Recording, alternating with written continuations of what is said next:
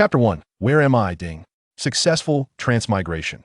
The male protagonist, Su-chun, finds himself utterly bewildered. He had just been taking a shower when a blinding light compelled him to shut his eyes.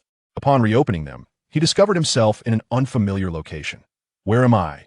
Su-chun meticulously surveyed his surroundings, realizing he appeared to be in a stunning cave. This place.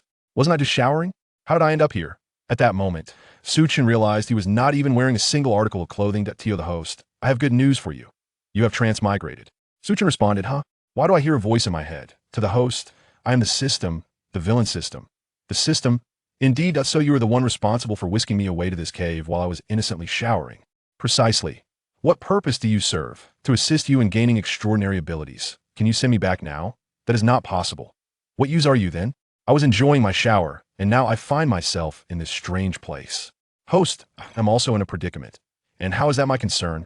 Naturally, it is relevant. You are essential for me to fulfill my objectives. You mean I am your mission? Correct. So, I was brought here without reason merely to complete your task. Astute observation. What do I need to do? Hurry and return me home. That I regret to inform you. Host, that returning is not an option. What? Are you trying to make me experience wilderness survival? Others at least start with a camera, while I am left with nothing but a towel. Please, send me back. Refusal. Could you at least have informed me before bringing me here? I am completely exposed, and this situation is rather embarrassing. The one feeling embarrassed is you, not me. Su-chun looked incredulous. Sigh. Tell me what I must do to return. Host, as the villain system, you should understand that, I am to become a villain? That is unacceptable. I am a good person. Then do not expect to return. What kind of system are you? You call me host, yet I feel you are the true host. If that is your perception, so be it. Su-chun sighed. Please, tell me where I currently am. You are now in the Douluo Great Forest. Douluo Great Forest? Su-chun's confusion deepened. He had heard of this place before, having stumbled upon a Douluo video while scrolling through short clips. He dismissed it as too childish. Are you implying that I am now in Douluo? Correct, although there is no reward for this realization. Su-chun became irate. Could you not have placed me among humans instead? I did not do it intentionally, I did it with purpose. What do you mean with purpose? Additionally, host, I have good news for you. Wait. Do not share any more good news. I am not in the mood to hear this moment, deep within the starry forest. Su-chun exclaimed, what? Why are you only telling me this now? Because you didn't ask. Cough, cough, cough, no. I have a heart condition. Rather depart early. You should find another host. Don't worry, I can heal you. No, I just want to inherit my family's billions. I don't wish to be inexplicably stuck in this forest, mimicking a caveman. Host, you are currently in Gu Yuena's room. Su-chun was perplexed. Who is this Gu Yuena? She is a dragon, not just anyone. Does that concern me? Wait, are you saying I'm in her room? Indeed. Then why can't I see this dragon you speak of? Because she is right behind you. What? Why didn't you say so earlier? You didn't ask. Su-chun tightened his breath and turned around. He had never heard of a dragon in Douluo and knew nothing of Gu Yuena, nor did he know if she was dangerous. Upon seeing the figure behind him, his expression turned bewildered. System, are you deceiving me? This is just a little lowly. And you told me she was a dragon? Host, do you not believe me? Just provoke her a bit, and you shall find out. Su-chun hesitantly lowered his head and gazed at Gu Yuena. Are you Gu Yuena? Gu Yuena, with her striking blue eyes, regarded the peculiar Su-chun before her. Who are you? Why are you in my room? I am Su-chun, and you're a dragon? Upon hearing Su-chun claim she was a dragon, Gu Yuena immediately became on guard. Who are you really? Who am I? I am, of course, a human. Impossible. How could a human know of my existence? You are sent by the divine realm, aren't you? Divine? What is that? Humph. Pretending to be foolish. Without warning, Gu Yuena unleashed a glowing projectile towards Su-chun. Su-chun tensed, quickly crouching to evade the attack. Boom! Staring at the explosion behind him, he gaped in disbelief. The innocent-looking white-haired lowly before him could conjure nuclear bombs. Hey, I don't even know any lunatic. Is it too much to throw explosives at me without reason? Gu Yuena disregarded Su-chun's words and hurled another projectile. Su-chun was dumbfounded. Hey, boom, boom, boom. After several explosions, Su-chun was left panting heavily. A madwoman. She is truly a madwoman. Host, is this amusing? Amusing my foot. And what is this Gu Yuena talking about regarding gods? I don't know anyone. It is Gu Yuena. She has a grudge against the gods. So she mistakenly believes you were sent from the divine realm to kill her. So, you brought me here for no reason, and now am inexplicably attacked, and am just supposed to accept it? Of course. Then what use are you to me? Merely a spectator? Su-chun trembled as he looked at Gu Yuena, who regarded him with a puzzled expression. sensing no divine power within him. You are not from the divine realm? Upon hearing Gu Yuna speak normally, Su Chun let out a sigh of relief. Of course I'm not. I don't even know any lunatics. Then how did you end up in my room? How should I know? You asked me, I asked Baidu. Who is Baidu? Ah, stop asking about Du, I'm quite annoyed right now. Just tell me, who are you? And just a person. My name is Su Chun. You're still lying to me. Su Chun retorted, how on earth am I lying? And being honest, you don't believe me when I tell the truth, and you don't believe me when I lie. What do you want me to say? Su Mo also grew increasingly irritable, feeling that this situation was utterly unreasonable. Then who exactly are you? Gu Yuna inquired, her gaze fixed on Su Chun with confusion. I don't know. Don't ask me. I don't wish to deal with you right now. I just want some peace. Peace? Who is Peace? Peace is my granduncle. Is that satisfactory? Irritated, Su Chun sought a place to sit, but suddenly felt discomfort, causing him to jump up immediately. Oh, ow. Damn, it's all stones. Ugh, and bleeding. Frustrated, he communicated with the system. System, do you have any clothes or anything? No, then what use are you to me? Tell me. I'm responsible for cheering you on. Su Chun sighed. All right, is this how we're going to play? Of course, I feel great right now. You feel great? Huh? With a determined glint in his eyes, Su Chun approached Gu Yuna while completely unclothed. Gu Yuna looked at him perplexed. Why did you come over? Didn't you say you didn't like seeing me? Just kill me, all right? If you can shoot those energy blasts like before, I want dodge. Gu Yuna gazed at Su Chun in bewilderment. Are you an idiot? I'm not. Come on, just kill me. My brain is trembling. Su Chun felt that since he couldn't communicate with the system, he had to force it to comply. System, since you enjoy watching drama, we'll give you a show. Once I'm gone, let's see how you fulfill your duties. Su Chun closed his eyes, awaiting his demise. Gu Yuna, though speechless, stood up as well. Since this human wished for death, why not assist him? As she launched an attack, a beam of light was about to strike Su Chun's face when suddenly a barrier intervened, blocking the assault. Gu Yuna's eyes widened in disbelief. She continued to unleash a barrage of over 10 light blasts, but each one was thwarted by an air barrier just before reaching Su Chun. Su Chun smirked, realizing he had taken the right gamble. This ridiculous system would never allow him to die. System, seems like you're quite afraid of my death. System, I've read some novels and understand certain principles of systems. Now tell me, what exactly is your function? To respond to the host, you need to become the antagonist against the fated child of this world. Are you referring to that person with the surname Tang? That's one way to interpret it. How am I supposed to deal with him? He has a twin martial soul. Don't you have me? And then, there's nothing more to say. Su Chun had grown weary of expressing his frustration. He was utterly exhausted. System, do you not possess a beginner's gift pack? Indeed, we do. Then why have you not provided it to me? You did not inquire. Very well. Present it to me now. Beg me. Su Chun began to suspect that this system possessed a rather mischievous personality. All right, I beg you, I implore you. Ding. Congratulations, host, you have acquired the right to choose a martial soul X2. Congratulations, host, you have obtained a 10th Sand of your soul ring card. Congratulations, host, you have received an external soul bone, the spirit skull, which can alter your appearance and conceal your true strength. Congratulations, host, you have innate soul power of level 30. Su Chun was momentarily taken aback. Is this truly the beginner's gift pack? Indeed. Ahem, system. What exactly is this 10th Sand of your soul ring card? To answer the host, this card contains a 10th Sand of your soul ring. You merely need to crush it, and it will automatically absorb into you, of course. You may also allow others to absorb it. What about my martial soul? What is the significance of the two screens you presented before me? To respond to the host, you simply need to activate the screens and make your selection, thereby acquiring the martial soul of your choice. Curious, Su Chun opened one of the screens, revealing an array of diverse items. And to his astonishment, he even spotted sanitary pads. Hey, system, what is the meaning of this? Why include items like toilet paper and sanitary pads? To respond to the host, these are products from your world. Then why not provide me with a nuclear bomb martial soul? Because it would disrupt the rules of this world, and we fear it could not withstand such an impact. Upon hearing this, Su Chun fell silent, only to discover that he could select anything from Earth, including anime and games. Intrigued, he clicked into an anime. The Desolate Heavenly Emperor? What is this? Is it powerful? As Su Chun examined the character's backstory, he suddenly rubbed his eyes in disbelief. How tragic. In the end, he is left utterly alone, ruling over eternity. It is so pitiful. System. To respond to the host, do you wish to select this martial soul? Is this character truly formidable? To respond to the host, how shall I put it?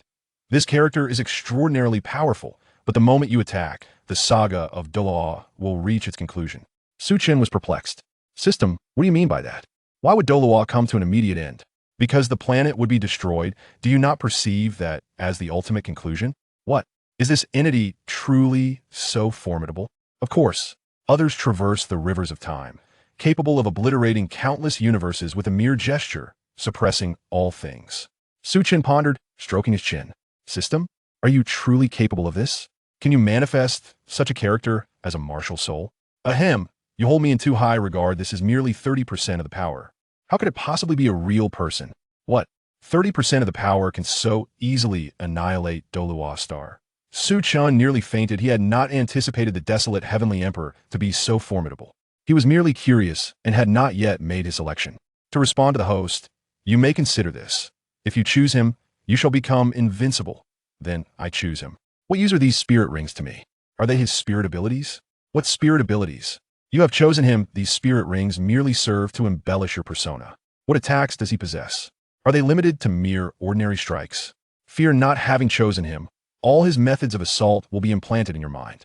System, why do I get the impression that you secretly wish for me to select this Emperor of the Wild? I caught red-handed. I simply lack the motivation to assign you tasks. All right. I shall contemplate my choice. That Su Chen initially intended to select this Emperor of the Wild Spirit, yet the system's recent antics stirred a sense of defiance within him. Gu Yuna observed Su Chen conversing with the air, perplexed. You are Su Chen, correct? Should I continue my assault? Su Chen waved his hand dismissively. For now, there's no need to attack. Little girl, you may entertain yourself elsewhere. I have no interest in Lola's. Yuna felt a twinge of displeasure upon hearing this. Yet she found a spot to sit and drifted into thought. Chapter 2. I am the Emperor, suppressing all. Hurry up and make your choice, host. Oh, how bothersome. I no longer wish to choose. I find this sanitary napkin rather appealing. Speak. What is it that you truly desire? I wish to return home and inherit a vast fortune. Regrettably, host, that is beyond my capabilities. Then how did you bring me here? Because I possess only enough energy for a single traversal, which has already been expended. You must complete tasks to replenish it. Upon hearing this, Su Chen felt the veins on his forehead throb. Why did you not inform me earlier? You did not inquire. I am on the brink of collapse. Fear not, your life is fleeting. Endure a little longer. You do have a knack for consolation. Su Chen was left speechless. No wonder this system refused to let him return home. It lacked energy. Wait, you insist I choose this Emperor of the Wild, while claiming you are too lazy to assign me tasks? This confounds me. I will still provide tasks, rest assured. I will inform you when the time comes. Su Chen, exasperated, glanced at the screen and decisively tapped it. In an instant, a golden light enveloped him. Upon my return, I shall show you the world's splendor. In a heartbeat, Su Chen straightened his posture, snowflakes cascading onto his hair, transforming it into a brilliant white. His previously frail body was now visibly muscular, and he felt an inexhaustible power within him, a boundless energy that seemed unending. Congratulations, host. You have acquired your first spirit, the Emperor of the Wild. In an instant, a torrent of unfamiliar knowledge surged into his mind. What is all this? This is astonishing. Host, those are the various attack methods of the Emperor of the Wild. I understand. I merely wish to exclaim, wow. TSK, I delight in seeing the host's naive astonishment. Must I select another one? Indeed. Su Chen meticulously examined the second screen, and suddenly he discovered something captivating. System, if I choose these women, can I summon them? I no longer desire this martial soul. Is that possible? That is not permissible. Host, it is absolutely not allowed. What good are you then? The system remained silent. Su Chen continued to scrutinize the images, his gaze fixated on each one. This one is quite appealing. Oh, this one is also acceptable. This figure is splendid, and this serpent looks intriguing as well. As for the little lowly, it'll pass. It's not to my taste. Host, could you please expedite your selection? I am indeed selecting. Are you participating in a beauty pageant? Who says so? I'm a person of integrity. I cannot engage in such sordid affairs. Just look at the drool you've let slip. Su Chen replied. That is merely an excess of saliva enough already. Are you not tired of interrupting me? Please go away. The system expressed its frustration. Su Chen resumed his examination of the beautiful figures on the screen. 3 hours later. Host, it has been 3 hours. Could you not hasten your selection? Leave me be. This is my martial soul. I must choose with utmost seriousness. One only lives once. However, the choice you made was rather outdated, wasn't it? System, This is where you faltered. One must possess patience in life, and the same applies to systems. Suchin quickly spotted an image on the screen. System, why is there another image of a planet? That was merely something I inserted out of boredom. Could you please make your selection more swiftly? System, what do these 4 swords look like? Suchin observed an image titled The 4 Swords of Zhu Xian. But it was of little consequence, merely a pirated version. Upon hearing this, Suchin did not contemplate further and continued to make his choice. Yi Tiandi? Suchin gazed at the image before him, pondering. Although not as handsome as himself, he exuded an air of aloofness. System? Is this Yi Tiandi formidable? My goodness, host. This is someone from your world. Do you truly know nothing about him? I am aware, indeed. Then why do you inquire? I understand he is a male. Spare me the trivialities and hasten to introduce him. In any case, he is a character as powerful as the Emperor of Desolation, the system replied, exuding impatience. Oh, do elaborate more thoroughly. Host, do not be excessive. Let me inform you. Selecting a martial spirit has taken an eternity. If you wish to dally, then by all means. Do so. What use are you to me then? Begone, begone. If you do not desire my assistance, I certainly do not wish for yours. Were it not for my obligations, I would be indifferent to your incessant whining, you tedious host. Suchin shook his head as he exited the image of Yi Tiandi. He continued his search and suddenly stumbled upon an anime he recognized. Dopa? He was quite familiar with it, having once intended to sign a contract with the production team of Dopa. Curiosity piqued. He glanced at the comments online and found them to be quite favorable. Intrigued, he clicked to explore further and discovered that it truly held promise, particularly in terms of its special effects, which were commendably executed. Suchin made a resolute choice without hesitation. He opted for the supporting character, Hai Bo Dong, from Dopa. Do not inquire further. The reason is simply that he finds great joy in this character, especially in the theatrical version where the 5 dragons are truly magnificent. Host, are you out of your mind? Wouldn't it be better to choose the Flame Emperor? I shall select as I please. It is none of your concern. Alas, you have led me astray, host. Why do you appear so despondent? I already possess the Supreme Emperor of Ruins, which signifies my invincibility. Can I not choose one who is ostentatious? Fine, fine, you are correct. Let us hasten to equip the novice gift pack completely. Understood. I am in the process of equipping it. This skull goes on my head, correct? System, haven't you watched Douluo? How could you not know this? I have seen it, albeit only a brief clip of a second. While at home, my parents insisted I remember details about certain companies. At that moment, how could I possibly recall the plot? Then how do you remember Dopa? Because I distinctly remember this. I saw an image of this character releasing 5 dragons. Seriously? All right. I will assist you with the equipment. Do not move. Oh, the system believed that had it known the host was of such a nature, it would never have chosen someone like Suchin, who is utterly foolish. Ugh, there's a slight itch at my back. Didn't I instruct you not to move? I am merely scratching an itch. Is that so wrong? Fine, very well. After enduring myriad trials, the system finally managed to equip Suchin with the skull. Guyu Na, curious, approached him. Is that a soul bone? Where did you acquire it? I did not see any soul-guiding device on you. Nothing much. It fell from the sky. Suchin kept his distance from Guyu Na, wary that this dragon might be a formidable one. Oh, it seems the system has uncovered something, and a mischievous grin suddenly spread across his face. Suchin retrieved a card representing 100,000-year soul ring.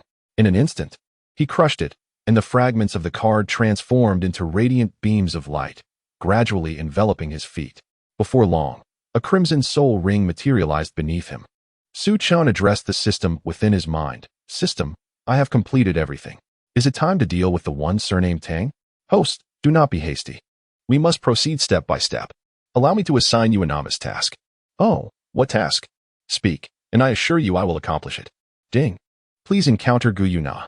Reward, a packet of spicy strips. Failure, a reduction of 5 centimeters in length.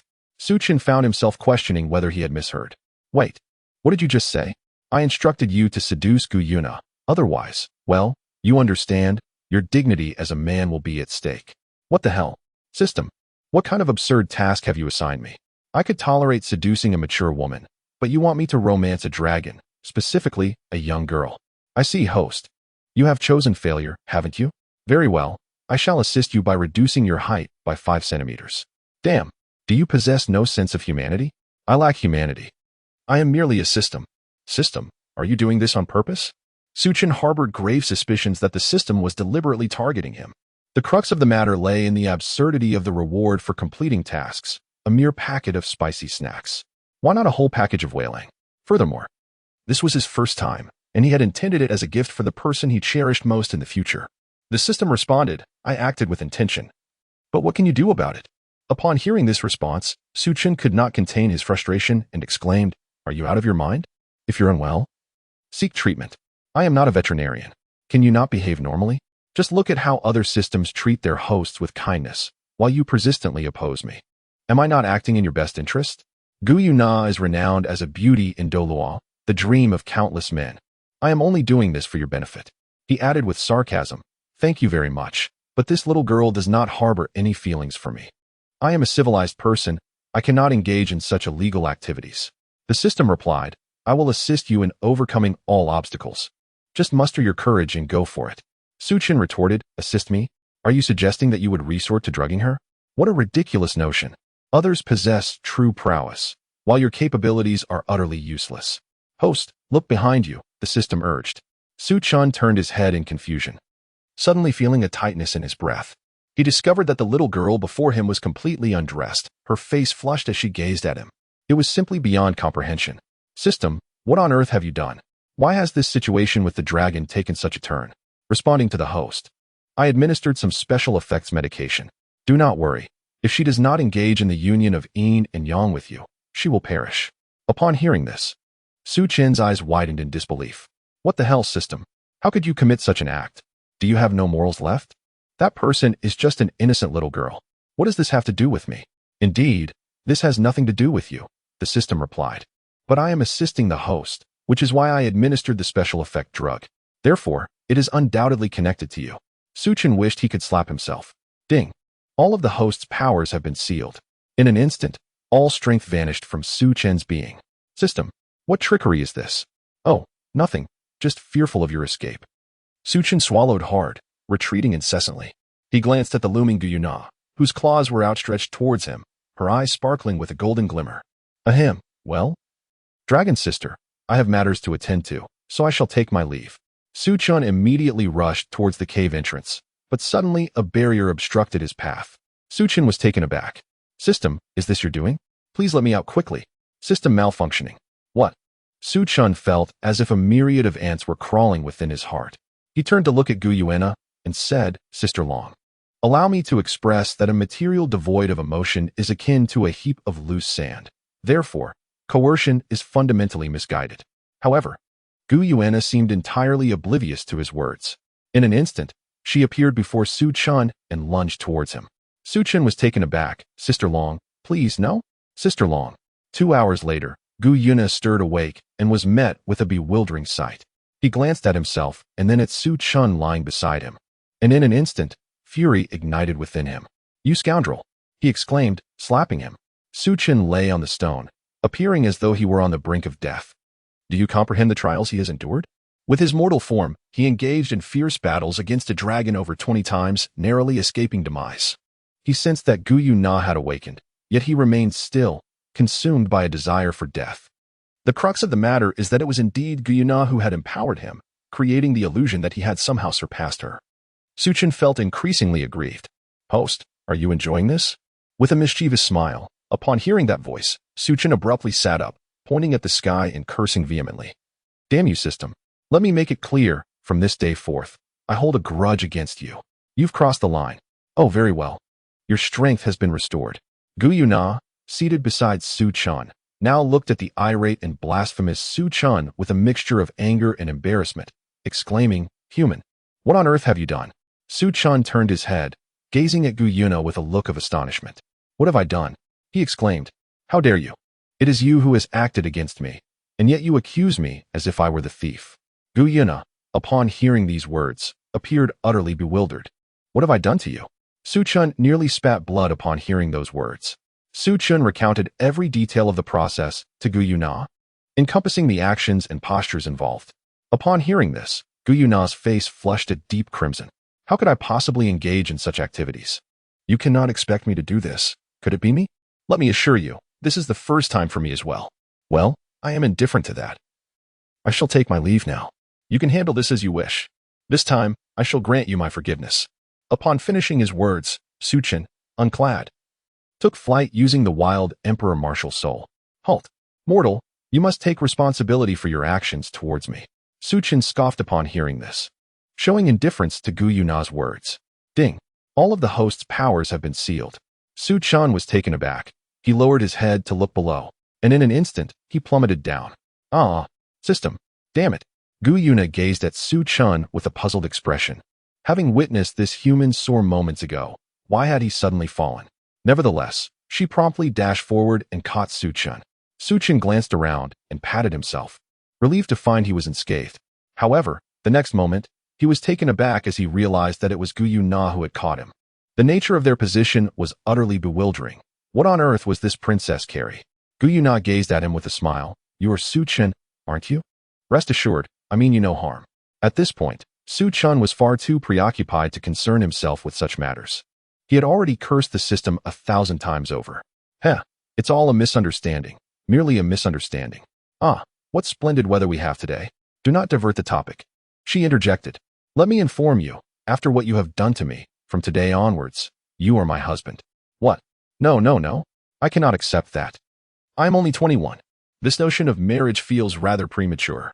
Just look at you. You're quite young. It would be a disadvantage for you to follow me, wouldn't it? As you can see, I am currently without a single garment, utterly destitute. I am over 10,000 years old." "Oh, you see, you are merely over 10,000. What? You are more than 10,000 years old. Have you consumed the fruit of immortality? How have you lived for so long?" Gu Yuna, displeased by his words, tossed her hand dismissively and returned to her home. Chapter 3. You must take responsibility for me. Suchin now yearns to run. Yet the dog system has restricted his abilities. Alas, it is what it is. Let us take one step at a time. Suchin returned to Gu Yuna's residence. He glanced around and noticed Gu Yuna lost in thought. Curiosity piqued, he approached her and inquired, "What are you daydreaming about?" Gu Yuna rolled her eyes upon seeing Suchin and replied, "It's nothing, just contemplating a few matters." "What matters?" he pressed. "Feel free to share them with me." Gu Yuna regarded Suchin with intrigue, asking, "Can you assist me in dealing with those individuals?" Suchin wore a bewildered expression. "Who exactly do you want me to confront?" "Gods. Are those deities truly formidable?" "Indeed, they are incredibly powerful. My current injuries are a testament to their might." "But what of your wounds? Why have I not seen them?" Suchin glanced at Gu Yuna, noticing the veins bulging on her forehead. Naturally, she could not see anything. "All right, I am now your husband, and you cannot leave me." "What? This is too hasty." "There is nothing hasty about it. I do not mind at all. What do you care?" Fine, sigh. Suchin found himself in an inexplicable situation, unwittingly becoming the husband of a dragon. "System, can I contend with the deities that Gu Yuna speaks of?" The response came, "A mere finger could suffice, or even just a glance." "How impressive."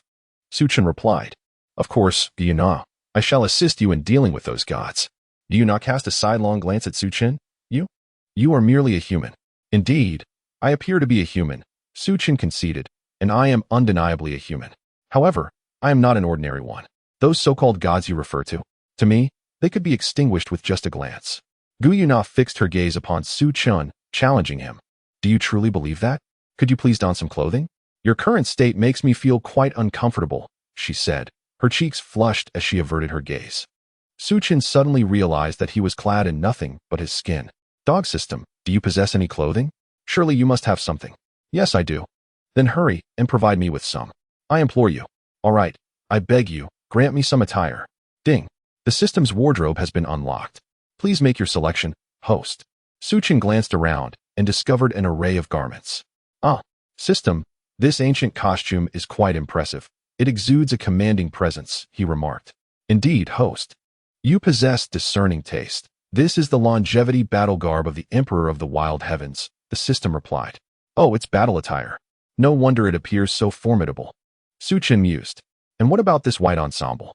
"This is the casual attire worn by the Emperor of the Wild Heavens in the upper realm," came the response.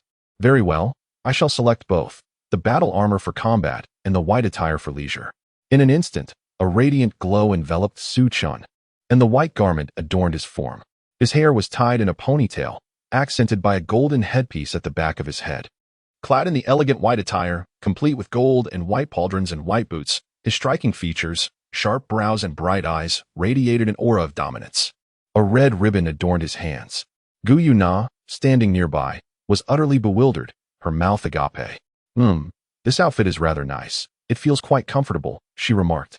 Suchin observed his new attire. How did you conjure these garments? Gu Yuna asked, her expression one of bewilderment. Well, I have my own methods.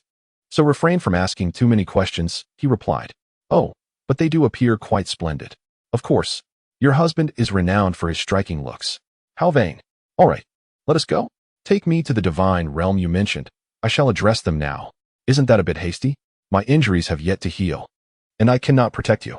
Who said anything about you protecting me? I shall take care of it myself. Suchin communication system, restore my strength. And I shall assist Gu Yuna in dealing with those deities. Reply from the host. I advise against your engagement. Why? I am already Gu Yuna's husband. She is my wife. Is it not natural for me to aid her? Reply from the host. If you confront them now, what will happen to the subsequent narrative? The narrative is of no concern to me. Hurry, restore my strength so I can resolve this matter swiftly. Then, host, I can grant you this. But should you wish to return home afterward, there may be fewer tasks. If you cannot return, you cannot hold me accountable. What do you mean by that? Su Chun was utterly bewildered. Because there will be subsequent tasks related to the deities. Then why not assign me this task in advance? Reply from the host. This is beyond my control. Although I am a system, the tasks are assigned by my superiors. I merely assist you. Damn, what use are you? Host, do you still wish to experience the union of yin and yang once more? I am indifferent to it. No. My waist still aches. If we do it again, I truly will be in dire straits. Su Chun recalled the recent events with a shiver of apprehension. Once or twice would have sufficed, but having faced such peril over 20 times was nearly unbearable. Very well, for now, there is no task assigned to you. You may take a moment to rest. When a task arises, I shall remind you. Su Chun returned to sit beside Gu Yuna, saying, let us speak of it when you have recovered. It would be inappropriate for me to intervene at this moment. Very well, I shall heed your counsel. Suddenly, Su Chun realized that he had not eaten anything for quite some time. Although his stomach wasn't growling with hunger, he felt it was prudent to consume a morsel. System, where are my spicy strips? He inquired. Host, they are in the system's repository. You may retrieve them yourself. How remarkably advanced. Su Chun opened the system warehouse and glanced at the spicy strips before him. His expression darkened instantly. System, come out. Just wait until I deal with you. What is it, host? Is this what you call spicy strips? Such a minuscule package? Though I have heard of the brand, Spicy Prince. Why did you give me the smallest one? I sacrificed my first experience for this. Apologies, host, but I am rather impoverished. Scram. Ugh. Well, I suppose it's better than having nothing at all. Who would have thought that my first experience would merely yield a package of spicy strips? If my mother finds out, she would surely be furious. Su Chun was once again reminded of the scene where his father wielded a 7-card wolf against him, causing him to tremble uncontrollably. Su Chun, why are you shivering? Hee. It's nothing, just that the weather is quite cold. Oh, is that so? Yes. Then is it still cold like this? Gaiwina embraced Su Chun, and he turned to her with a bewildered expression. Why do you trust me so much? We've only known each other for a short while. I don't know. But you are now my husband, and I should trust you. Su Chun was momentarily touched. He embraced Gu Yuna and exclaimed, what a delightful little girl. Gu Yuna looked bewildered and inquired, what does little girl mean? Su Chun explained, it refers to someone who is very petite. She pondered, no wonder. Do you find me too small? Not at all. He reassured her. On the contrary, 9 out of 10 little girls are wealthy. And the other one resides in a villa. I couldn't be happier. Gu Yuna regarded Su Chun with a puzzled expression, feeling that his words were elusive. All right, you must be tired. Why not take a moment to rest? Su Chun gently patted Gu Yuna on the back and said, well, I shall take my leave to rest. However, you must promise not to wander off. Gu Yuna reassured him, rest assured, I shall not stray far. I will merely take a brief stroll. Su Chun regained his strength and soared into the sky. He pondered the need for some money to procure a morsel to eat. That pack of spicy strips. He was reluctant to consume at the moment. Who knew how long he would remain in this place? Once consumed, it would be gone. In truth, the system had not informed Su Chun that these items were indeed redeemable. Su Chun surveyed the terrain, glancing around to discover an array of peculiar creatures, each more bizarre than the last, none of which he recognized. It appears there is a rabbit over there. Excellent. Today, you shall be my target. The delicate-boned rabbit was engrossed in munching on the azure-silver grass, utterly oblivious to the impending danger. Su Chun descended from the heavens like a superhero, landing upon the ground, which Su Chun was taken aback. He had exerted no force, merely a gentle touch, yet he inadvertently caused a disruption to the earth beneath him. A sense of remorse washed over him. "Stay still, rabbit." The delicate rabbit, startled by the commotion caused by Su Chen's landing, had already taken flight, hopping away in a flurry. "Do not run, rabbit." With a swift step, Su Chen unleashed the true dragon treasure technique, a skill that emerged from the memories of the ancient heavenly emperor during the awakening of his martial soul. He sought to gauge its power. In an instant, a formation materialized behind Su Chen, revealing a colossal golden dragon that surged forth to attack the delicate bone rabbit. Su Chen pointed forward and exclaimed, "Go, Pikachu." No. It was truly the dragon treasure technique. Behind Su Chen, a dragon charged forward upon hearing his command, attacking the soft bone rabbit. The rabbit, taken aback, stood frozen in fear, trembling uncontrollably. However, Su Chen's precious technique failed to strike the soft bone rabbit, veering off course. With a roll of its eyes, the rabbit collapsed, unable to rise again. Su Chen gaped in astonishment at the true dragon treasure technique. The moment the golden dragon descended, an explosion erupted, annihilating everything within a radius of several kilometers in an instant. Never mind, he mused. "It seems I must temper its power in the future." This technique is akin to a nuclear bomb. Even at its minimal strength, the devastation it wrought is still staggering. As Su Chen landed, he beheld a fallen rabbit on the ground, his expression one of perplexity as he picked it up for examination. What an odd creature it was. Could it be consumed? Yet, what if it were poisonous? Nevertheless, it appeared that the rabbit had succumbed to fright. Oh well, his grandmother always said that one must not waste. Su Chen flew directly back to the entrance of Gu Yuna's cave. He cast aside the rabbit and proceeded to gather some dry twigs. "System, do you have any seasonings or such items?" "Host, with your capabilities, why not simply venture to the human realm for a meal? Why complicate matters for yourself? I am a good person, all right? Enough with the chatter, bring it over quickly. I know you must have it." Ding. "Congratulations, host, you have acquired all seasonings from Earth. Now stored in the warehouse." "Exactly, that's more like it." Su Chen retrieved the condiments from the warehouse and surveyed the array before him. Everything seemed to be in order. "Where's the lighter?" he inquired of the system. "It's absent. You possess such capabilities, yet you request a lighter from me? Begone. What purpose do you serve?" Su Chen shook his head, disregarding the system's presence. With a snap of his fingers, the dry firewood on the ground ignited instantaneously. "System, how can I cook without a pot? Hurry, bring me a pot," he exclaimed. "What do you mean what? Move quickly, stop dawdling." In this manner, Su Chen managed to procure all the necessary items for cooking, even retrieving a rice cooker. He found it rather peculiar. Was the system foolish? After all, how could one operate an electric rice cooker without any power? Su Chen skillfully attended to the rabbit's carcass, deftly skinning it and performing all necessary tasks with remarkable efficiency. In an instant, the process was completed, revealing that it was not particularly challenging. My mother often claims that handling chickens and fish is quite troublesome, yet this rabbit, being an animal as well, posed no significant difficulty. Su Chen placed the rabbit upon the grill, generously sprinkling it with cumin and spices. High-quality ingredients are often prepared in the simplest of manners, achieving perfection. He chuckled. "Isn't this rather straightforward?" He then decided to prepare a delightful rabbit soup. Before long, Su Chen had everything ready. He settled himself into a chair, giving a pat to his rear as he sat down, realizing he might need to wait a little longer. In an instant, an enticing aroma wafted through the air, reaching Gu Yuna, who was in the cave. Curiosity piqued, he emerged to inquire, "What are you doing?" "I'm cooking," Su Chen replied. "You arrived just in time. This is my first attempt at cooking, and you are fortunate to witness it." "Cooking? Is it edible?" "Indeed. Come, take a seat and wait here." "All right." At that moment, a cold sweat broke out on Di Tian as he returned to his lair. The memory of Su Chen attacking the rabbit vividly replayed in his mind. Initially, he had intended to drive the intruder away upon noticing a human trespassing in his territory. However, witnessing Su Chen's prowess in battle left him utterly dumbfounded, prompting him to flee in haste. Damn it, why is that human so formidable? Could he be from the divine realm? This won't do. I must inform the boss. Otherwise, there could be danger. Su Chen reclined upon Gu Yuna's lap and inquired, "My dear wife, do you not find it dreadfully dull here?" She replied, "Not at all. I find it rather pleasant. This place is quite suitable for my recuperation." He then asked, "Where are you injured? And why do you speak of the divine as if it has harmed you?" Su Chun was equally perplexed, prompting Gu Yuna to recount to him all that had transpired in the divine realm. Upon hearing this, Su Chun also became quite displeased. "How hypocritical. Have you been here all alone?" "No. Within this forest, there are other spirit beasts, such as my subordinate, the divine beast Emperor Tian, who is responsible for overseeing this area. Why haven't I seen him? Because I sent him out to investigate the human situation.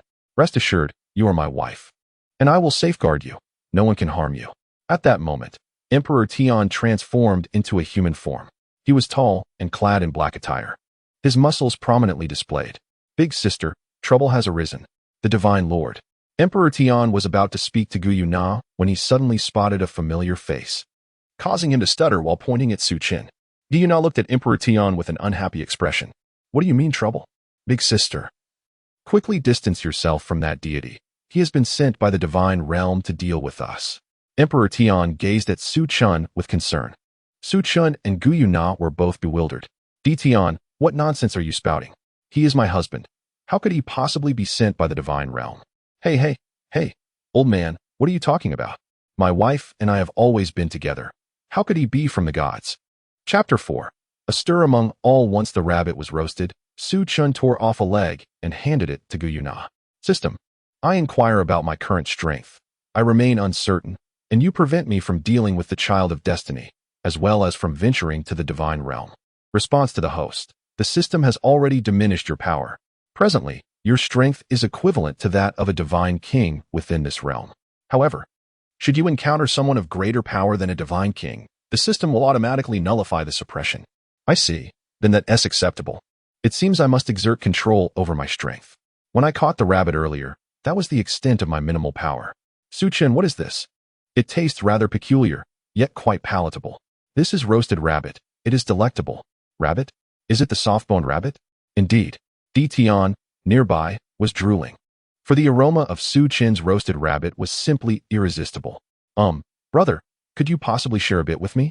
Su Chin glanced at Tian, then at the rabbit, realizing there were not many left. He declined, pondering why he would consume such an adorable creature. Tian appeared bewildered, inquiring about the object in Su Chin's hand. With a resigned sigh, Tian left, feeling aggrieved that he could not even distance himself enough to escape the tantalizing aroma. "Wife, I cannot remain in the forest indefinitely. There are other matters that demand my attention." Upon hearing this, Gu Yuna was taken aback. "Are you suggesting that you intend to leave? Where will you go? To the realm of humans?" "Yes, I must attend to certain tasks." "I understand. I will wait for you always." "Indeed, my good wife." Su Chun believed that since the system had designated him as the antagonist, it was imperative for him to seek trouble with someone surnamed Tang. Thus, he knew he must depart from the forest. After finishing his meal, Su Chun tidied up the pot and casually tossed it into the system space, allowing the system to clean it thoroughly. "Darling," he said, "I'm going to head back and rest for a while. I'm feeling a bit drowsy." Su Chun grasped Gu Yuna's hand and returned to the cave. Reclining upon a stone slab as Gu Yuna prepared to disrobe, Su Chun turned his head and, in an instant, his eyes widened in surprise. He immediately intervened, clearing his throat. "Cough, cough, my dear wife. We are merely here to sleep. You need not concern yourself with this." Gu Yuna gazed at Su Chun in confusion, yet he released his hold and lay down beside him. Gu Yuna continued to observe Su Chun, who had already succumbed to slumber. He was entirely untroubled by any potential dangers. After all, with the protective presence of the canine system, what was there to fear? 3 hours later, the sky darkened. Su Chun stretched languidly as he rose from his slumber. He glanced at the side where Gu Yuna rested and gently ruffled her hair. "Why aren't you asleep?" he inquired. "I rarely sleep," she replied. "Ah, I almost forgot that you are a dragon." Su Chun rose from his slumber and peered out of the cave entrance, only to find the sky enveloped in darkness. "Goodness, have I truly slept for so long? Ah, it appears that night has already fallen." Su Chun felt a sense of discomfort. He was accustomed to sleeping on a plush, soft bed on earth, and suddenly resting on a stone felt rather unfamiliar. Su Chun gazed up at the sky, squinting slightly. Are there shooting stars in Douluo as well? My dear, hurry over. There is a shooting star. Make a wish." Gu Yuna approached Su Chun with a puzzled expression. "Su Chun, what do you mean by shooting stars? Look at the sky. Isn't it beautiful?" Upon glancing upwards, Gu Yuna instantly became alert, grasping Su Chen's hand and swiftly fleeing. Su Chen was utterly bewildered. Wife, why are you running away at this late hour? Su Chen, they have already discovered me. Who? Su Chen was taken aback. It was from the divine realm. I do not understand how they managed to locate me. Su Chen, we must flee. Gu Yuna is not yet recovered from her injuries and is unfit for battle. How many of them are there? Many. How many is that? 3. What? Just 3? What is it? Su Chen wore a look of utter disbelief. He had anticipated a grand army of thousands, only to be confronted by a mere trio of lunatics. Su Chen halted his steps, and Gu Yuna followed suit. With a puzzled expression, Gu Yuna turned to look at Su Chen. Why have you stopped running? We must hurry, for I cannot protect you on my own. Su Chen smiled warmly as he ruffled Gu Yuna's hair. Rest assured, your husband is invincible. What nonsense are you talking about, Su Chen? We should hurry and run. How could an ordinary human like you, who can't even fly, possibly stand against the deity? Upon hearing these words, Su Chen clutched his chest, expressing that it was all the fault of that wretched system. Had it not been for the system, he would not have plummeted from the sky mid-flight, ultimately resulting in Gu Yuna catching him in a princess embrace. Su Chen gently rubbed Gu Yuna's face, reassuring her, rest assured. I have declared that your husband is invincible. Observing the seriousness in Su Chen's demeanor, Gu Yuna stood before him resolutely. All right then, let us confront them head-on. Su Chen released Gu Yuna's hand and lifted his gaze towards the approaching meteor, which steadily drew nearer. 3 deities emerged from the celestial spectacle. Gu Yuna prepared to take flight, but suddenly, a force restrained her. It was Su Chen. My dear wife, you need only enjoy your popcorn and watch the show. I shall return shortly. Gu Yuna appeared bewildered. Su Chen, what nonsense are you speaking? Hurry and leave. I will hold them off.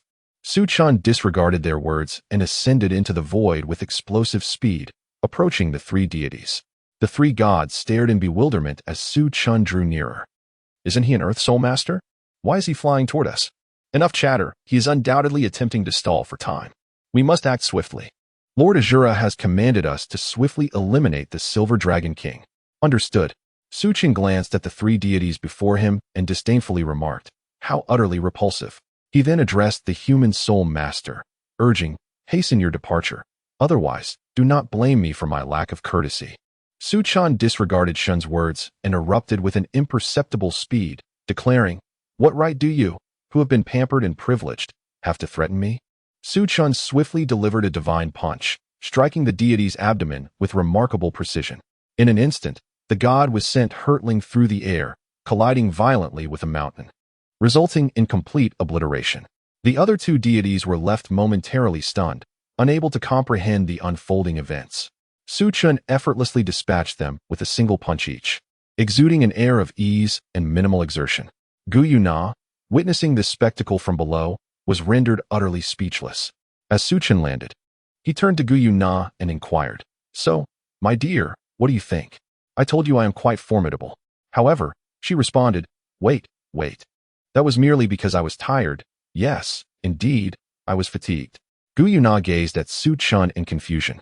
She wished to articulate something, but found herself at a loss for words. But no more buts, he insisted. It's settled then, my dear, let us return. Very well, she acquiesced. What Su Chen was unaware of was that his recent assault had roused all factions across the continent. In the Hall of Offerings of the Spirit Hall, a golden-haired man opened his eyes and glanced towards the direction of the Douluo forest. Strange. What is this surge of power? Could it be that individual has emerged? Tang Hao also took notice of the Douluo forest, observing, why is there such a formidable energy fluctuation emanating from that forest? Could it be that a steamed figure from the Spirit Hall? Jian Dao Qinshin of the 7 Treasure, Glazed Tile, sect likewise turned his gaze towards the forest, furrowing his brow in silence. Su Chen, are you truly that formidable? Gu Yuna pondered, her curiosity piqued. Su Chen replied courteously, of course I am formidable. I am your husband. If I am not formidable, then who could be? Gu Yuna squinted at Su Chen. Why do I feel there is something peculiar about your words? No. What is peculiar about that?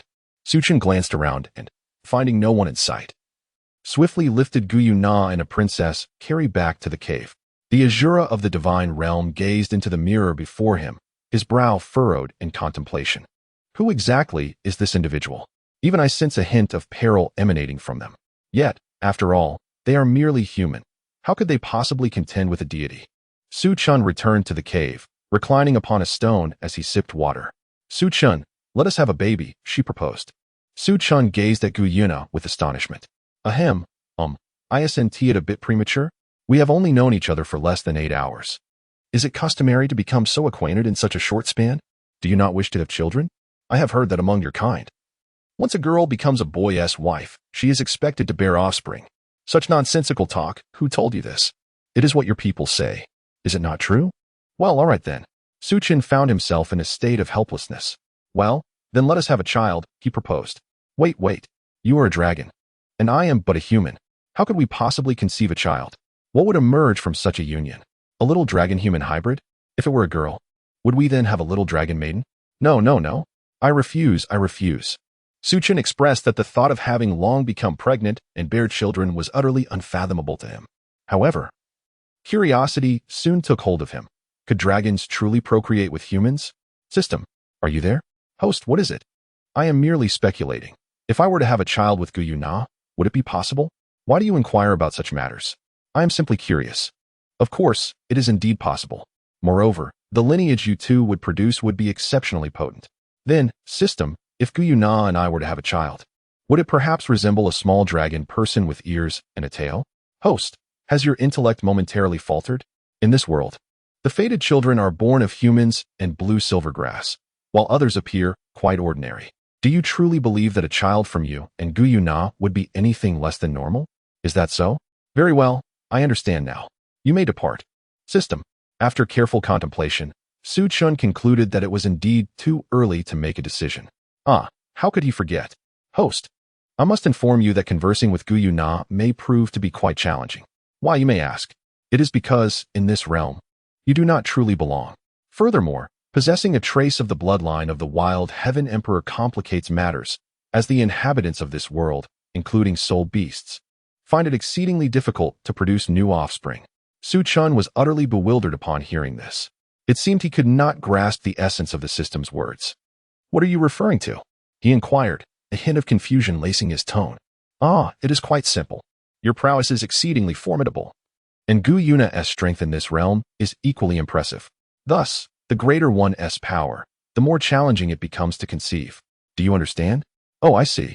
Additionally, regarding your previous statement about possessing a trace of the bloodline of the Emperor of the Desolate, that sounds rather peculiar, almost as if I were his offspring. Host, you hold yourself in too high regard. The system merely contributed a minuscule fraction, while 99 of your essence is inherently yours, and a mere 0.00001 is from the Desolate. Nonsense. No desire to elaborate. What? Just that minuscule amount grants such strength? Of course. Now, about your earlier inquiry regarding childbirth. What is your intention? You cannot possibly be contemplating creating a child with Gu Yuna? How could that be? It would be far easier for me to find someone on my own rather than seek out a dragon for such a purpose. Suit yourself. After bidding farewell to the system, Su Chun turned his head and gazed at Gu Yuna with a complex expression. Logically speaking, he could never abandon her. Yet the disparity between humans and beasts rendered him hesitant to express his feelings. What is the matter? Gu Yuna asked, looking at Su Chun with confusion. Oh, it's nothing, just lost in thought.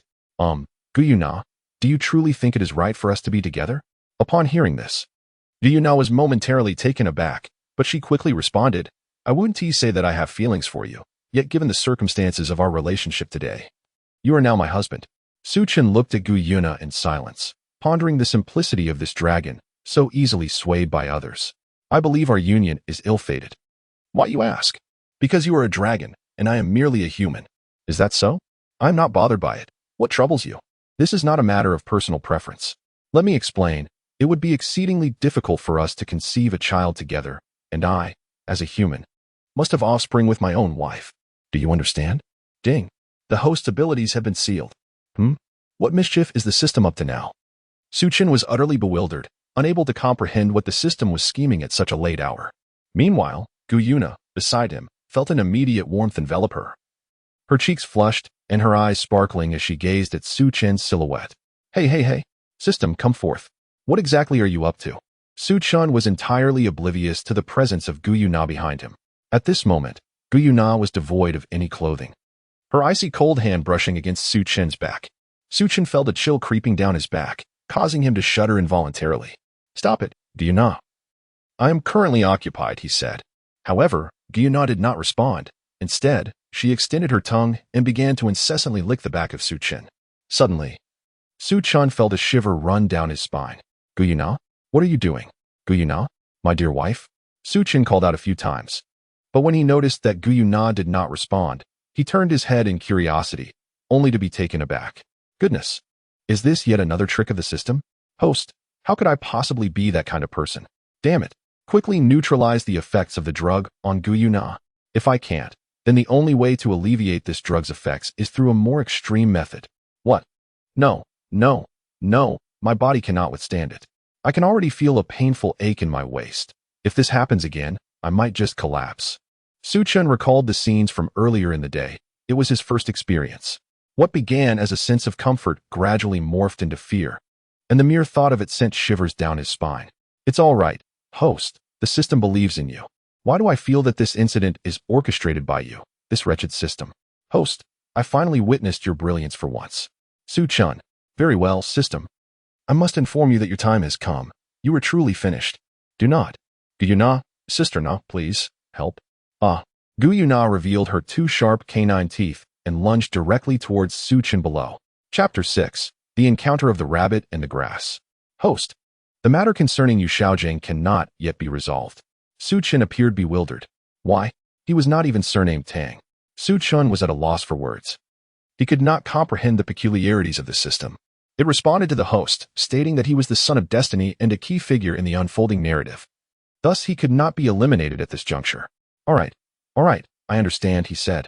Suddenly, a chilling glimmer flashed behind him, prompting Su Chen to swiftly evade it by sidestepping. Su Chen turned his cold gaze towards Tang Shan, realizing that this fellow had actually launched a surprise attack against him. "Why did you ambush me?" he inquired. Tang Shan retracted the silent dart and replied solemnly, "Those who betray their master have already paved their own path to demise." Su Chen did not dwell on matters of concern, although he could not eliminate the detestable Tang Shan at this moment. He knew that the day would inevitably come when he would do so, were it not for his desire to return home. Su Chen lowered his head to observe the nearly lifeless Yu Xiaojing, giving him a firm stamp with his foot before proceeding into the academy. Su Chen entered the academy and inquired about someone before proceeding to seek out the principal. The principal was engrossed in his work, observing the students' treatments when suddenly a knock echoed at the door. "Who is it?" "It is I, here to register." "Come in," the principal replied, lowering his gaze to examine the young girl standing before him. "Where is your proof of the spirit hall?" Su Chen was taken aback. "Is this really necessary?" "I don't have it." "Then you may leave," the principal replied dismissively. "I can simply provide the tuition fee myself." "Very well," the principal retorted. "It will be 100 gold soul coins." Su Chen reached into his pocket, only to realize that he seemed to be devoid of funds. "System, come forth. What is the matter? Hurry and provide me with some money. Otherwise, how am I to register? I warn you, if you fail to comply, I shall obliterate Tongshan. Ding. Congratulations, host. You have acquired 100 million gold soul coins, which have been deposited into the system's repository and are available for automatic collection. Su Chen reached into the system repository and retrieved 100 gold soul coins, tossing them before the principal. "Is this sufficient?" Upon seeing the money, the principal's demeanor instantly transformed to one of utmost politeness.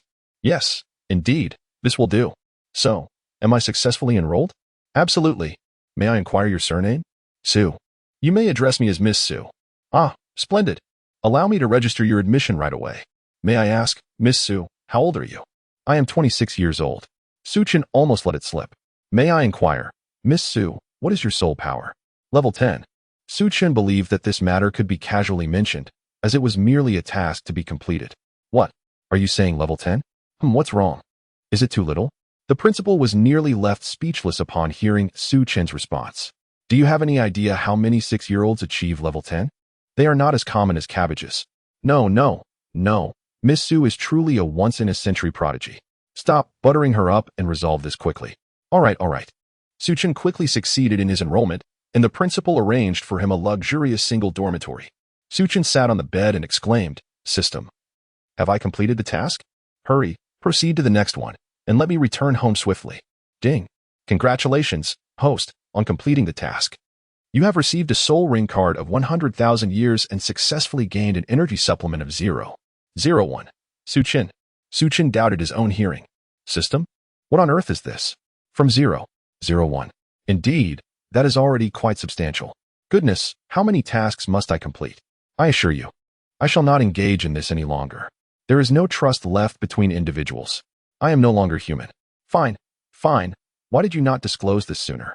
In this situation, I might as well spend time with my foolish wife instead of wasting it here. You did not even inquire. All right. How unfortunate was your last host. I feel pity for him, entangled with you, this repugnant system. Respond to the host. My previous host was invincible. Who are you trying to deceive? Invincible, indeed. Away with you. I am off to shop. Do not approach me. Your presence is irksome. Su-chin believed that having arrived among humanity, he ought to indulge in some enjoyment. He had little interest in attending to the tasks set forth by the system. As Su-chin exited the school gates, he noticed that Yu Xiaojiang had vanished from the ground. He couldn't be bothered with it. After all, he was merely a fraud. However, as Su-chin continued on his way, a little girl approached him, skipping joyfully. Hello there. Su-chin was taken aback. Gazing at the girl before him adorned in an excessively pink dress, complemented by a pair of pink ears that would intimidate even the most formidable of men. Is there something you need? He inquired. May I ask which direction leads to Notting College? Su-chin, rendered speechless, pointed behind him. However, he soon realized that the little girl before him was no ordinary child. System, manifest. Is there something amiss? He inquired. Why does this girl emanate an aura reminiscent of Dition from the Starry Forest? Because she is a spirit beast. Oh, I see. If she is a spirit beast, then she must be affiliated with Gu Yuna's group. Never mind, let her be. The system responded. She is the wife of the child of destiny. Upon hearing this, Su-chin nearly stumbled. What? Although I was compelled, this is a soul beast that has existed for 100,000 years. Who in Tangshan could possibly handle it? Allow me to explain the narrative of the two characters to you, dear host. The situation unfolds as follows. Upon hearing this, Su-chin was profoundly moved. It turns out that their companionship was fraught with such challenges. Host, please cease this charade. With your temperament, you would readily eliminate anyone who provokes you. Well, you've caught me, but I must say that this Tangshan exhibits a rather glaring double standard. Enough, I am not here for idle conversation. I shall notify you when the time to eradicate arises. Very well, you may take your leave. After bidding farewell to the civilization of Su-chin, he glanced at the little girl who was nearly his age. What is your name? He inquired. Upon hearing Su-chin's question, the girl immediately twirled in place and exclaimed, I am called Xiaowu, the dancer. Su-chin couldn't help but grimace upon seeing it. Goodness, a 10,000-year-old rabbit, still pretending to be cute. Having birthed who knows how many offspring, Su-chin suddenly realized that, compared to beasts, it is far better to have a docile wife. Oh, it's you, Xiaowu. Greetings, and welcome to the academy. Thank you. May I ask your name? Ah, I am surnamed Su. Oh, so you are Sister Su. Well then, Xiaowu. I have other matters to attend to, so please proceed with your registration. Thank you. With that, Xiaowu skipped away. Su-chin gazed at Xiaowu's retreating figure and sighed. What a polite rabbit. It is truly best suited for preparing spicy rabbit heads. As Su-chin turned around, intent on making a purchase, he suddenly sensed the presence of an individual nearby, someone he had previously dealt with using merely a finger. Alarmed, he thought to himself, how could such a formidable character exist, capable of provoking such a response from me? Clearly, this was no ordinary person. Humph, I found you. Su-chin ventured into a desolate area, commanding the system to revert his form from that of a petite girl to his true self. In an instant, he transformed back into a boy with strikingly handsome features. With a flicker, he vanished from sight. At that moment, Tang Ritian was concealed within the grass, observing intently. Suddenly, he heard a sound and swiftly turned his gaze, eyes ablaze with fury. Who are you? He demanded. I am Su Feiyu of the Spirit Hall. But I am of no consequence, came the reply. Upon realizing that Su-chin was associated with the Spirit Hall, Tang Ritian immediately summoned his Meow Meow hammer. Since you have discovered my presence, prepare to meet your end, he declared, raising the hammer to strike down upon Su-chin. Su-chin exclaimed in astonishment. What a massive hammer! Subsequently, he extended a single finger. Upon witnessing Su-chin's gesture, Tang Ritian could only scoff derisively. Ah ha ha, it appears you've conceded, my boy. If you must place blame, then let it be on your very existence in this world. As the hammer collided with Su-chin's fingertip, a formidable shockwave erupted. producing a resounding crack. In an instant, Tang Ritian's martial spirit shattered, sending him flying and creating a large crater upon impact. He immediately turned to Su Chen, his expression filled with terror. Su Chen felt a sense of helplessness. His demeanor was indeed impressive, yet he seemed to be lacking just a fraction of strength. Who exactly are you? The Spirit Hall? I have never heard of such a figure as yourself. Of course, I am from the Spirit Hall. What of it? Otherwise, why would I seek you out? Enough of this. I intend to take you back for a chance at promotion and wealth. Su Chen immediately feigned an intent to apprehend Tang Ritian. Sensing the impending danger, Tang Ritian swiftly rose to his feet and, despite enduring excruciating pain, took flight. Su Chen immediately returned to his original demeanor. System, this individual cannot be harmed, correct? Indeed. Well then, you may depart. Su Chen pondered, since killing was not an option. Why not stir up a little trouble? System, what is the meaning of this? You just allowed me to leave, and now you summon me again. Are you a bit unhinged? Who is this individual wielding a hammer? He is the father of the child of destiny. Enough already. Is there anything else? Impatiently, can you elaborate on his storyline? Very well. His narrative unfolds as follows. Upon hearing the system's account, Su Chen exclaimed in astonishment, "Goodness, this family. One resembles a rabbit, the other. Grass? Are they at odds with beasts?" Essentially, that sums it up. Well then, is there anything else? No. You may take your leave now. Su Chen stroked his chin, glancing in the direction where Tang Ritian had fled. In this realm of Douluo, none were virtuous. The Spirit Hall was no exception, and neither were the favored ones of fate. They were all merely instruments of oppression against the common folk. Do you not harbor grievances? Allow me to stoke the flames further. In an instant, Su Chen vanished and soared towards the Spirit Hall. The map had been provided by the system, otherwise, he would have truly struggled to locate it. Spirit Hall, come forth. I have encircled you all single-handedly. Upon hearing Su Chen's voice, the inhabitants of the Spirit Hall immediately turned their vigilant gazes skyward. Soon, a flamboyant figure ascended from within the Pope's palace, exclaiming, "How dare you trespass upon the sanctity of the Pope's domain?" Su Chen beheld before him an androgynous figure, a being of ambiguous gender. System, who is this entity? Responding to the host, this being is Jiwagwan, an elder of the Spirit Hall. Can he be eliminated? For I harbor a profound disdain for such beings. No, why not? Surely, he is an adversary of Tang Shan. If I assist in his demise, what harm would it bring? Due to the mission, energy constraints. Very well, I understand. Su Chen gazed at the chrysanthemum pass before him and spoke directly. You, half-human, step aside. I cannot slay you. Summon someone who can. The expression on chrysanthemum pass darkened, trembling as he looked at Su Chen. Go to hell, he shouted. With that, he unleashed his fifth soul skill. Golden petals radiate the dawn. In an instant, a massive chrysanthemum formed from blades shot forth towards Su Chen, launching several flying daggers. Su Chen gazed at the chrysanthemum gate in silent disbelief. Su Chen remained still, for he did not believe that these small flying daggers could inflict any harm upon him. The sound of steel clashing echoed. Su Chen emerged unscathed, a grin spreading across his face. You've attacked, now it's my turn. Su Chen swiftly vanished from sight, exerting a mere 0.01 of his strength. With a resounding slap, he appeared before Zhu Huaguan, who, upon noticing Su Chen's sudden disappearance, was instantly filled with dread as he scanned his surroundings. In an instant, Su Chen materialized before him and delivered a forceful strike to his face. Zhu Huaguan was sent flying, crashing heavily to the ground, his eyes rolling back in unconsciousness. Alas, who dares to proclaim invincibility when confronted with such feeble opponents? At that moment, two figures emerged from the Pope's hall. One, a woman wielding a scepter, and the other, a gaunt man. Su Chen glanced at the system and inquired, System, who are these two?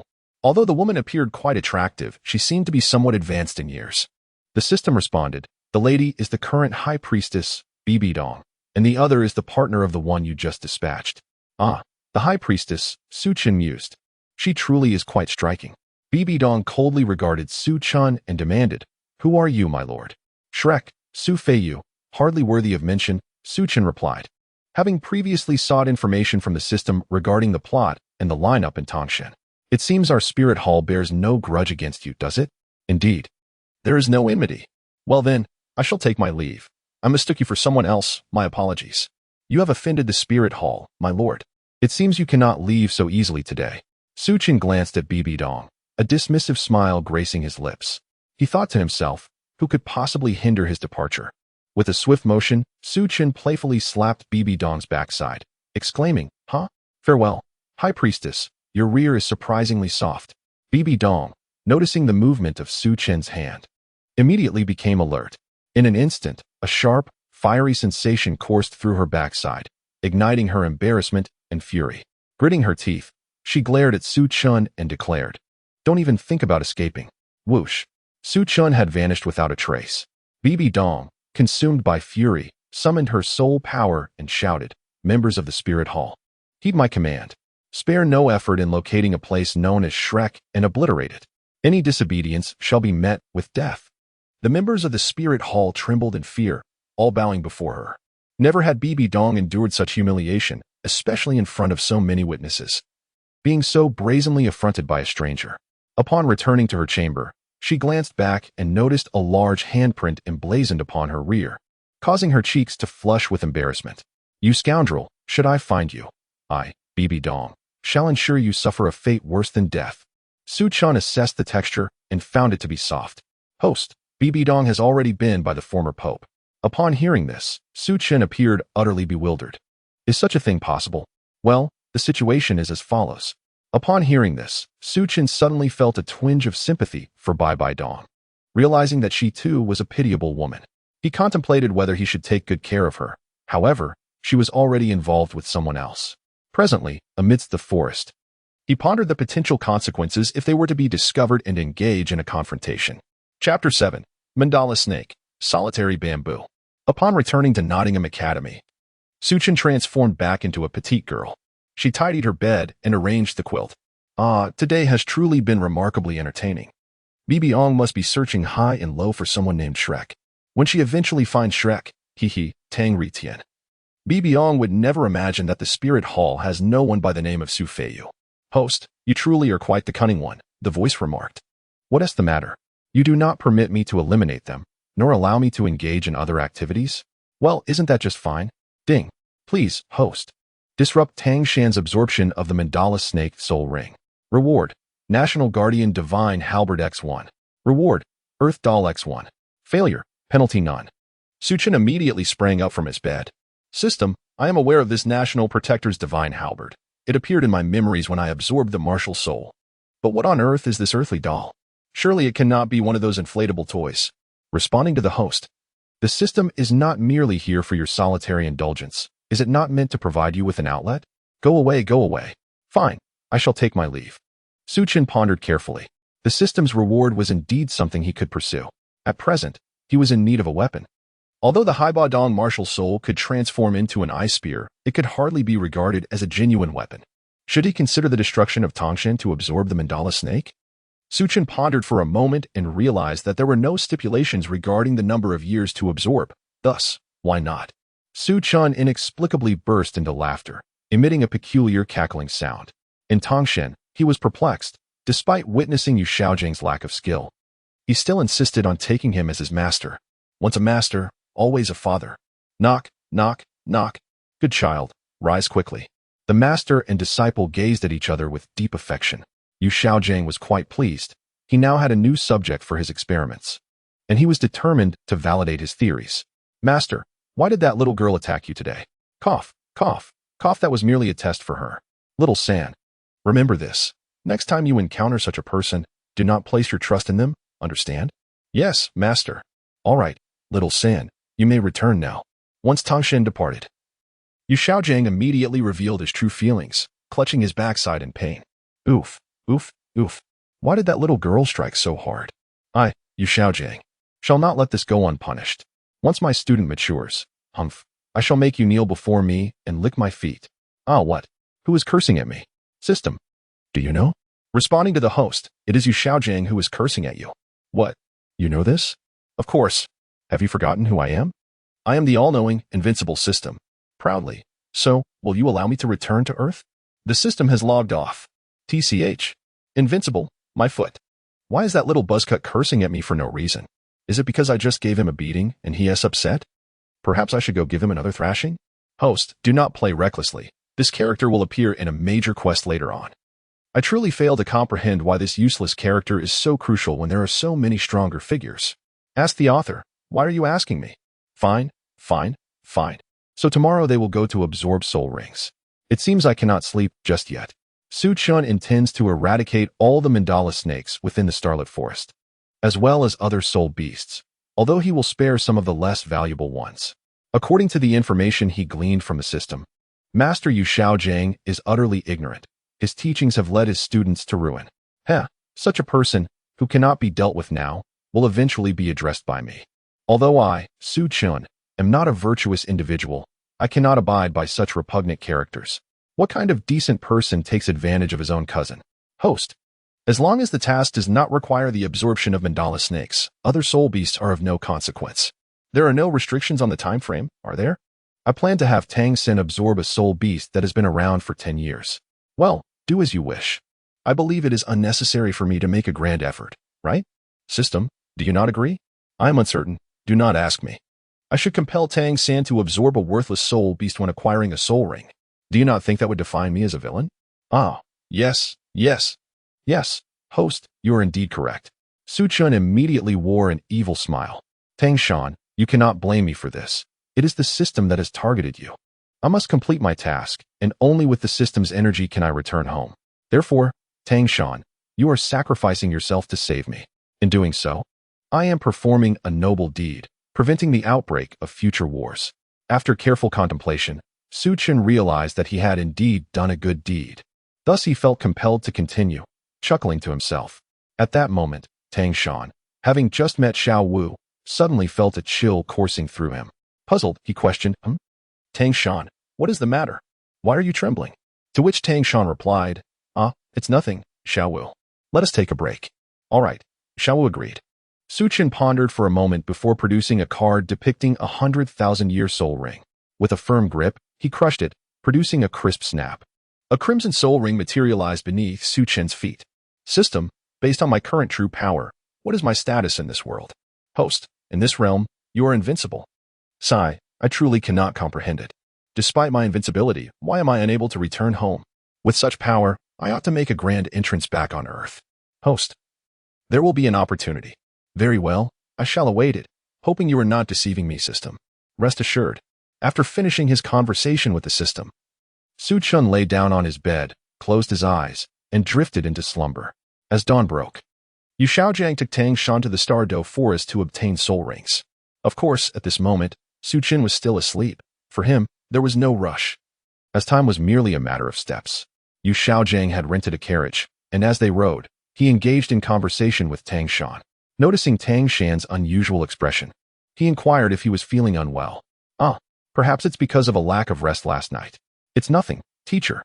Please continue sharing your knowledge about soul beasts, Tang Shan reassured him. Yu Xiaojiang, without further comment, resumed his discourse on soul beasts. We typically categorize soul beasts into 5 tiers: 10-year, 100-year, 1,000-year, 10,000-year, and 100,000-year soul beasts. Each corresponds to the 5 colors of soul rings: white, yellow, purple, black, and red. The longer a soul beast is cultivated, the stronger it becomes, and the more potent the effects of its soul ring. The Hunting Soul Forest in Notting City is where the Empire raises soul beasts, primarily comprising 10-year and 100-year soul beasts, with few exceeding 1,000 years. However, given your current situation, 10-year and 100-year should suffice. Tang Shan attentively absorbed the information and curiously responded, Teacher, in what aspects does the power of a soul ring manifest? That's an excellent question, Yu Xiaojiang replied. A soul ring can enhance a soul master's attributes and bestow special effect skills. For instance, if you acquire a 10-year soul ring of the same attribute, your control over blue silver grass will increase by 10. If it's a 100-year soul ring, the control will rise by 100. The skills conferred by a 100-year soul ring typically far surpass those of a 10-year soul ring. Tang Shan lowered his head in contemplation, pondering, do powerful nobles not have the ability to hunt formidable soul beasts through their family influence? Yu Xiaojiang nodded in approval. Indeed. It seems you have reflected carefully. Nobles do possess certain advantages when hunting soul beasts. However, the requirements for soul rings are exceedingly stringent. Meanwhile, Su Chun had completed his morning routine and asked the system, has Tang Shan reached the Douluo forest yet? Response to the host, not yet. Not yet. How much longer will it take? Response to the host, Tang Shan and the others will not be going to the Douluo forest. What? Where are they headed then? The hunting soul forest. Is there such a forest? I have never heard of it. Response to the host, because Yu Xiaojiang cannot handle 100-year soul beasts. And the soul rings in the hunting soul forest are raised by the empire. They tend to be more docile. So he is utterly useless. Afraid even of a 100-year soul beast. Wait, that's not right. I clearly saw Yu Xiaojiang with 2 yellow soul rings yesterday. How did he acquire those? Through his family. Is his family very powerful? Should I eliminate them? According to the narrative, the host cannot be extinguished. However, should the host desire to do so, it is indeed possible, albeit the host must first assume the role of the underdog. Upon hearing the system's response, Su Chen immediately retorted, "Do you even know how to speak? What nonsense. That was merely an opportunity for Tang Shan to enhance his physical prowess. He will surely comprehend my good intentions." Indeed. Host, you are correct, the system replied. Very well, activate the navigation for the soul-hunting forest. I am about to undertake a significant endeavor. Ding. Navigation has been activated. Su Chen donned his attire, transforming into the guise of a young man. With a disdainful smile, he vanished in an instant. At that moment, Tang Shan and his master were venturing into the soul-hunting forest, where Yu Xiaojiang had just slain a decade-old soul beast.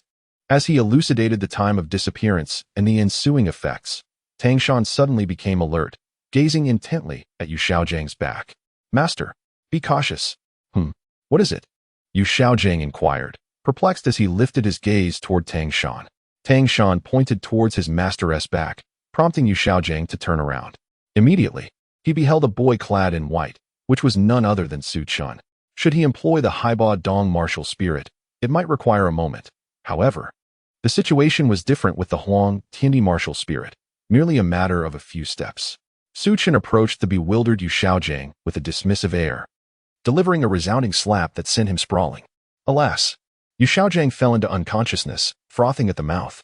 Teacher, Tang Shan immediately shouted, swiftly drawing his concealed weapon to launch an attack at Su Chen. Su Chen could hardly be bothered to evade these trivial matters. He perceived everything with utmost clarity. The concealed weapons employed by Tang Shan were evident to him. Tang Shan, he remarked, I have come this time to present you with an opportunity. Tang Shan, with piercing eyes, scrutinized Su Chen, harboring doubts about his solitary assertion. Su Chen shook his head in resignation. He approached Yu Xiaojiang and, with a swift motion, aimed a foot at Yu Xiaojiang's head. Go and slay that solitary bamboo spirit. It is well suited for you. Why should I obey you? Because I have a hostage in my possession. If you wish to prevent your teacher's demise, you shall do as I instruct. What do you need me to do? Quite simply, your teacher has mentioned that I require you to absorb that 10-year-old solitary bamboo spirit. Is it really that straightforward? Tang Shan pondered, concluding that a 10-year spirit should pose little issue, especially since he possessed 2 martial souls. Very well, I consent. Then hurry, for my patience is limited. Understood. Tang Shan turned his gaze towards the solitary bamboo spirit. With a silent flick of his wrist, he unleashed a hidden arrow, piercing the spirit in an instant. A 10-year white soul ring manifested upon the lifeless body of the solitary bamboo. I trust you know how to absorb it without further instruction? Su Chen lowered his head, gazing at Tang Shan. No need. Tang Shan sat down, guiding the soul ring to descend upon his head. He then closed his eyes as the soul ring gradually floated down to his chest, gently hovering there. Su Chen gazed at Tang Shan, a mischievous smile playing on his lips. He then directed his attention to Yu Xiaojiang beneath his feet, applying a forceful stomp before vanishing in an instant. In the blink of an eye, Su Chen found himself back in his room. Oh, Tang Shan, it is not my intention to target you. Rather, it is the system that has set its sights on you. He called out to the system, System, I have completed my task, have I not? Please expedite my reward, as I am still without a weapon. Ding. Congratulations, host, for completing the task. You have been awarded the National Protector's Divine Halberd and a Earth Doll. Su Chen immediately found himself wielding an ancient, copper-hued halberd, reminiscent of the famed Feng Tian Huachi. Ah, not bad, he mused. But why not a sword or spear? A sword is the dream of every man. Host, the system interjected. Do not return it if you do not wish to keep it. Do you despise it now? Who said I don't want it? I worked hard to complete this task. It is rightfully mine. You can go away. Hard work, you say? Of course. Rising early is indeed taxing. System, has Tang Shan completed his absorption? Response to host, absorption is complete. That's good. However, I am curious about what his soul skill entails. Response to host, His soul skill is blue-silver bamboo blade. Is it powerful? Response to host. This soul skill pales in comparison to that of Yu Xiaojing. Alright, it seems I have succeeded. Haha. Meanwhile, Tang Shan had completed the absorption of his soul ring and was shaking Yu Xiaojing incessantly. Teacher, how are you? Yu Xiaojing, groggy and disoriented, opened his eyes to see the concerned face of Tang Shan. Phew, I'm fine. Just a bit of a headache and some discomfort in my chest. Teacher, I have absorbed the soul ring. What? How did you absorb it? What soul ring did you obtain? Yu Xiaojing instantly became alert.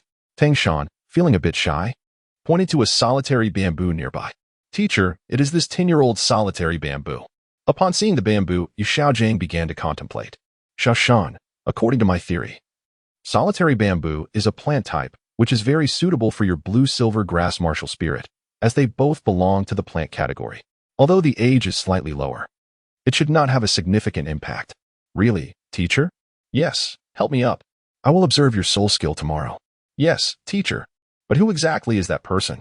Tang Shan remarked that the individual had already embarked on the path of death. However, he remained unaware that his first soul skill had already been rendered useless. Thus, Yu Xiaojing was supported by Tang Shan as they wobbled back. Chapter 8. The Great Battle Teacher. Do you think I can absorb 2 soul rings at once and attach one to my hammer? Be quiet. Shan, you must remember, you must never attempt that.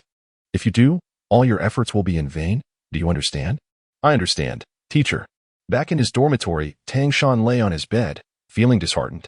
Wu, noticing his demeanor, curiously asked, Tang Shan, why do you look so glum? Nothing much. I am just pondering why teacher forbids me from certain things. Tang Shan felt that, aside from his teacher and father, he could trust no one else. Oh, Wu, finding it uninteresting, went out to play. Su Qin was still pondering what to do, as it was still quite early. Should he attend class? Never mind. On Earth, there were 0 opportunities every day, let alone here, where he couldn't recognize a single letter. System, I ask you, why, out of so many people on Earth, do you choose me, this handsome fellow? Answer host. Because there is a predetermined arrangement in the cosmos. That certainly makes sense. Indeed, Su Qin felt that this was rather dull. Perhaps we should go out for a stroll? Su Qin made up his mind. He rose from his seat and exited the dormitory. As he glanced around, he perceived that the academy appeared quite similar to before. Initially, upon his arrival, he found it intriguing. However, ever since he acquired his unparalleled prowess, it had all become rather mundane. Wow, what a stunning beauty! Exclaimed one of the boys. Hey, let's go. A few lads, noticing Su Qin's dazed expression, immediately had their eyes gleaming with excitement as they approached him. Hello there, beautiful. I am Xiao Qingyu. May I inquire about your esteemed surname? Su Qin furrowed her brows and cast a sidelong glance at Xiao Qingyu. I am your father. No, I do not possess such a disappointing son as you. Xiao Qingyu was utterly bewildered. How could this young girl's words be so harsh? Ahem, miss. Would you be interested in joining me for a meal? It's my treat. Get lost. You little brat who hasn't even grown a proper beard yet. Trying to woo the ladies. I am a master in this realm. You should just step aside. Su Qin, with an air of impatience, waved his hand dismissively, indicating his disdain for such trivial matters. Xiao Qingyu exchanged knowing glances with a few of his companions, immediately grasping the unspoken agreement. Hey there, how about this? Let us have a little competition. If I win, you shall be my girlfriend, and if you win, I shall become yours. What do you say? Indeed, being our leader's girlfriend is a privilege. Su Qin's forehead throbbed with pronounced veins. He truly wished to disregard these petty children. It is entirely the system's fault. Could it not have transformed him into a man? Suddenly becoming an adorable little girl was simply absurd. For someone as domineering as you, who bullies the common folk simply because of a bit of wealth at home, I propose a wager. Indeed, how splendid. However, should you emerge victorious, I would not mind becoming your girlfriend. Yet, if I win, I shall claim your life. Su Qin believed that individuals like this were already troublesome in their youth, and as they grew older, their behavior would only worsen. Today, he was being bullied, not out of fear, but because he recognized that had it been any other child, they would have been utterly defeated. If he were still on Earth, he might have restrained himself from resorting to violence. But this was not Earth. There were no laws here. The disdain he held for such insufferable common folk was palpable. The nobility enjoyed their indulgences while oppressing the commoners, a sight he could no longer tolerate. Xiao Qingyu thought it impossible for him to be bested by a mere girl. The girl before him was only slightly younger. After all, how could she possibly triumph over him? Su Chen glanced curiously at Xiao Qingyu, thinking to herself how foolish this child was to believe that I would hesitate to take his life. At that moment, Xiao noticed a large crowd gathered on the playground and, driven by curiosity, approached them. Upon arriving, he immediately spotted Su Chen and exclaimed, "Sister Su, I didn't realize you were also a student at the academy." Upon hearing the sound of the clip, Su Chen curiously turned her head to look. Upon seeing Xiao Wu, her eyes immediately sparkled with excitement. "Hello there. Spicy. Sister Su, what are you all doing?" "Nothing much. Just two dogs trying to bite me, that's all." "Oh? Is that so? Then Sister Su, chase them away." "Sigh. Did you come over for something?" "Not really. I just saw you here and was curious, Sister Su. Let's go eat something delicious. Let me take care of this first, and if you're hungry, you can go ahead." Xiao Wu, with her pink pupils, glanced at Su Chen and then at the group of boys nearby. With her hands on her hips, she exclaimed, "Humph! You naughty boys. Sister Su, let me help you teach them a lesson." As Xiao prepared to act, Su Chen intervened. Although the boy's behavior was indeed excessive, it was not grave enough to warrant a severe response, so Su Chen intended to administer a light reprimand instead. Su Chen's lips curled into a smile as he suddenly appeared before Xiao Qingyu, delivering a swift slap that sent Xiao Qingyu soaring through the air like a cannonball. Unfazed, Su Chen dusted off his hands, satisfied that the trash had finally been dealt with. After all, this was not his world. Why should he adhere to so many rules? The vastness of the universe was his playground, and his own happiness was paramount. Xiao Wu stared in awe at the sky, exclaiming, "Sister Su, you are truly amazing. You managed to send him flying so far." "Oh, it's nothing," Su Chen replied nonchalantly. "By the way, why are you looking for me instead of Tang Shan?" "Tang Shan said he was busy, so I came out alone." "All right then, how about this? You go ahead to the cafeteria. I have a little matter to attend to." Su Chen pondered for a moment. As a modern individual transported to this unfamiliar realm, he felt an unwavering sense of fearlessness, akin to invincibility. Yet, in his heart, he longed to return home, for there resided his parents. "System, if I were to go back home, could I bring Douluo with me?" "What? Are you reluctant to part with your wife? How could that be? Ultimately, this world is not truly real. Although I sense the possibility of returning, I find it impossible to abandon my spouse." "Ah, the host has matured. Su Chen system, it is a rare occasion for me to converse with you normally. Could you refrain from disturbing the current atmosphere?" "Okay. Theoretically speaking, it is not possible." "Why?" "Because your world cannot accommodate entities such as Douluo, who do not exist." "Are you suggesting that if she were to enter my world, she would be obliterated?" "Indeed. Aren't you omnipotent?" "I am indeed omnipotent. However, your world embodies true omnipotence." "What do you mean by that?" "It pertains to the hierarchy of worlds." "Are you implying that worlds possess levels?" "Then please elucidate. What levels exist in my world?" "It is classified as an exceptional world." "Oh? And what classification does the Douluo world fall under?" "It is deemed a lower world." "And indeed, the lowest tier." "Su Chen, let me illustrate with an analogy. If the Emperor of the Desolate Heaven were to manifest in this realm, it would instantly collapse. For this world cannot accommodate a being of his caliber." "Are you suggesting that if Douluo were to enter my world, regardless of the circumstances, she would also be unable to exist within it and would inevitably perish upon arrival?" "Indeed." Su Chen pondered for a moment, feeling somewhat caught in a dilemma. He yearned to return home, yet his principles forbade him from abandoning his wife. However, he realized there were still alternatives available to him. Su Chen immediately became alert upon hearing the news. "Quickly, tell me, what is the method? You must seize the copyright and then make revisions." Upon hearing this news, Su Chen's expression darkened. "What? You are aware of the complexities surrounding copyright matters. If it were a trivial issue, it would be manageable. However, the novels in this realm belong to Penguin. Do you comprehend the formidable nature of Penguin publishing? This renders my involvement moot." "Damn, is there no alternative?" "There is one. Truly. Speak quickly." "That would be to end her life. Then I would extract her soul and transport it to your world." "Su Chen, your words are akin to silence. What you imply is that she should be eliminated and then reincarnated. Is that correct?" "Well, more or less." "Haha. System, you are truly remarkable." "Indeed. Congratulations to you." "Congratulations to me?" "Yes. You have successfully offended me." "What does that have to do with me?" "I am indifferent. If you don't wish to devise a solution, you have indeed offended me. What do you want from me?" "Let me make it clear. I am your host, and you ought to heed my commands." "I assure you, I will fulfill the task. However, you must address the situation regarding my wife. All right. So you enjoy bullying the system, do you? Correct.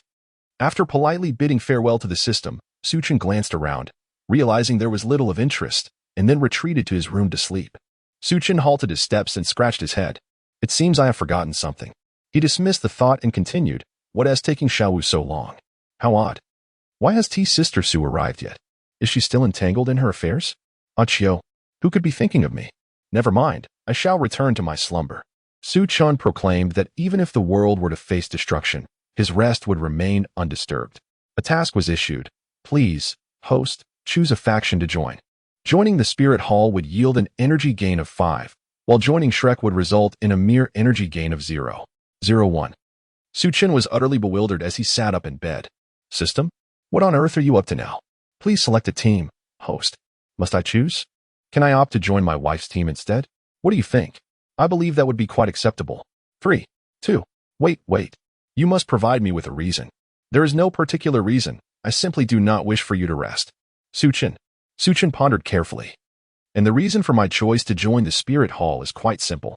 With the villain system at play, it is undoubtedly time to embrace my role as an antagonist. How delightful that the host has finally come to this realization, with such a bold decision. Should I head to the Spirit Hall now? Not so fast. I shall wait until after graduation from this school. Is that so? Then why are you assigning me tasks? Enough of this. Do not disturb my slumber. Son, I am your father. System, are you out of your mind? What song are you playing? I'm not ill. You hit me instead. Su Chun, with a look of annoyance, donned his shoes and activated his ice crystal wings, soaring towards the Douluo forest. What are you up to, host? I need to release some pent-up frustration, all right? You won't let me sleep, so am I not allowed to engage in other activities? I see. Host, your tastes are rather peculiar, even not sparing soul beasts. Shut up. I'm off to find my wife. Deep within the Douluo forest, Gyuna was bathing in a spring, delicately wiping her fair, tender skin with her slender, jade-like fingers.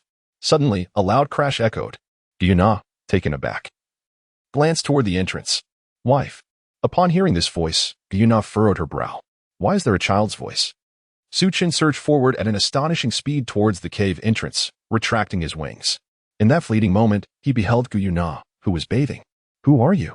She exclaimed, her hands already gathering an orb of energy as she gazed at the young girl before her. Upon witnessing Gyuna's playful demeanor, Su Chin glanced down at himself, realizing that his inexpensive wife had misunderstood the situation. Dear wife, it is I, Su Chin, he exclaimed. Why have you transformed in such a manner? Gyuna gazed at the figure before her in disbelief, immediately rising to her feet, disregarding her attire, and approached Su Chin for a closer look. Su Chin stared in astonishment at Gyuna. He recalled her as a petite little girl. Yet now she had transformed into a striking mature woman. Once standing at a modest height of 1.50 meters, she now towered at 1.70 meters. System. Restore me to my former appearance. Just contemplate it yourself. I am too lazy to make the change. It's too bothersome. How am I to contemplate? Fine. Just utter the word transform, and I shall assist you in altering it. Oh, transform. In an instant, Su Chan resumed his appearance, characterized by sharp brows and bright eyes, exuding an air of confidence. Upon witnessing Su Chin's transformation, Gyuna expressed her confusion. How did you manage to change? Could it possibly be a soul technique? Su Chin disregarded Gyuna and embraced her instead. Gyuna trembled as if electrified by Su Chin's sudden gesture. However, what truly captivated him was her transformation. She had grown from a B cup to a D cup. He found himself questioning his very existence. Are you referring to my original form? I have become accustomed to that appearance. I reverted to my original self today merely out of idleness. This is indeed my true visage. What of it? Do you not fancy it? Gyuna gazed at Su Chin with an innocent expression. Oh, of course I like it. How could I not? I adore your original appearance. You truly are a wonderful wife, he chuckled heartily. How annoying. Under the moonlight, as they discussed serious matters, Gyuna suddenly inquired. What prompted your abrupt return? Is it not favorable in the human realm? Not at all. I simply felt you were too lonely. I thought perhaps you should have a little one to alleviate your solitude. Ha! You shameless flirt. Ah, a little one, you say? Very well then. Gyuna lowered her head, her cheeks flushed with warmth. Su Chin effortlessly lifted Gyuna in a princess carry and proceeded towards the stone bed. My beloved, I have made up my mind. If I must depart, I shall take you with me. Otherwise, I shall never return. All right then. Under the moonlight. The two engaged in a fierce battle. Chapter 9. Su Qing, the Outsider. After a night had passed, Su Chan donned his attire and cast a gentle glance at Gu Yuna, offering a soft smile before quietly departing. Gu Yuna, upon awakening, glanced in the direction of Su Chen's exit, sighed softly, and returned to her slumber. Meanwhile, Su Chen soared towards Nodding Academy, noticing a throng of individuals gathered below. What could be the matter? What were they engaged in? Su Chen initially had no intention of meddling in others' affairs. However, his curiosity proved irresistible.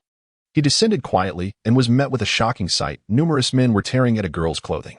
Hey there, beautiful, how about you indulge us for a moment? Allow me to go first. Step aside, I spotted her first. I'm in no rush. You may go ahead, but I simply wish to have a taste. Upon hearing the words of these individuals, Su Chen furrowed his brow. The girl was wailing, her cries for help tearing through the air, incessantly pleading for mercy. Unable to contain himself, Su Chen, who regarded himself as no paragon of virtue, having played with capital during his time on Blue Star, found the scene before him no different from barbarity. Indeed, it was akin to a fate worse than death. The crowd, taken aback, turned to glance at Su Chen, one of them sneering, "Who the hell are you? Today, I'm in a good mood. If you kneel and apologize, I might just forgive you." Laughter erupted among the onlookers as they sized up Su Chen, a delicate-looking figure devoid of any semblance of combat prowess. "Who are you all? I have no desire to engage in further trivialities." Su Chen's expression had grown icy, his gaze fixed on them as if they were mere specters. Amidst the throng, a tall individual stepped forward, wearing a scowl that suggested his displeasure with all around him. "Humph, do you recognize this emblem? I am affiliated with the Spirit Hall. You would do well to bow your head and admit your mistakes. I might consider sparing you." Su Chen squinted at the towering man before her. "You may perish." In an instant, an overwhelming pressure was unleashed, causing all the men to dissolve into mere puddles of mud.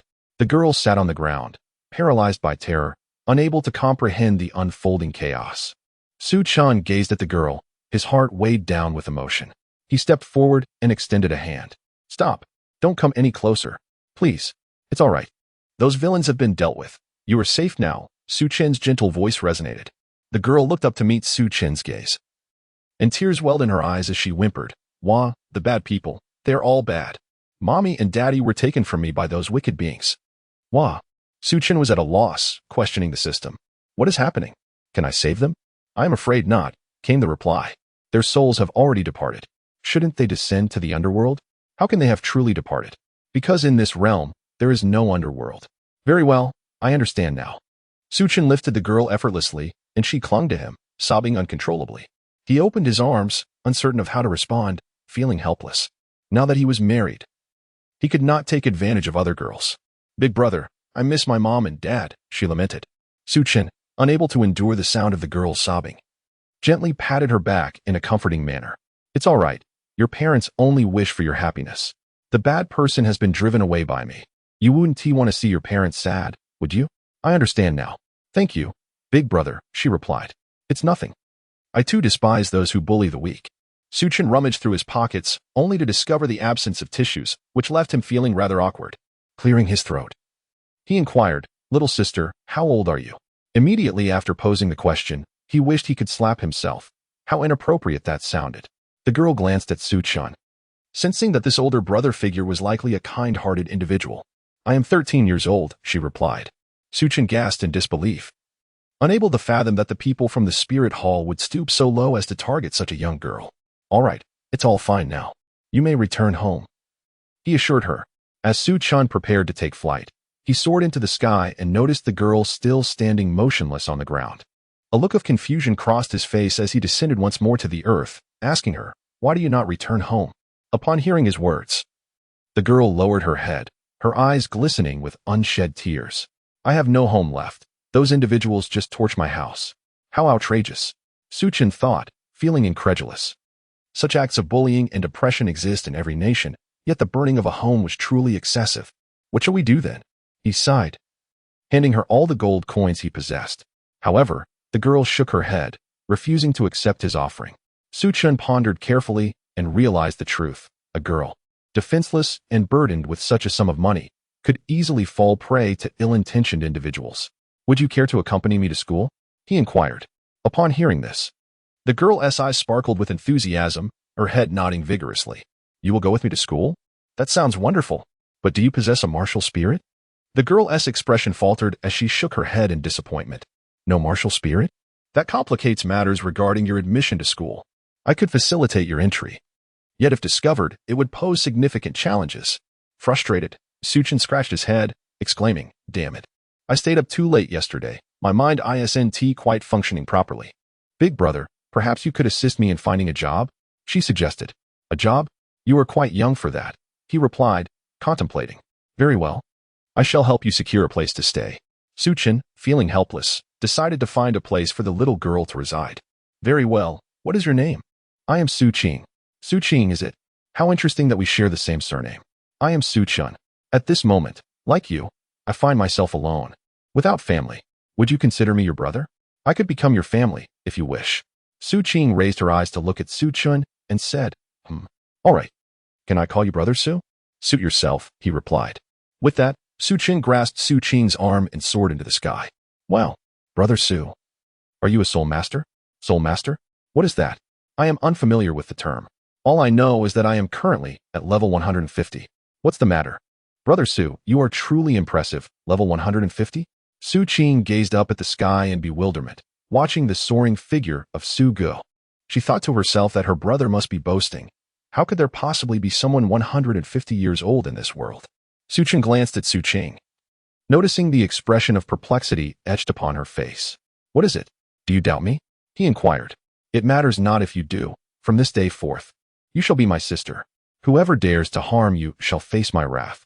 Indeed, Brother Su is truly formidable, she replied. But isn't this flight rather sluggish? Perhaps we should hasten our pace? Suchin cast his gaze skyward and noticed that the sun had already risen. Suchin summoned the soul of Haibodong, manifesting a pair of cold, icy wings behind him. In an instant, he burst forth at supersonic speed, enveloping Suching in a protective layer of shield. Suching gazed around with her large eyes, everything flashing by in an instant. Brother Su, how swift it is. Suchun, there are even faster options. But I fear you may not be able to endure it. Faster. Suching gazed at Suchun with a puzzled expression. Cough, cough, cough, it's nothing. We shall arrive shortly. Suchin too felt that his words were somewhat amiss as he continued driving. Upon reaching Nottingham Academy, Suchun rented a house nearby for merely 2 gold soul coins. Sister, this is your pocket money. If it's insufficient, feel free to ask me for more. Understood? Suchin handed Suching 2,000 gold soul coins, which he had requested from the system. No, Brother Suchin, you've given too much. I only need 2. Is that excessive? Not at all. Take it. Rest assured, I have sufficient funds. Suchun was also perplexed, as he had merely asked the system for a little, believing it would not be an extravagant amount. Well, if you insist, I shall accept it. Suching lowered her head, feeling a sense of bashfulness as she accepted the money. Well, let it be this way. You should rest for a while. I will take you shopping for some clothes later. I have a few matters to attend to. I've also packed some food for you. It's on the table. Remember to enjoy it while it's still warm. Yes, I understand, Brother Suchin. After Suchin departed, Suching raised her head to gaze at his retreating figure. Lowering her gaze, she produced a blue necklace, astonished that she, Suching, could encounter such a kind-hearted individual. Suchun glanced at the sky, now in the afternoon, and soared into the heavens, heading towards the spirit hall. Host. Suchin halted, a look of confusion on his face. What is it? I sense something amiss with that little girl, Suching. What? She's just a frail little girl. What could possibly be wrong with her? Don't tell me she's a spirit beast. No, it's hard to articulate. I cannot perceive her aura. It feels as if she does not belong to this realm. System? What is the matter? I've noticed you have become increasingly adorable. What do you mean by that? You mentioned that Suching isn't from this world, yet I am also not from this world, am I? Why didn't she attempt to save herself in that situation? Shouldn't someone from another world possess a system? Who says that beings from other worlds must have a system? What about me? You? You were merely chosen to be bound to me by the powers above. As for that girl, Suching, her soul essence is entirely different from her own. Are you suggesting that she, like someone with the surname Tang, is a soul snatcher? Yes, that is precisely what I mean. Do you think I would believe you? Although I am not well versed in anime, I am aware that the male protagonist in this world bears the surname Tang, and there are no others. My arrival in this world marks me as the second outsider. Could there possibly be a third? Don't make me laugh. Are traversers as common as cabbages? Could it be that I observed incorrectly? That seems impossible. Even if she were a traverser, should I fear her? She is my sister, and should she betray me, I would not hesitate to deal with her. With my strength. Is that not feasible? It is indeed possible. However, caution is the key to longevity. All right, enough of that. I must head to the spirit hall. I shall observe further to see if your claims hold any truth. Suchin found it peculiar that a girl had appeared in such a desolate place without any apparent reason. Upon closer inspection, he realized she was not a spirit beast. Had she been one, he would have dealt with her effortlessly. Suchin did not ponder extensively and headed directly towards the spirit hall. System? Are you implying that Brother Suchun is not from this world? Indeed. Su Qing was taken aback, covering her mouth in astonishment. From the very beginning, she sensed that Suchun was not quite right.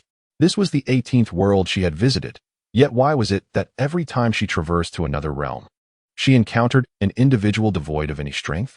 Truly, there was not a shred of combat prowess to be found. Host, if you were to gain strength, this world would collapse. The worldview is fundamentally different. Su Qing furrowed her brow, pondering the frailty of this world. What purpose did she serve here? Completing her mission and becoming the strongest was the path laid before her. The power she accrued would gradually return, and by traversing 50 realms, her task would be accomplished, thereby saving her world and resurrecting her family. Very well, she sighed, I don't quite grasp it. I have just arrived in this realm, and you have introduced me to it. Yet, I possess no martial soul. How can I grow stronger? A system exists to resolve all your dilemmas. First, you must distance yourself from Suchun. Why? Such a handsome fellow, kind-hearted too. Why should I depart from him? As I mentioned, he is not of this world. Neither am I. What if Suchun turns out to be a villain? What then? You require proximity to the child of destiny in this realm. The child of destiny? Where might I find this individual? Right in the academy next to you. In the academy beside me? Understood. I shall observe first, to discern the character of this child of destiny. If they possess good qualities, I shall ally with them. If not, what purpose would it serve? Host, as long as you become stronger, why concern yourself with character? That is unacceptable. I am the Empress of a realm, the celestial sovereign of the Shinzhou continent, a savior of countless souls, striving to elevate the common folk to a harmonious existence. How can I disregard character? If necessary, I can return you. The powers of this world may be forsaken. Host, what constitutes true strength? It is not merely through hardship. Luck plays a significant role as well. My luck has always been favorable. I will observe and assess the child of destiny in this realm. Suit yourself. I am weary. What shall I do about my martial soul? You need to remain close to the child of destiny, and it will automatically unlock your martial soul. I see. Then you may leave. I require rest. Why do you speak so oddly? Is my speech peculiar? I am indeed myself, as a celestial sovereign of a higher realm. Is it not normal for me to refer to myself in such a manner? All right, I understand.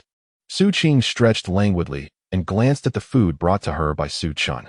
She walked over and picked up a chicken leg, devouring it with delight. The cuisine in this world is quite exquisite. The flavors are invigorating. I wonder if my brother Su Qin feeds me like this every day. Will I end up gaining weight? Su Qing glanced at her abdomen and shook her head. How could someone as beautiful as a flower, pure and unblemished, a flawless fairy, possibly become overweight? It was one thing to maintain her pristine purity, but today she had been touched by those wretched mortals.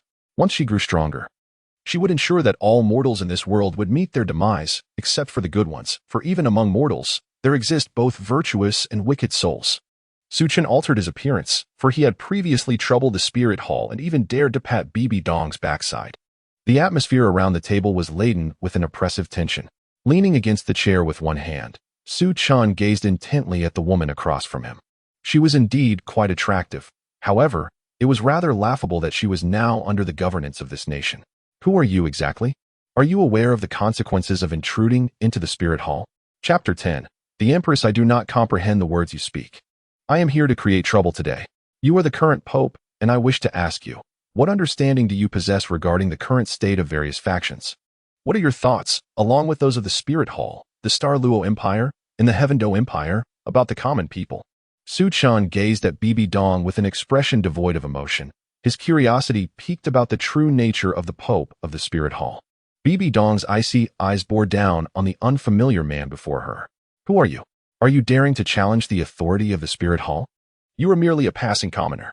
Though you have facilitated the awakening of martial spirits for the common folk at no charge and provided subsidies for soul masters. What does it mean when your spirit hall perpetrates wanton slaughter of the innocent? I fail to comprehend your words. Such individuals cannot possibly exist within the spirit hall. Ha ha. Is that so?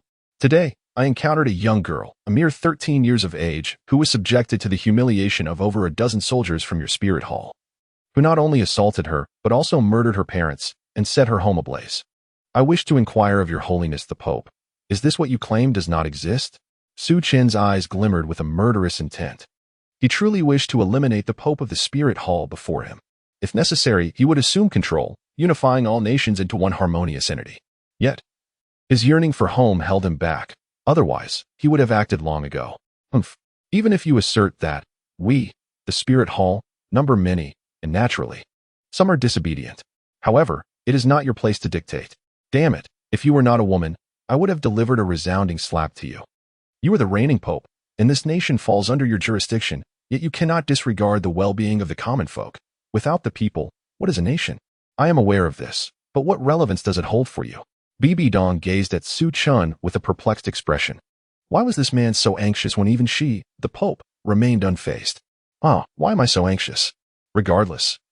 If you continue to neglect your responsibilities and indiscriminately slay the innocent, I shall bring ruin upon your spirit hall. Insolence! How dare you insult the spirit hall so brazenly? You seek death. A striking figure clad in golden armor, exuding an alluring aura, entered the scene. Su Chun was utterly perplexed. You members of the spirit hall are truly peculiar. You even accept those of ambiguous gender. Hearing Su Chen's words, Bibi Dong glanced at Zhu Huaguan, contemplating for a moment.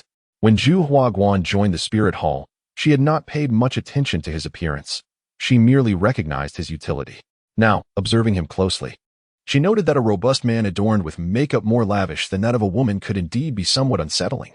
You little brat, you're courting death. Zhu Huaguan detested any remarks regarding his appearance. In an instant, he appeared before Su Chun, launching a powerful punch directly towards his face. Su Chen's lips curled upwards as he deftly evaded the attack. Then with a flick of his finger, he struck the fist of Chrysanthemum Gate. Crack!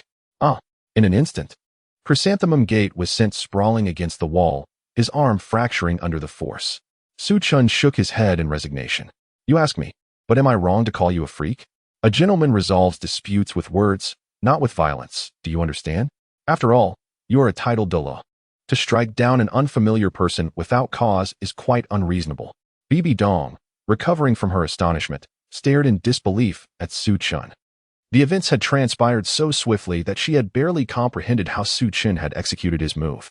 All she saw was Su Chun turning around, and inexplicably, the flower at his back was sent flying. Su Chun gazed at Bibi Dong in bewilderment. Why do you look at me like that? While I am aware of my own charm, I am already married, and such scrutiny is rather inappropriate. Ahem, who exactly are you? I cannot fathom your true strength. Bibi Dong scoffed. Is it truly just you? You are far from ready. Now, regarding the current policies of the Spirit Hall, can they be altered? Perhaps you could engage in discussions with other nations for potential cooperation. Upon hearing Su Chen's words, Bibi Dong shook her head. Our Spirit Hall is already cooperating with the Heavendo Empire. We provide personnel to assist commoners in awakening their spirits free of charge, while the subsidies come from other empires. Yet, the assistance we receive is merely a drop in the bucket. The Heavendo Empire has not contributed financially to us for quite some time. The current subsidies are being advanced by the Spirit Hall itself. Our financial resources are quite limited.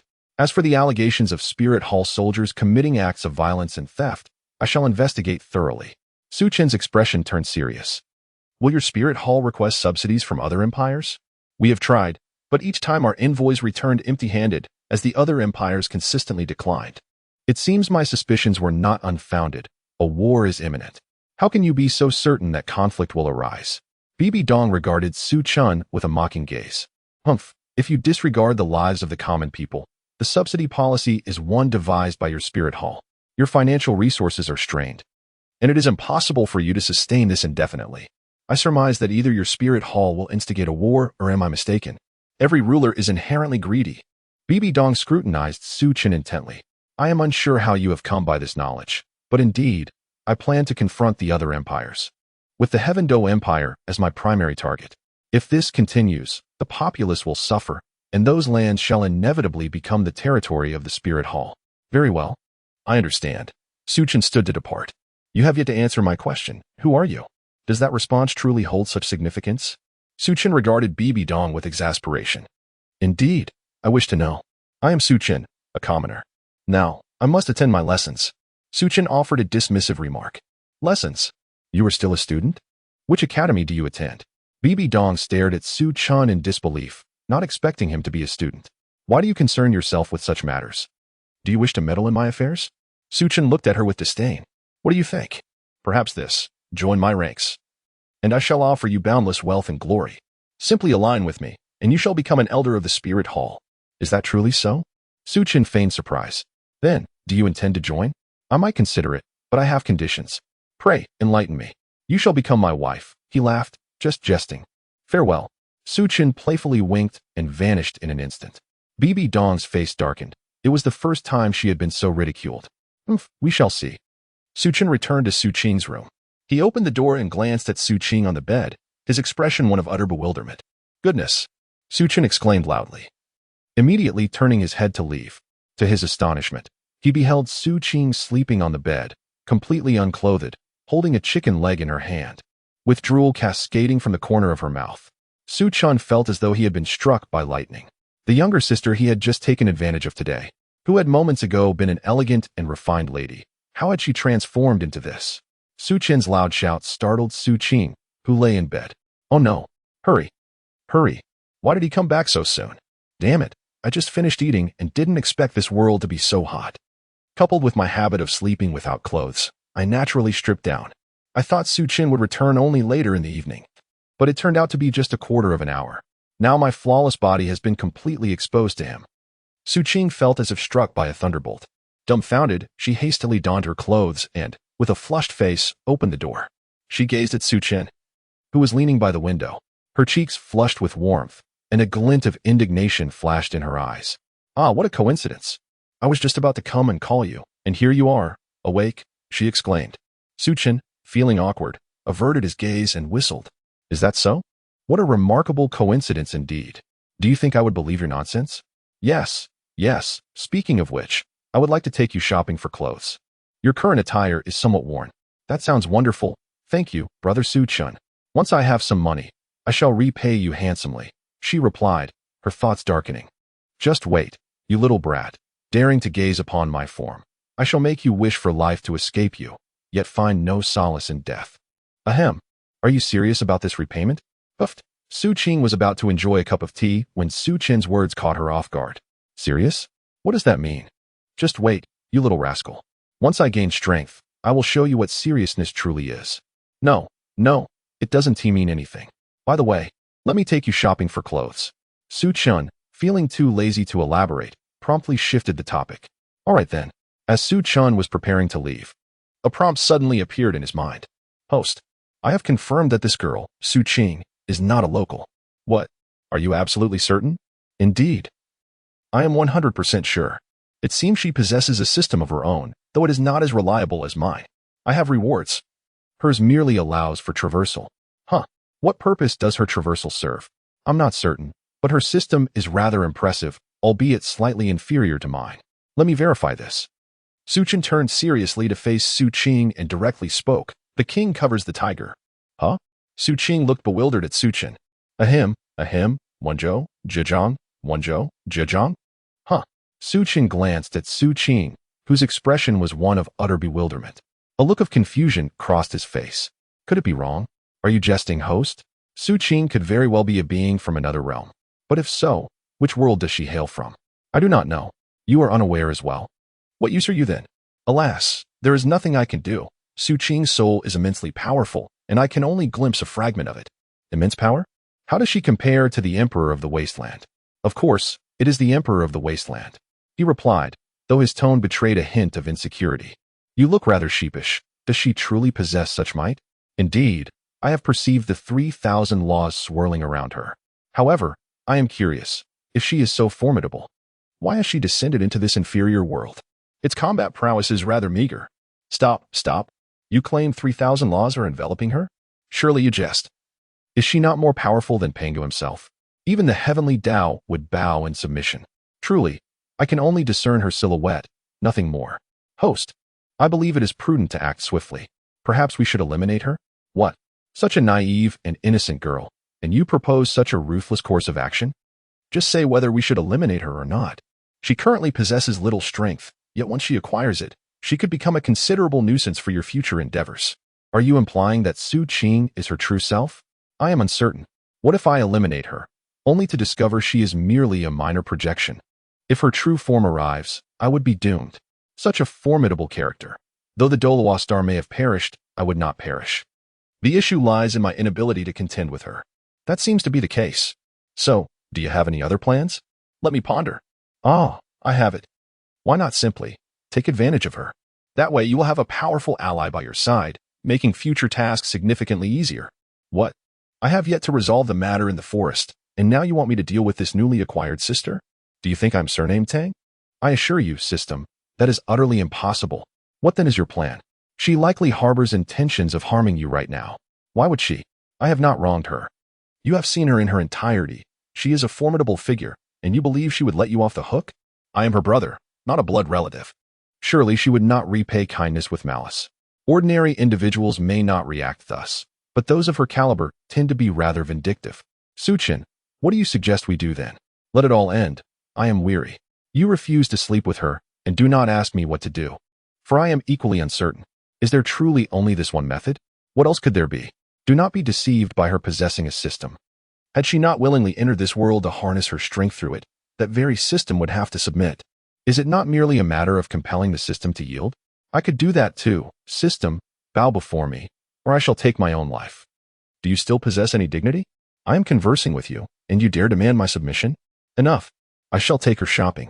Suchin, disinterested, decided to leave the matter be, as we cannot provoke it. Su Qing, puzzled, gazed at Su Chun and inquired, Brother, why do you seem lost in thought? Oh, no. No. I was merely reflecting on certain matters, he chuckled. Su Chun immediately took Su Qing to shop for clothes. Brother Su Chun, this outfit is truly lovely. I'll take it. Brother Su Chun, look at this dress. Isn't it exquisite? I'll take it. Brother Su Chun, look at this ring. I'll take it. Brother Su Chun, I'll take it. Brother Su Chun, look at that child. They have made a purchase. Ah, Brother Su Chun, I meant the child. Can they really buy something? Su Qing gazed at the perpetually irritable Su Chun beside her, bewildered. Ah, ahem, no. How could a child possibly make a purchase? I am, after all, a good person. Have you completed your shopping? Yes, I have. Well then, where are the items you bought? Why have I not seen them? Brother Su Chun. That pile over there is. Su Qing shyly gestured towards a heap nearby. Su Chen's eyes widened and his mouth agape. This was simply overwhelming. Chapter 11, Dai Mubai. After purchasing daily necessities with Su Qing, Su Chun returned to the house, greeted briefly, and then headed back to the academy. Sigh. Why do girls have such a penchant for peculiar trinkets? Who are you? The gatekeeper obstructed Su Chen's path. With a scowl, Su Chen responded, Do you not recognize me? I am a student of this academy. The two gatekeepers, gazing at the towering Su Chun, appeared utterly bewildered. We have no student of your stature here. Off you go. Su Chun, alas. I forgot to transform into a little girl. Su Chun is utterly speechless. Su Chun, in a fit of anger, discovered a secluded and desolate spot, where she transformed back into a little girl. With an air of confidence, Su Chun strode into the academy.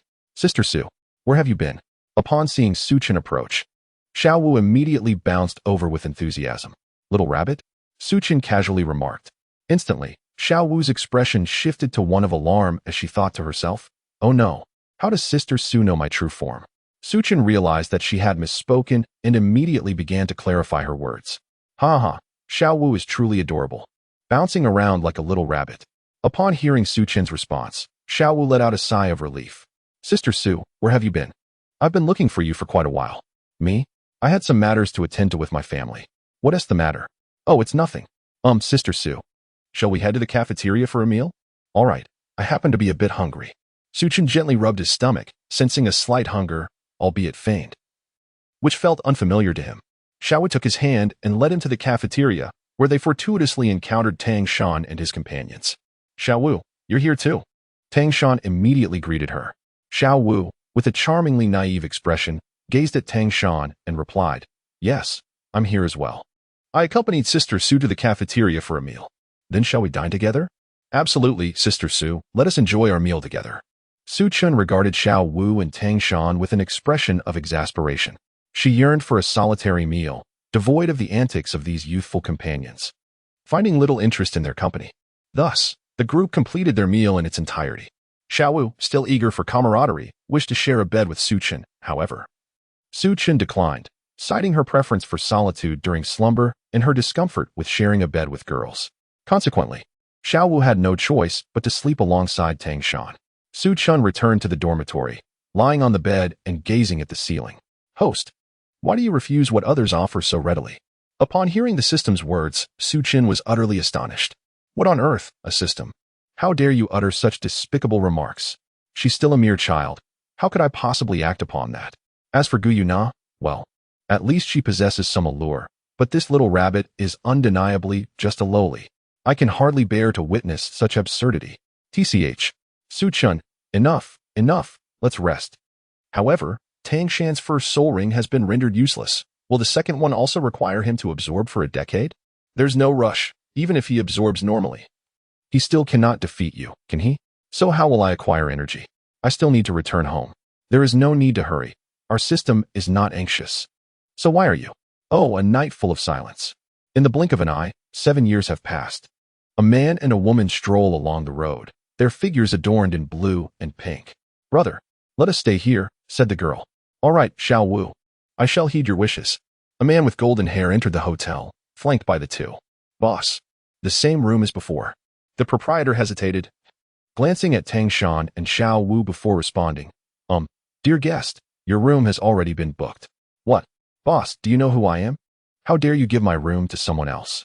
Tang Shan immediately interjected upon sensing the situation was amiss. "This gentleman seems to have arrived before us," he explained. "And so what?" the man retorted rudely. Seeing this, Xiao Wu, with hands on her hips, exclaimed angrily, "So what? Just get lost." The man chuckled at her defiance. "Very well, haha, you dare speak to me like that? I presume you are soul masters as well? Come then, let us see if you can make me leave. Or perhaps entertain me with your performance of departure."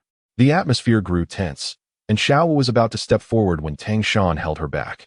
At that moment, sensing the escalating tension, the proprietor hurried over. "Master Dai, let us speak civilly," he urged. Dai sneered him. "Wang, you have certainly become adept at running your business. Please, do not say that. It is I who failed to observe the rules." "I apologize, truly," the boss replied, bowing to Tang Shan and Xiao Wu. "I am sorry. Esteemed guests, that room has been reserved by Master Dai. I kindly ask you to seek accommodation elsewhere." "We refuse to leave. What will you do about it?" Xiao Wu retorted defiantly. The atmosphere remained charged. "Boss, this room is mine." A young man's voice resounded. He was clad in a forest green swordsman's outfit, holding a flute, accompanied by a girl. The proprietor cursed inwardly. Just as one issue was unresolved, another had emerged. The young man recognized Tang Shan but was curious about the golden-haired individual. "System? Who is this golden-haired Lion King?" "He is Dai Mubai, the prince of Douluo." "Oh, still a prince. Yet he needs to book a room in a hotel? Does a prince lack for women?" The host, due to the issues surrounding his martial spirit, possesses the evil eye white tiger, which necessitates a form of release. TSK, such a martial spirit exists? The young man clicked his tongue, casting a glance at Dai Mubai. Meanwhile, the girl beside him tugged at his sleeve, saying, "Brother Su, it seems there are no vacant rooms here. Shall we consider another location?" Su Qing glanced at Su Qing. After leaving school, he had completely distanced himself from Tang Shan Xiao Wu. It was unexpected to encounter him at a hotel, especially one chosen by Su Qing, who found the name delightful, Rose Hotel. It is quite natural for a girl to be fond of flowers. At that moment, Dai Mubai approached with a frown. "Friend, this room is already mine. You should seek another." "What are you?" Su Chen retorted. "Who is your friend?" "Fine, very well. No one has ever spoken to me in such a manner." "Enough of the trivialities. It seems I must teach you a lesson, young man." Su Chen and Su Qing were utterly bewildered, with a playful glint in her eyes. Su Qing turned to Su Chun and said, "Brother Su Chun, is this blonde fellow truly so audacious?" "Uft, blonde. Ha ha ha. The mention of blonde brings back memories of sorrow." Su Chun covered his mouth, his shoulders trembling with suppressed laughter. Su Qing gazed at Su Chun with a perplexed expression. She found nothing amusing about the situation. Dai Mubai? His face dark with menace, fixed his glare upon Su Qin and Su Qing. He had certainly heard the words that had just escaped Su Qin's lips. You. Do not force my hand to slay you wretched pair. As Dai Mubai's words reverberated through the air, an instantaneous chill enveloped the surroundings, the ground visibly freezing before their eyes. The others present shivered in terror, hastily fleeing from the scene. The smile had vanished from Su Chen's face, and he regarded Dai Mubai with a gaze reminiscent of one observing a corpse. He stepped forward, only to be halted by a delicate hand. Bewildered, Su Chen looked down to find it was Su Qing. What is the matter? He inquired. It's nothing. This insolent brat dares to speak to me in such a manner. I wouldn't mind rendering him mute, Su Qing replied coldly, her eyes fixed fiercely on Dai Mubai. Unperturbed by the gravity of the situation, Dai Mubai scoffed. Ah. So you're just a worthless fool hiding behind a woman. I was prepared to grant you a chance to take your own life in atonement, but if you refuse, I shall tear you apart. Su Qing's gaze was filled with lethal intent as she glared at Dai Mubai. Ha ha ha, how amusing. I have yet to encounter such a fiery woman. If you wish to tear me asunder, let us see if you possess the capability. With that, a yellow and purple aura enveloped Dai Mubai's feet. Dai Mubai, Martial Soul, White Tiger, Level 37 Soul Master. I await your guidance. Tang San watched in astonishment. Realizing that Dai Mubai possessed a Millennium Soul Ring and was indeed a Level 37 Soul Master, Su Qing cast a disdainful glance at Dai Mubai. Directly unleashing her martial soul, the chaotic blue lotus, adorned in shades of purple, crimson, and ebony. As a 69th level Battle Soul Emperor, she proclaimed, please guide me. In an instant, Dai Mubai's gaze fell upon the soul rings surrounding Su Qing, causing him to break into a cold sweat, trembling uncontrollably. 10. 100,000-year soul rings. Su Qing glanced at the soul ring on the ground, then turned her gaze to Su Chen behind her. The 100,000-year soul ring was bestowed upon her by Su Chen, leaving her curious about the methods he had employed to achieve such a feat. Su Qing gazed at the drenched Dai Mubai, gracefully approaching him with measured steps. Well, young man, how do you fare? Did you not claim you wished to bed me? Do you possess the capability? With a swift motion, she invoked her first soul skill, Lotus Blade Bloom. In an instant, a multitude of lotus flowers materialized around Dai Mubai. As the petals fell, they transformed into a flurry of sharp, black blades, hurtling towards him. Dai Mubai, taken aback, quickly summoned his third soul skill, White Tiger King Kong Transformation, and activated his first soul skill, White Tiger's Protective Barrier. With a piercing sound, Dai Mubai found his hands brutally sliced, the flesh torn asunder by the blades. Some of the razor-sharp edges hovered ominously before his eyes, collapsing to the ground. He stared in terror at the blades, his pupils dilating in fear. Why can't I eliminate him? How utterly dull, Su Qing remarked, exasperated, as she waved her hand, causing the blades to vanish. The system had just informed her that the blonde-haired man could not be killed at this moment, as it would disrupt her progress in this world. Su Chen had already discerned that Su Qing was an outsider. Initially, he contemplated taking decisive action to eliminate her. However, he found himself utterly incapable of doing so. The moment he attempted to act, an inexplicable force of pressure descended upon him, rendering him immobile. The system informed him that it was the doing of Su Qing's system, which rendered any attempt on her life utterly futile. Upon awakening, Su Qing glanced at Su Chun, who lay on the ground. Initially, she intended to confront him, but to her dismay, she noticed layers of transparent shields surrounding him, rendering her efforts futile. Consequently, the matter was left unresolved. At first, the two exchanged icy glares, yet as time passed, they reconciled over a meal, ultimately finding camaraderie as they shared chicken legs. Resembling brothers in their newfound bond, Su Qing looked at Su Chun with a sense of grievance, rushing over to embrace his waist. Brother Su Chun, you terrified me. Su Chun wore a dark expression, for he truly could not provoke this woman. He chuckled softly, perhaps it would be best to bury it while it was still fresh. As Su Qing observed, Dai Mubai was taken aback by Su Chen's words, his trembling finger pointing accusingly at Su Chen. You. What do you mean by you? When adults are speaking, children should refrain from interrupting. Su Chen, unfazed, retorted boldly at Dai Mubai. With a dramatic flair, Dai Mubai fainted. At that moment, Xiao Wu, curious, approached, but was held back by Tang Shan, who shook his head in disapproval. Reluctantly, Xiao Wu acquiesced. Brother Su Chun, I'm still quite frightened. What should I do? Do not be afraid. I am frightened too. Perhaps you could offer me some comfort, Su Qin began, but before he could finish, he glanced at his waist, where Su Qing was diligently massaging his kidneys. Brother Su Qin, what did you just say? I didn't quite catch that. Su Qing said with a mischievous smile directed at Su Qin. No. I meant to say not to be afraid. I will comfort you, he winced. Ouch. That hurts. Is that so? Brother Su Chun is so annoying, utterly insufferable. Su Chun expressed his regret, realizing that had he known better, he would not have brought this woman into his life. Su Chun glanced at Tang San, then stepped forward with a smile. Boss, might we have the room now? The proprietor wiped the sweat from his brow and nodded in agreement. Satisfied, Su Chun led Su Qing upstairs, while Tang Shan detained Xiaowu as they departed from the hotel. Brother, why did you just hold me back? Xiaowu inquired. I sense that the man is extraordinary. For now, we ought not to make him our adversary. But brother, that girl just referred to him as Su Qin, which is identical to Su Jie's name. It is possible they simply share the same name. Is that so? Indeed. In the hotel room, Su Chun and Su Qing gazed in astonishment at the roses adorning the bed, accompanied by a decorative character symbolizing joy. Is this the wedding you desire? The room you have longed for? Su Qing blushed and glared at the bed, indignantly directing her gaze at Su Chun. You, sleep outside. What? I'm your brother.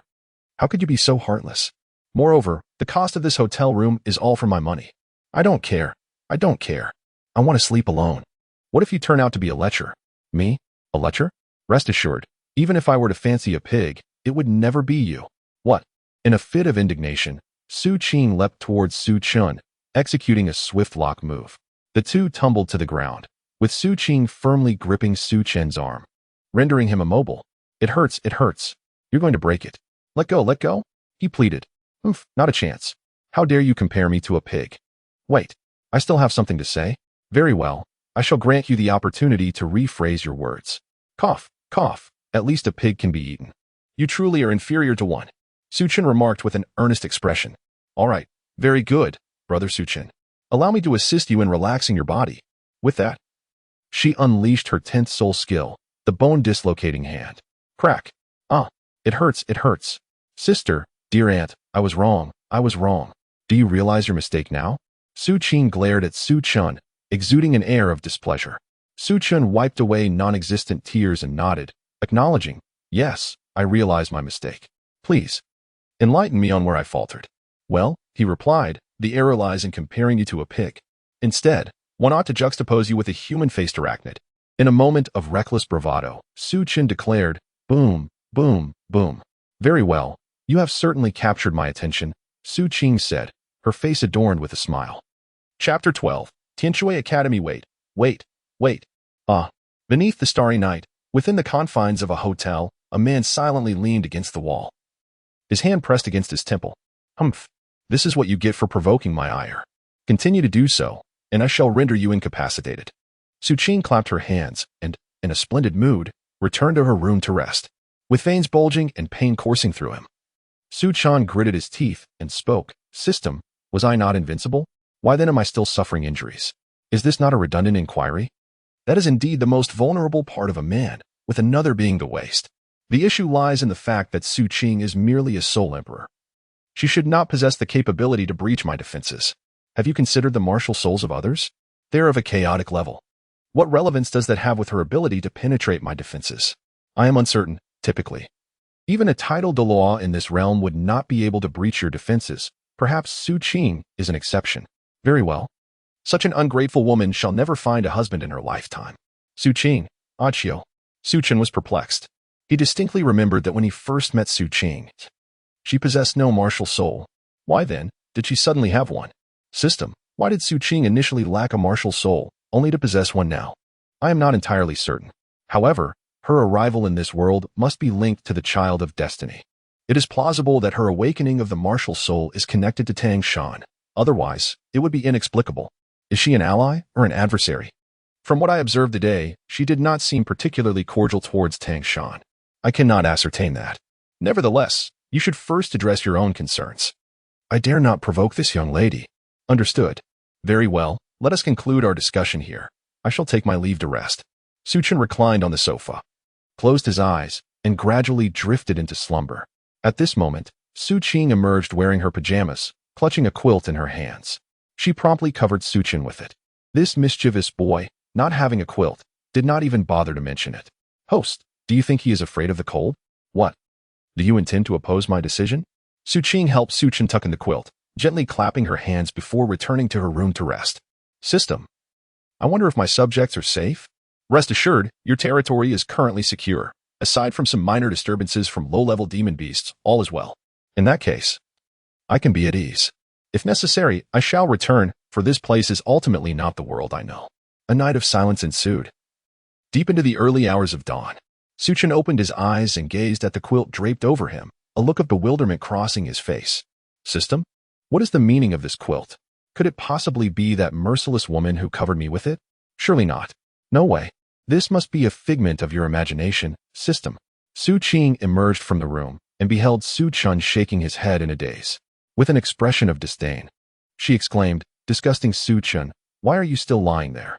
Are we not supposed to register at other academies today? Oh, I see now. Su Chen suddenly recalled that he was to visit another college today.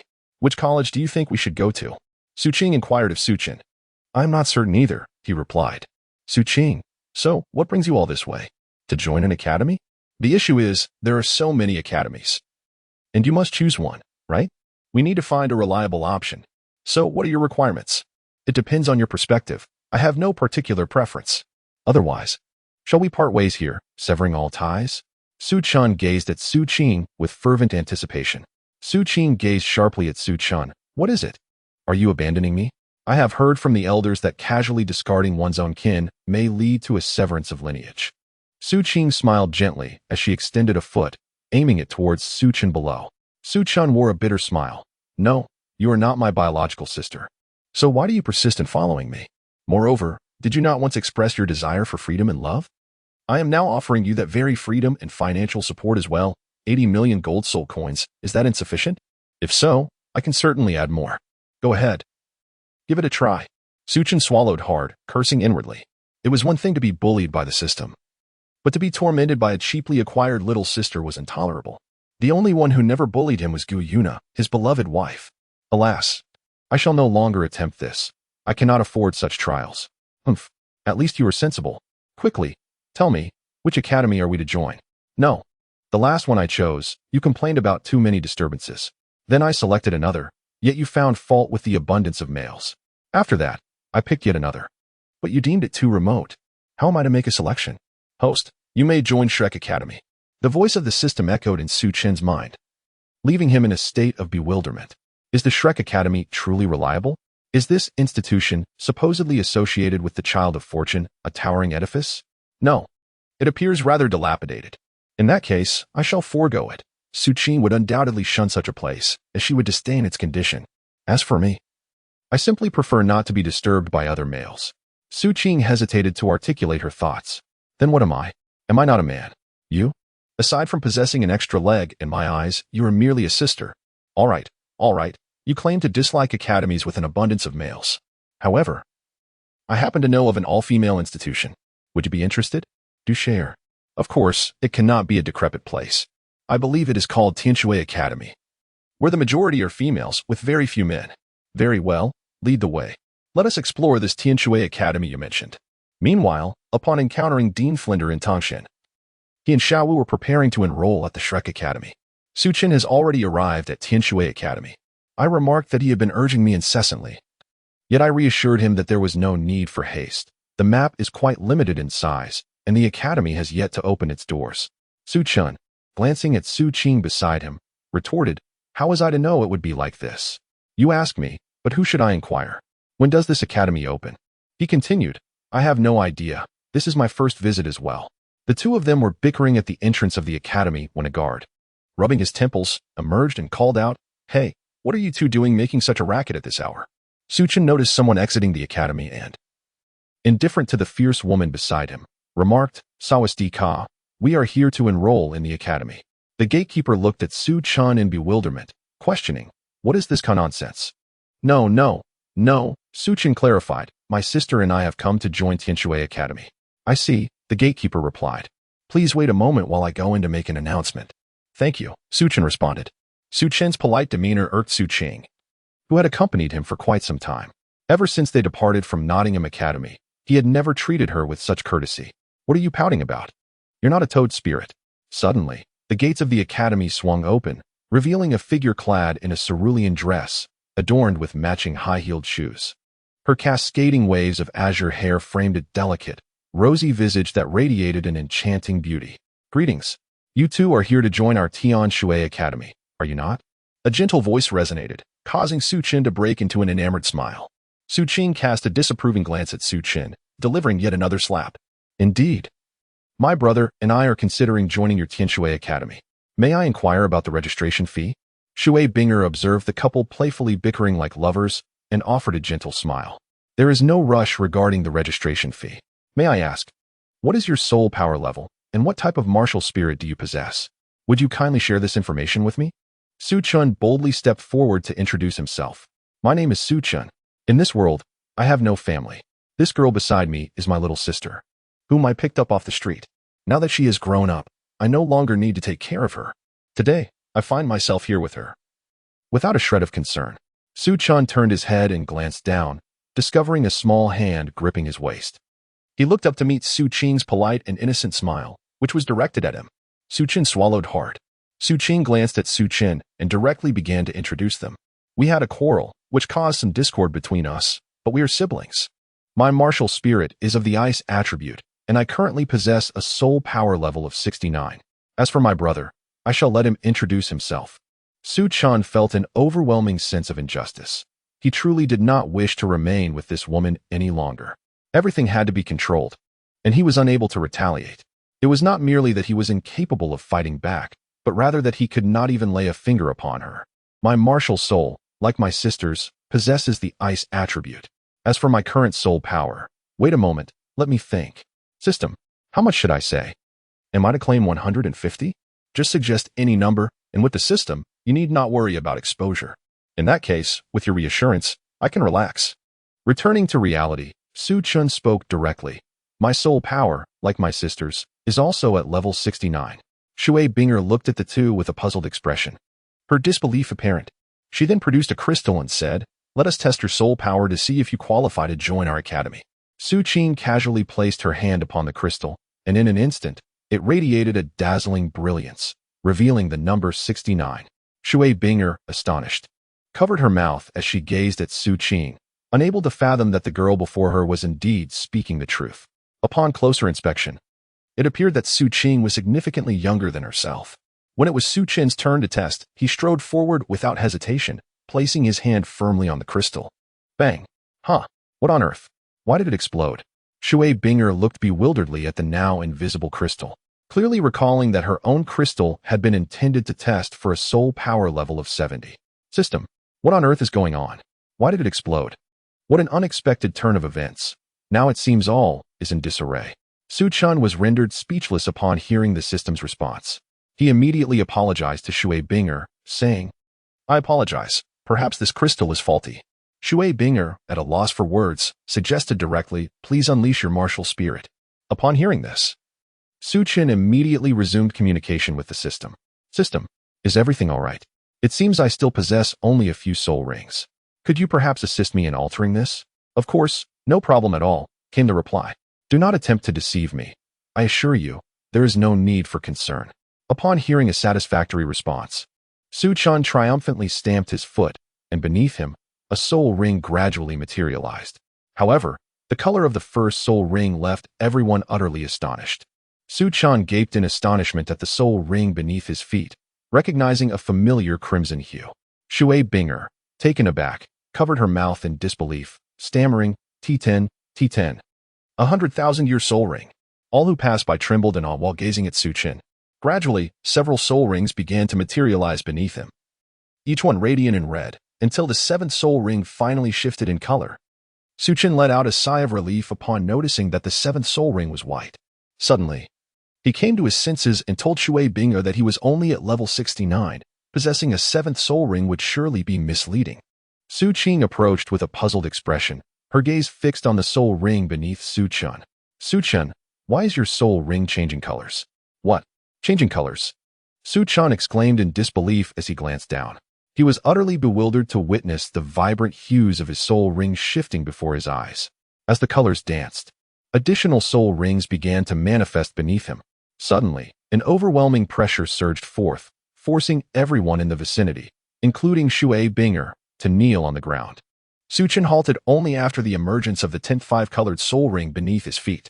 Suchin cursed the system 1,000 times in his heart. He simply wished to remain inconspicuous, yet this wretched system disregarded his desires. System, come out and provide an explanation. He realized he had exerted a bit too much control. But it was no matter. After all, it was merely 10 soul rings. If exposure were to occur, so be it.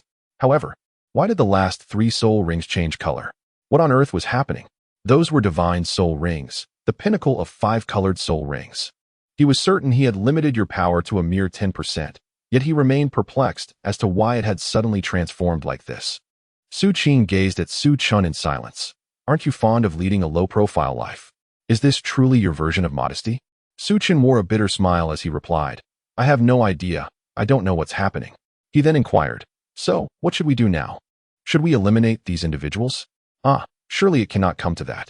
These people are innocent. After all, there is no need for such drastic measures. Su Qing cast a glance at Su Chin, who embodied the essence of the Virgin Mary and communicated with the system in her mind. System, grant me a modicum of power so that I may erase all recollections of recent events from these individuals. Understood. Restoring the host strength to a mere fraction of 0.000000000001. Su Qing felt an overwhelming surge of power. With her hands forming intricate seals, she murmured incantations, causing everyone within a 2-kilometer radius to succumb to unconsciousness. What on earth are you doing? Have you descended from the mountain like a Taoist? Su Qing gazed at Su Qing, his expression a mix of confusion and curiosity. Su Qing cast a glance at Su Chun and said, All right, retract your oppressive aura. When they awaken, they will forget everything that just transpired. I have altered their memories. Once they regain consciousness, we shall successfully infiltrate the academy. Wow, that's incredible. Sister, could you perhaps teach me that trick you just performed? I would very much like to learn. With your aptitude, it's not feasible. There is no spiritual energy here. Why are you capable then? Need I explain? Of course I can. Just don't ask too many questions. Spiritual energy? What is that? Su Chun continued to probe, gazing at Su Qing. Chapter 13. Qianrenxue. Half an hour later, everyone gradually regained consciousness. Shui Binger rose, massaging her temples. Upon seeing Su Qin and Su Qing, she immediately approached them and led the two inside. In this manner, Su Qin inexplicably became a member of Tianshui Academy. After Shui Binger introduced Su Chun and Su Qing to the people within the academy, she departed alone. A sense of forgetfulness enveloped her, as she could only ascertain the discomfort of her aching body upon rising, leaving the rest of her memories shrouded in obscurity. Su Qin sat on the sofa with a sullen expression, gazing at Su Qing, who stood before him. Come on, sister, we have separate dorms now. Why do you still want to sleep here? He remarked. Is it wrong to be afraid of the dark? Besides, you are my brother, not my biological sister. And even if you were, that wouldn't be acceptable. What if things got out of hand? Would you dare? Su Qing shot him a cold glare, her eyes piercing through to his very core. Su Chun immediately covered himself with both hands, gazing at Su Qing in terror. You. How can you, a girl, be so violent? Be careful, or you may find yourself unwanted in the future. In this world, no one is worthy of me. Enough. I shall rest now. You will sleep on the sofa, while I take the bed. And remember, if you leave, you must report to me. What audacity! You are not my wife. So what I choose to do is none of your concern. Report? I scoff at the very notion. Su Qing ignored Su Chun and went straight to her room. Su Chun was deeply saddened. He yearned for solitude, preferably in isolation. Host, it is not the system that speaks of you, but rather you yourself. At that time, when you had the chance to embrace her, you hesitated. Now, look at the consequences. Do you not feel regret? You are unable to confront her. Yet you cannot bear to part with her. Upon contemplating the system, Su Qin found himself in a state of despair. Initially, he had sought to eliminate Su Qing, but his attempt had ended in failure. He had yearned to flee at once, only to find himself in the distant star Luo Empire. Despite the considerable distance, Su Qing managed to track him down, leading to yet another confrontation. To his dismay, he realized he could not breach her defenses, as she deliberately targeted his vulnerable areas. leaving him no choice but to evade her onslaught. Never mind, I wish to be alone for a while, he thought. Yet, how was she able to locate him? Perhaps she left some mark on you that allows her to track you at any moment. As a system, cannot you detect it? I am afraid I cannot discern any issues with your physical form. It is possible she has meddled with your soul, but I am hesitant to tamper with that. What if something goes awry? Very well, I shall take a brief stroll outside. Su Chen rose and approached the door, knocking gently. Knock, knock, knock. Is there something amiss? I wish to step out for a moment to speak with you. Oh, please wait for me. I shall accompany you. Is it truly necessary for you to follow me? I merely intend to wander. Why not? It is certainly not permissible. I have encountered a bit of trouble. What sort of trouble? Pray, share it with me. Perhaps I may assist you in finding a solution. Su Chen looked at Su Qing with a mischievous smile, stroking his chin as if pondering something. Suddenly, with a glint in his eye, he exclaimed, I feel unwell. Unwell? Do you need me to give you a massage? No, no, no, I meant that kind of unwell. What do you mean by unwell? Su Chen slowly approached Su Qing and whispered a few words in her ear. Su Qing's cheeks visibly flushed, her face radiating warmth as she shot an indignant glare at Su Chen. Ouch! Why did you slap my face? She exclaimed. Humph! I shall ignore you, you mischievous scoundrel. How can you say such uncomfortable things? Which one are you referring to? Just say it. Su Chen, with a playful grin, gazed at the blushing Su Qing. Forget it. I won't say anything more. Su Chen, I misjudged you. I never imagined you to be such a rogue, seeking out such disreputable places. No, please, dear sister. I am a man, after all. I too have my own needs to fulfill. Am I to find solace in you? You are my sister. How could I possibly engage in such matters? Am I not right? Su Qing, filled with indignation and embarrassment, turned away and headed straight back to her room. Upon witnessing Su Qing's return, Su Chen could no longer suppress his disdain. Humph, I cannot fathom why you would choose to accompany me. I refuse to believe you would willingly venture into such a place. Su Chen strutted out triumphantly, a look of uncontainable pride etched on his face. This time, he had finally emerged victorious. In the room, Su Qing sat on the bed, grumbling in frustration. Indeed, men are men. It appears that all men in the world share this trait, those who indulge in frivolity. Su Chen soared into the sky and surveyed his surroundings. He then sought a suitable place to descend, with a swift motion of his hand across his face. His appearance transformed in an instant into that of a dashing young gentleman. Where is this place? Never mind, I shall inquire with someone. Su Chen inquired of a passerby, and, upon receiving guidance, discerned his destination, currently situated within the realm of the Heavenly Empire. Su Chen held a folding fan in his hand, gracefully waving it before his face to create a gentle breeze. A boy approached him, and as their eyes met, Su Chen smiled at him. The boy, in turn, offered a polite bow before departing. Su Chen gazed at the boy's retreating figure and smiled, finding it amusing that he was dressed as a girl. He was rather handsome, yet alas, he could not compare to my wife in beauty. Oh well, it is none of my concern. As Su Chen prepared to depart, the annoying system immediately chimed in. Host, that is Qian Renxue. Qian Renxue? Who is she? Have you forgotten? She is the daughter of Bibi Dong. Ah, quite remarkable. No wonder she is so stunning. I had no idea she was Bibi Dong's daughter. Come on. You are the antagonist now. Give it your all. Indeed, I am a villain, but the issue remains she is Bibi Dong's daughter. Why would I oppose her? Are you a fool? I am instructing you to conquer her. Do I not already have a wife? Besides, I have no desire to establish a harem. What would I do with so many wives? It's absurd. My brother, in the world of Douluo Star, having multiple wives is commonplace. You must adapt to local customs. Multiple wives? I have no interest. Just dealing with Gu Yuna is already overwhelming. Yet, those affairs are undeniably addictive. However, indulging too much leads to a loss of interest. I see you are incapable. How dare you say, I am incapable? Let me assure you, such provocations are futile. Regardless, sleeping with Qian Renxue would be beneficial for you. What assistance would that provide me? Am I to thank her? Though I am a man, I am not that desperate, you know? Discussing this with you is futile. Allow me to show you a vision. Half an hour later, Su Chen, initially appearing as a mere bystander, gradually succumbed to a profound existential doubt. The system?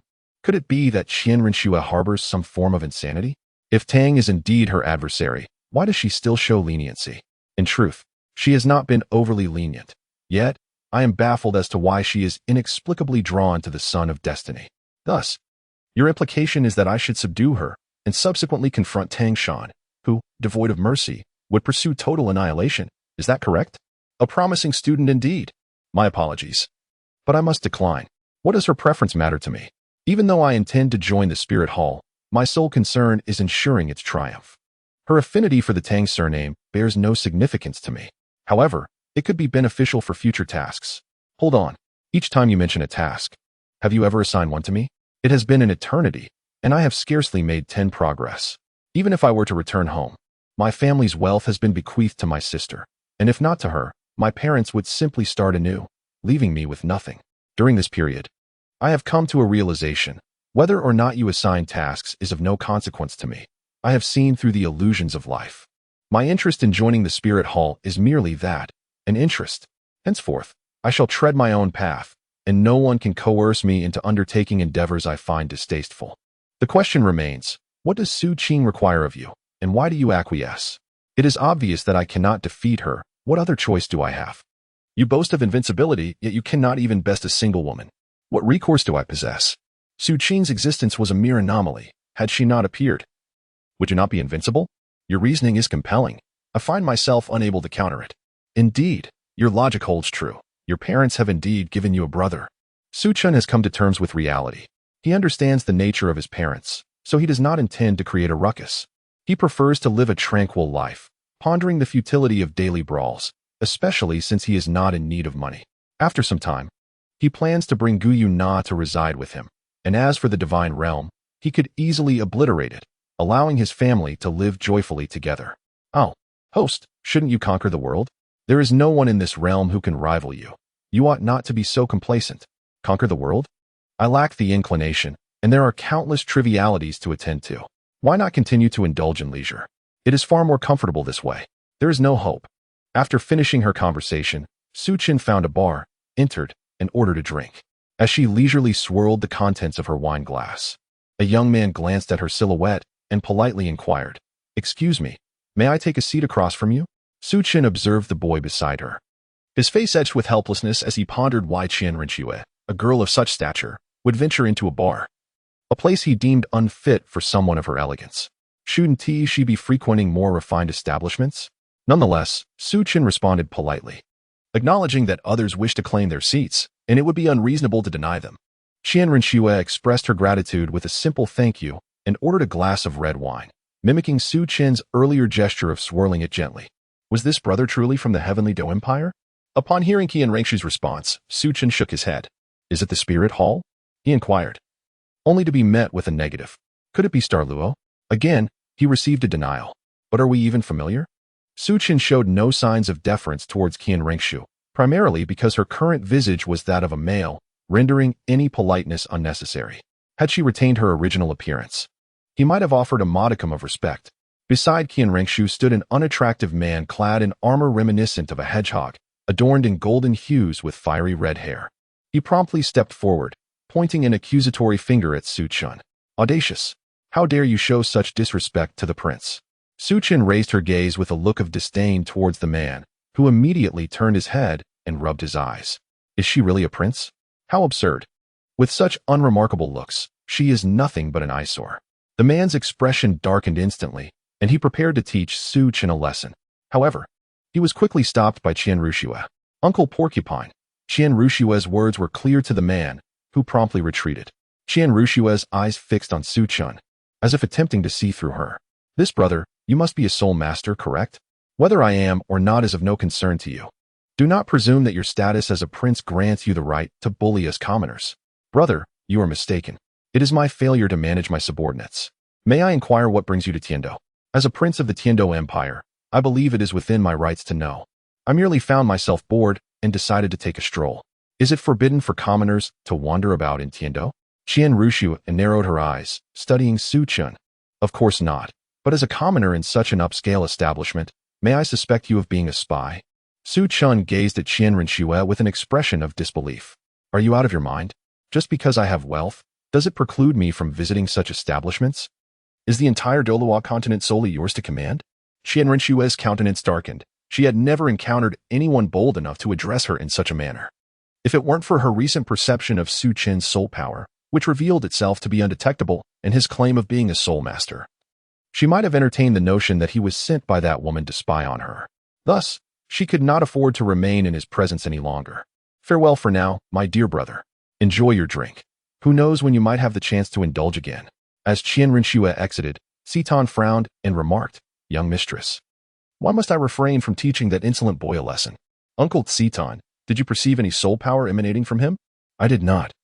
He appears to be an ordinary person, does he not? Uncle Citan, remember this. Individuals like him are either friends or foes. We must discern which he is. If he is an enemy, he must be eliminated without delay. If he is a friend, perhaps he can be of use to us. Your wisdom is unparalleled, young mistress. I shall investigate his background immediately. With a flicker, Citan vanished from sight. Qian Rinxue turned to the man beside her, who spoke, Uncle Shimiao. I must ask you to keep a close watch on this individual. I sense he is not to be underestimated and could very well be an envoy from that woman. But, young mistress, your safety, there are no buts. Are my words falling on deaf ears? Understood. Qian Rinxue made her way to a secluded area, where she swiftly transformed into a girl. Her skin was as pale as snow, complemented by a prominent nose and elongated phoenix-like eyes. Her facial features bore a hint of sharpness, and upon her brow rested a small six-winged angel mark. Her golden irises sparkled like a tranquil spring, appearing unassuming. Yet she was undeniably formidable. After attaining godhood at the 100th level, Qian Rinxue's appearance became even more youthful, resembling that of an 18-year-old, her figure more voluptuous. Her large eyes shone like black pearls, her lips slightly curved, and her nose delicately straight. She donned a golden palace-style long gown, seamlessly woven with golden threads, devoid of excessive embellishments, exuding a timeless elegance. The golden collar framed her long, snow-white neck, while her golden hair cascaded casually down her back, untamed and free. How intriguing. I hope you can surprise me. Qian Rinxue mused as she cast one last glance at the bar before departing with a light and graceful gait. Su Chen smiled faintly, having naturally overheard Qian Rinxue's earlier words. He handed some money to the bar owner, and with a swift motion, he vanished from sight, leaving the onlooker, who was gazing at Su Chen, utterly bewildered. In Chapter 14, Yin and Yang dispersed. Qian Rinxue walked alone on the road when suddenly, a lecherous man with protruding teeth, clad in a purple jacket, approached her with a sly grin. Qian Rinxue was well aware of the unfolding situation, confident in her beauty. She accepted that she would inevitably attract some attention. Hey there, little sister, where are you headed? The lecherous man inquired, placing his hand on her shoulder. In response, Qian Rinxue shot him a fierce glare, her eyes radiating a deadly intent. Remove your hand at once, she commanded. Su Chen observed the unfolding scene with great interest, convinced that Qian Rinxue would undoubtedly eliminate this lecherous man, for his existence was a sheer waste of resources. Yet, the lascivious man remained undeterred, tracing a finger along Qian Rinxue's shoulder and uttering, Little sister, let me take you to a delightful place, shall we? Just as Qian Rinxue prepared to take action, the serpent spear surged forward, seizing the lecherous man by the throat and lifting him high. Young master, how shall we deal with this individual? The serpent spear, however, was met with a dismissive response. Let it be. I have other matters to attend to.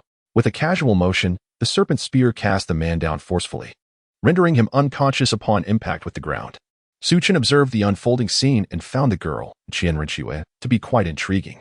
Normally, one would expect to inflict some form of retribution upon such a lecherous man, if not to end his life, at least to give him a sound thrashing.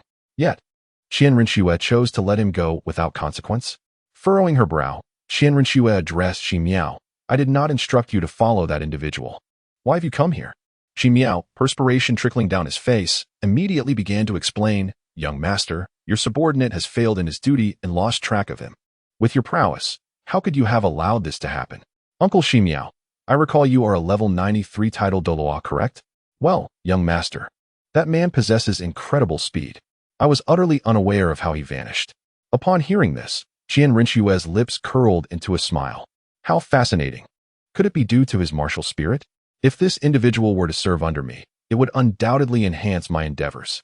A martial spirit of such remarkable speed would be invaluable for investigations. Young master is truly wise. Clap, clap, clap. The sound of applause jolted Qian Rinxue into alertness as she scanned her surroundings. Who goes there? To her astonishment, she discovered that the voice belonged to the unfamiliar man she had encountered at the bar. Ah, it's you. What brings you here?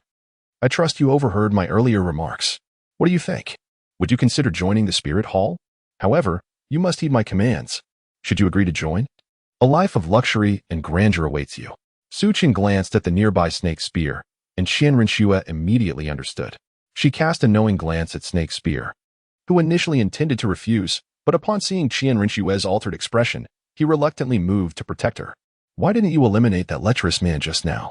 He took advantage of you, she inquired. Such a minor nuisance is not worth my effort. I fear it would sully my hands. By the way, have you given any thought to my proposal? What proposal? I could join you, but the issue lies with my sister's disapproval.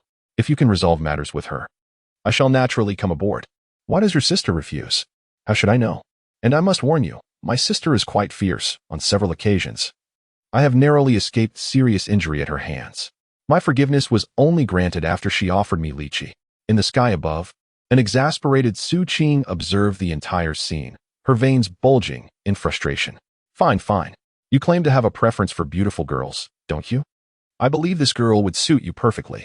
I'll let you say I'm fierce. With a delicate flick of her finger, Su Qing sent a wisp of pink essence towards Qian Rinxue. Humph. This yin-yang powder, if a woman abstains from carnal pleasures, she shall perish. Su Qin, I am intrigued to see how you shall proceed. Here I am, a grand celestial being before you, and yet you remain indifferent, wandering outside to seek the company of such base individuals. Host, is this not excessive? The substance you procured is rather potent. What if? Silence. I do not require your reprimands. I am well aware of my actions. I merely observe that my dear brother has an affinity for women, and I sought to provide him with some excitement. But enough. I am weary and shall return to rest. As the pink essence enveloped Qian Rinxue's forehead, her golden pupils gradually transformed to a soft pink hue. She shook her head, gazing at Su Qin's figure, slowly succumbing to a haze of confusion. Breathing heavily, she repeatedly collided her head against the wall. Su Chan was taken aback. He immediately recoiled, exclaiming, "You can't possibly be a fool, can you? Oh, I never expected that Bibi Dong's daughter would turn out to be a lunatic. Dear host, have you ever encountered a lunatic who still exhibits such delicate whimpering?" Su Qin, damn it, this must be your doing, system. Have you meddled again? I swear, even if Qian Rinxue were to perish before me, I would remain indifferent. It wasn't me. Do you really believe your words hold any credibility? Haven't you deceived me enough already? I genuinely swear on my life that this is not the doing of this system. Really? Then, for heaven's sake, stop flattering. Su Chun had yet to finish his words when he noticed Qian Rinxue extending her tongue towards his face. Dog system, are you just going to watch? He thought. I wish I could intervene, but Qian Rinxue seems to have fallen victim to the yin-yang powder from the infinite box world. This potion is highly toxic, available only in realms of cultivation, and unfortunately, there is no antidote. The only way to subdue the raging fire within her is through the union of yin and yang. Are you implying that this is the doing of Su Qing? Yet, I did not perceive her presence with my divine sense. I did see her. Why didn't you mention it sooner? I feared you would scold me. What do we do now? Qian Rinxue is innocent in this matter. It is unfathomable for her to be in such a predicament.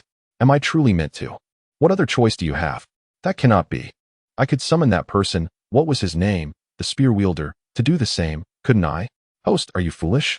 If the serpent spear truly committed such an act, Qian Rinxue's grandfather would never let him off lightly. What do you suggest then? Perhaps the system should take over? Do not remain silent. And, please, do not tear my clothes. Qian Rinxue, in a state of urgency, was panting heavily, persistently tugging at Su Qin's garments. Su Chun, as if engaged in a secret affair, glanced around cautiously and, noting the absence of onlookers, swiftly executed a princess carry, transporting himself to an unoccupied room. With a tone of exasperation, he unceremoniously tossed Qian Rinxue onto the bed. Turning to close the door, he was confronted by a rotund man who trembled as he pointed a shaking finger at Su Chun. Who are you? Why are you in my room? The man stammered. In an instant, Su Chun diminished the distance between them, appearing before the man and delivering a resounding slap, causing the man to collapse, stars dancing before his eyes. It's so hot. I'm so hot. Qian Rinxue continued to writhe on the bed in distress. Su Chun found himself on the brink of tears. He was indeed fond of women, yet he was not one to be frivolous. The crux of the matter was that this situation was also intertwined with his own feelings. After all, Su Qing was recognized by him as a dear sister, albeit without any blood ties, yet a bond had undeniably formed over the years they had spent together. Could it be that this girl was feeling envious? Swiftly, Su Chun dismissed the notion. Ah! Qian Rinxue was incessantly wailing in anguish within the confines of her room. Su Chun felt a swarm of ants crawling in his heart. System. How much time is left for Qian Rinxue? I just scanned. She has approximately 5 minutes left. What? Given her extraordinary talent in this realm, how can she not endure any longer? It's no surprise. From the outset, I suppressed her. Unlike other systems, if I bind you in this world, I cannot exceed the power from the previous realm too significantly. This is because I must submit a portion of my strength to the higher powers. Your martial soul, including that of the Wild Heaven Emperor, is merely what I acquired in my previous world, and the martial souls you chose cannot surpass this universe by a great margin. Making you the strongest is, after all, quite effortless. The issue lies in the fact that I was unaware of the presence of that old woman, Su Qing. What use are you? If I possessed my full strength during the great wilderness, such power would have easily subdued her. Yet, I currently hold merely 5 of my strength. What am I to do? Is there truly no way out? There is. Hurry and tell me. You can simply put her to sleep, can't you? The old woman Su Qing employs a potion that is far too domineering. For someone like Qian Rinxue, a character from a realm akin to a mere tile, to have endured until now without her body succumbing is already remarkable. Su Qin cast a troubled glance towards the doorway, exclaiming, "What a predicament! If it were not for my constraints, I would charge in without hesitation. Goodness, my dear wife, I am merely trying to help. Please do not be upset." Upon finishing his words, Su Qin dashed into the room, where indescribable sounds erupted instantaneously. From 5 in the afternoon until 4 in the morning, the tumultuous events unfolded. Qian Rinxue, with tears streaming down her face, succumbed to slumber, while Su Chun emerged once more, his eyes heavy with dark circles, supporting himself as he stepped out. He nearly collapsed to his knees. Indeed, the efficacy of Su Qing's medicine was not to be underestimated. I genuinely feel depleted. What on earth does that woman mean? Is it impossible for me to engage in a simple conversation with Qian Rinxue? Must I resort to such extremes? Goodness, how fervent this is. It surpassed even the potency of the medicine I administered to Gu Yuna last time. Surely, you have exceeded 80 encounters tonight. Damn it, just thinking about this infuriates me. You, a mere system, if you cannot match others in strength, that's one thing, but to be outdone by an aphrodisiac, what use are you? This very medicine I had hidden away, used only because I found you irksome. Yet, look at you now, happily with Gu Yuna, are you not? Fine. What of Qian Rinxue? Do you want me to be the heartless traitor? She has not even developed feelings for you. You are not worthy of such a title. Your reasoning is undeniably sound. I find myself at a loss for retort. Of course. You. Hush, continue your slumber. Snap. Su Chun was conversing with the system when the plump man on the floor stirred groggily awake. He looked at Su Chun with terror, uttering the word "you" 3 times, only to be rendered unconscious once more by a swift slap from Su Chun. Meanwhile, Qian Rinxue, still dazed and dizzy, opened her eyes to find her entire body aching. Rubbing her temples, she attempted to rise, only to suddenly realize that she was completely unclothed. An overwhelming wave of panic surged through her as she hesitantly lifted the covers, revealing the same disconcerting reality. The shocking revelation struck her like a bolt from the blue. Ah! Su Chun entered the room, covering his ears in a display of innocence. Qian Rinxue immediately shielded her chest with the blanket, her eyes ablaze with fury as she glared at Su Chun. What have you done to me? You have seen everything, both the inappropriate and the appropriate. I shall kill you. Qian Rinxue swiftly drew her angelic sword, pressing it against Su Chen's neck. Su Chen wore an expression of helplessness, his visage etched with innocence. Truth be told, Qian Rinxue was equally wronged. Ultimately, it was a matter intricately linked to himself. On one hand, Su Qing was indeed his sister, yet on the other, she was not his blood kin. A fact he refused to acknowledge. The crux of the matter lay in her unwillingness to distance herself from him, leaving him no choice but to accept the reality. What have you to say? I grant you the opportunity to utter your final words. Your sword cannot harm me. Relinquish your futile efforts. As for explanations, I surmise you would hardly believe them. Speak, I am listening. Should you dare to utter nonsensical words, I shall promptly sever your throat. Su Chen looked at Qian Rinxue with a bitter smile, acknowledging that this predicament was orchestrated by his sister. What poison did she administer to you? If I hadn't acted as I did, you would have perished. I truly had no intention of saving you. Yet you were inexplicably dragged into this situation. And now the prospect of death weighs heavily on my conscience. Have you finished? Then perish, Qian Ringshu coldly declared, viciously slashing at Su Chen's neck. However, the scene she envisioned did not materialize. I told you, you cannot harm me. Surrender your futile efforts and focus on recuperating. The sword in Qian Ringshu's hand trembled and fell to the ground as tears streamed down her face. She collapsed onto the bed, utterly despondent, contemplating death. She was at a loss as to how to explain this to her grandfather, who held great expectations for her. Her innocence had been compromised, and she feared it might jeopardize her assessment by the angelic deity. Hey, don't wear that expression. Rest assured, I will take responsibility for this matter. I assure you, I will treat you fairly. I will clarify everything to my wife. A thunderclap resonated in Qian Ringshu's mind. She could scarcely believe that this man, whom she had known for less than an hour, was already married. She had thought that enduring a little discomfort would suffice. But she realized she was merely a child in this tangled web. Without hesitation, Qian Ringshu picked up the fallen angel's sword, determined to bring her own life to a close. Su Chun was swifter than Qian Ringshu, and he understood her intentions immediately. He swiftly picked up the object before her, exclaiming, "What are you planning to do? Although this matter is indeed heartbreaking, have you considered what would happen to your grandfather if you were to perish? Wouldn't he be devastated? Your angelic lineage relies on you to flourish, and yet you contemplate leaving it all behind without a thought for your grandfather. My affairs are none of your concern. That is my sword. Hand it over." "I refuse. Go ahead, bite me." "You. Very well. Just watch as I make you regret this." With a sharp crack, a sound echoed through the room as Qian Ringshu, feeling wronged, sat back down on the bed. Chapter 15. Brown Sugar Water. Rest assured, I, Su Chun, am not the sort of irresponsible man you might think. Ultimately, this is my fault. If you could kill me, I would certainly let you. But the truth is, you cannot. Leave. What did you say? I said get out. Fine then. You take a moment to collect yourself. Su Chun promptly retreated from the room. Qian Ringshu, with reddened eyes, bit her lip in despair. How was she to explain this to her grandfather? Su Chun stood outside, gazing through the window, and sighed deeply, reflecting on his past. Once, I was a person who approached relationships with utmost seriousness during my time on Blue Star. I never engaged with any girls, only encountering a few executives when signing contracts. Little did I expect that upon arriving in this world, I would undergo such a profound transformation that I hardly recognized myself. Change is a natural part of existence. Some individuals are fickle, while others possess genuine kindness. Yet, this world is ultimately populated by more malefactors than altruists.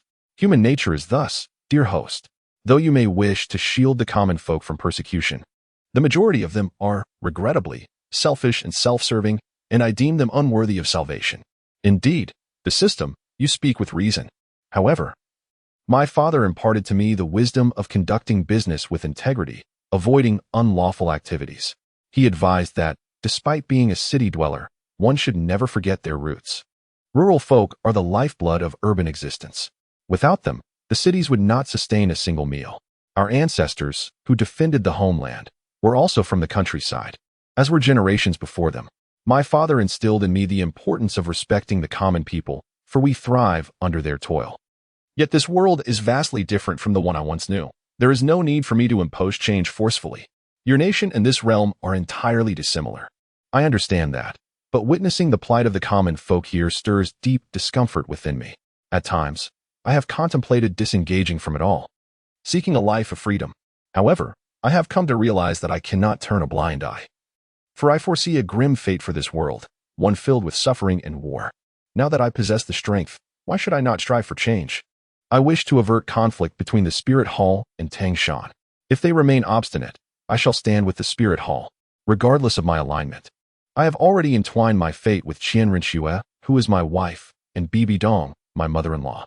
I cannot stand idly by as war threatens to claim her sister's life, shattering the spirit. Dear host, I empathize with your plight.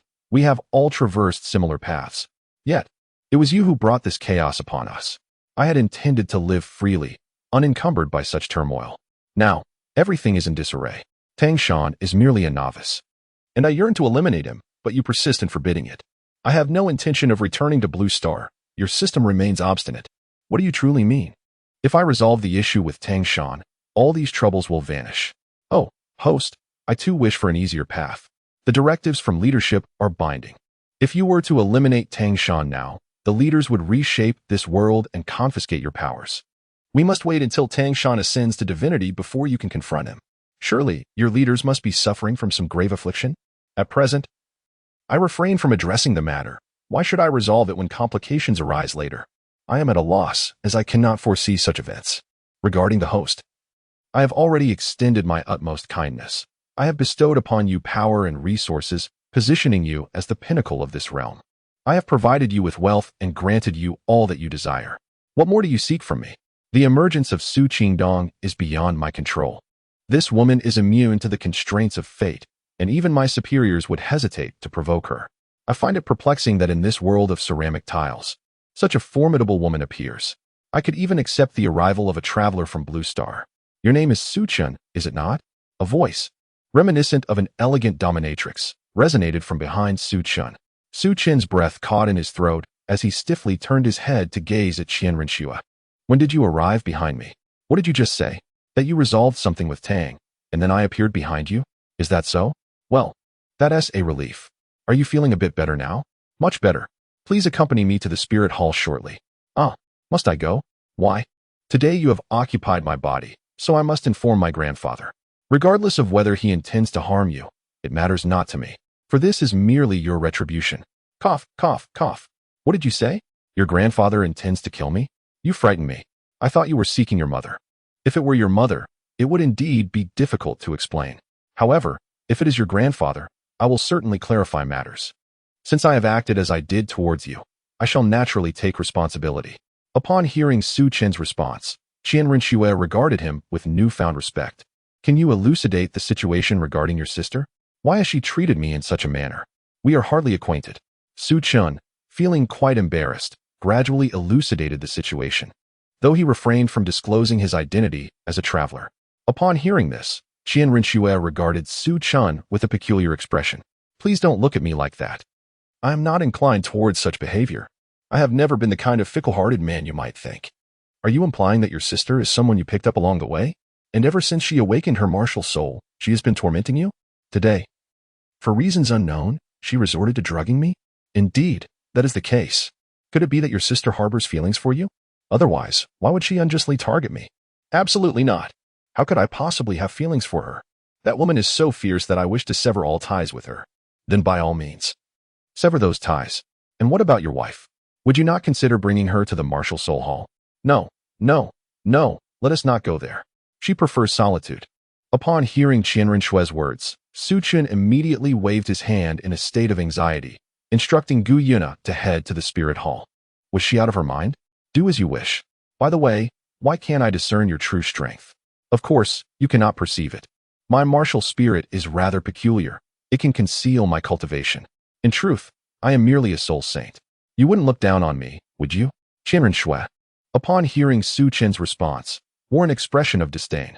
You are merely a soul saint? In that case, I truly do look down on you.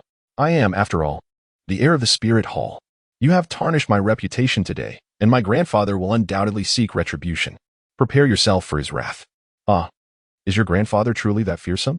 Then I shall not go. You must go regardless. Remember, if you refuse, you shall be deemed an enemy of the spirit hall. Prepare to be hunted down. I wonder how a mere soul saint like you will evade them. Goodness, I never expected a young girl like you to be so ruthless. You speak as if I have taken advantage of you. Hurry, we are going to the spirit hall now. Now, is that not a bit too hasty? Why are you babbling? We are going now. Are you able to walk? I must say, your gait seems rather unsteady. With a pronounced limp, Qian Renshue approached Su Chun, and upon reaching him, she delivered a swift slap.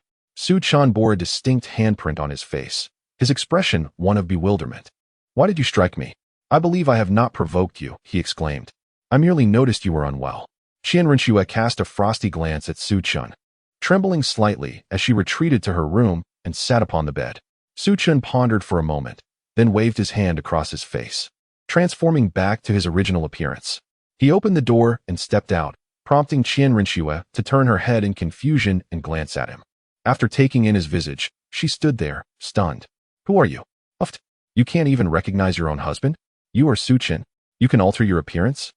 Is this the ability of your soul bone? Indeed. Impressive, isn't it? Humph. I can do the same. However, Schwer, I am curious about one thing. Be silent. Do not call me Schwer. What is it that you wish to inquire? When I first laid eyes on you, you were a man. I am curious about how you resolved that transformation. Which aspect? Ahem, you know the physiological matter. Physiological matter? What do you mean? Su Chan felt a touch of embarrassment as he leaned closer to Qian Rinxue, whispering softly in her ear. Qian Rinxue's face gradually flushed with a rosy hue, and she shot a glare at Su Chan. Naturally, it was in accordance with the ways of young ladies. Could it be that your transformation in appearance is dictated by gender? What are you talking about? As a man, why would I wish to become a woman? I am not some deviant.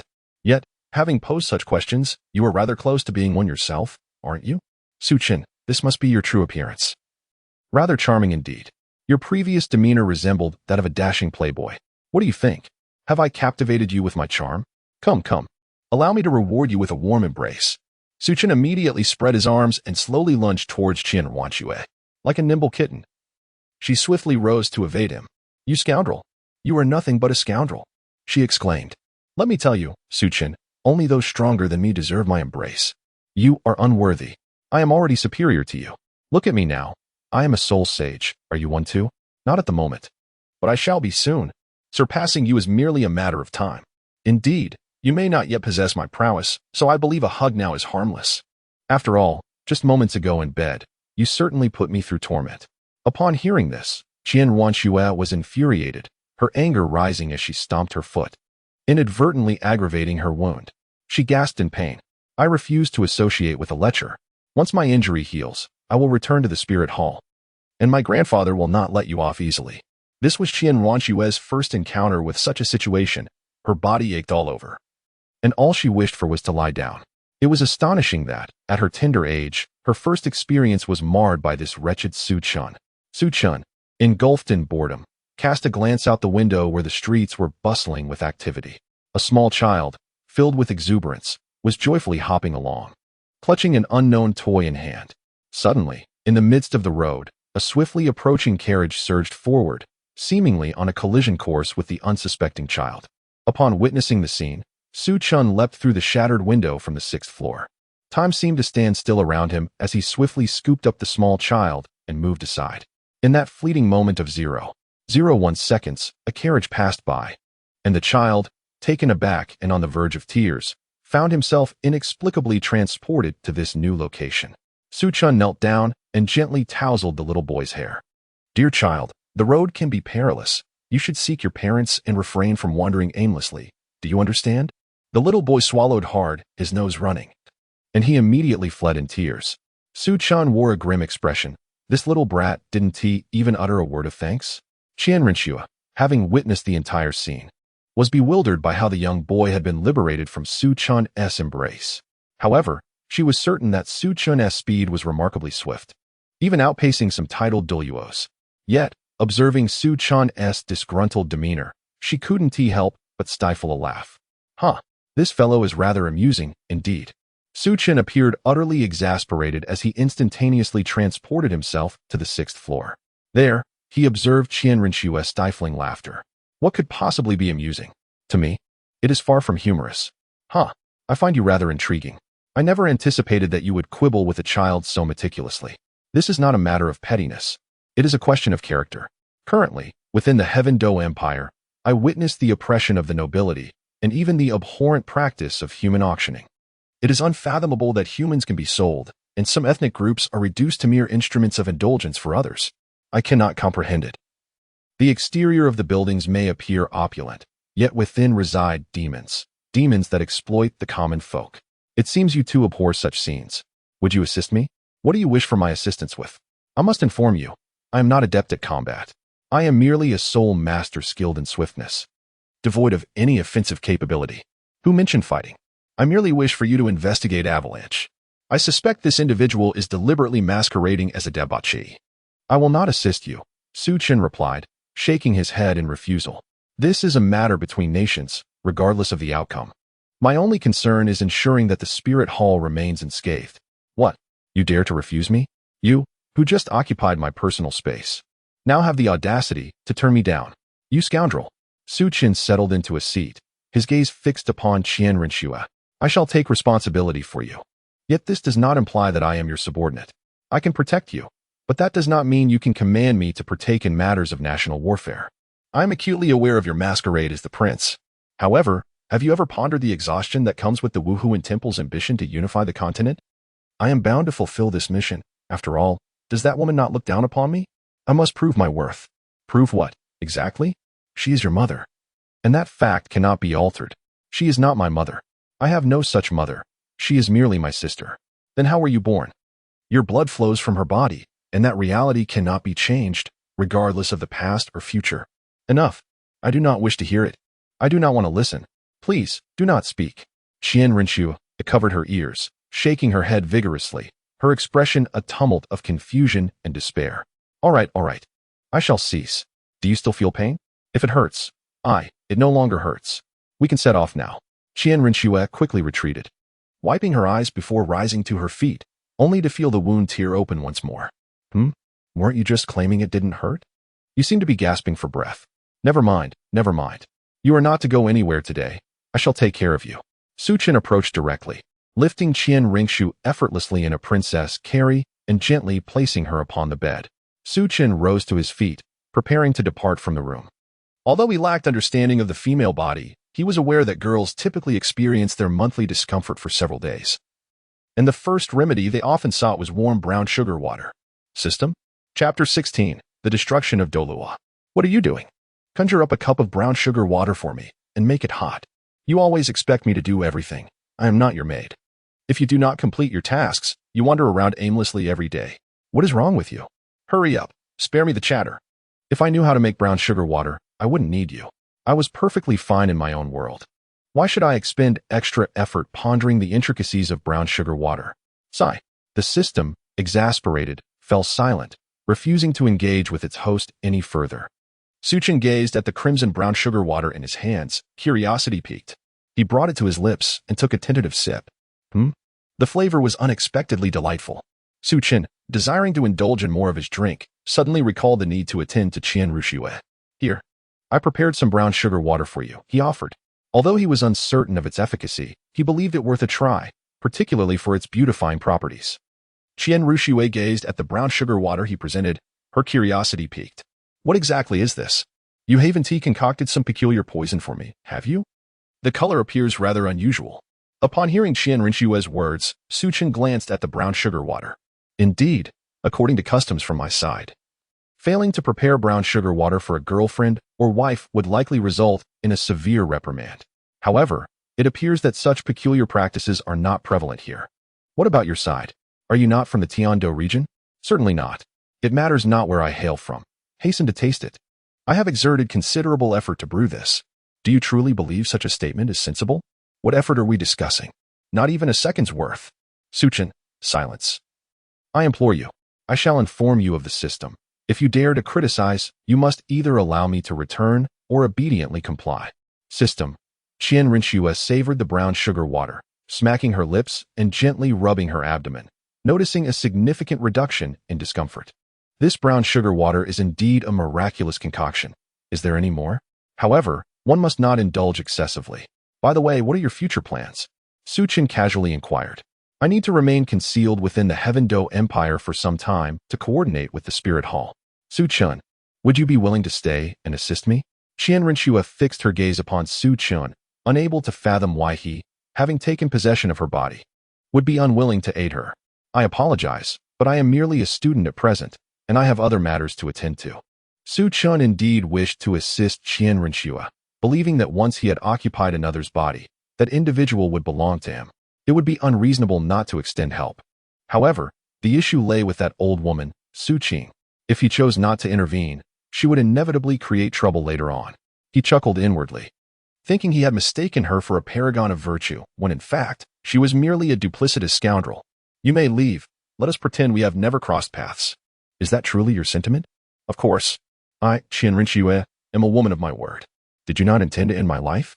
You. If I were capable of killing you, would you still stand here conversing with me? Enough. Rest assured, I, Su Chen, may not be perfect. Yet I will not abandon you. With that, Qian Rinxue took a moment to recuperate before departing, while Su Chen returned to Tianshui Academy, where he encountered Su Qing, who sat on the sofa with an expression of discontent. Su Chun did not show any courtesy to Su Qing this time. He furrowed his brows and spoke. Su Qing, what do you mean by this? Do not think for a moment that I am unaware. Do you not find your recent actions excessively outrageous? Su Qing merely smiled. What is the matter? Don't you men all enjoy flirting with flowers and willows? As your sister, Su Chun, isn't it only natural for me to lend you a hand? You. How unreasonable. Enough. I shall take my rest now. I sincerely hope this is the last time. Otherwise, do not blame me for being impolite. Oh, how impolite could you possibly be? I'm so frightened. Do come at me if you dare. Su Qing extended a finger towards Su Chun, beckoning him playfully while observing him with a hint of amusement. Su Chun gritted his teeth and clenched his fists. His eyes filled with rage as he gazed at Su Qing. Why would you do this? Are you not aware that I am married? Your actions will only tarnish my reputation. What benefit do you derive from this? Nothing much. I merely find it amusing. Indeed, the words of Yao Qi ring true. Men are inherently fickle. Yao Qi, I might as well be the Bodhisattva Guanyin.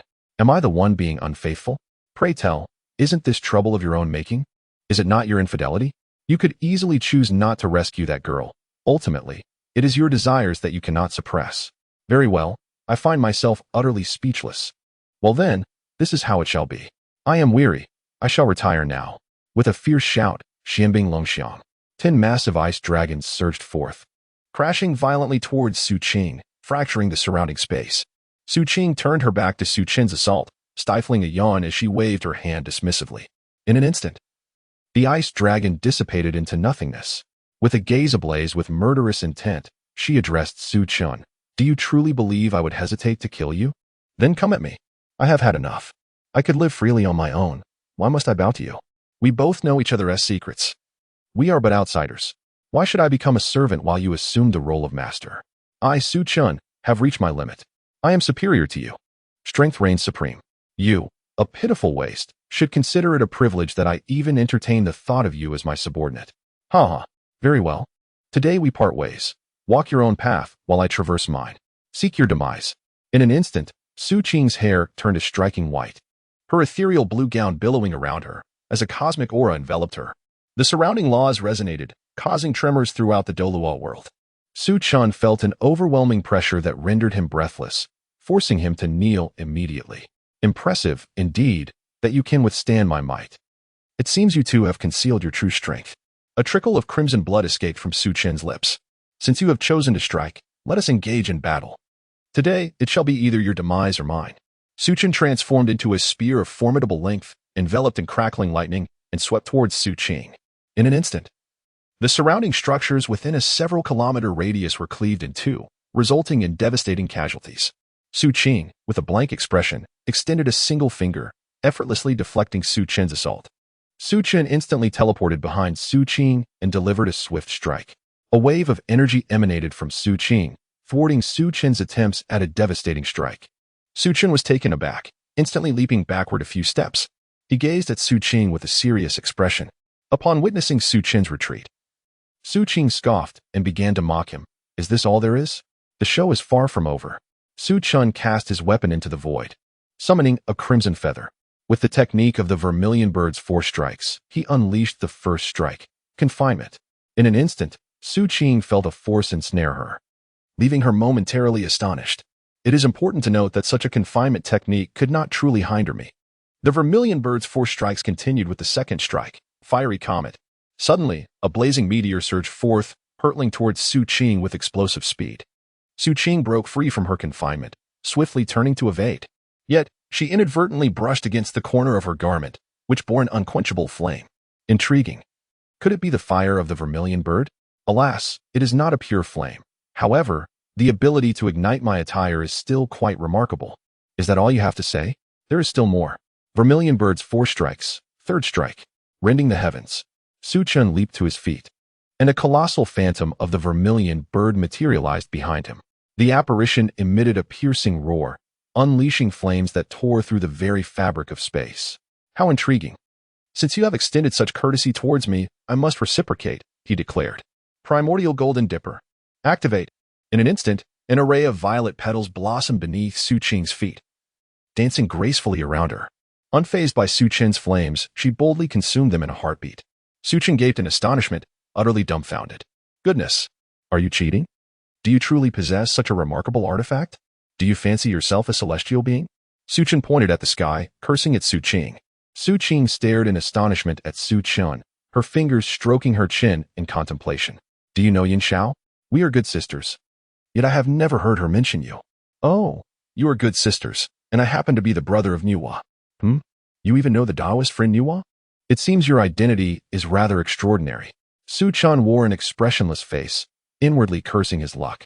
He had not anticipated that Su Qing would possess such formidable connections. Wasn't Nuwa a figure from the primordial era? He fervently hoped she wasn't a character from mythology, for that would spell disaster. Since you've uncovered my secret, I shall not deceive you any longer. In truth, Nuwa is my sister. For reasons unknown, I suddenly found myself traversing into this unfamiliar world. And it was only today that I discovered I was among my own kind. Ha ha ha, it was all a misunderstanding, merely a misunderstanding. Su Chen expressed that he could not defeat her and decided to let this unpleasant woman have her way for the time being. Su Qing revealed a gentle smile. Su Chen, oh Su Chen, there exists but a mere thread of principle within you. How can I place my trust in you? That is due to my grievous injuries, which have diminished my strength. Then why are you so feeble? You cannot even breach my defenses. Goodness, how insulting you are. Come, if you possess the audacity, descend and witness what it truly means to breach defenses. Observe whether I falter. Su Chen could no longer endure it. Was this not an affront to his dignity? After all, he was once a paragon in the Douluo world, though no longer at the pinnacle. He still held the esteemed position of second. How could they treat him with such disrespect? A scoundrel. May he meet his demise. With a darkened expression, Su Qing struck a palm towards Su Chen, creating a thunderous crash. In an instant, half of the surface of Douluo Star visibly collapsed. Su Chen was taken aback. This woman seemed intent on bringing ruin to the place. Hey, you are going too far. While fighting is one thing, must you resort to annihilating everything at the slightest provocation? Although it was never my intention to obliterate this realm, if even my single strike cannot withstand it, then perhaps the destruction of this world is inevitable. Su Qing naturally arrived in this world to fulfill the tasks assigned by the system. However, to her astonishment, she discovered that there was not a trace of the law's aura, nor even a hint of spiritual energy. In such a feeble world, the power gained from completing her tasks seemed entirely inconsequential. Alas, damn it, I shall fight back. If I have come, then I shall confront it. Su Chen immediately activated the system, commanding, "System, unleash all my capabilities." Received. Su Chen stepped into the void, and in an instant, his aura erupted with overwhelming force, shattering countless stars. The Douluo world could no longer endure, collapsing like a balloon bursting. Su Chen, my goodness, my wife. Su Qing gazed at Su Chen with a look of exasperation. Although she had exerted a fraction of her power, it was well within her control. To her astonishment, this fool, in an instant, had obliterated himself. This is entirely your doing. I have never encountered anyone so brazenly shameless. Come, let us have a word. As they exchanged fierce glances, their energy surged, causing countless stars in the cosmos to shatter around them. They engaged in a back-and-forth exchange of blows. Employing the 6 paths of reincarnation fist, Su Chen's fist, enveloped in the power of reincarnation, struck directly towards Su Qing's face. Su Qing was equally astonished, never expecting that in an instant, Su Chen's aura would transform so drastically, elevating his strength by numerous tiers. 5-colored divine light. Activate. Su Qing conjured a resplendent, multicolored stone to deflect Su Chen's striking fist. In an instant, Su Chen erupted in anger, exclaiming, "You cheating scoundrel. You even possess the celestial repair stone. How outrageous." Su Qing retrieved the 5-colored stone, her expression impassive as she gazed at Su Chen. "I possess numerous magical artifacts. What can you do about it? Although I find your techniques intriguing, your recent strike bore a hint of the cycle's law, yet upon reflection, it holds little value for me. What exactly do you intend to do? Was it not you who struck first? You inquire about my desires? Well, just look at you, at a loss for words. I propose this. You must apologize to me. I do not require compensation for the artifacts, as I hold no desire for them. I will restore everything to its original state, but from this moment forth, you shall heed my commands. By what right? Because I possess the ability to resurrect all, including your beloved partner. Is it merely resurrection? I can do that as well." Su Chen was engaged in communication with the system. System, how are you? Is there any possibility of revival? Host, you overestimate me. I lack the energy. The remaining power must be conserved for critical moments. Yet, you refuse to complete the tasks. What options do I have? Su Chun. Su Chun awkwardly glanced at Su Qing and chuckled. Well, I suppose I can allow it just this once. Su Qing gazed at Su Chun, and with that, it was settled. A crisp sound echoed in the air. Su Qing snapped her fingers, and the surrounding space and time flowed backward, instantaneously restoring tranquility. Su Chun swallowed hard, expressing his desire for such abilities, to restore everything to its original state. Shui Binger and the others, dazed and frightened, opened their eyes to find tranquility surrounding them. Just moments ago, he distinctly recalled the panic. Ah, please don't kill me. The anguished cry of Shui Yuer drew everyone's attention. With tear-filled eyes, she rushed to embrace Shui Binger, sobbing loudly. Upon seeing that everyone was safe and sound, Shui Binger let out a sigh of relief. Perhaps it had merely been a nightmare.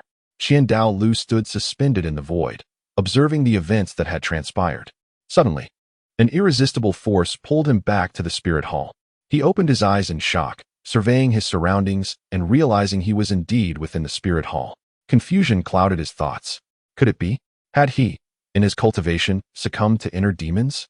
Inside the room, Su Chun and Su Qing exchanged glances. What are you staring at? Su Chun asked with a serious expression. And what about you? Su Qing retorted, speechless. What shall we do next? How would I know? Let us rest. It's the middle of the night, he replied. Thus, a new chapter formally begins. How much longer can this system endure? Chapter 17, The Grand Soul Arena of Soto City. Early morning. Su Chun glared discontentedly at Su Qing, who was leisurely sipping her tea. Su Qing perched herself with one leg crossed over the other, revealing her delicate limb. What is it? Why do you gaze at me with such eyes filled with deep resentment? Is this not mere nonsense?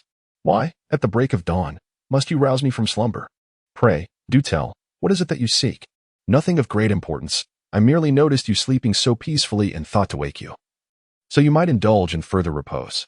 Su Chun, you must be joking. Are you merely indulging in a moment of folly? Indeed. I am not particularly hungry at the moment. Knock, knock, knock. Su Chun, Su Qing, are you awake?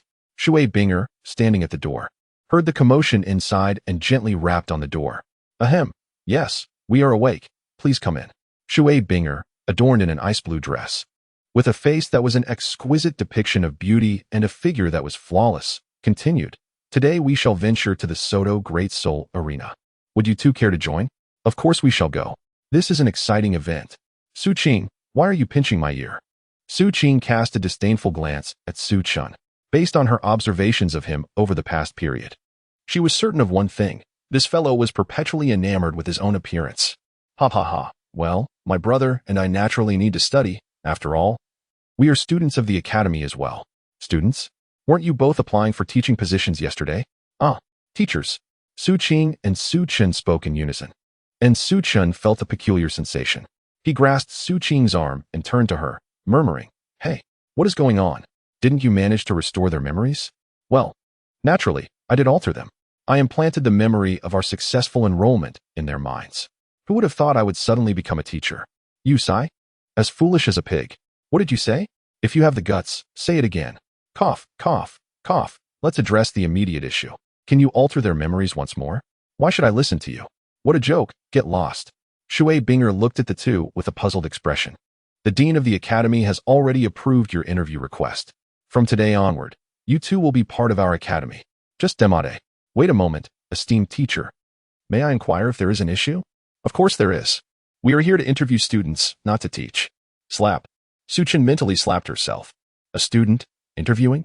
Such words could actually be uttered by a modern individual. Ahem. In truth, we are still quite young and ill-suited to assume the role of a teacher. Little sister, do you not agree?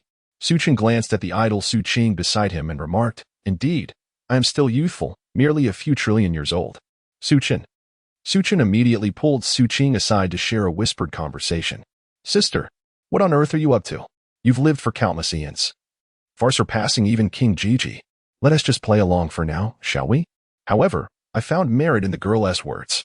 I believe that with our capabilities, it is only natural for us to take on the role of teachers. I assent it. Teachers? I still require guidance myself. What do you understand? Teaching others the art of cultivation? Do you intend to elevate them to the status of primordial sages? It seemed to carry some truth. In a world devoid of even a trace of spiritual energy, I realized I was ill-equipped to impart knowledge.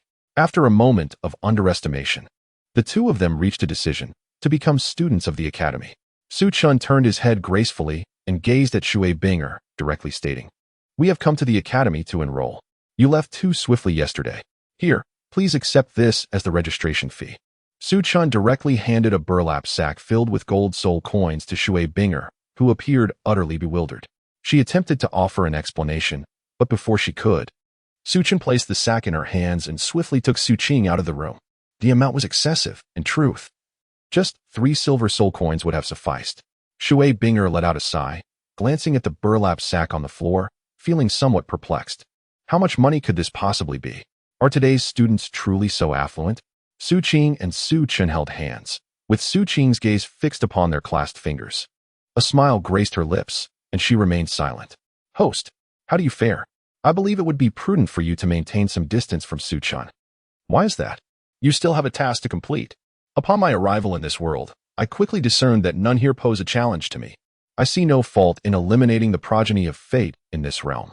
Moreover, you initially stated that vanquishing the most formidable individual in this domain would yield rewards. Su Qin and I are both outsiders, thus he does not fit your description. Why then should you advise me to steer clear of him? The secrets of destiny must not be divulged. Very well, as I find myself invincible, I deem it unnecessary to overthink matters. It is best to go with the flow. What occupies your thoughts? Are you lost in contemplation?" Su Chun, with a perplexed expression, touched his chin and gazed at the dazed Su Qing. "No, it's nothing. Where shall we go now? What on earth have you been doing all this time? After walking for so long, you still don't know?" Su Qin, with an expression of disbelief, pointed towards the group from Tianshui Academy behind him. "I don't understand. Why can't you just tell me now?" With a sense of resignation, Su Chun began to explain patiently. "Are you suggesting that we should travel to the Grand Soul Arena in Soto City to hone our practical combat skills?" "Yes. What is strange about that?" "It's not odd, but won't we be exposing ourselves?" "Well, it seems so." "Ah, you're quite astute." Upon hearing Su Qing's remarks after the meeting, Su Qin fell into deep contemplation, pondering how to maintain his facade while simultaneously securing victory, all while feigning a struggle. Alas, how exasperating. Why are these individuals so inept? Su Chun had been scratching his head, and in an instant, his hairstyle transformed into a chaotic mess. Su Qing parted her lips momentarily, only to fall silent again, tacitly acknowledging Su Chen's words. She was uncertain how to continue the charade, so she summoned her strength, anticipating that the pressure from her presence would be overwhelming enough to incapacitate the individual. "I've thought of something." "What have you conceived?" "Naturally, a solution." "Pray, share it with me." Su Qing glanced around and noticed that no one was present. However, he failed to check behind him. Leaning closer to Su Qing, he whispered animatedly, "We could pretend to be defeated or continuously evade each other's skills, and then like this, and also this." Su Qing gazed in exasperation at the absurdly serious Su Chun, questioning, "Is it truly like this? And then like that? What more do you have to say? Where is your sense?" "Our capabilities were already revealed during registration. We are all at level 60. You just mentioned that the highest level of participants in the competition is merely 40. How could you possibly lose and find yourself in a fierce struggle? As long as others are not fools, they would perceive this as a fixed match. Indeed, perhaps we could masquerade as support-type soul masters? You expect me to play the subordinate role? How dare you suggest that? Then how do you propose we resolve this? Never mind.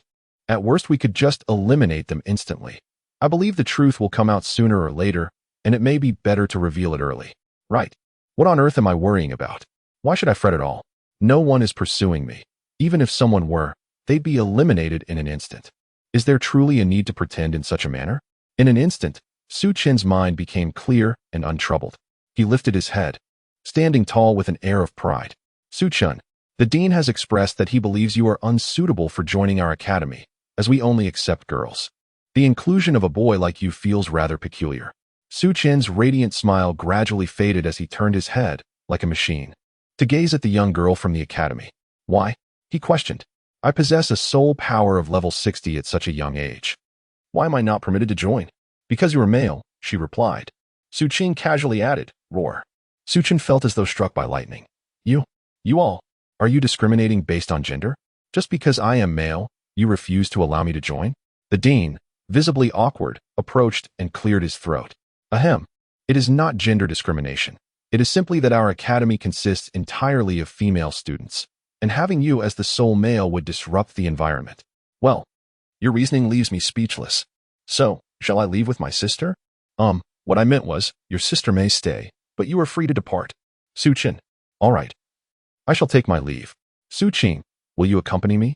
Suqing sat beside, indulging in a watermelon of uncertain origin. She spat out the seeds casually. Of course. I will follow you. A loyal servant like you should not be easily discarded. Upon hearing such a response, I felt an immense sense of satisfaction. Next time, refrain from speaking. Oh, by the way, is there any watermelon left? May I have a piece to taste? No, I won't share. This is a rare spiritual melon, and I have very little of it. How stingy. Su Chun and Su Qing leisurely departed from the crowd at Tianshui Academy. Shui Binger furrowed her brow and stepped forward. Dean, is what we are doing truly appropriate? Oh, why might it be inappropriate? Surely you do not wish for a male presence to suddenly infiltrate our academy. You are well aware of the intentions those men harbor towards you. But what? There is no but. It is out of the question for our Tianshui Academy to permit males to join. We have already accepted his payment. Expelling him now would reflect poorly upon us. What? When did this occur? Why was I not informed? About an hour ago, Dean. Suchin. What shall we do next? Well, the world is vast, and there are countless places for us to explore. Did you not say that true perfection lies in following one's heart? The issue is, we must also have a goal. Suchin came to a halt, contemplating for a moment as he gazed at Su Qing in her entirety. A mischievous smile crept across his face. Upon perceiving the perilous gaze of Su Chun, Su Qing immediately became vigilant. What do you intend to do? I am your sister. Enough with the theatrics. You are merely my half-sister. Ultimately, we are not bound by blood. I have an amusing idea. Shall we give it a try? Do not approach. Simply stand there and speak. All right. We could engage in role-playing and then participate in a competition. Role-playing? How does that differ from mere pretense? You fail to comprehend. Pretense entails being coerced into suffering, whereas a role-player, can strike at will. We could just strike at will without role-playing. Could you refrain from undermining my narrative? I am at a loss as to how to proceed. Oh, then you suggest. Let me share a tale with you. The story of the little dragon girl and the Calabash brothers. I am listening. Text omitted. What do you think? I will portray a Calabash brother, and you can be the little dragon girl. How does that sound? Can I portray Guo? I find him quite impressive. No. Only the Calabash brothers and the little dragon girl. Fine, then I shall be the little dragon girl. Upon finishing her words, Suqing spun around, her appearance transforming instantly. She donned an ethereal white gown, exuding an aura of celestial grace, her cheeks a delicate pink, and her skin a porcelain white. Su Chun was stunned. As he gazed upward, he was momentarily petrified upon catching sight of her head. She, the little dragon girl, possessed a pair of horns. Given that she was already referred to as the little dragon girl, was it truly so strange? The crux of the matter was that the little dragon girl was human. Quickly, those horns must be transformed away. Otherwise, one might mistakenly believe she was a spirit beast. Ah, now it is my turn. I shall transform. In an instant. Su Chun transformed into a striking figure clad in white traditional attire, with starry eyes and a chiseled brow. A handsome youth seemingly capable of plucking the stars from the heavens. Su Qing, in disbelief, rubbed her eyes. Is this truly the 1-meter-20 Douluo from your story? I can't shake the feeling that you're pulling my leg. Ah, but Douluo was merely a child back then, now that he has grown. He must be addressed as Gu older brother. I am now Gu, he replied. Very well. Shall we proceed to the Seoul Arena in Soto City? Indeed, let us go. In an instant, the two figures vanished, leaving the multitude on the street in a state of bafflement. 1 minute later, they came to a halt, and Su Qing shot a disapproving glance at Su Chun. Did you not say we were heading to the Seoul Arena in Soto City? Why have you brought me to the sea instead? What do you mean by this?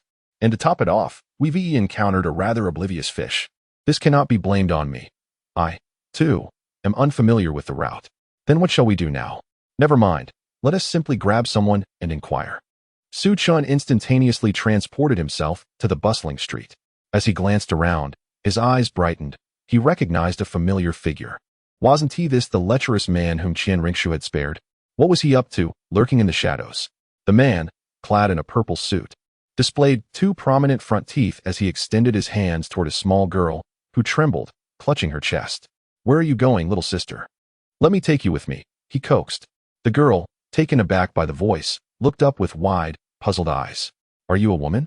Upon hearing her question, the man halted his movements, tears of unfulfilled yearning welling in his eyes. He touched the emptiness below, lamenting, Do not say that, little sister. Though I may lack in certain areas, I cannot forsake my true self. The girl, relieved by his words, stood up and nodded. All right, then I will go with you. The man, comforted by her response, reached out to take her hand. Release that girl.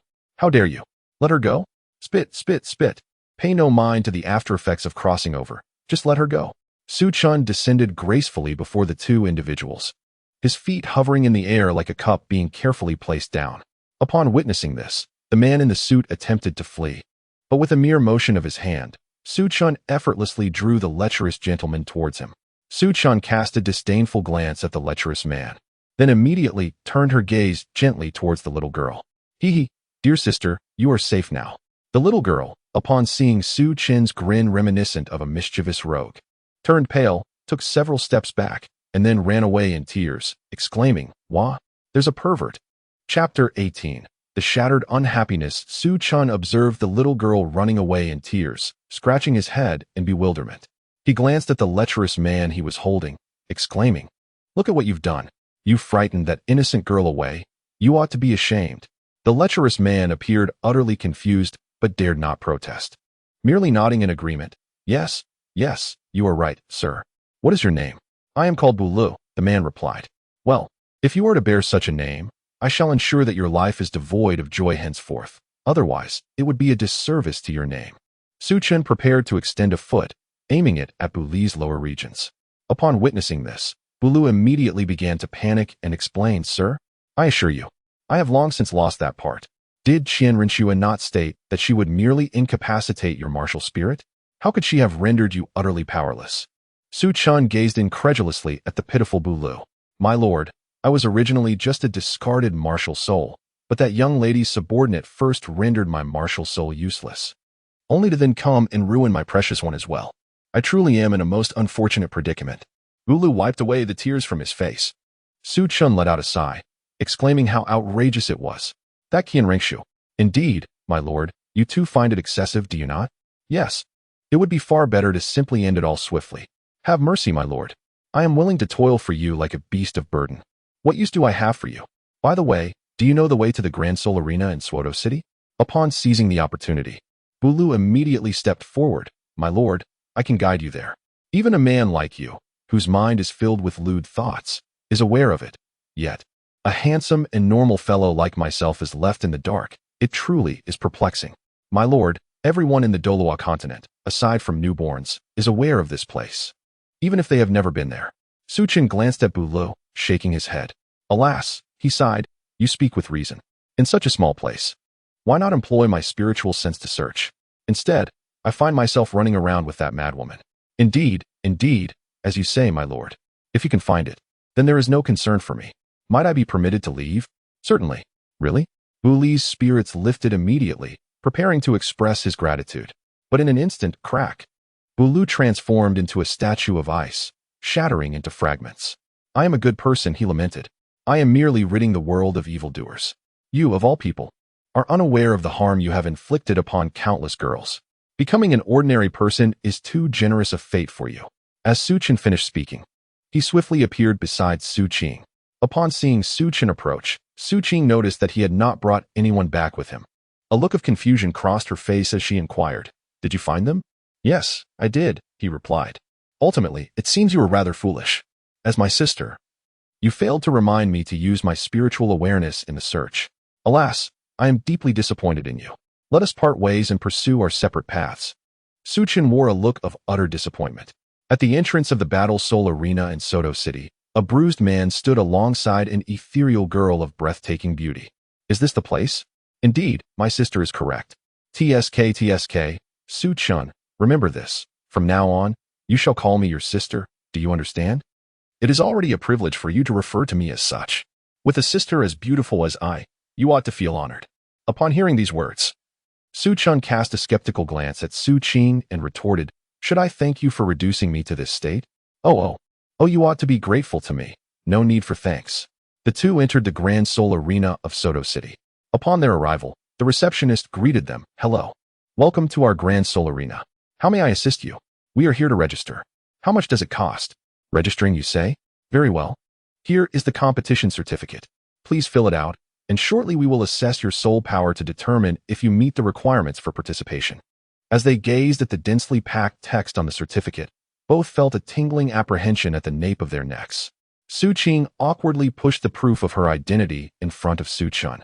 As Su Chun found himself in a state of exasperation, he cast a glance at Su Qing's actions, his expression darkening. "What mischief are you up to now? I cannot inscribe these characters. You must assist me." "What, pray tell? Is your purpose in this world that you cannot even write a single character? Who decreed that to enter this realm one must be acquainted with its script? If necessary, one could simply alter the script of this world. Can you effect such a change? Would it not suffice to obliterate everyone, thereby transforming it? Never mind. Perhaps it is best if you remain silent, for I fear I might have nightmares." Su Chun had once attended classes at the Nottingham Academy for a brief period.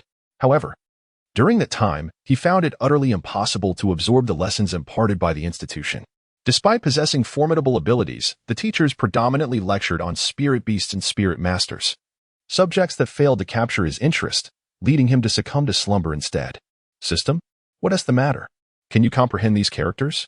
What is this? Please, speak up. Apologies, but I too find myself at a loss." Su Chun wore a perplexed expression, akin to that of a bewildered panda. "You brought me into this world, yet you claim to be unfamiliar with its characters? This jest lacks any semblance of humor. What do you understand? I am acquainted with several forms of writing, but alas, they remain incomprehensible in this realm. Enough of this idle chatter. What should we do? Why not simply ask someone else to assist you in writing? Someone else to help me write? Wait a moment. I just recalled that the letter I left for Guyu Na in the Starry Forest was also penned by you. Was it not? How can you now profess ignorance?" "Humph, system, I did not anticipate your laziness." "Well, that was not my own writing. Then whose was it?" "It was I who accelerated time within this world, slowly transcribing it." "Good heavens, you truly are formidable. That is only natural. However, I believe I have yet to see your true form, which piques my curiosity. What is there to behold in my true form? It is merely a drop of blood." "Ha ha ha, do you think I would believe that?" "Regardless, seeing it would serve little purpose." After bidding farewell to the system, Su Chun surveyed his surroundings. When his gaze fell upon a strikingly beautiful figure of a killer, his eyes sparkled momentarily. "It is you." Su Chun, observing Su Qing's bewildered expression, rose gracefully and approached the figure before him. "Hello, beautiful. Might I trouble you for a small favor?" The waitress, still lost in thought, had yet to regain her composure. Su Chun furrowed his brow as he gazed at the waitress, gently slapping her cheek with his palm, producing a soft sound. "Huh, have you awakened?" Oh, I'm awake now. How may I assist you?" "Here, this is what we need. Kindly write it for us." The waitress took the paper with one hand and examined it. Upon seeing the content, she narrowed her eyes at Su Chun. "Isn't this a registration form? Are both of you here to compete? Do not inquire about matters that do not concern you. This is your remuneration." Su Chun retrieved a large bag of golden soul coins from his spatial pocket and handed it to the female attendant. Upon seeing such a substantial amount of money, she hesitated to accept it, her hands trembling slightly. "Well, you don't require any additional services, do you? After all, I am a married woman." Su Qing, enough of the chit-chat. Can you just help us write it quickly?" "Oh, all right. May I ask for your name?" Su Chun. "I apologize. I meant to inquire about this lady. Could you please articulate more clearly?" "Her name is Su Qing. You can just ask me." "Oh, then may I ask for her measurements?" "What? Are you kidding? We came here to register, and you need measurements? Are you going to ask for our zodiac signs next?" "I have no idea. It's what the system indicates we must fill out." The waitress suddenly looked anxious and on the verge of tears. "You don't know? You're working here, and you don't know?" I'm still in my probation period. I just started yesterday." "Oh dear, poor thing. Let me handle this." "All right. It's done. 100,100,100. Can that really work?" "Stop the nonsense. Just write it. We're here to compete in the soul duel, not for a beauty contest." "Fine. What level are you currently at?" "I'm at level 30, and my sister is also at level 30. What is the name of your team?" "Well, We call ourselves the Gourd Brothers versus the Dragon Warriors. ISNT that name a bit. What? Is there a problem? All right, that is perfectly fine. The waitress hurriedly completed the form and bowed as she handed it to Su-chun. Su-chun took it, stroking his chin as he glanced at it. Can you understand this? Su-chun shot a disdainful glance at Su-chun without any reservations. Su-chun chuckled awkwardly, scratching his head in confusion. All right, let us head to the front desk. Upon his arrival, the receptionist stood and politely bowed. Hello, have you completed your writing? Yes, we have. Good. Now, I must inform you of the rules we have here. Go ahead. You are quite perceptive, aren't you?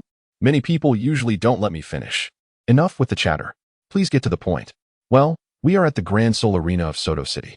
I assume you have heard of it? ISNT that obvious? How else would I be here? Are you aware of the ranking system of our arena? I was beginning to lose my patience. Could you please continue without pausing? Su-chun's forehead throbbed with prominent veins as he resolutely clenched his fists.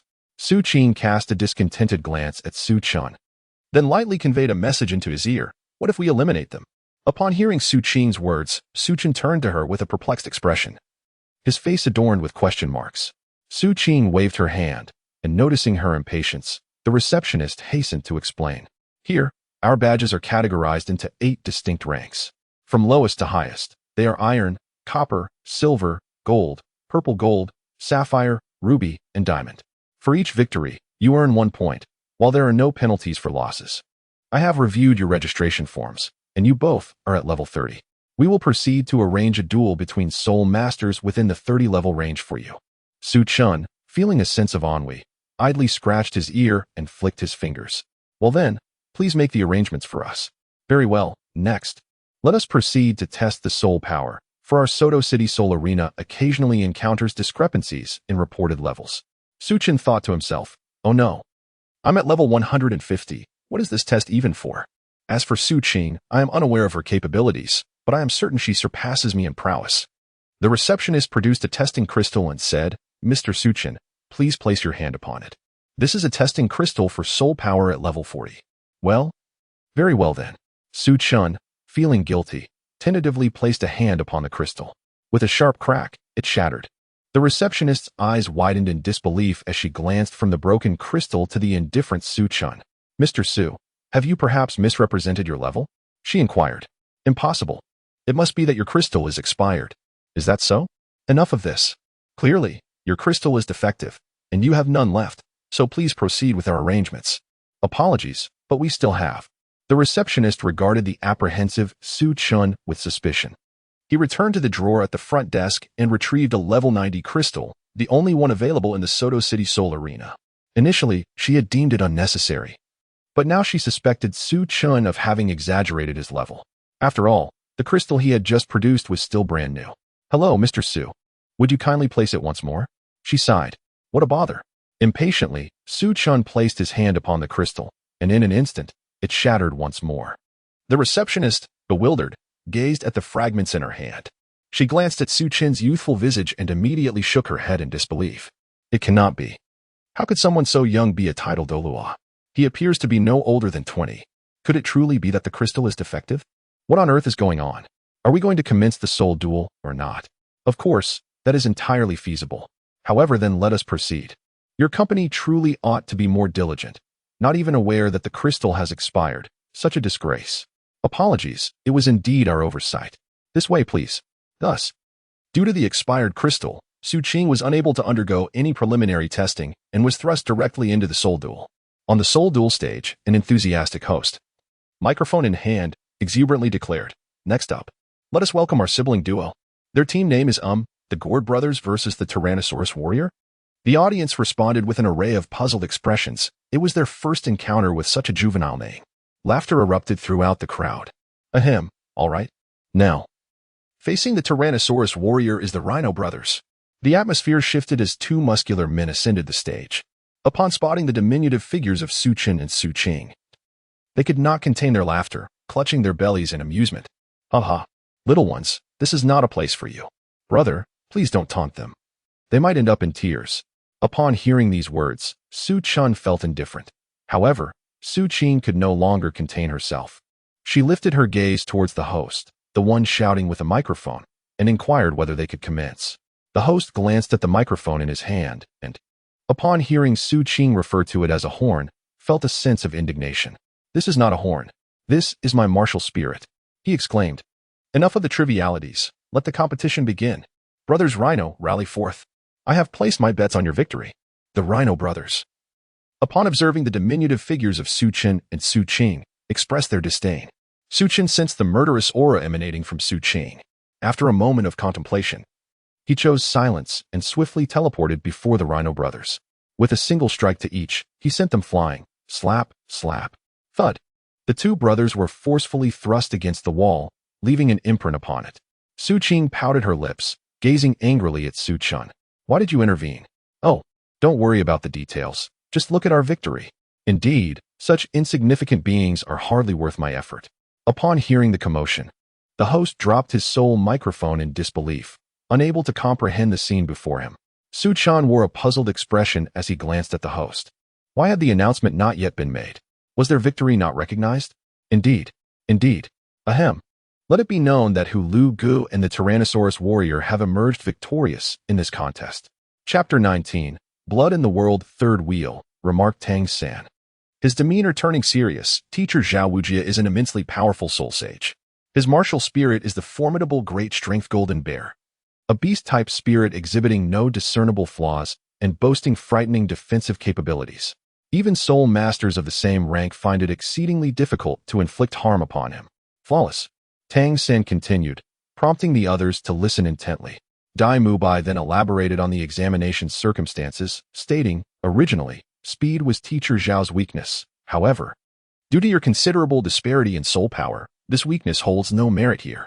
Within the academy, Zhao is known by the moniker Immovable King. A girl clad in a blue dress gasped, her hand covering her mouth. "Ah, he is the Immovable King?"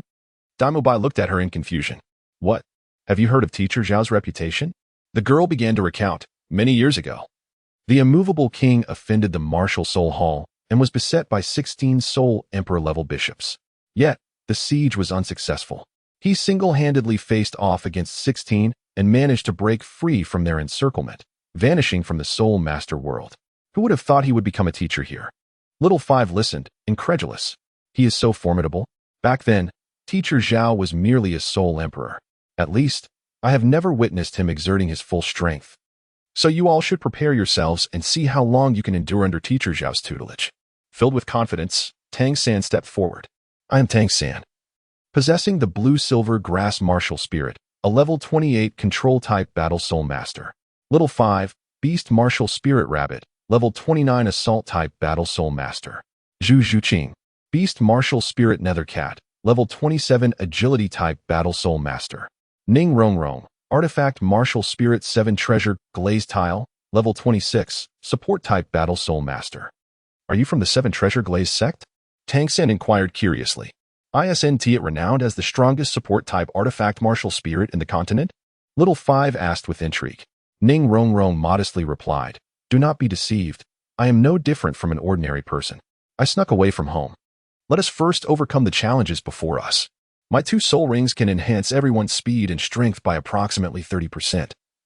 Sustained for the duration of an incense stick without issue. Upon hearing this, the group huddled together to discuss their strategy. Tap, tap, tap. A girl donned in a golden gown opened a door imbued with a divine aura. Grandfather. Ah, Xiao Shui, why have you returned? Were you not in Tiando? Qian Rinxue gazed at her gently smiling grandfather, Qian Douluo, momentarily at a loss for words. Grandfather, it's just, feel free to speak your mind. It's just that I have lost that matter. What matter? Qian Douluo listened, utterly bewildered. I mean, I have already, with a man. Oh, so that's what you meant. This is quite significant. What? Have you lost your virginity? In that instant, Qian Douluo felt as though he had been struck by lightning. His face contorted with a mix of anger and shame as he pointed at Qian Rinxue. Xiaoxue, do you understand the implications of your actions? You are the future of our angel clan, and yet you. Grandpa, I am so sorry. Do not call me Grandpa. Can I call you Anne instead? At a loss for what to do, he pondered whether the angelic legacy could still be passed on. Grandpa, this is not like you. Qian Rinxue gazed at Qian Douluo with a bewildered expression, sensing a sudden and drastic shift in her grandfather's demeanor. That's because you have infuriated me. Humph. You need not concern yourself with the Tiando Empire for now. Let the two of them keep watch. However, you must tell me, which foul brat dares to take advantage of my granddaughter? His name is Su Chun. He is enigmatic and possesses considerable strength, though he is somewhat narcissistic. Upon recalling that night, Qian Rinshue's face flushed crimson. Xiaoxue, please bring that scoundrel before me. Grandpa, I have no idea where he has gone, but he promised he would not abandon me. Xiaoxue, are you certain that scoundrel is reliable? Not certain. Pfft. Grandpa, are you all right? Qian Daoliu's initial smile vanished in an instant. Hearing Qian Rinshue's words, he became so furious that he coughed up blood. Cough, cough. Xiaoxue, how could you so readily trust the words of a stranger? I know you are loyal and sincere, but you must be cautious. So let us first have the angel god examine your physical condition to see if you can still accept the legacy. What if I cannot? Qian Rinshue asked curiously. If not, the angel clan could be doomed, and that woman would emerge victorious. Qian Douluo brought Qian Rinshue to an angel statue, where he knelt in reverence. O great angel god, your messenger is in need of your assistance. The statue seemed to respond to Qian Douluo's voice, its dull eyes suddenly filled with golden light. What troubles you? O great angel god, my Xiaoxue has lost her virginity. I am uncertain if she can still inherit your legacy. Without purity, she cannot inherit my legacy. Ah, angel god, Xiaoxue was merely confused for a moment. I believe she is still worthy of inheriting your legacy. Is that so? The angel god's gaze turned towards Qian Rinshue. She could not discern anything at first, but examined closely once more. Crack. The angelic deity was suddenly engulfed by an abyss of darkness, where a pair of enormous eyes gazed upon her. A profound sense of oppression enveloped her, causing beads of cold sweat to form on her forehead. She yearned to flee, yet found herself utterly powerless. Raising her gaze to the visage behind those eyes, despair washed over her in an instant. Yes, it is him, the very individual who had previously dispatched by the Azura god to capture a silver dragon king, reducing 3 first-tier gods to mere ants beneath his feet. The immense eyes fixed upon her, commanding, "Begone." In an instant, the essence of the angelic deity was yanked back into her statue. With a thunderous crack, the statue began to fracture, culminating in an explosion of its head. Qian Douluo and Qian Rinshue stared in stunned disbelief at this unfolding spectacle. Grandfather, why is the angelic statue shattered? I have no idea. Neither do I. For I am not a god. In the divine realm, a woman clad in white suddenly spewed forth a stream of golden blood, still reeling from the recent events. The image of that person was indelibly etched in her mind. Who on earth was he? With but a single utterance, he had inflicted such grievous harm. The sea god approached the injured angelic deity, his face a mask of confusion. Angel god? What has happened to you? The angelic deity glared at the sea god, who appeared blissfully innocent. Do you not possess eyes? Meanwhile, at the martial soul hall, Qian Douluo could only anxiously await the angelic deity's response. Grandfather? Even if I cannot attain the angelic legacy, I am confident I can grow stronger on my own. Shue, with your talent, you can indeed become more powerful. However, you must understand that the opportunity to ascend to divinity has always been elusive. Mortals will inevitably perish, while gods endure. My only hope is for your well-being. If you ascend, I can trust you to safeguard the angelic lineage. Do you understand? But grandfather, I am uncertain if I can still inherit the legacy. Let us await the news from the angelic deity. The two remained fixated on the cracked statue. Congratulations to the Tyrannosaurus warriors for their victory.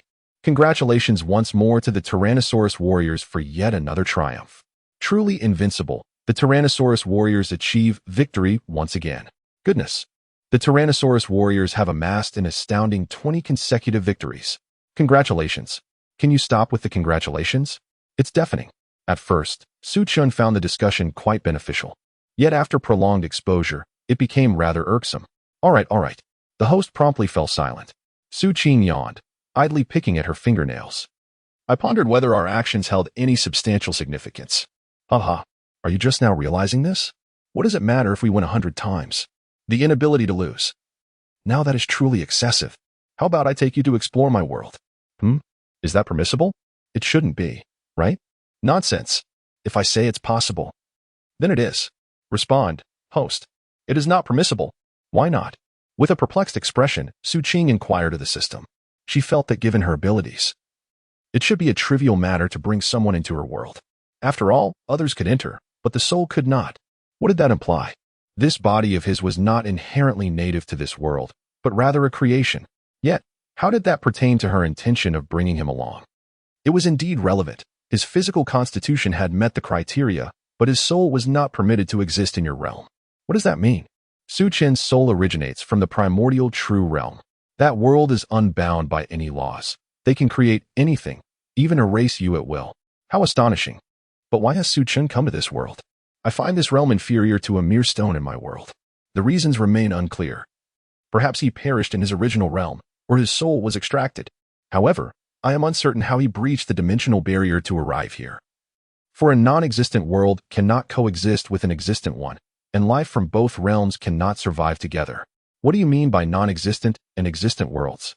Your realm encompasses countless worlds, all of which are non-existent, while Su Chen hails from an existent world. We are all creations of theirs. How can one venture into his world? Did you not say that the dimensional barrier is insurmountable? It can be breached, but the chances are akin to finding a needle in a vast ocean, only one in a billion. And it necessitates unleashing an energy capable of annihilating countless universes to attain that minuscule probability. Su Chen was equally bewildered, uncertain of the cryptic nature of the system. System? What do you mean?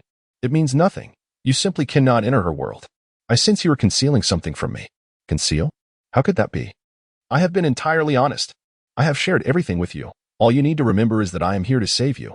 Please, reveal the reason. What is it that you wish to know? Enough. Do not inquire into matters that ought to remain unasked. Su Chen observed the system hurrying away. A lingering suspicion gnawed at him that there was something the system was reluctant to disclose. Su Chen did not pay attention to Su Chen. Instead, she continued to listen to the system as it spoke of intriguing matters. Did I not mention that there are various types of systems? As for Su Chen's system, I could find no information about it. I sensed that Su Chen must have been exploited. Exploited? Su Chen's serious expression emerged as she glanced at the dazed Su Chen.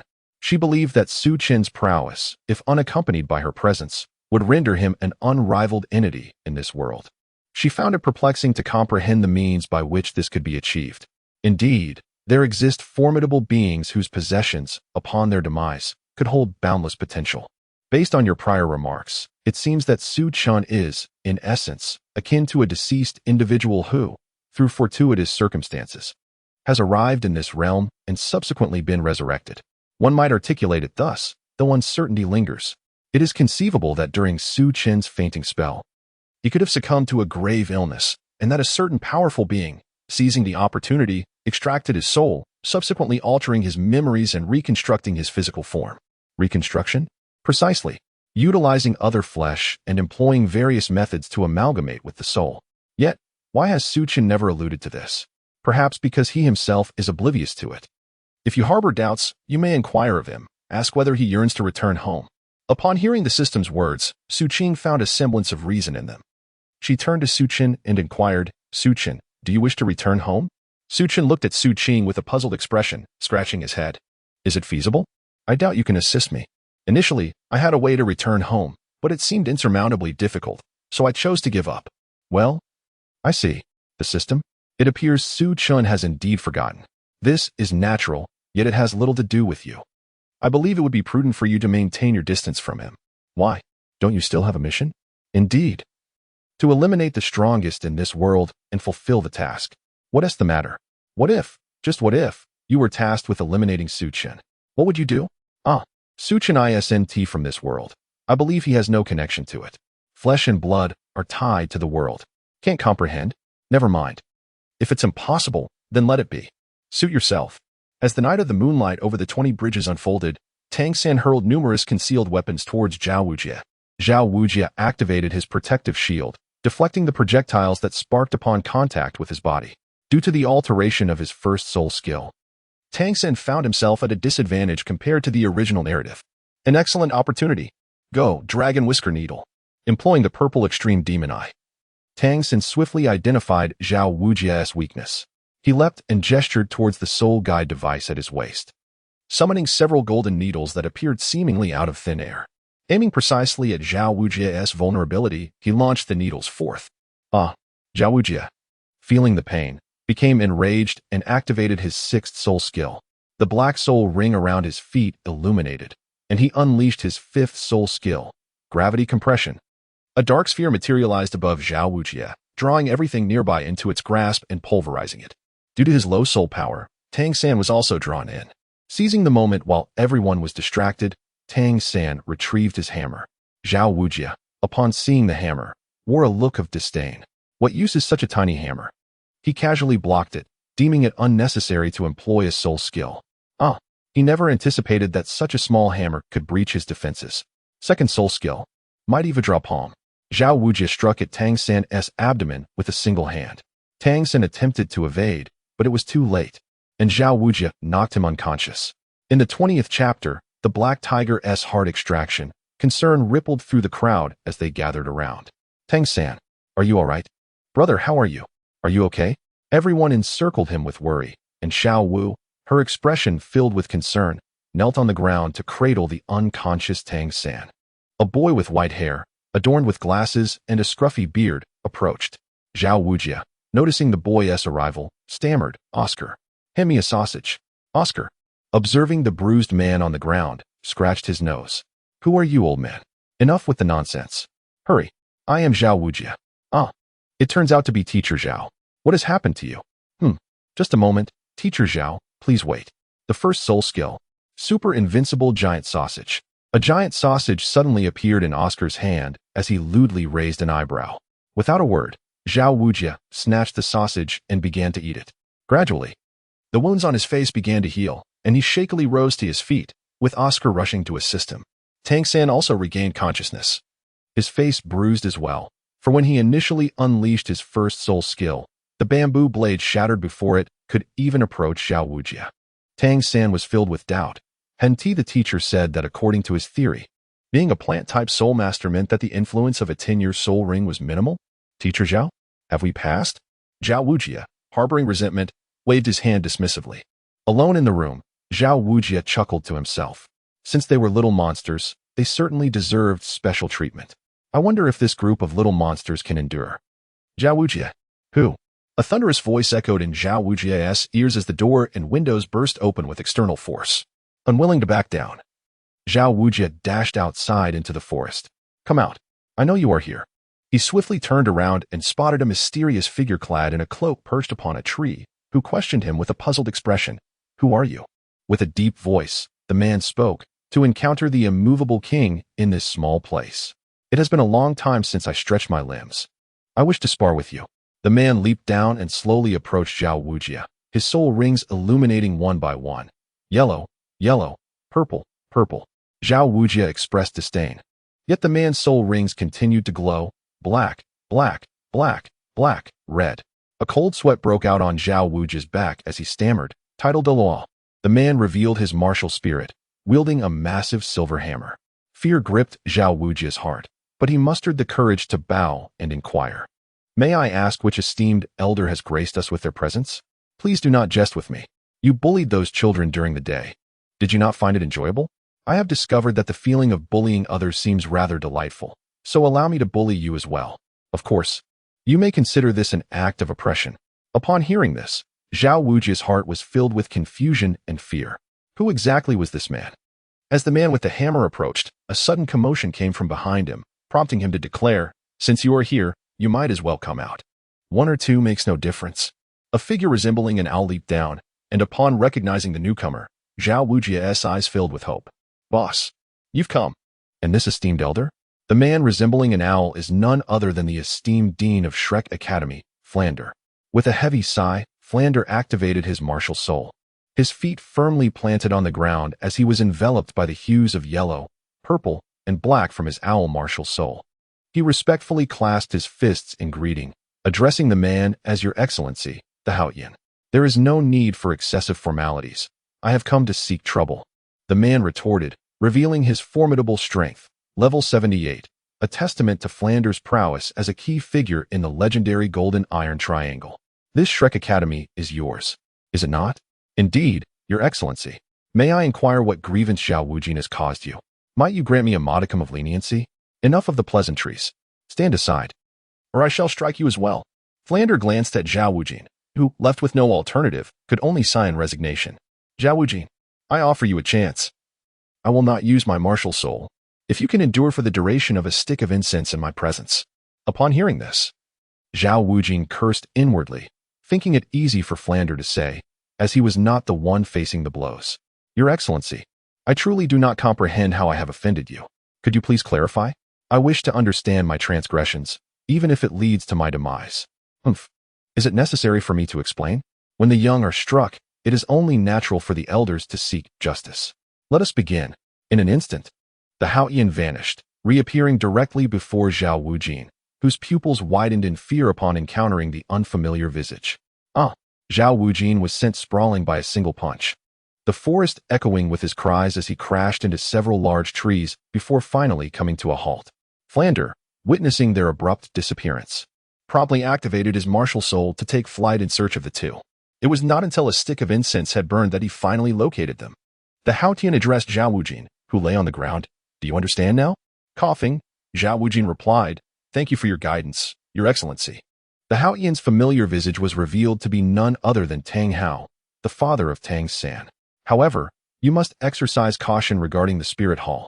They have been actively seeking out Shrek Academy. A mysterious figure has emerged within the Spirit Hall, one whose strength rivals even mine. Remain vigilant. What? A figure that rivals the Haotian? Could it be a high-ranking member of the Spirit Hall? Not quite. I have encountered the high-ranking members of the Spirit Hall, and it is not he. Nonetheless, you must be wary. Tang Hao still felt the ache throughout his body. Had it not been for his desire to maintain his dignity, he would have refrained from this confrontation. We understand, Your Excellency. Very well, I entrust you with the care of little San. With that, Tang Hao vanished. Zhao Wujing scratched his head in confusion.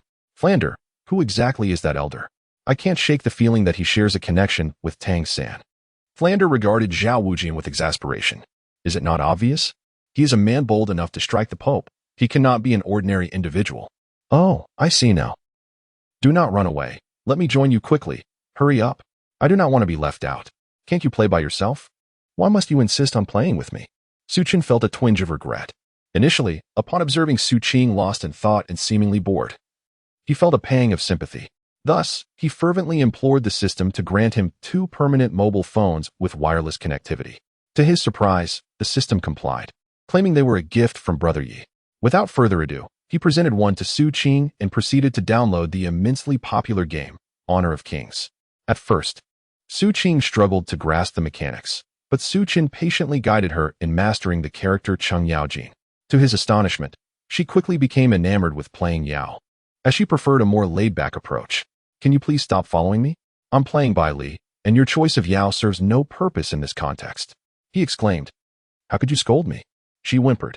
Is this the same fierce Black Mountain demon who constantly clamors for battle? You dare to call me a demon, when clearly I am Yao? Su Qing deliberately made the sound of the clip. Su Chun gazed at Su Qing with an expression of bewilderment, as if he had just encountered something extraordinary. You truly are a celestial being, he exclaimed. Of course, I am a celestial being. But why a being? She inquired.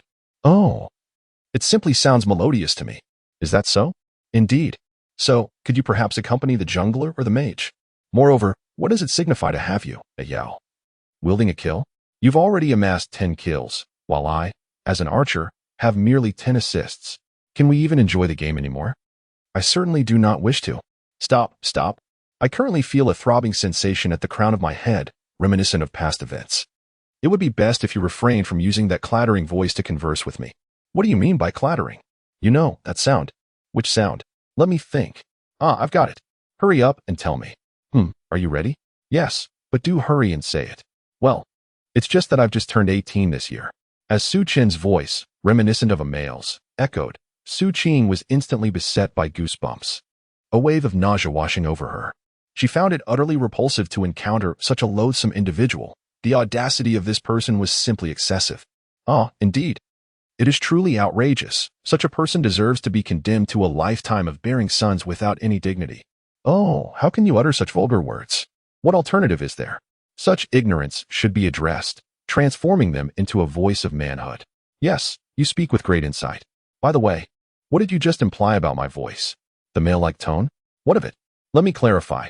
It is you who deemed yourself repulsive, and that bears no relation to me. Upon hearing Su Qin's words, Su Qing was momentarily taken aback, but she quickly broke into a radiant smile. She then extended her hand, invoking her second soul skill. With a resounding clap, Victory was achieved. Su Chun, with his strikingly handsome visage, enchanted countless young maidens while simultaneously leaving many rivals utterly bewildered. "All right, I'm done for the night. I shall retire to my slumber," he declared. "Is it so early for rest?" came the retort. "What else would you have me do? You may entertain yourself alone while I take a respite." "Oh, go ahead and sleep," he replied. Thus, Su Chun retreated to his chamber for the night, while Su Qing sat alone on the sofa, engrossed in her mobile device, remaining silent throughout the evening. "Grandfather, why has the angel deity not yet responded? It has been 5 whole hours. Could it be that the angel deity, too, would flake on me?" "Silence. Little Snow, the angel deity is the pride of our angel lineage. How can you utter such words?" "But grandfather, you have worshipped the angel deity for so long. Why has there been no reply?" "Well, I am uncertain. It is possible the angel deity is simply preoccupied."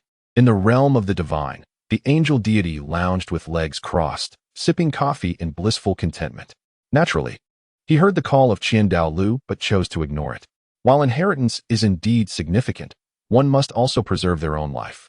The soul power within Qianrenxue could vanish at any moment. "What do you think of this power?" he mused. Meanwhile, the sea deity was apologizing for having offended the angel deity, gently massaging the latter's shoulders. "Quite satisfactory," he murmured. "Hee, angel deity. Did you just mention that a human even more formidable than the Shura deity has emerged on the continent? Indeed, I prefer to avoid unnecessary complications. I have no desire to interfere. Shouldn't we inform the Shura deity? Why would I do that? Am I particularly close to him? Shall I be the one to relay the message? If you wish to play the lapdog, then by all means. Just to inform you, the last envoy sent by the Shura deity was eradicated by that very man." "What? It was him?" The sea deity realized the gravity of the situation. This was no trivial matter, and he halted his actions. The commotion in the divine realm was widely known, and he could not remain oblivious. "Farewell," he declared, clasping his fists in respect as he made his way directly to the Shura deity. Observing the sea deity's departure, the angel deity shook his head, thinking, "What a false gentleman. Welcome, everyone, to the Grand Soul Arena of Soto City. Let us now invite our contestants to enter." The Spider Sisters were introduced. Though their magic spider did not rival the human-faced spider, they certainly held their own, especially with their martial souls capable of wielding deadly poison. I trust the audience is eager to witness the sisters' performance. Enough of the preamble. Now, let us welcome our star performers.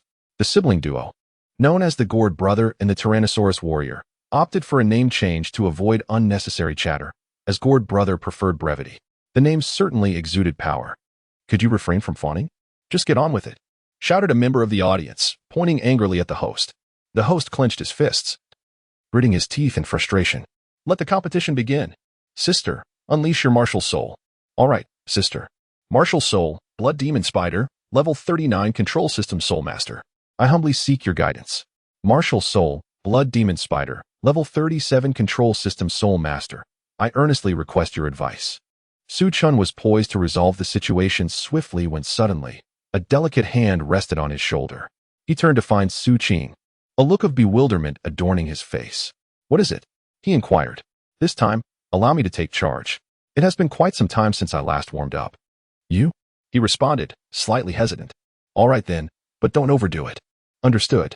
Su Qing donned a flowing white gown, her delicate fingers gesturing towards her adversaries. "Surrender.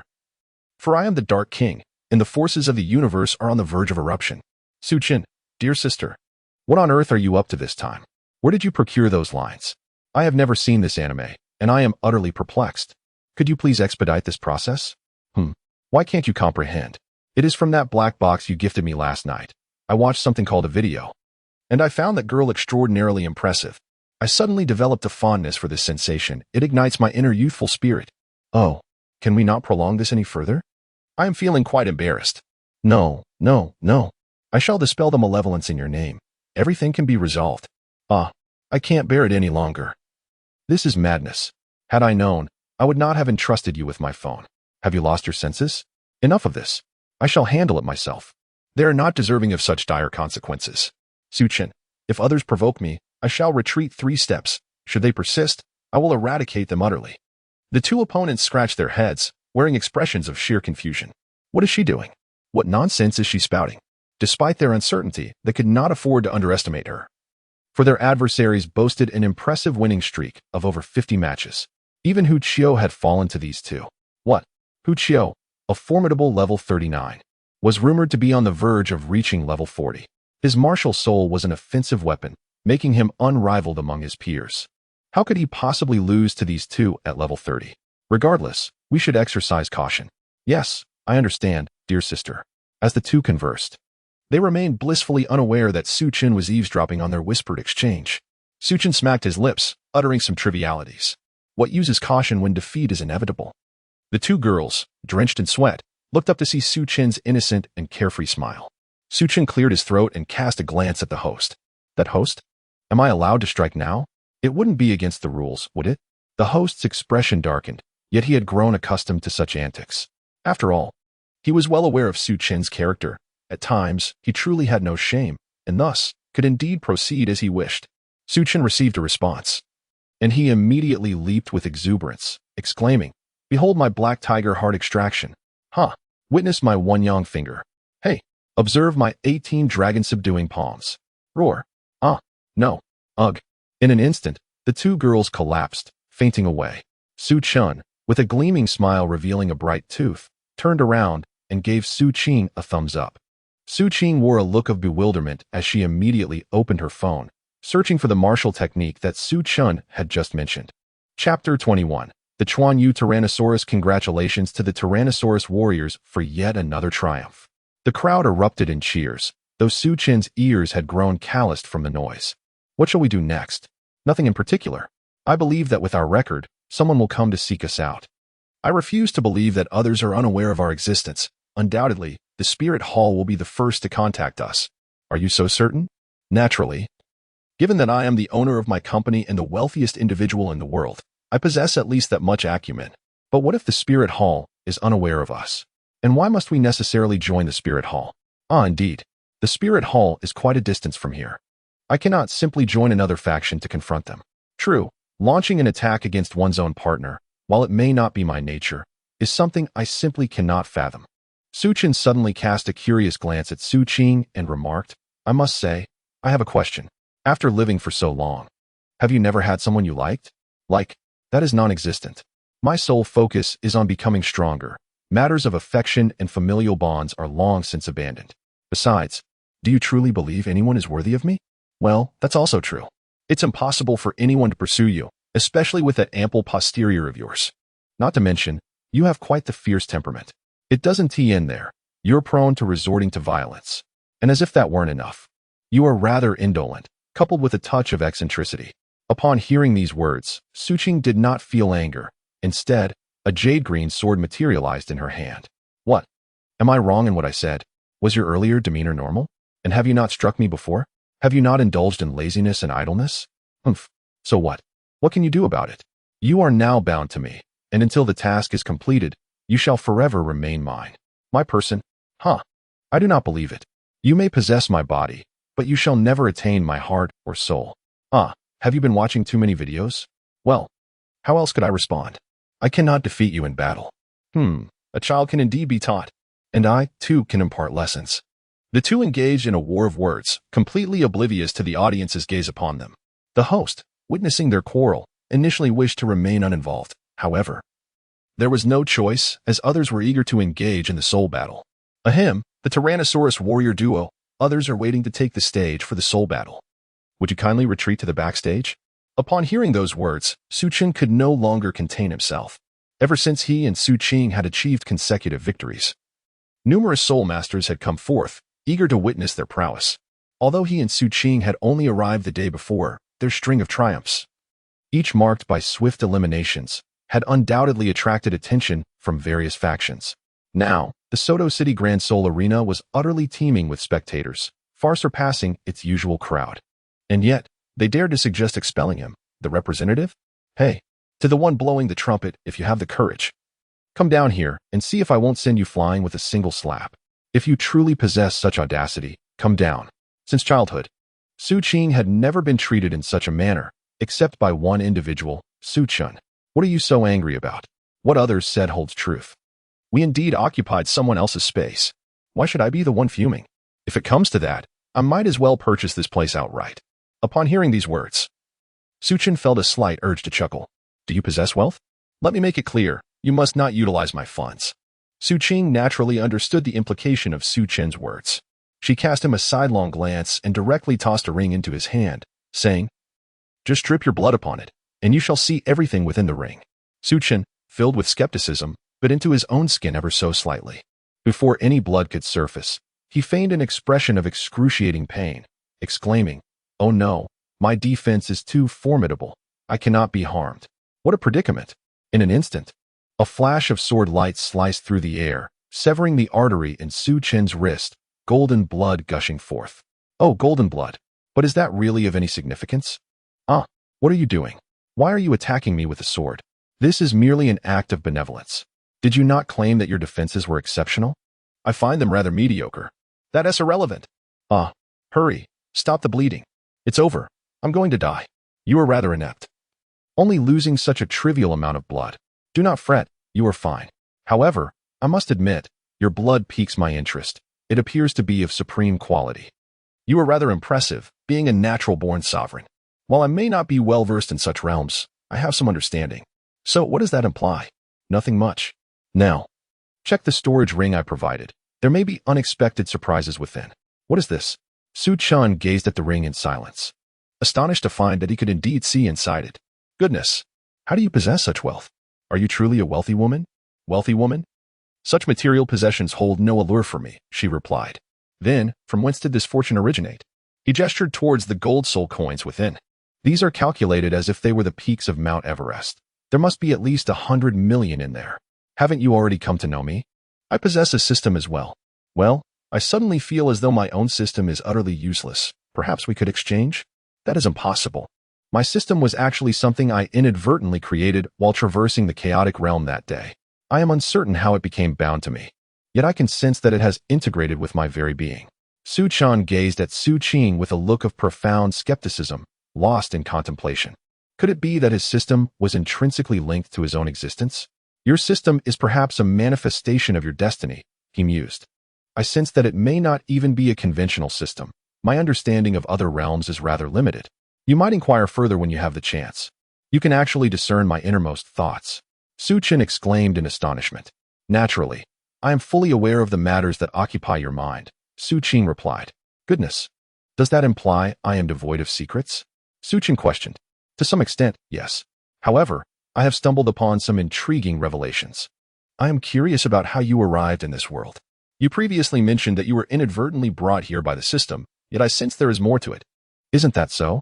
Yet the system conveyed it to me in that manner. Perhaps it simply chose not to disclose the complete truth. Since you are an unexpected arrival in this realm, why does your physique differ from that of your original world? The supreme body, the child of destiny, is destined to be invincible in the future. Well, I must confess, I find that rather perplexing. Is there not already a child of destiny in this world? Isn't your task to eliminate him?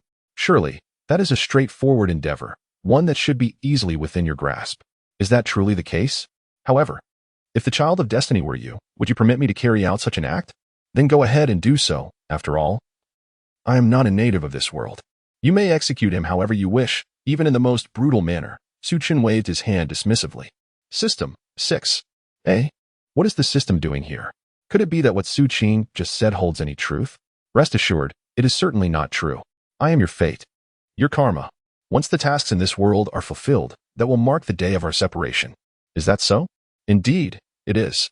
Su Qing, utilizing her mind-reading ability, sought to listen to the thoughts swirling within Su Chen's mind. To her surprise, she could only perceive Su Chen's voice. She mused to herself. Who exactly is this entity known as the system? It seems even I cannot discern its true nature. As the two continued their conversation, the combatants engaged in the duel observed Su Chen and Su Qing's apparent disregard for decorum, which incited their irritation. Hey, Tyrant Warrior Duo, this is a public battle arena. Is it not excessively rude for you to monopolize it like this? One shouted. Exactly. Get down here. Just because you've secured a few victories, do not presume yourselves invincible. Especially you, girl. Come on. I've had my eye on you for a while. Do not compel me to take action. Otherwise, Su Qing, already lost in confusion, was suddenly disturbed by a mere wretch, whose words were as crude as the sands of the earth. How could one endure such insolence? You might as well perish. Ha ha. This is utterly hilarious. The man's skull exploded, revealing a ghastly sight of crimson and ivory as he collapsed lifelessly to the ground. In an instant, the atmosphere fell into a profound silence. Suchin gave a thumbs up to the man, acknowledging his prowess. You are indeed impressive, my friend. May your journey ahead be smooth, and I hope the next encounter is with a feline, not a fierce tigress. What are you doing, Suchin? How dare you insult me by calling me a tigress? How could you possibly compare me to such a monstrous beast? Look at you, look at you. Are you not being fierce again? Is this not the very trait of a tigress? Who said a tigress is always angry? A tigress can be gentle as well. You know, I am gentle. You think I am gentle? You have no idea what true gentleness is. My wife, Gu Yuna, embodies true gentleness. What you display is nothing compared to that. You are fiercer than a raging dragon from Sichuan and Chongqing. Sichuan and Chongqing dragon? What does that mean? It means nothing. Alas, it seems that being with someone devoid of brains is indeed exhausting. I will fight you. Come at me. I am the supreme one from the heavens. Who is afraid of whom? Supreme by birth. I prefer to call myself celestial. What do you care? Go ahead and bite me. Come on then. If you have the audacity, extend your hand and see if I bite. Su Chun extended a foot directly in front of Su Qing. Su Qing's expression suddenly darkened, and she swiftly drew out a leather whip. Crack. Hiss. How could you be such a person? I never anticipated that you would revel in bondage. And even have a whip at your disposal. Su Chun sat on the ground, blowing air onto the soles of his feet. He glanced down at a red stripe across his foot. The next time you thrust your stinky feet in my face, I want you just resort to a whip. Next time, I'll wield a knife. The dragon-slaying blade, huh? Oh, so you're aware of the dragon-slaying blade? I happen to possess one. Care to give it a try? No way, you truly have one. The infamous 1/999 damage. What 1/999 damage? Mine is the 1/soul destruction. Is it really that formidable? Of course. The two continued their banter, seated atop the arena, casually munching on sunflower seeds while conversing, oblivious to the many onlookers trembling in fear. Brother, are you all right? Xiaowu, I'm fine. You know this is Teacher Zhao's test for us. I feel we didn't perform up to par today. Is that so? Don't worry, brother. I will become stronger so that I can assist you. Indeed, Xiaowu. We will grow stronger together. Then, brother, shall we seek out Teacher Zhao for another assessment tomorrow? I believe we will excel even more. Xiaowu clenched his fist, filled with determination. Cough, cough. Xiaowu, it's actually inconsiderate of us to keep troubling Teacher Zhao. We can gradually grow stronger on our own. Yes, brother. You're right. Could you two cease your flirtations? This is a boys' dormitory, after all. Xiaowu, when are you leaving? Are you going to let this single dog continue to exist? Upon hearing this, Xiaowu's face flushed. Humph. What nonsense are you spouting? I'm ignoring you. Brother. Have a good rest. I'll take my leave now. All right, Xiaowu, take care. After Xiaowu departed, Daimu Bai and Oscar raised their eyebrows at Tang San. Well, Tang San, how have things progressed? Have you made any headway? Indeed, indeed. Tang San understood the implications of their words and promptly blushed, stammering, You two are mistaken. Xiaowu is merely my sister. By blood? No. By adoption? No. Then, did you pick her up? Upon hearing Oscar's analysis, Dai Mubai stroked his chin in contemplation, nodding slowly. That could be the case. Otherwise, why wouldn't Xiaowu share your surname? I implore you both to cease your idle chatter. My relationship with Xiaowu is entirely innocent, not at all as you imagine. Oh really? Then what's the deal with your red behind? Although I haven't known you long, I know you're not one to blush easily. Dai Mubai? You two have known each other from the start? Yes. We met briefly at the Rose Hotel. The Rose Hotel? So, Tang San, you claim to be pure, yet you've been to such a place with Xiaowu? You're not pure at all. Cough, cough, that was an accident. By the way, I wasn't the one residing there. It was the girl whom Dai Mubai nearly beat to a pulp. Dai Mubai, listen to me, thank you. By the way, the moon tonight is rather round. The moon tonight? Oscar, puzzled, looked up at the sky after opening the door. Boss Dai, it's clearly overcast. Oh right, what did Tang San just say? I didn't catch that part. Something about getting beaten? Nearly dead? Well, Tang San observed the anxious expression of Dai Mubai, who was clearly concerned about his pride, and raised an eyebrow. You intentionally provoked me. Now you shall experience how I felt just moments ago. Tang San, we have to gather tomorrow. So let us get some rest, shall we? Mubai, you make a valid point. The two of them collapsed onto the bed, closing their eyes in silence. Oscar, Boss die? When did you start going to bed so early? ISNT the nightlife just beginning? Oscar? What's wrong? If you keep rambling, I might just reveal that incident involving the sausage comparison. Boss die, you're being rather harsh on your brother. 3. Boss die actually 2. 1. Wow. Boss die is right. An early night leads to good health. I'm still so young. My body must be in top shape.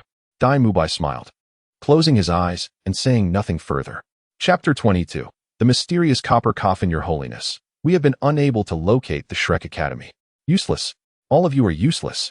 Bibi Dong sat upon the Pope's throne, her brow furrowed. Ever since she had humiliated that individual named Yi Fei Yu from Shrek, the thought of that disgusting scene had robbed her of peace and rest. She vowed to make Shrek Academy pay dearly. You may leave. I hope this is the last time I hear such news. Elder Jew, I truly do not comprehend your utility.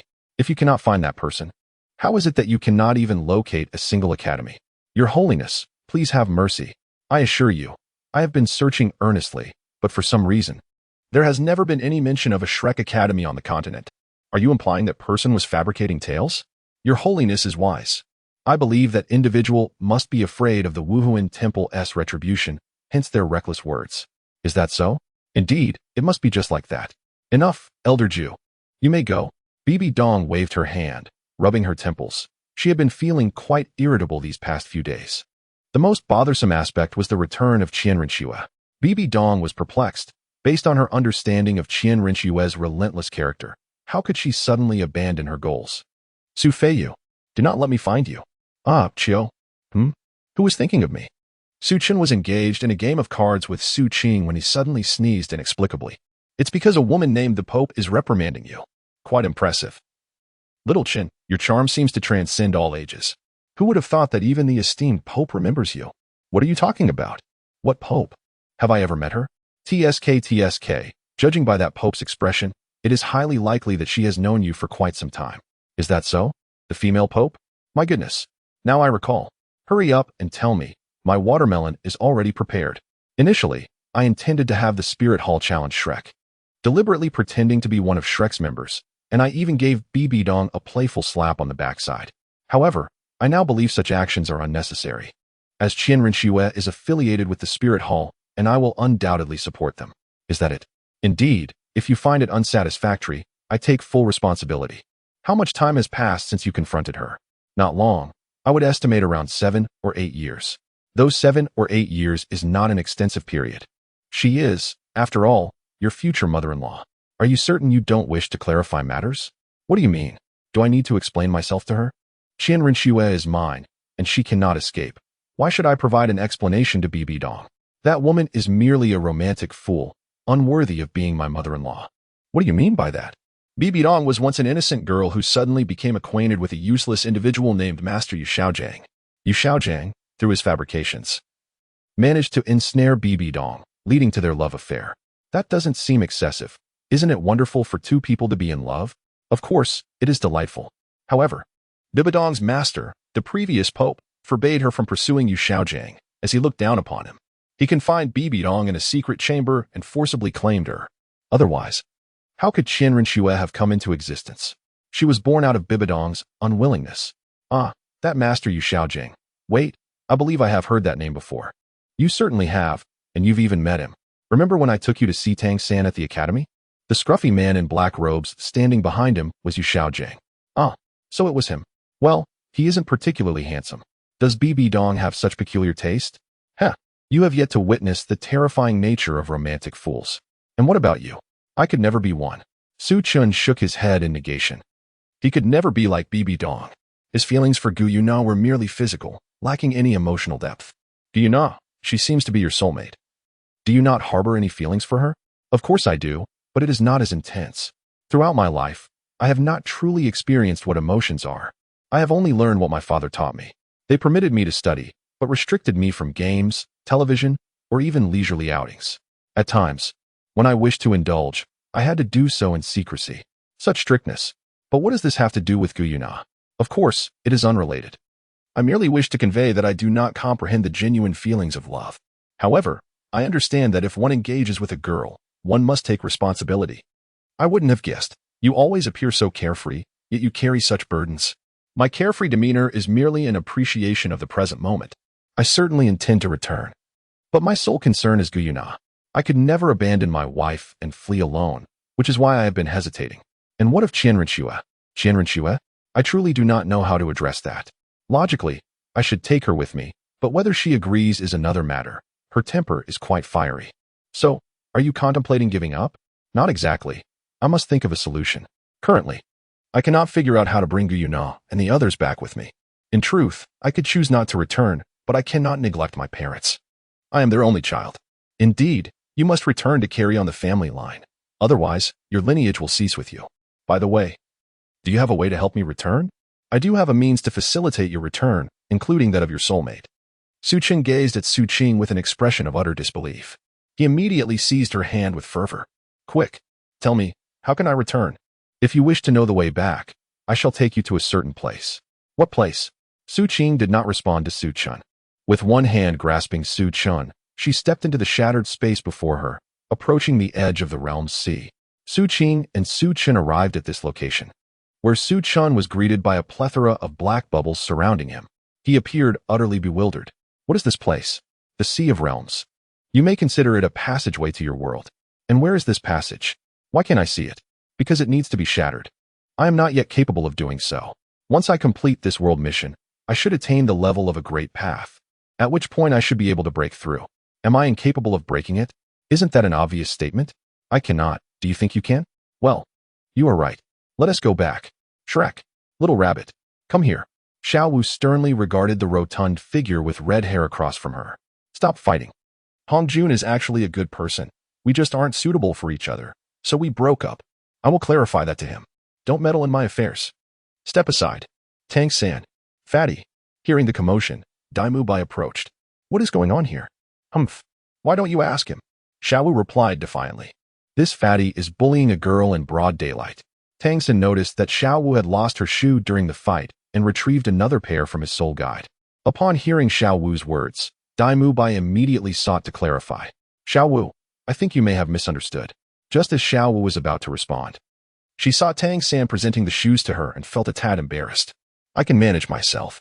Seeing that the misunderstanding seemed to have dissipated, Daimu Bai turned his attention to the girl, Cui Hua, who intended to break up with Ma Hongjun. Cui Hua, what about you? Cui Hua, with an expression of grievance, covered her face and ran away in tears. Tang San, puzzled, inquired of Daimu Bai, what exactly is happening? Daimu Bai looked at Ma Hongjun. Shall you explain? Or shall I? Feeling somewhat shy, Ma Hongjun deferred to Daimu Bai. You go ahead. Daimu Bai approached Tang San, resting a hand on his shoulder as they walked away. Xiao Wu huffed at Ma Hongjun before following suit. Ma Hongjun, appearing indifferent, trailed behind them. Within the academy, Daimu Bai began to recount the matter concerning Ma Hongjun. There are 3 students in the academy, including myself. Tang San seemed to comprehend the implication. Oh, are you implying? Daimu Bai glanced back at Ma Hongjun, who simply scratched his ear and nodded slightly. Indeed, Fatty, he is the 3rd one, the last to join the academy before you arrived. Although I did not witness the earlier incident, I could piece it together. However, this cannot entirely be blamed on Fatty. It is solely due to his Grass-Kuan martial spirit. Ma Hongjun became indignant. Nonsense. Your martial spirit is the Grass-Kuan. Mine is clearly the Phoenix. Even if my ancestors possessed the Kuan martial soul, I bear the Phoenix within me. Have you not heard that even in a humble grass nest, a golden phoenix can emerge? Daimu Bai could only chuckle. Huh? A phoenix?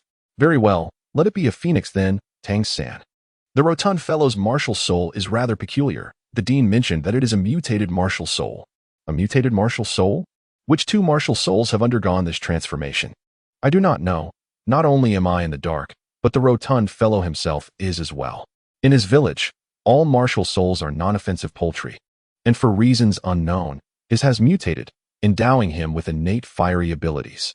His flames are exceedingly strange, exhibiting not only extreme temperatures but also a formidable adhesive quality that makes them difficult to extinguish.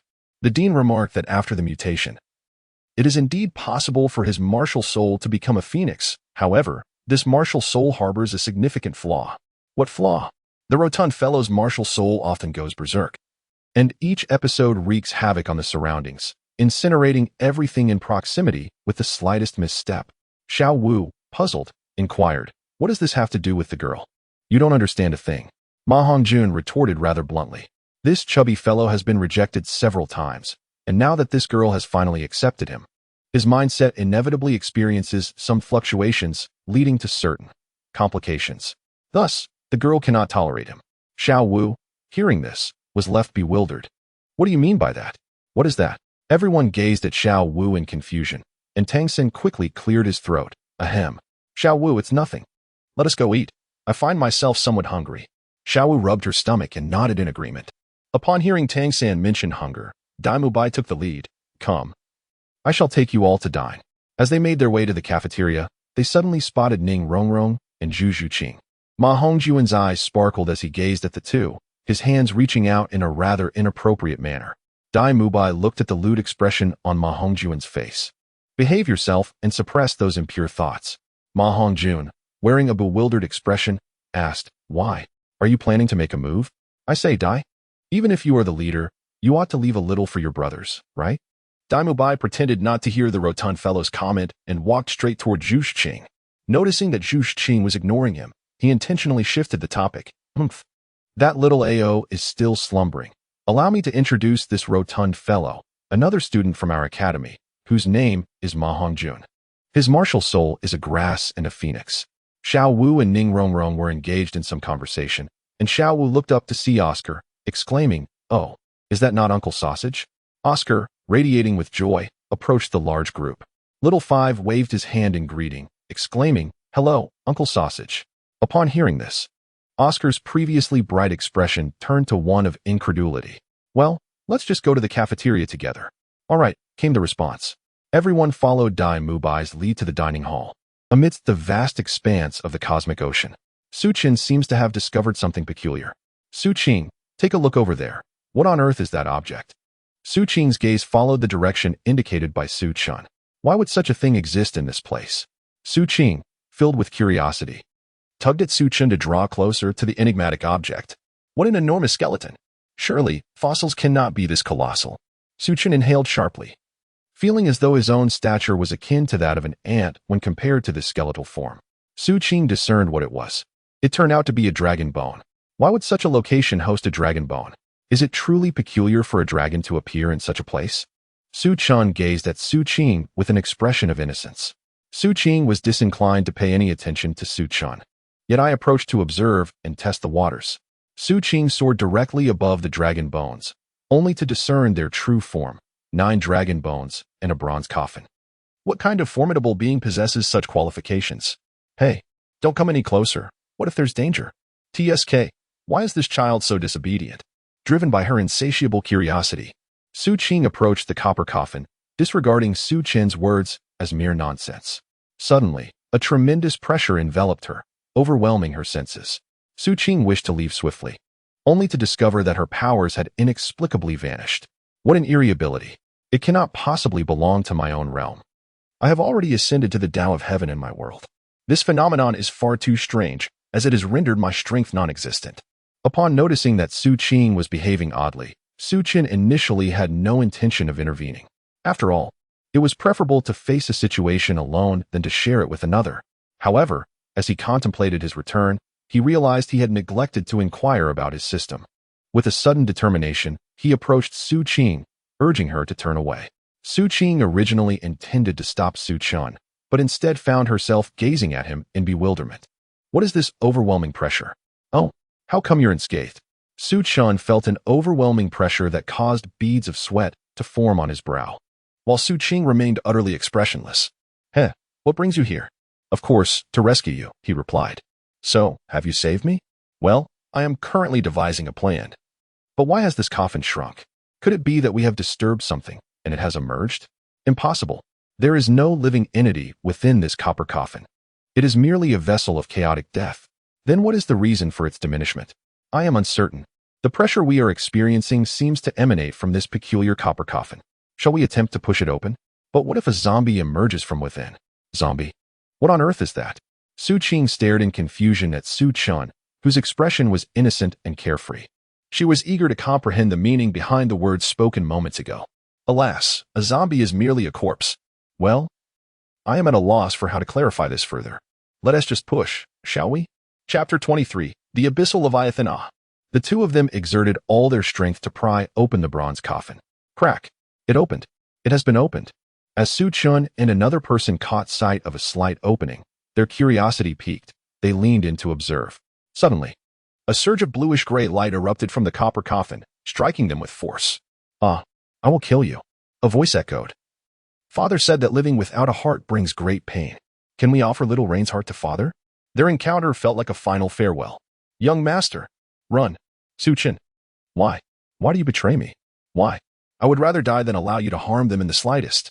I do not wish to die. I do not wish to die. Little 5. Little 3. Tang-san. A cacophony of explosions ensued. The copper coffin closed, and the two were violently thrust away by an unseen force. In an instant, Su Chun was overwhelmed by a throbbing headache, while Su Qing appeared slightly better. Her expression grave. What were these sounds? Could they be evincia to unfold? I am utterly perplexed, be it the future or the past. My head feels as if it might explode. Upon witnessing the crimson hue in Su Chen's eyes and the swirling black aura enveloping him, Su Qing immediately summoned her spiritual energy to administer healing. After her efforts, Su Chen's condition improved significantly, and she exhaled with relief. Why am I unscathed while you are afflicted? Is it possible that this copper coffin originates from your realm? That cannot be. My world possesses coffins. Yet it is inconceivable that one of this nature could exist. It is utterly absurd. Su Qing regarded Su Chun with a look of skepticism, her expression reflecting doubt. The voice she had just heard might have been different from what Su Chun perceived. What did you just hear? She inquired, her curiosity piqued. Oh, you heard it too? I thought I was the only one. Nonsense, just speak up already. She urged. I heard a cacophony of disjointed phrases. Something about how I would never let anyone harm me, even in death. What does that even mean? Su Qing shook her head. What I heard is different from what you did. I only heard one phrase. Kill me. Kill me. Is that all? Yes, that is all. Su Chun was enveloped in existential doubt as he gazed at the copper coffin. Could this truly belong to my world? Who possesses such extraordinary prowess to hurl a coffin into the cosmos? It remains unclear whether this object is a relic of reincarnation, perhaps upon returning home. One could harness the enigmatic powers of this mystical copper coffin. Goodness, are you suggesting that I must slumber within a coffin? Su Chun immediately retreated a few steps, sensing the immense danger radiating from Su Qing. Why are you standing so far away from me? Am I truly that frightening? Do you not intend to use me for your experiments? Perhaps even cast me into a coffin? You misunderstand. I cannot even open this bronze coffin. How could I possibly throw you in? So what you mean to say is, if you could open it, you would indeed toss me in. That is one way to interpret it. Shall I give it a try? Don't. Let's go back then. Su Qing pulled Su Chun into the house with a flicker of movement. After their departure, the copper coffin opened, revealing a mysterious figure with red hair and an indistinct visage. One hand held several hundred droplets of golden blood, which, with a slight fluctuation of his palm, instantly turned to ash. We shall meet again, Emperor of the Wastes, he proclaimed, before vanishing, leaving behind an eerie silence. Meanwhile, at Shrek Academy, everyone was joyfully preparing to head to the dining hall when they were suddenly summoned by Flander, gathering them all in the square. What about your beard? Tangson asked, looking at Oscar with a puzzled expression. Oscar raised an eyebrow and smoothed his hair. Aren't there some new beauties around? I must present myself well to catch their attention. Zhu Zhuqing shot him a glance, while Xiao Wu stifled her laughter, her shoulders shaking. Ning Rongrong shook her head in disbelief. Xiao San, isn't that the cunning merchant uncle? Cunning merchant uncle? This is our esteemed dean, the founder of Shrek. The four-eyed cat eagle Flander, a soul sage of rank 78, even more formidable than Teacher Zhao. He possesses the rare ability of a flying beast martial soul, which is quite uncommon among soul masters. That saying, only accepts monsters, not ordinary people, originated from him. Upon hearing Oscar's introduction, Xiao Wu sighed in relief, silently thinking, thank goodness he is just a rank 78, the sausage uncle. Does our school not have any Douluo level soul masters? Oscar, unable to tolerate being called sausage uncle, quickly introduced himself. Please call me Oscar, the sausage specialist. He then added, regarding the Douluo you mentioned, do you think they are as common as vegetables, found everywhere? There are no more than 100 Douluos on the continent, all supported by the empires and their subordinate kingdoms. The two great empires combined have only about 10. They are not so easily encountered. Xiao Wu nodded, feeling relieved. That's good. Tang San looked at Xiao Wu with concern. Xiao Wu, what's wrong?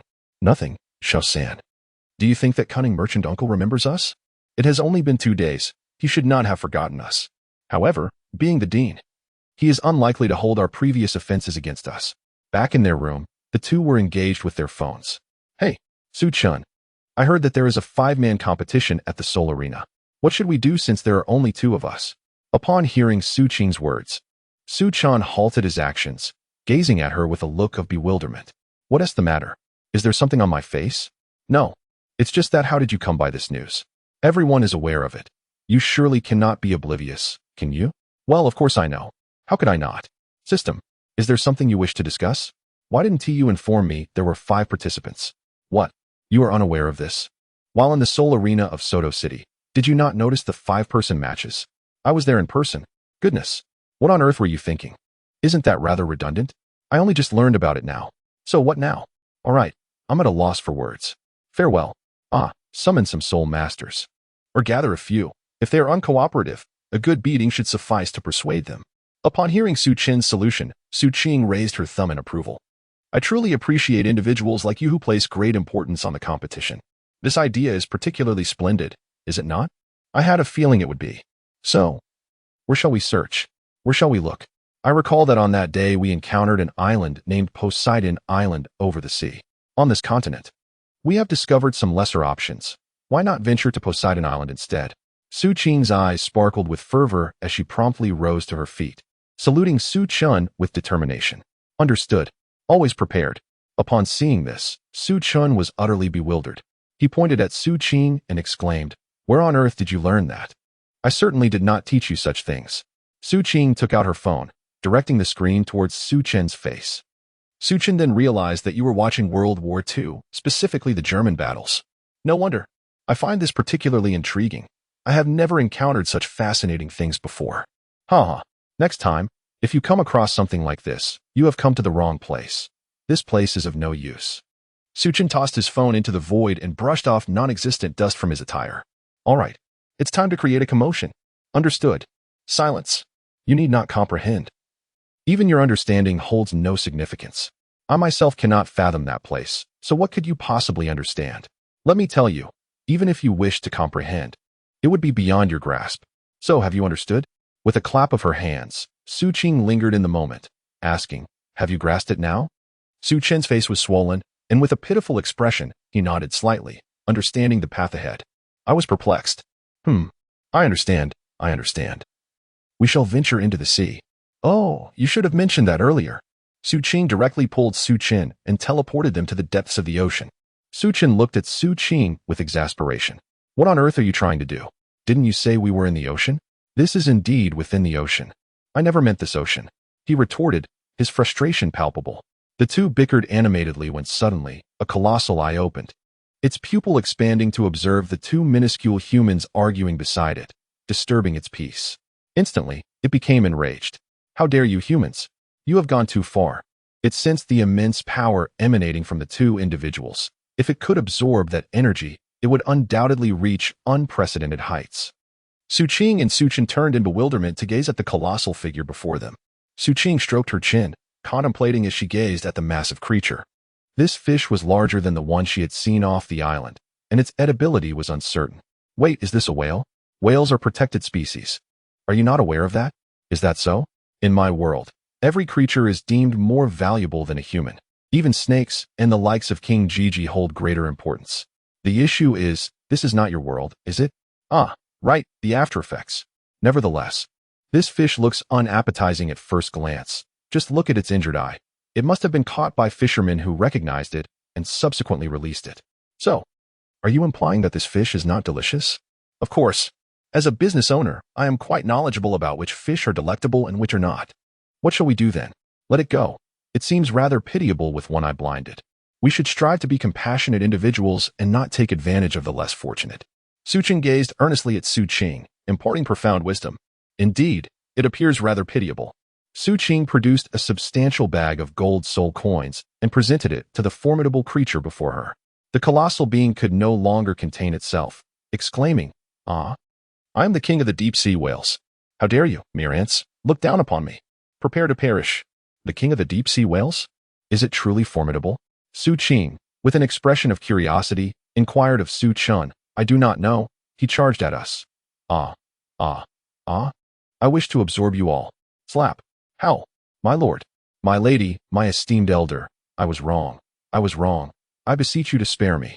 A burly, muscular man knelt down, grasping his ears, tears of regret streaming down his face as he repeatedly bowed his head. Did you not just declare your intent to absorb us? How can a man absorb another man? You ought to target women instead. The deep-sea demon whale king exclaimed. No, no, no, my lord. I do not wish to absorb either men or women. I only desire to consume small fish and shrimp. I implore you, spare me. The journey of my cultivation has been arduous. Rest assured, I shall no longer bully either men or women. Slap. My lord, why have you struck me? The deep-sea demon whale king gazed at Su Chun in bewilderment. Who told you to refrain from absorbing women? From now on, you are only permitted to absorb women.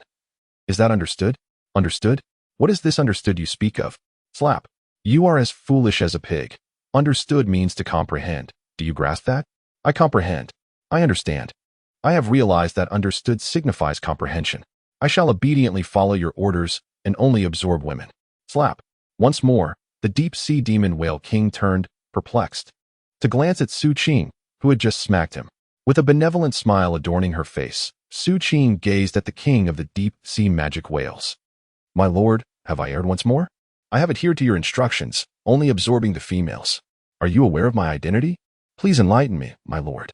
I am female. The king of the deep-sea magic whales exclaimed, Ah, you have gone too far, and I shall retaliate.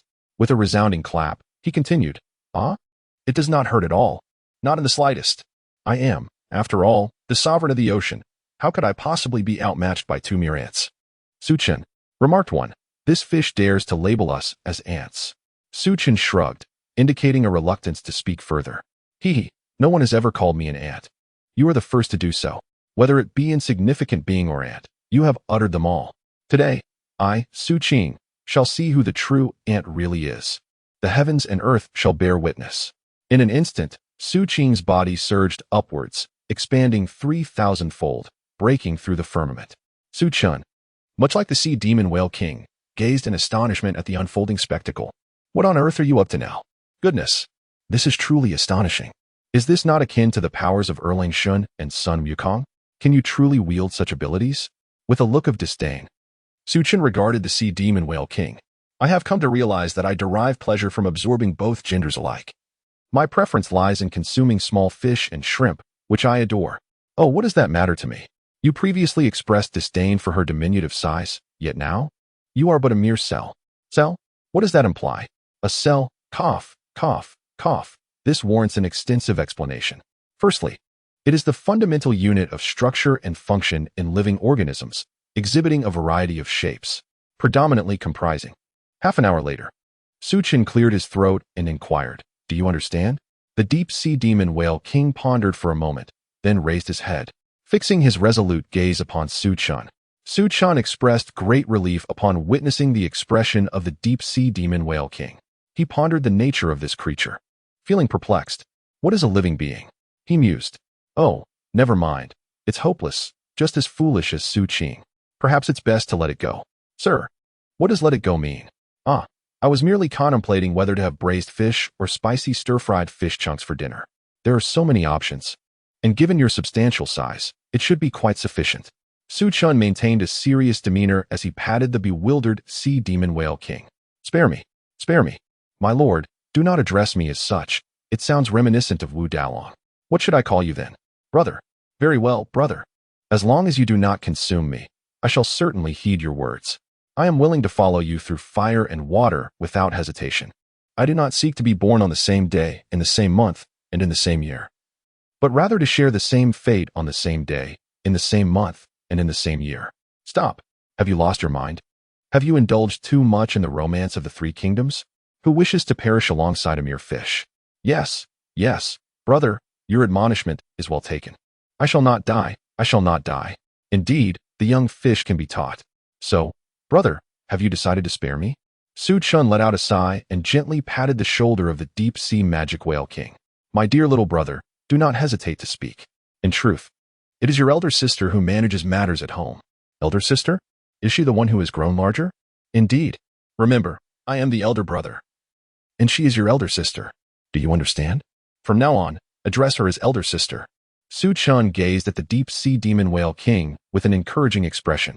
The deep-sea demon whale king, taken aback by the unexpected support, promptly nodded in response. Su Chun whispered into Su Qing's ear, "Hey, don't make it worse. Your feet stink to high heaven. Are you a fairy? You dare to say my feet stink? Do you know how many people wish to smell the feet of this fairy? You are truly oblivious to the blessings you possess. Do you think they smell good?" Su Chun turned to look at the trembling deep-sea magic whale king. Good. Of course, they do. I can feel my cultivation level has risen. The deep-sea magic whale king nodded excitedly, leaving Su Chun utterly speechless. What? Are you a fish from the A-San family? You think they smell good? A San? Who is that? Brother, I have never heard of such a person. Oh, it's just as well you haven't heard of him because my brother San possesses extraordinary skills. He can balance a motorcycle with 20 people on it without it tipping over. Ah, a motorcycle? Is it a soul bone? Yes, that's right. Don't speak. Come with me to Sea God Island. We plan to retrieve something from there. Upon hearing this, the deep-sea magic whale king immediately objected. You can have him seek others for a fight, but engaging in a battle he cannot win is simply courting death. It's better to die here. Brother, I truly have no way out. Sea God Island is guarded by a formidable 99-level ultimate Douluo. I genuinely cannot face them. Oh, this little brother of yours is quite something, selling out his big brother right from the start. Enjoying blessings together, but shirking from difficulties, I see. Brother, please don't put me in a difficult position. I truly cannot win against them. Are you not sending me to my doom? Are you not selling out your own brother as well? Brother? When did you two become brothers? Su Qing gazed at the two with a sense of curiosity. What kind of brotherhood is this? I have never encountered a brother so terrified of death. The crux of the matter lies in his incessant rambling. I implore you, spare him. He speaks of braving fire and water without hesitation, yet look at him now. Were those words not mere nonsense?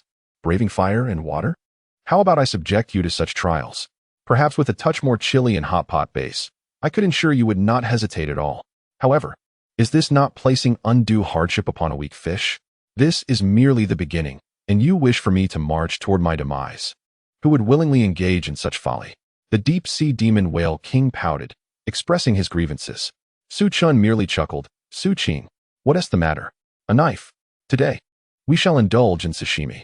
I discovered a delectable dish on my phone, where the flesh of the fish is carefully shaved off piece by piece, then enhanced with my secret seasoning, ensuring it is both delicious and delightful. However, you just mentioned that this fish is not palatable? That was a mistake on my part. In truth, this fish is naturally exquisite, melting in the mouth, a paragon of perfection, and indulging in it even enhances one's beauty. Truly, the deep-sea demon whale king immediately recoiled, observing the two demons approaching him with smiles. Wait a moment. The two halted in their tracks, a look of confusion on their faces. Brother, you are indeed correct. Blessings are shared, and hardships are borne together. Today, I shall stake my life on this fish and accompany you. Brother, what's this? Are you afraid? Fear is not an option. Brother, I harbor a deep-seated vendetta against that sea god. My very eyes bear the scars inflicted by him. You need not worry. I shall fend off all human sea spirit masters outside. Today, I am resolute. Su Qin squinted slightly, uttering no words as he tossed the knife to Su Qing. Confused, she gazed at the deep-sea demon whale king, her eyes sparkling with trepidation, and swallowed hard. What is the matter, Su Qin? Are you unable to take action? It's all right. Come here. You can prepare the ingredients on the side. Rest assured, I will meticulously carve it piece by piece.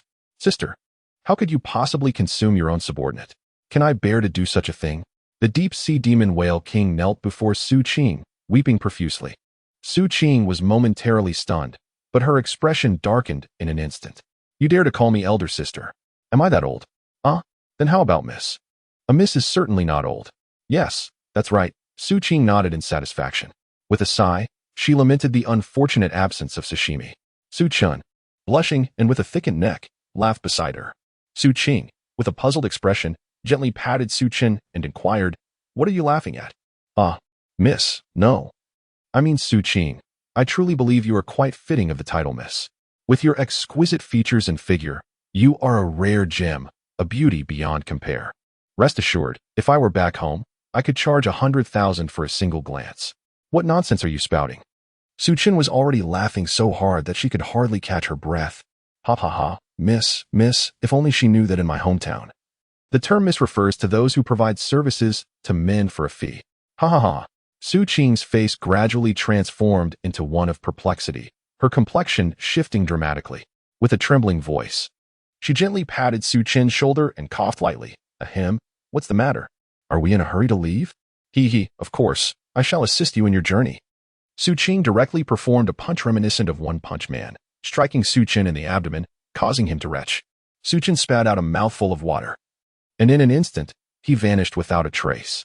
The seabed trembled violently, and the deep-sea demon whale king turned pale, for he had just sensed the peril of Su Qing's punch.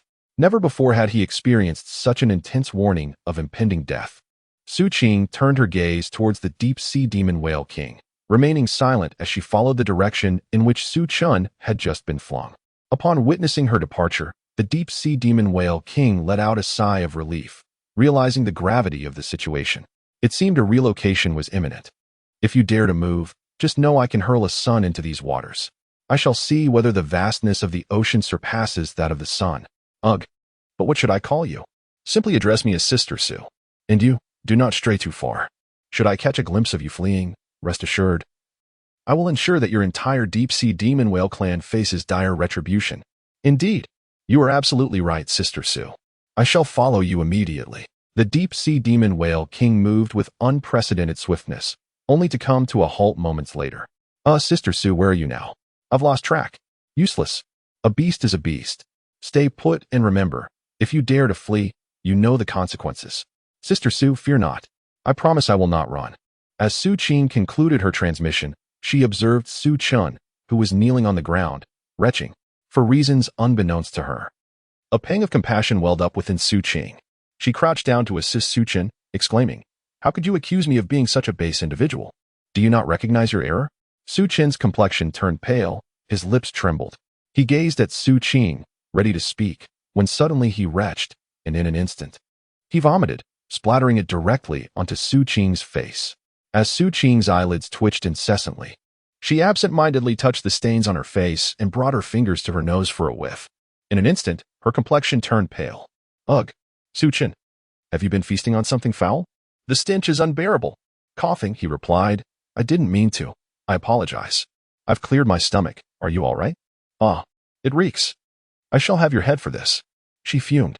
Look at you, once again filled with fury. I must remind you, such temperament in a woman hastens the aging process. Spare me your silver-tongued remarks. Who are you? State your name. A violet sea spirit master from the island of the sea god drew his blade, pointing it menacingly at Su Qing. Wait, who are you? Your timing is impeccable, arriving at such a perilous moment. Su Chen gazed at the purple sea soul master with a look of utter disbelief. How audacious. Do you know who I am? The sea soul master drew his sword, preparing to advance towards Su Qing. Upon catching a whiff of the air, he immediately covered his nose and took several steps back, his face contorted with fear as he stared at Su Qing. What on earth are you all doing? It reeks. What have you consumed? Offending me is no trivial matter. Su Qing, look at this fellow, calling us foul. You need not speak. I can hear you clearly. Who are you? Why do you obstruct our path? Goodness, Su Qing. Shouldn't you confront him directly? Su Qing leaned close to Su Chen's ear and whispered softly. Su Chen detected the scent emanating from Su Qing. With one hand pinching his nose and his cheeks puffed out, he resolutely listened until the end. Isn't that superfluous?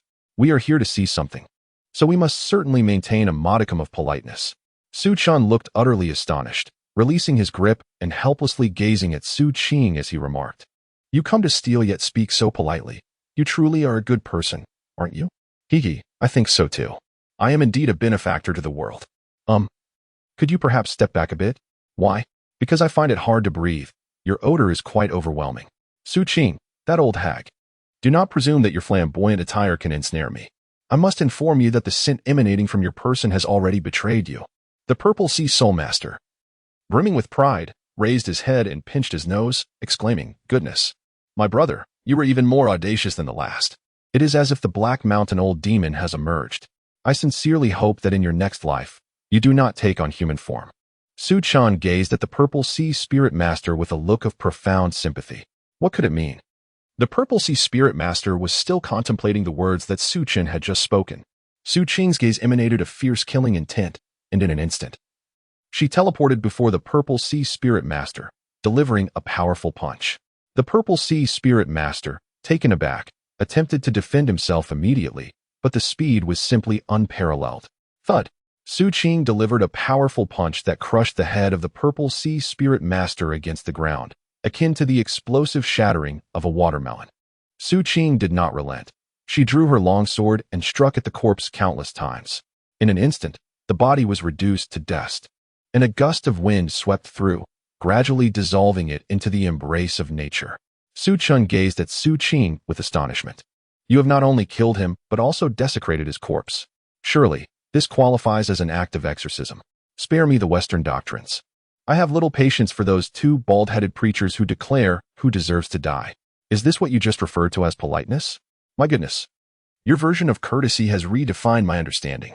Enough of this chatter. This place is infested with demons. We shall vanquish them to uphold righteousness. Su Chen, let us charge in. Take what you desire and set ablaze what does not pique your interest. Su Chen halted his steps, gazing at Su Qing with a bewildered expression. In your ancient world, are there really bandits? He inquired. Of course not, she retorted. Where did you acquire such knowledge? Humph. Naturally, I learned it from television dramas. Su Chen, who goes there? A group of guards rushed out immediately. I'm your father. Die. With a single stroke of her sword, Su Qing cleaved through dozens of foes, severing them in two at the waist. At this moment, Su Chen possessed only a face reminiscent of JoJo, gazing at Su Qing with an expression filled with existential doubt. Su Qing gazed at Su Chen, who was following her. Is this something you've learned from television dramas? Goodness. This is rather excessive, isn't it? As an inhabitant of Earth, I have never encountered such a television series. Does such music truly exist within those shows? Perhaps you are simply out of touch with the times. You are aging. Su Chen, how impolite of you. You, who have lived for 1 billion years. Dare to call me a mere 20-year-old? Old? It turns out you are still so youthful. Never mind, I shall take the high road, after all. I am still your little sister. Sigh, your presence leaves me utterly speechless. Su Chen truly felt a pang of regret. He ought not to have introduced Su Lingxian to the world of smartphones. This woman has become increasingly peculiar with each passing day. Just imagine. A primordial saint frolicking in the heavens, dancing in a bizarre manner. Su Chen shook his head, unwilling to entertain such thoughts. The imagery was too surreal.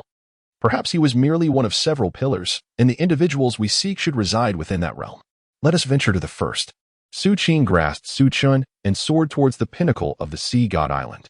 Who dares to intrude upon the Sea God Island? A woman's voice resounded. The two lowered their heads to glance, only to discover a diminutive shark. Goodness, this fish appears rather meager. It hardly seems appetizing. Sister, is this truly a matter of taste? Ah, could you not behave normally for once? Oh, then what do you suggest? Well, I shall convey my thoughts. Su Chen cleared his throat and politely addressed the sharks below. May I inquire, esteemed Kuan sister, we have come with intentions of robbery. Could you kindly direct us to the most formidable soul master in your midst? Rest assured, if you provide us with this information, we shall not inflict any harm upon you. The sharks in the water bristled with indignation. Do you take us, the great white shark clan of the demon soul, for fools? We are the guardian soul beasts of Sea God Island. I advise you to depart swiftly, lest you provoke our wrath, land soul masters. Su Chen let out a sigh, lamenting the presence of yet another foolish fish.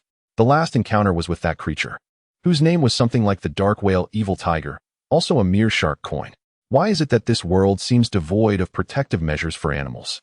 The most troubling aspect is that this soul demon great white shark is even less clever than its own kind, the orca. Bang!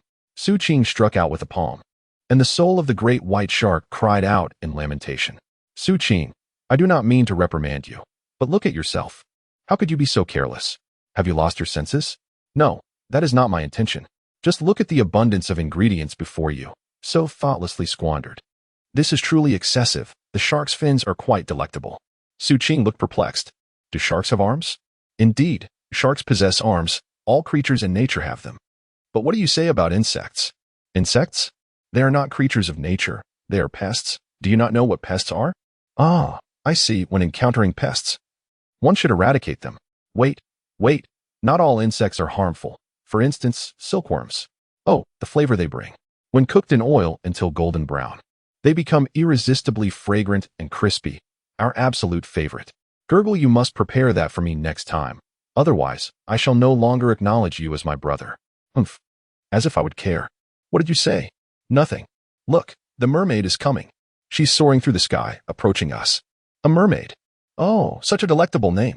Su Qing immediately turned her head, her eyes sparkling as she gazed upon the mermaid. However, upon closer inspection, her desire dissipated.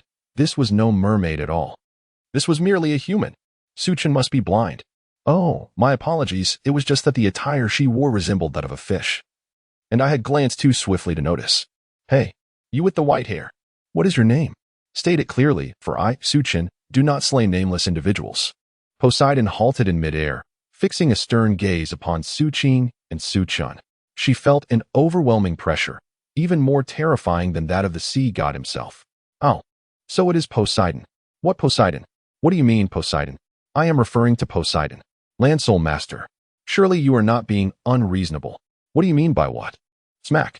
Ah, Su Qing, are you out of your mind? Why are you hitting me? Have you lost your senses? She said Poseidon. Oh, I see now. Poseidon, Poseidon, Poseidon. I might as well be Boston's dragon. Look at you, you're flustered. I'm not flustered. How could I possibly be flustered? All right, enough of this nonsense. After Su Chun finished his outburst, he looked at Poseidon with an unwavering gaze. Hey, yes, you, the one with the power. Your name is Poseidon, correct? May I inquire why you and your companions have come to my sea god island to indiscriminately slay the innocent? I am perplexed as to how we have offended you. On land, they have indeed wronged us. Oh, what do you mean by that? Look, I entered here politely with Su Qing. Yet your people chose to engage in violent confrontation. Are we to be subjected to their blades? Is there no longer any law, any justice, or any morality? Poseidon gritted her teeth, taking a deep breath to calm herself. So, you imply that we are to apologize to you? Huh, who needs your apology? We have come to seize what belongs to us. You are far too overbearing. My sea god island is not to be trifled with by your land-bound spirit masters. Look at you, so many of you. I had thought you were noble, yet it appears you are merely a rabble of commoners. Such arrogance. Su Chen was taken aback by your audacity today, astonished that you could utter such words. Cough, cough, cough. I learned this from a television drama. Su Qing, Poseidon intends to directly unleash the ninth soul skill, allowing the sea god to resolve the matter personally. Having just witnessed the scene of the deep-sea demon whale king beneath the ocean, she is acutely aware that she is no match for it. Su Chun, look up there, there's something glowing. Is it the light bulb you mentioned? I'm not sure. You should go take a look.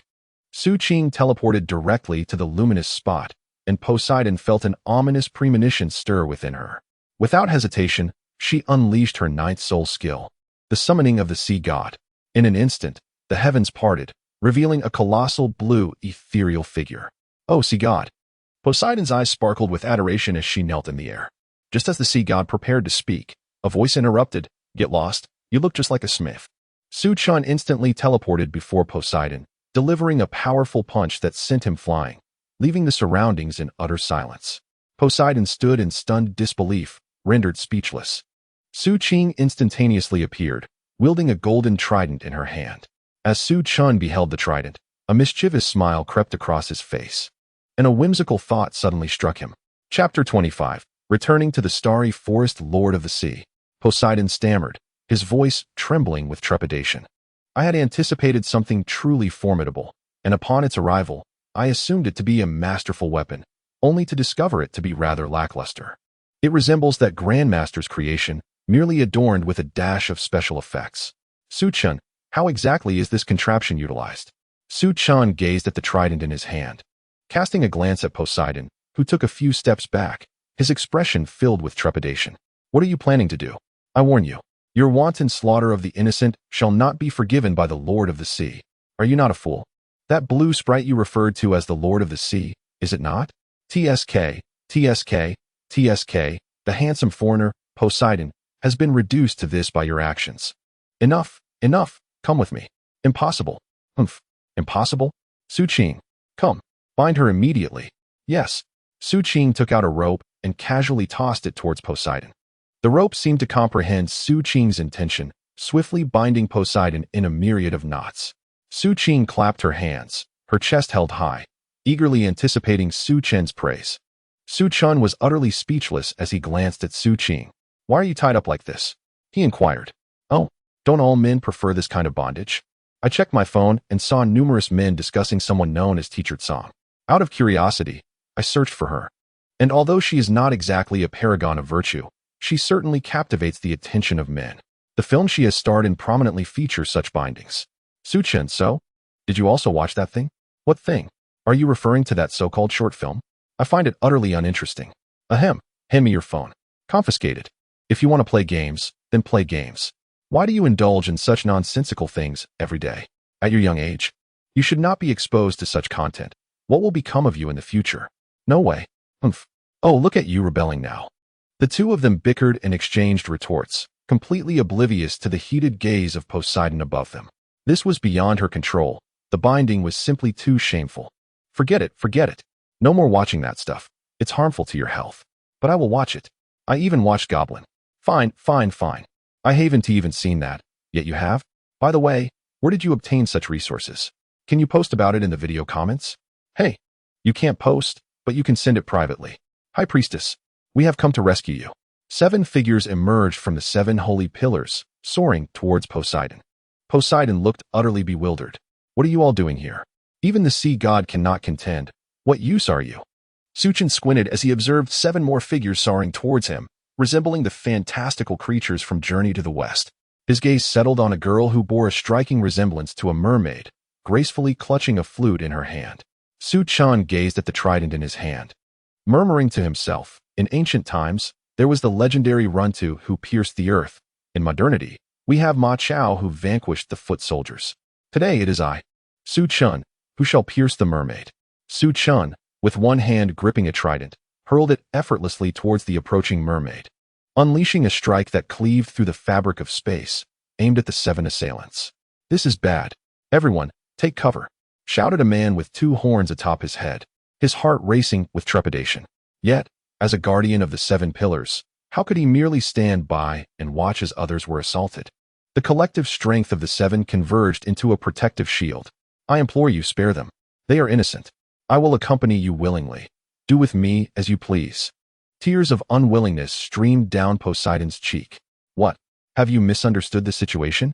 The laws of this world dictate that the strong prey upon the weak. You are the villains here, and do you truly believe I might allow you to escape?" Upon hearing Poseidon's plea, Su Chen smiled lightly. "Are we not the villains?" Su Qing, beside him, questioned with disbelief. "Are we really the bad guys? Have we ever bullied the common folk? Certainly not. We only eliminate the wicked. Besides, did you not just proclaim the eradication of demons and monsters? Look at them.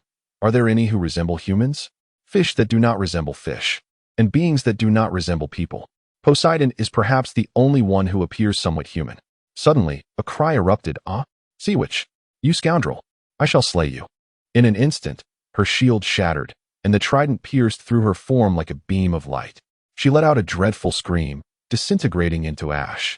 The other guardians glared at Su Chen and Su Qing with clenched teeth, their eyes ablaze with determination. "Let us advance.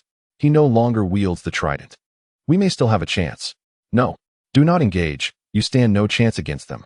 Flee at once. They seek only me," Poseidon shouted with all his might. Su Chen entrusted the remaining individuals to Su Qing, as they were ultimately indistinguishable. He soared before Poseidon, who gritted his teeth and glared at Su Chen with bloodshot eyes. "I swear, the events of today shall be repaid 100-fold. I shall ensure your dismemberment. Ha ha ha, come, come, come. Strike me with a planet if you dare. I shall remain unscathed. As for you, the Lord of the Sea shall not let you escape. Today, you shall lament the deeds you have committed." Su Chen wore a sinister smile as he gazed at Poseidon, stroking his chin. "Look, I have just slain your subordinate. What can your god do for you now?" Su Qing clapped her hands and waved them dismissively, exclaiming in exasperation, "That's it. I've told them not to fight, yet they insist on doing so. Now look. It's all gone." She cried out in frustration, "Ah, you all. I shall perish alongside you." Poseidon struggled fiercely, only to discover to her astonishment that she lacked the strength to break free. She gazed in shock at the ropes binding her. Ah, how clever. The binding rope of immortals. Even those of celestial stature cannot escape its grasp. Engaging in plunder and human trafficking, you truly deserve what you have. Suchin, is this not the very staff from the monkey? Surely a monkey cannot lack the prowess of even a golden immortal, can it? Born of heaven and earth. This stone monkey? Quite similar, I suppose. I'm not certain about that. However, I do possess one on my end, though it has yet to make an appearance. Nevertheless, this creature is undoubtedly of no ordinary caliber. As for me, I have already handed it over to my companions, the Nuwa friends, to meddle with. I am disinclined to concern myself with this matter. Well, consider this. I could eliminate all of you, and what could your deity possibly do for you then? Haha. I am confident that you wicked souls shall face retribution. Indeed, I believe so. Su Qing, pack it up and take it away. Now, do we still require this trident? What purpose does it serve? What era are we in, still adhering to the ways of primitive men? Oh, then I shall discard it. Discard it, indeed. But this object seems somewhat familiar to me. Su Chan gazed at the trident in Su Qing's hand, feeling a flicker of familiarity. He recalled glimpsing it inadvertently while browsing videos, though he paid it little mind. A system? What is this all about? Could this trident possibly be linked to Tang San? Indeed, it is undeniably related. What is its significance? It is an artifact essential for his ascension to divinity. Without it, he cannot achieve godhood. Should I return it to its rightful owner? No, do as you please. But won't that disrupt the narrative? It will indeed affect the plot. However, the true adversary has yet to make an appearance. Why do I have the impression you were misleading me from the very beginning? Alas, I must admit I initially deceived you. I only wished for you to rest and avoid reckless behavior. So what is the situation now? Are you suggesting that I was never meant to return home? You can return, but what? You have, in fact, already passed away. Your soul has been drawn into this lower realm by me. Cough, cough. System, that jest of yours is truly amusing. Refrain from such remarks in the future. How could a virtuous person like me possibly meet such an end? What does being a good person have to do with life and death? Ha ha, you have a point. Does that mean I can never return in this lifetime? Naturally, you can return, but your lifespan will be quite limited, as your body over there has already. Already what? Oh, it's nothing. Just try not to use the power of the Emperor of Desolation. I have yet to recover and cannot confront those individuals. Those individuals? Who are they? Su Chan furrowed his brow, perplexed by the words of the system. Initially, he yearned to return, but the system insisted on fulfilling a task. Now, however, it merely advised him to behave himself, leading him to abandon the task altogether. Now, it seems the task holds little significance, except for the prohibition against utilizing the chaotic emperor's martial soul. Could it be that the true adversary is immensely powerful? Su Chun, what's the matter? What are you contemplating? Should I truly discard this trident?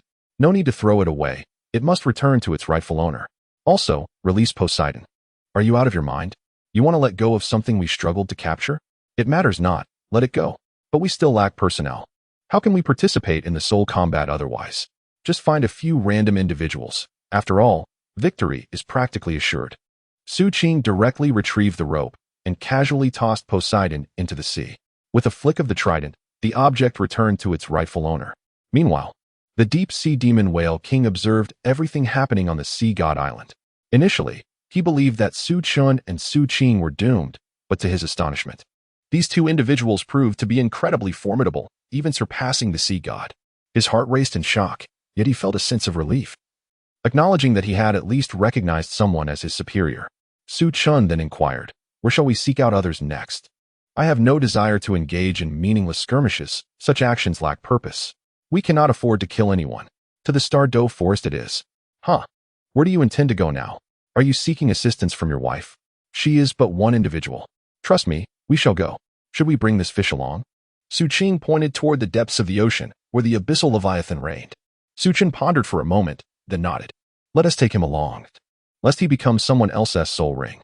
It's safer for him to accompany us, and neither of us requires such a thing. The key is, he can serve as our enforcer, handling trivial matters that may arise. Indeed, that makes sense. Su Qing addressed the depths of the sea. Little brother, come forth, and henceforth, you shall accompany us.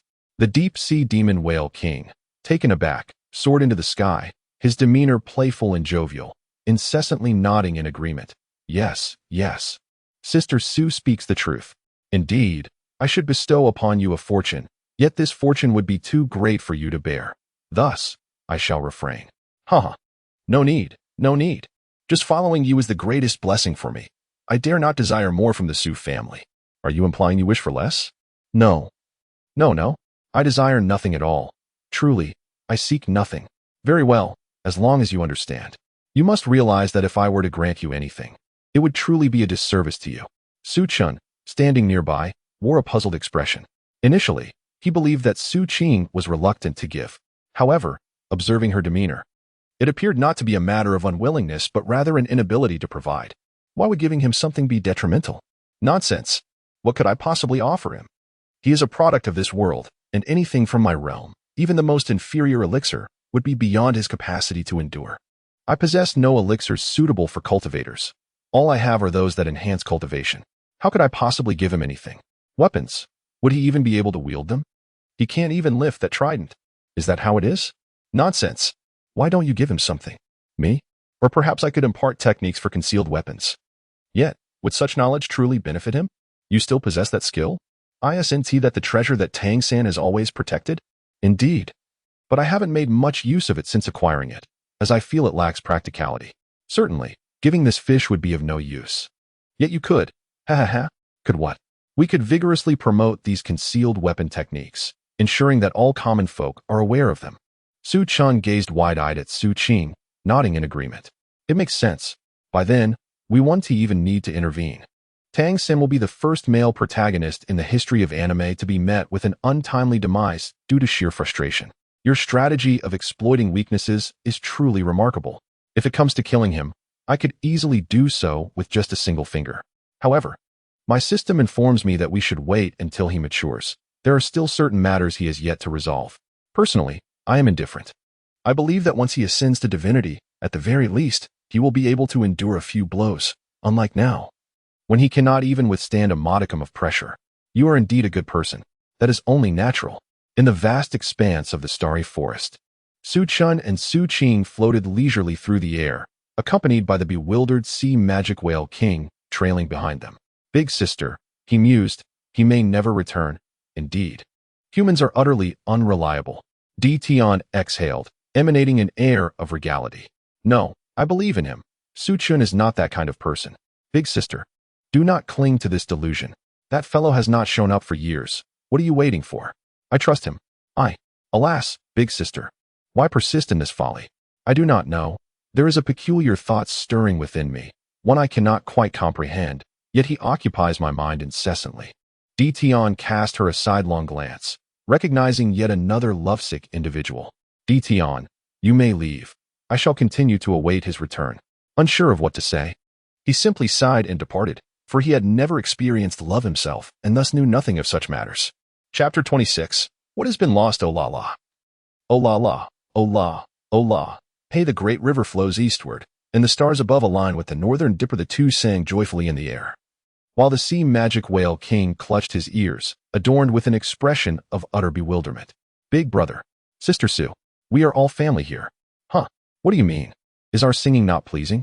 Pleasant, indeed, it is enchanting. I have never heard such a marvelous sound in my life. I yearn to hear it again. Tears of emotion streamed down the sea magic whale king's face.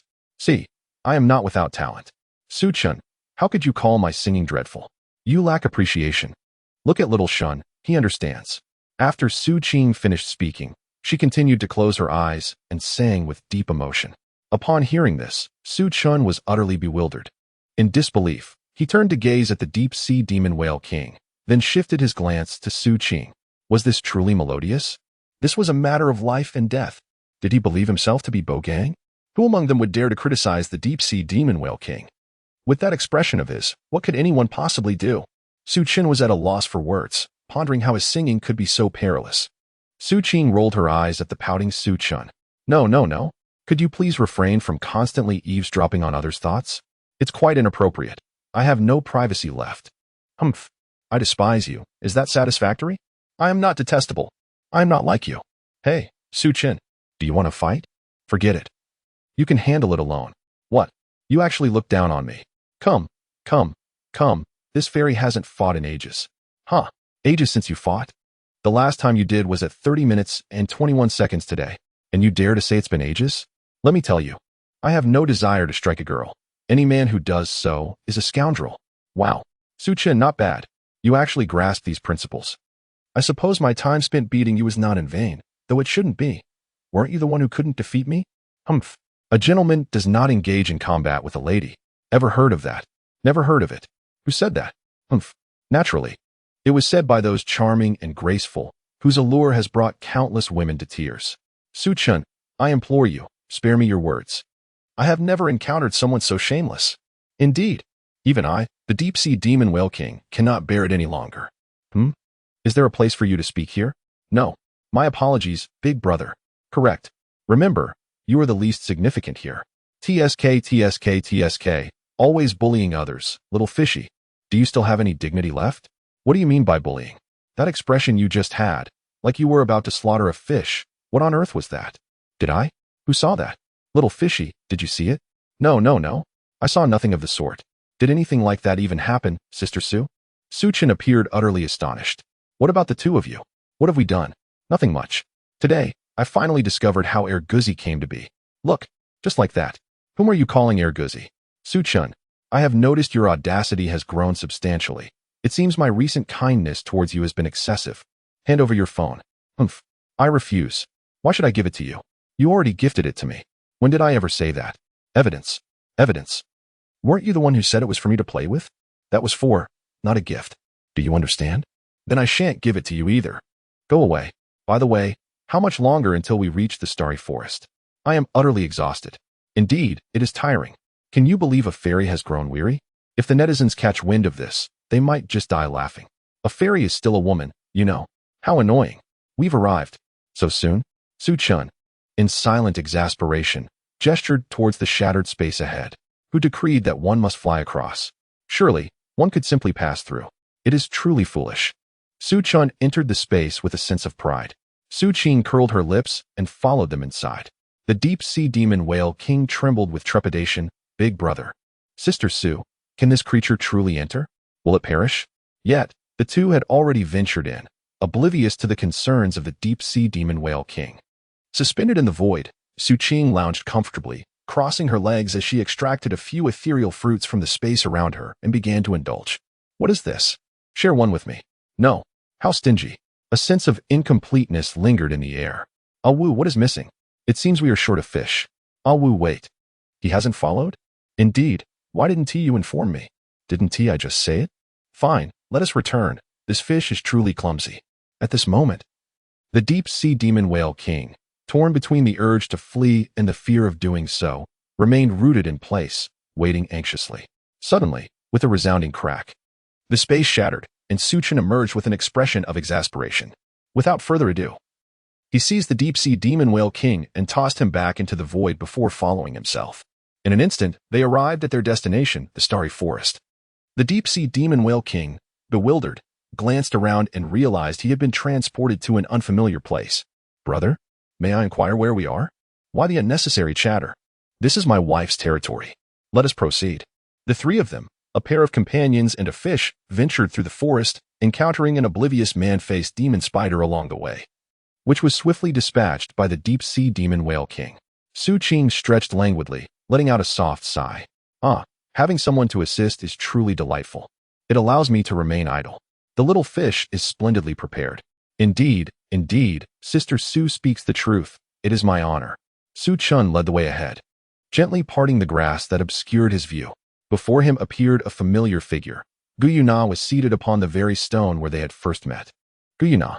Upon hearing his voice, the dazed expression on her face vanished, replaced by one of profound grievance. Her eyes glistened with unshed tears as she gazed up at him.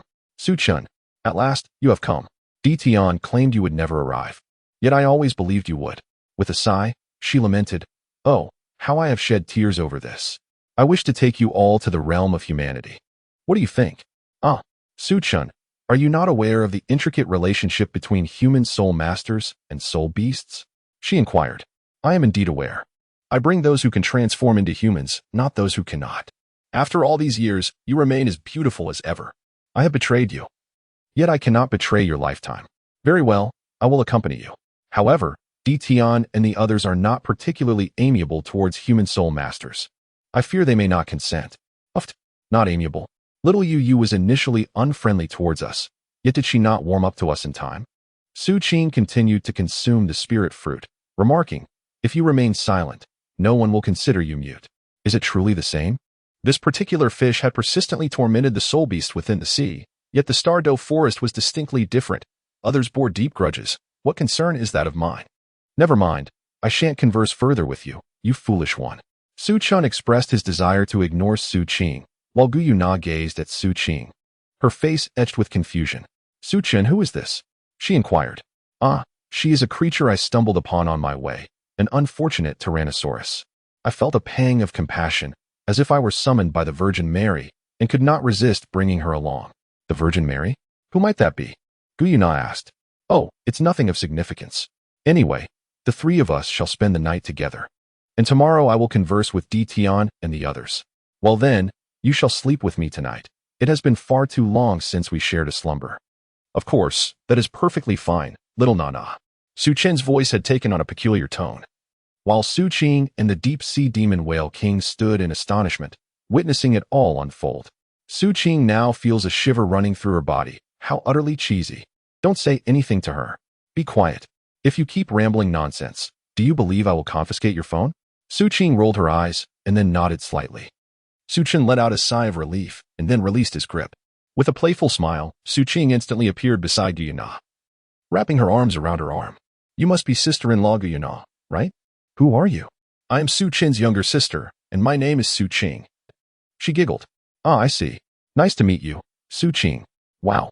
Sister-in-law, you are so gentle. My brother is truly fortunate to have you." "Not at all. I think Su Chen is a wonderful person." "Oh, sister-in-law, you have no idea. Let me tell you, my brother has been secretly keeping a mistress behind your back." Su Chan wished to intervene, yet he hesitated to exert force in pulling Su Qing, fearing that he might inadvertently harm Gu Yuna. He attempted to feign disinterest by whistling, but upon hearing Su Qing's words, it became increasingly difficult to maintain his fade. Indeed, the person known as Xiao San is a friend of mine. He is currently pursuing his studies. How could Xiao San be your friend? Shouldn't the relationship be of a different nature? Cough. Cough. Cough. My dear sister, you seem to be mistaken. Are you acquainted with Tang San? Yes, I know him. What of it? Well, knowing him is sufficient. Tang San's nickname is Xiao San. If you do not believe me, you may simply search it on your phone to confirm. Su Qing, filled with skepticism, opened her phone to search, and indeed found the name Xiao San. However, the Xiao San I referred to is your lover. I witnessed the two of you in bed together, and it appeared quite intense. No, you must have misinterpreted. We were merely playing Ludo. Then what was that sound I heard? That was simply the excitement of the game. Then why did you claim you needed to take responsibility for that woman? It was merely a jest, a playful wager. Is that so? Indeed. Absolutely. Su Chun wiped the cold sweat from his forehead, exhaling in relief as he experienced the tumultuous ebb and flow of emotions. Suddenly, a sense of unease washed over him. No, what happens at home has nothing to do with you. You are meddling far too much. Go away, he exclaimed. It is you who must respond to this. Besides, I am merely asking you to answer. Can you really blame me for that? The two continued to bicker, leaving Gu Yuna feeling somewhat exasperated. This was her first encounter with such a situation, and she was uncertain how to intervene. Su Chun, could you please stop arguing? She is your sister. Shouldn't you show her a bit of leniency? Su Chun, how infuriating. It appears the dramas were indeed correct. Women are always united. Look at that. Your wife is asking you to accommodate me. Did you hear that? Yes, I heard it. Go on, get out of the way. It's nearly dark. The upcoming scenes are unsuitable for children. You can go play with the deep-sea magic whale king. What scenes? I want to see. Hurry. Tell me what scenes. Haven't you watched the films already? Why are you still interested? Do you wish to join in? You are welcome anytime. After all, it was merely found. They say blood is thicker than water, but is that truly water? It is but a solution. Su Qing immediately grasped the situation. She took a few steps back, scratched her head, and said, Oh, I see. Haha, no. Oh. I just remembered that I have a little matter to attend to. Jia Tian asked Li Bai to arrange a 5-man team for me. I'm off to join them. Goodbye. After she left, Su Chun gazed affectionately at Gu Yuna. Gu Yuna met Su Chen's gaze, her beautiful eyes fluttering as she remarked, I naturally comprehend what your sister was about to say. What? You know? That's impossible. It was merely a misunderstanding. Rest assured. My relationship with you is solely that of a couple. Su-chun, I truly wouldn't mind if you sought companionship elsewhere, but I hope you do not deceive me. Wow. Is there really such a wonderful woman who can accept such matters? Su-chun stared in astonishment at Gu-yuna. I know you have deceived me. Perhaps you wish to spare my feelings. Thank you, Su-chun, for being so kind to me. Gu-yuna embraced Su-chun tightly. Her arms wrapped around him as if fearing he might depart. Su-chun's expression was intricate as he gazed at Gu-yuna. In truth, he harbored little affection for her. Rather, he felt a profound sense of guilt. Under ordinary circumstances, one would be overjoyed to have such a beautiful partner. Yet Su-chun was different. Throughout his life, he had been subjected to the relentless demands of his parents, who incessantly urged him to focus solely on his studies. Upon graduation, when he yearned to indulge in leisure activities such as playing on his phone, his parents forbade him, insisting instead that he shadow his father to learn the intricacies of the family business. This incessant pressure led him into a state of depression. He never wished to become the person he was. He longed to live like others, joyfully playing games, enjoying his phone, and reveling in carefree outings filled with drinks and barbecues. However, his parents' restrictions extinguished his only source of joy. Strangely, upon entering this new world, he found a sense of relaxation that he had not known before. Rest assured, I shall no longer deceive you, he declared. Yes, I trust you. Tonight, you shall sleep outside alone as punishment, she replied with a laugh. Naturally, Gu-yuna retreated to her own room. Though her injuries had yet to heal, Su-chun's arrival had granted her a newfound sense of tranquility in her recovery. As night fell, the atmosphere shifted. Su-chun sat alone upon a stone, gazing at the celestial stars above. Su-ching approached and sat beside him. What is the matter? Are you unhappy? No, I was merely contemplating whether my parents' words hold any truth. I believe your parents are correct. As the eldest son, you must shoulder the responsibilities of your position, rather than indulge in selfishness. But I have lost my happiness. Is that truly fair? In countless worlds and myriad lives across the universe, fairness is a mere illusion. It is a realm where the weak are preyed upon by the strong. Perhaps there are individuals who suffer even more than you do, yet they persist. Why then can you not endure? Because I feel as though I am on the verge of losing something precious. My soul aches. Perhaps this is the bond between mother and child. It is possible that something has befallen your parents. Chapter 27. The Stone Tyrant Xiao-chun. I am so sorry. Your father and mother can no longer care for you. A Rolls-Royce was crushed beneath the weight of a heavy truck. Beneath the vehicle, in the back seat, a man lay lifeless, while a woman fought for breath. She gazed at the photos on her phone, tears streaming down her face. It is your father and mother who have wronged you, forcing you to exist in this unhappy world. They only wish to spare you from future suffering. Yet now, you lie in the hospital, clinging to life. And we never even had the chance to see each other. Xiao-chun, I am so sorry. Her voice faded away. Suyu was acutely aware of her brother's precarious condition. Without hesitation, she boarded a flight back to her homeland from the United States. However, the aircraft encountered severe turbulence, causing it to sway incessantly. Ladies and gentlemen, please remain calm. This is merely ordinary turbulence. Kindly fasten your seatbelts and ensure your safety. On the plane, Suyu trembled with fear, apprehensive about the possibility of an accident. She was so young and did not wish to meet her demise. She had a family, a younger brother whom she longed to see again. I cannot let this happen. I must return to my brother, she thought resolutely. Everything will be all right. Yes, this was merely turbulence. Such occurrences were not uncommon. Yet, in an instant, the aircraft shook violently, causing the flight attendant to fall, luggage to topple, and despairing screams erupted from all passengers aboard. Suyu gazed outside with a look of terror in her eyes. In an instant, her expression shattered, filled with despair, her complexion paling. She witnessed the explosion of the aircraft's engine. As all lights extinguished, the systems shut down, and navigation vanished, the sky seemingly disintegrating before her. Suyu cried out in despair. No. Please, no. I do not wish to perish. Boom, boom, boom. In the starry forest. No. Sister. Su-chun suddenly awoke, his breath quickening. He glanced around, inquiring, what has happened? Su-chun, with tears in his eyes, embraced Su-ching tightly, sobbing uncontrollably. Whoa. I dreamt that all my family was gone, all of them. In an instant, Su-ching trembled, yet she still comprehended Su-chen's feelings. Gently, she patted him on the back, reassuring him that it was merely a nightmare, advising him not to dwell on it. Indeed, it must have been nothing more than a fleeting dream. Su-chun wiped away her tears and gently closed her eyes once more, drifting back into slumber. Su Qing let out a sigh. Is this truly a nightmare? I am at a loss as to how to comfort you. Perhaps it is best not to reveal the truth in reality. Lying on the hospital bed, the bald-headed Su Chen appeared akin to a vegetative state, devoid of any consciousness. Xiaochen, it's Uncle Li. I once held you in my arms when you were little. Please wake up, will you? Your parents have met with misfortune. Why are you harboring resentment towards them? Li had been Su Chen's father's driver for over 30 years, and Su Chen's father regarded him as a brother.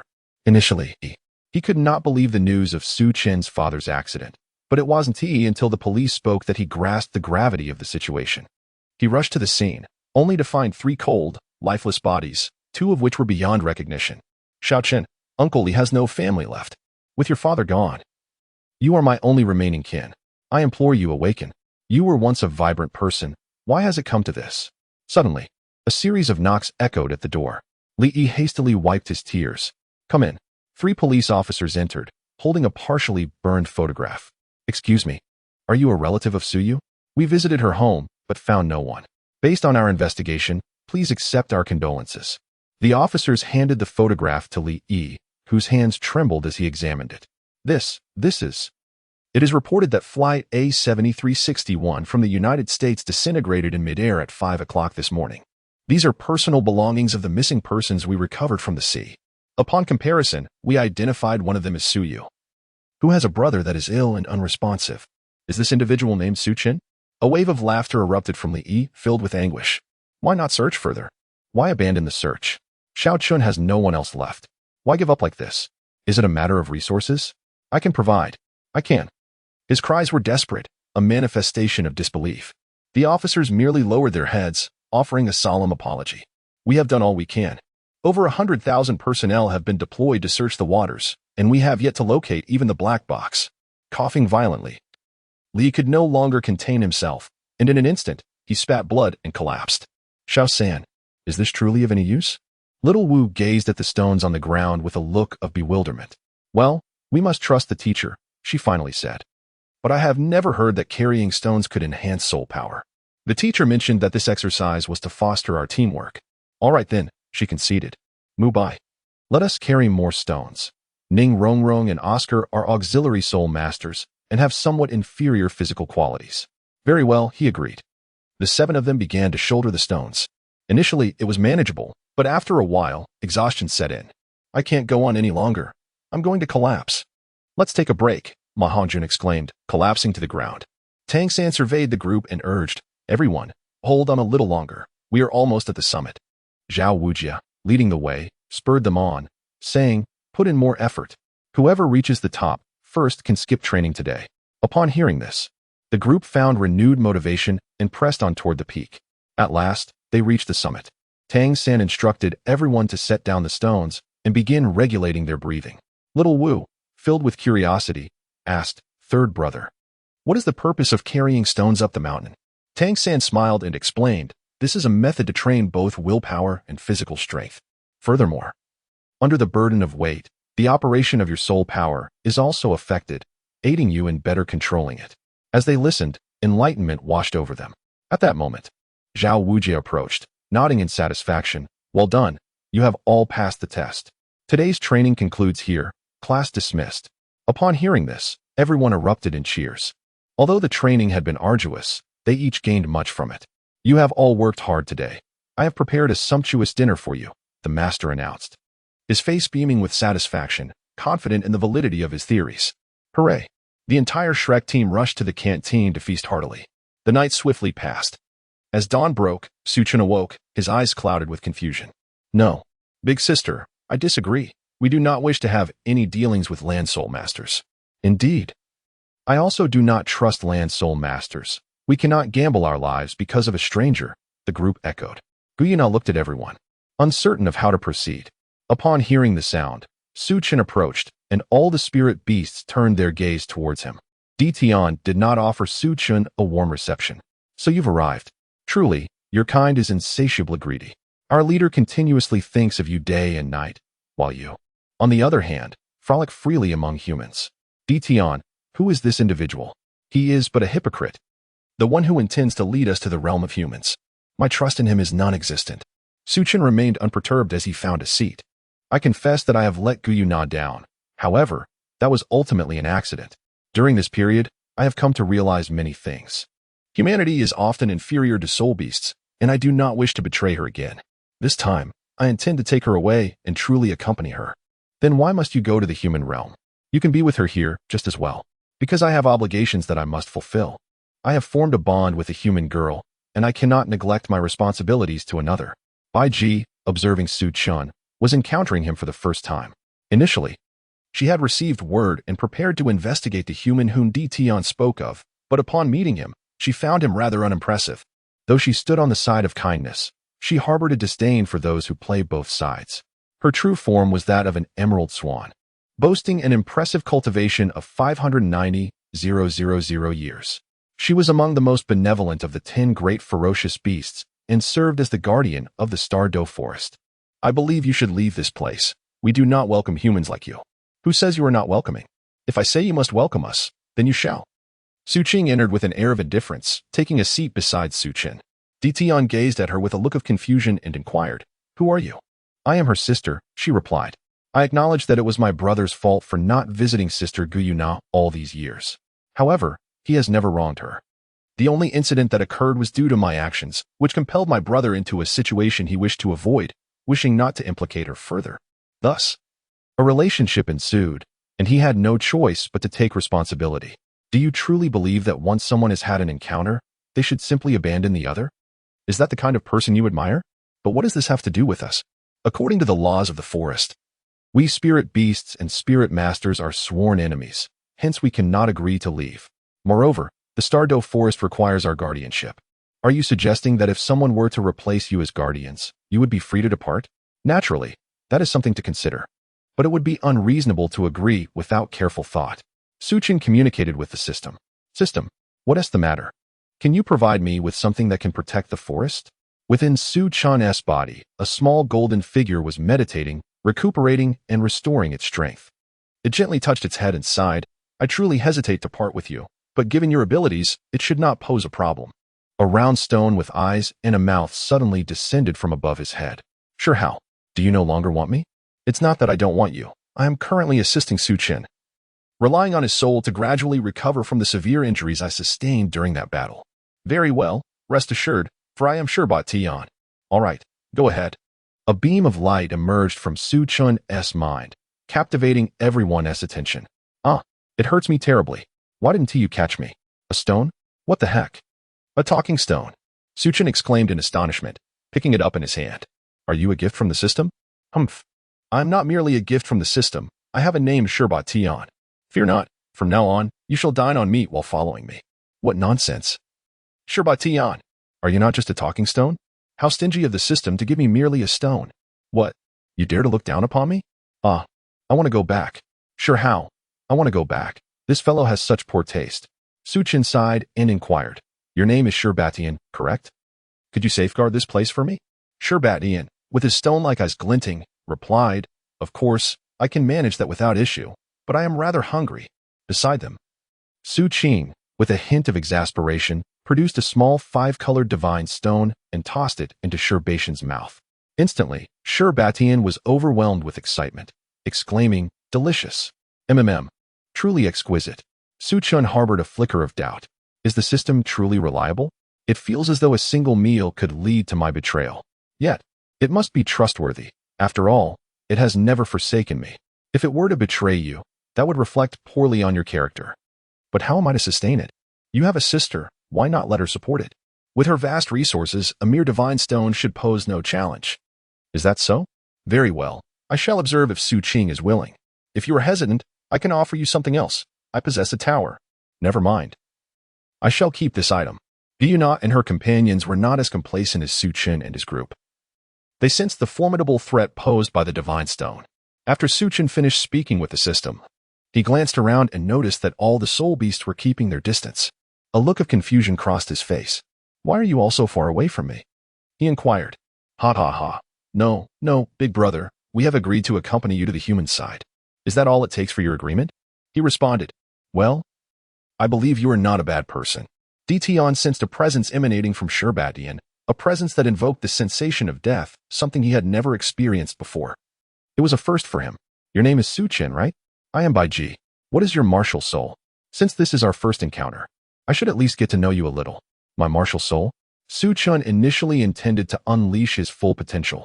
However, he only released Haiba Dong's martial soul, withholding the other. This decision stemmed from the system's early warning to remain discreet, as the true adversaries had yet to emerge. I sensed a formidable power emanating from your martial soul, yet I noticed that you seem to lack a soul ring. How do you manage to safeguard yourself? Upon hearing the question, Su-chin glanced around and quickly spotted Su-ching, who was idly playing with her phone. He pulled her over and said, "Behold, it is my sister who protects me. I tell you, she is truly remarkable." Is that so? That indeed sounds intriguing. However, is there a particular reason you summoned us to the human realm? Not much, really. We are merely going to participate in the soul arena. Have you noticed that fish over there? It seems to be called the deep-sea demon whale king, and it is also participating. Everyone gazed in astonishment at the deep-sea demon whale king, naturally recognizing this oceanic sovereign. Deep-sea demon whale king. I did not anticipate your arrival. From the very beginning, I sensed an unfamiliar yet formidable presence of a soul beast. I never imagined that a soul beast on the brink of reaching 1,000,000 years would also be here. Chapter 28. Gathering in the hall. Too much talk only brings tears. It is better left unsaid. The deep-sea demon whale king wiped away its tears, looking quite aggrieved. Alas, indeed. Well, Su-chun, shall we depart today? Yes, let us go today. It is still early, and we have ample time. Very well. But regarding our soul beast aura, any soul master who has attained the title to a rank among your kind will surely detect our presence. How do you plan to conceal our aura? Is that so? I thought only I could perceive it, Su-chin replied, bewildered, glancing at Su-ching. Su-ching cast a sidelong glance at Su-chin, then waved her hand. All the spirit beasts within the cave were enveloped in flowing white garments, an artifact capable of concealing their presence. Do you have any further inquiries? She inquired. Ha ha ha. If such a thing exists, we certainly have no objections. However, what is it that you wish us to undertake? Is it truly the spirit battles you mentioned? Bai Ji asked, her expression one of confusion. Su-chin immediately offered an explanation. It is not merely a matter of fighting for glory. Rather, I wish to take Guyuna to that place for a while, as I have already let her down, and I do not wish to betray her trust once more. Since you intend to take the leader for an outing, why should I still accompany you? Is the power of the deep-sea demon whale king insufficient? I plan to take you all to fish. What does that mean? You need not inquire further. Simply follow along. Well, let us gather our belongings for the journey to the human realm. We may require certain items. What belongings are we gathering? There is no need for that. We can simply purchase what we need. My sister is quite wealthy. Su-chun gently patted Su-ching on the shoulder. Su-ching glared at Su-chun, indicating that she had already replied. Well, of course, that is entirely feasible. All right, Xiong-jun, you are in charge of watching over this place. Remember, the imperial royal beast must be guarded at all times. Understood, Xiong-jun replied. Bai Ji felt that Xiong-jun might not be capable of handling such responsibilities alone. She then glanced at Di-tian, saying, Brother, you should stay as well. I fear that Xiong-jun will struggle to manage everything by himself, given the multitude of tasks at hand. What? Me too. But who will guard the big sister? Di-tian exclaimed. Bai Ji looked at Di-tian in exasperation, pointing to herself and Su-chin. Su-chin is not an option. Am I not capable? However, you are merely a healing spirit beast. How can you protect anything? Perhaps you should remain here while I accompany them. Stop dawdling. This is just a temporary arrangement. There is still Shirbatian here, isn't there? Shirbatian. Do you agree? Huh. Shirbatian. Shirbatian. Su-chin wore a puzzled expression as he lowered his gaze to observe the slumbering Shirbatian. He regarded the peacefully sleeping figure with incredulity. Do you truly believe this peculiar stone is reliable? Gu Yuna inquired with curiosity. Absolutely, it is dependable, although it appears to be merely asleep. It possesses an innate ability to sense the proximity of any adversary. Once detected, it instantly activates its offensive mode, capable of annihilating all foes in a mere heartbeat. Even deities. Such formidable prowess. The crowd gasped in astonishment. Su-chan let out a sigh of relief, pondering to himself how he had successfully navigated the situation. Otherwise, it would have resulted in a waste of time. Suddenly, with a resounding crack, the fabric of space shattered.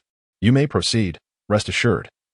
Traversing this passage will lead you directly to the realm of humanity. At that moment, the sea demon whale king adjusted his collar and strode confidently before all the soul beasts, exuding an air of assurance as he entered. observing the absence of immediate danger. The others followed suit, entering one after another. Within the chamber, a spatial corridor materialized, and Su Chun, Su Qing, along with the various soul beasts, emerged. They gazed around with curiosity. Su Chen, have we arrived? Indeed, we have. How does it feel? Is it swift? Yes, indeed. It is remarkably fast. I have never experienced such speed before. Su Chen patted Su Qing and said, "What are you doing?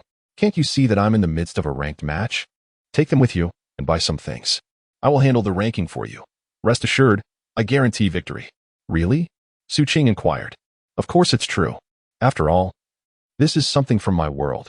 How could I possibly lose? All right, here you go. I must admit, I'm not playing my best this match and have given away a few kills. Are you certain you can secure a win? What's a few kills? It's not a big deal. Trust me, victory is a certainty. Su Chen fervently assured her, which finally dispelled Su Qing's doubts. With that, she led everyone on a shopping excursion. Su Chen shook his head in disbelief as he glanced at Su Qing's phone, his expression turning to one of utter astonishment. What on earth? 0-17-1. They've practically invaded our territory, and you're playing Li Bai with a build focused on magic. Never mind, it's hopeless. Let's move on to the next match. Defeat. TSK, encountering a SMF account, I suppose. Onward to the next game. Defeat again. How can it be that a platinum rank is this challenging? 3 hours later. Defeat. Su Chen's fingers trembled uncontrollably. His face flushed, and his neck thickened with anger. He contemplated smashing his phone, yet reason prevailed, restraining his hand.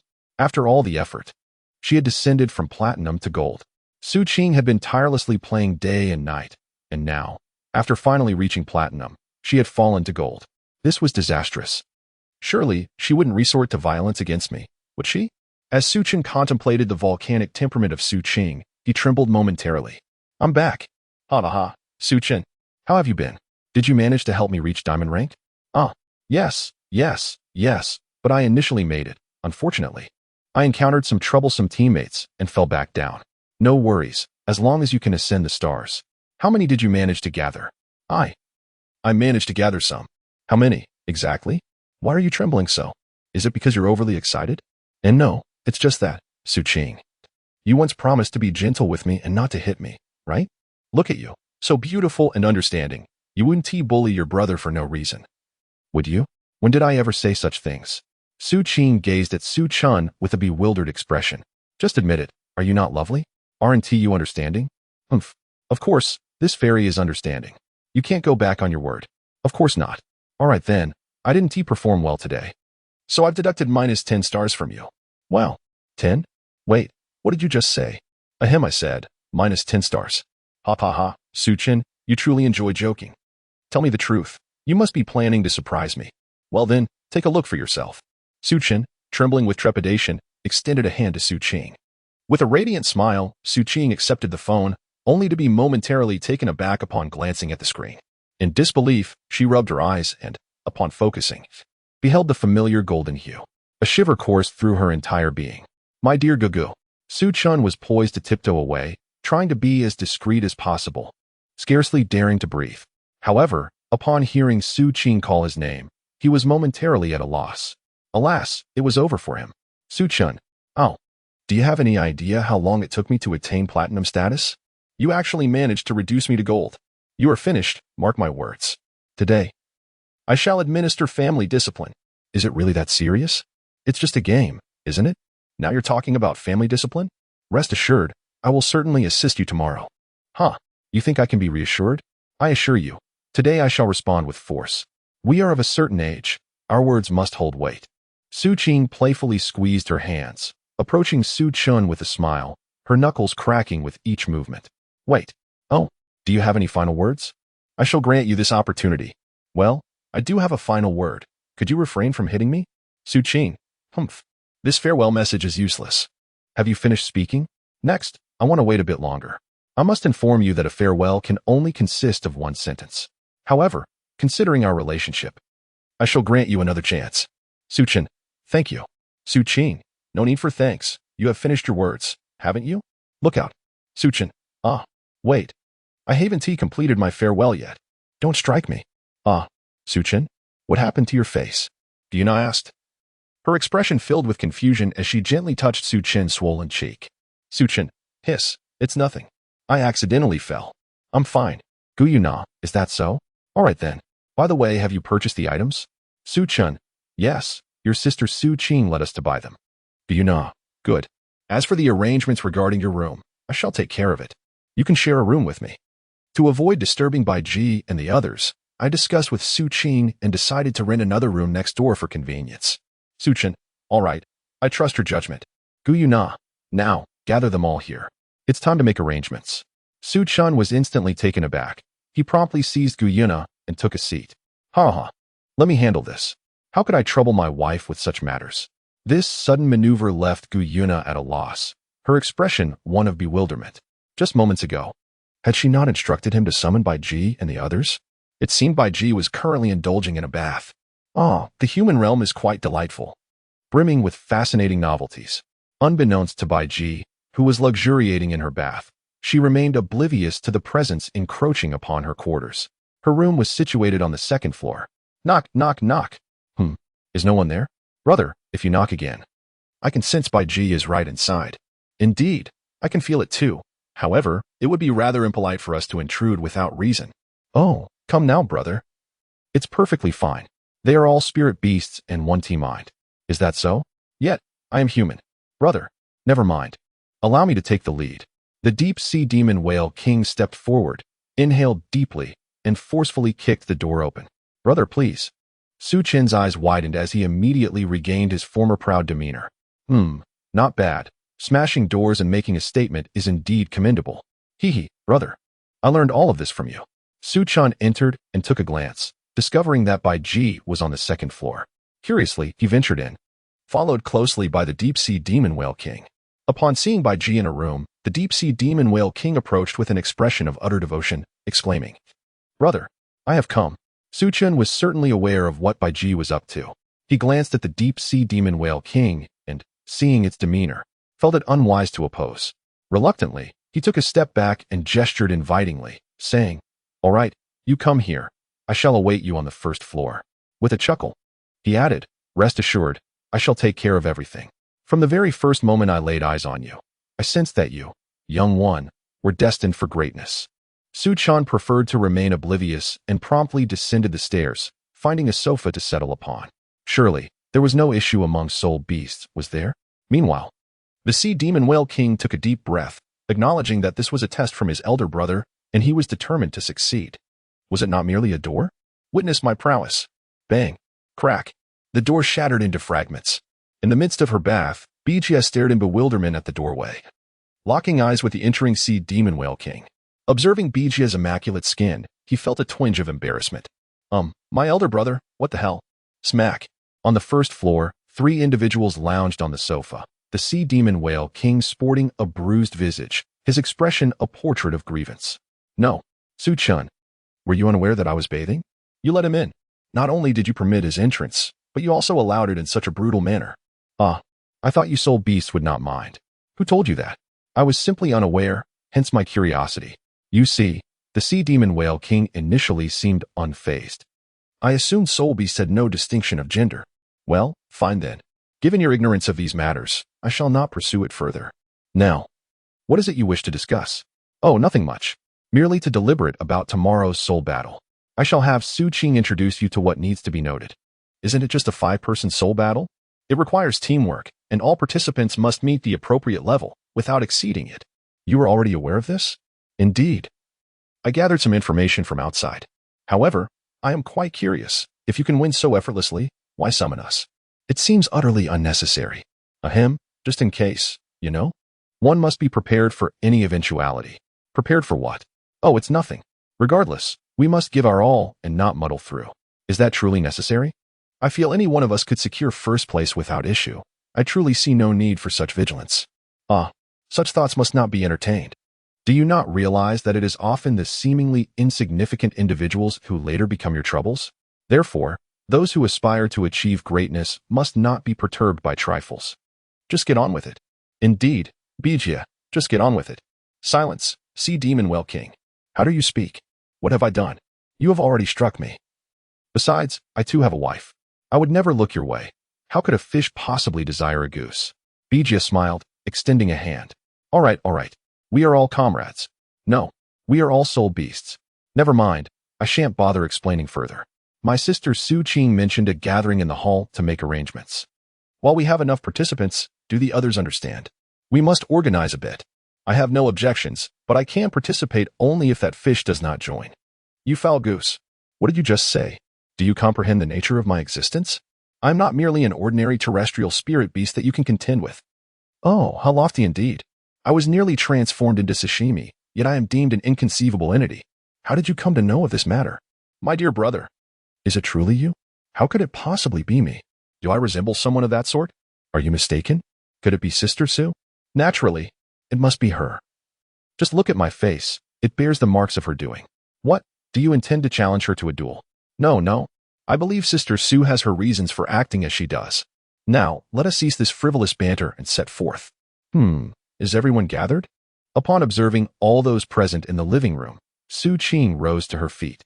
What I am about to convey is that we must participate in a 5-person competition. However, we need to represent a faction in this contest. The Soto City Soul Arena serves merely as the starting point, as subsequent challenges will require us to engage in strategic battles with various academy teams. Are you suggesting that although we have triumphed in the Soto City Soul Arena, we still need to align ourselves with an academy or a faction to compete? Indeed, it seems rather cumbersome, does it not? Would it not be more expedient for us to head directly to the Spirit Hall? I am indifferent, yet it is inevitable that our identities will be revealed. The Spirit Hall is filled with titled Douluos. Do you expect them to refrain from bathing or changing clothes? I see. So, after our competition, what will be the final venue? I cannot say. This is my first time here. Why are you inquiring of me? Should I consult these soul beasts instead? True. Perhaps we could simply establish our own academy? With our capabilities, surely that is within our reach? Upon hearing these words, Su Qing cast a disdainful glance at Su Qin. You intend to instruct others? Do you expect me to teach? Teach those little brats to attain immortality? Do you find that plausible? Indeed, I know nothing at all. How could I possibly teach? Or perhaps... Su Qin turned to gaze at the deep-sea demon whale king, who was indulging in a watermelon. Their eyes met. And the whale king exclaimed, Brother, you cannot expect me to instruct you humans on soul master cultivation. I am utterly unversed in such matters. However, if it pertains to teaching soul beasts, I would be more than capable. Su Qin retorted, I did not solicit your opinion. What are you thinking? Asking you to teach would indeed be madness. Suddenly, there came a series of knocks. Who is it? Everyone became alert, casting wary glances towards the door. Su Qin and Su Qing exchanged puzzled looks. Do you know this girl? Su Qing inquired. I do not, Su Qin replied. She appears to possess soul power around level 80. But what could she possibly want from us? Never mind. Let us open the door and see what she desires. As Su Qin prepared to rise and open the door, the deep-sea magic whale king immediately halted his progress. Su Qin gazed in bewilderment at the deep-sea demon whale king, questioning its intentions.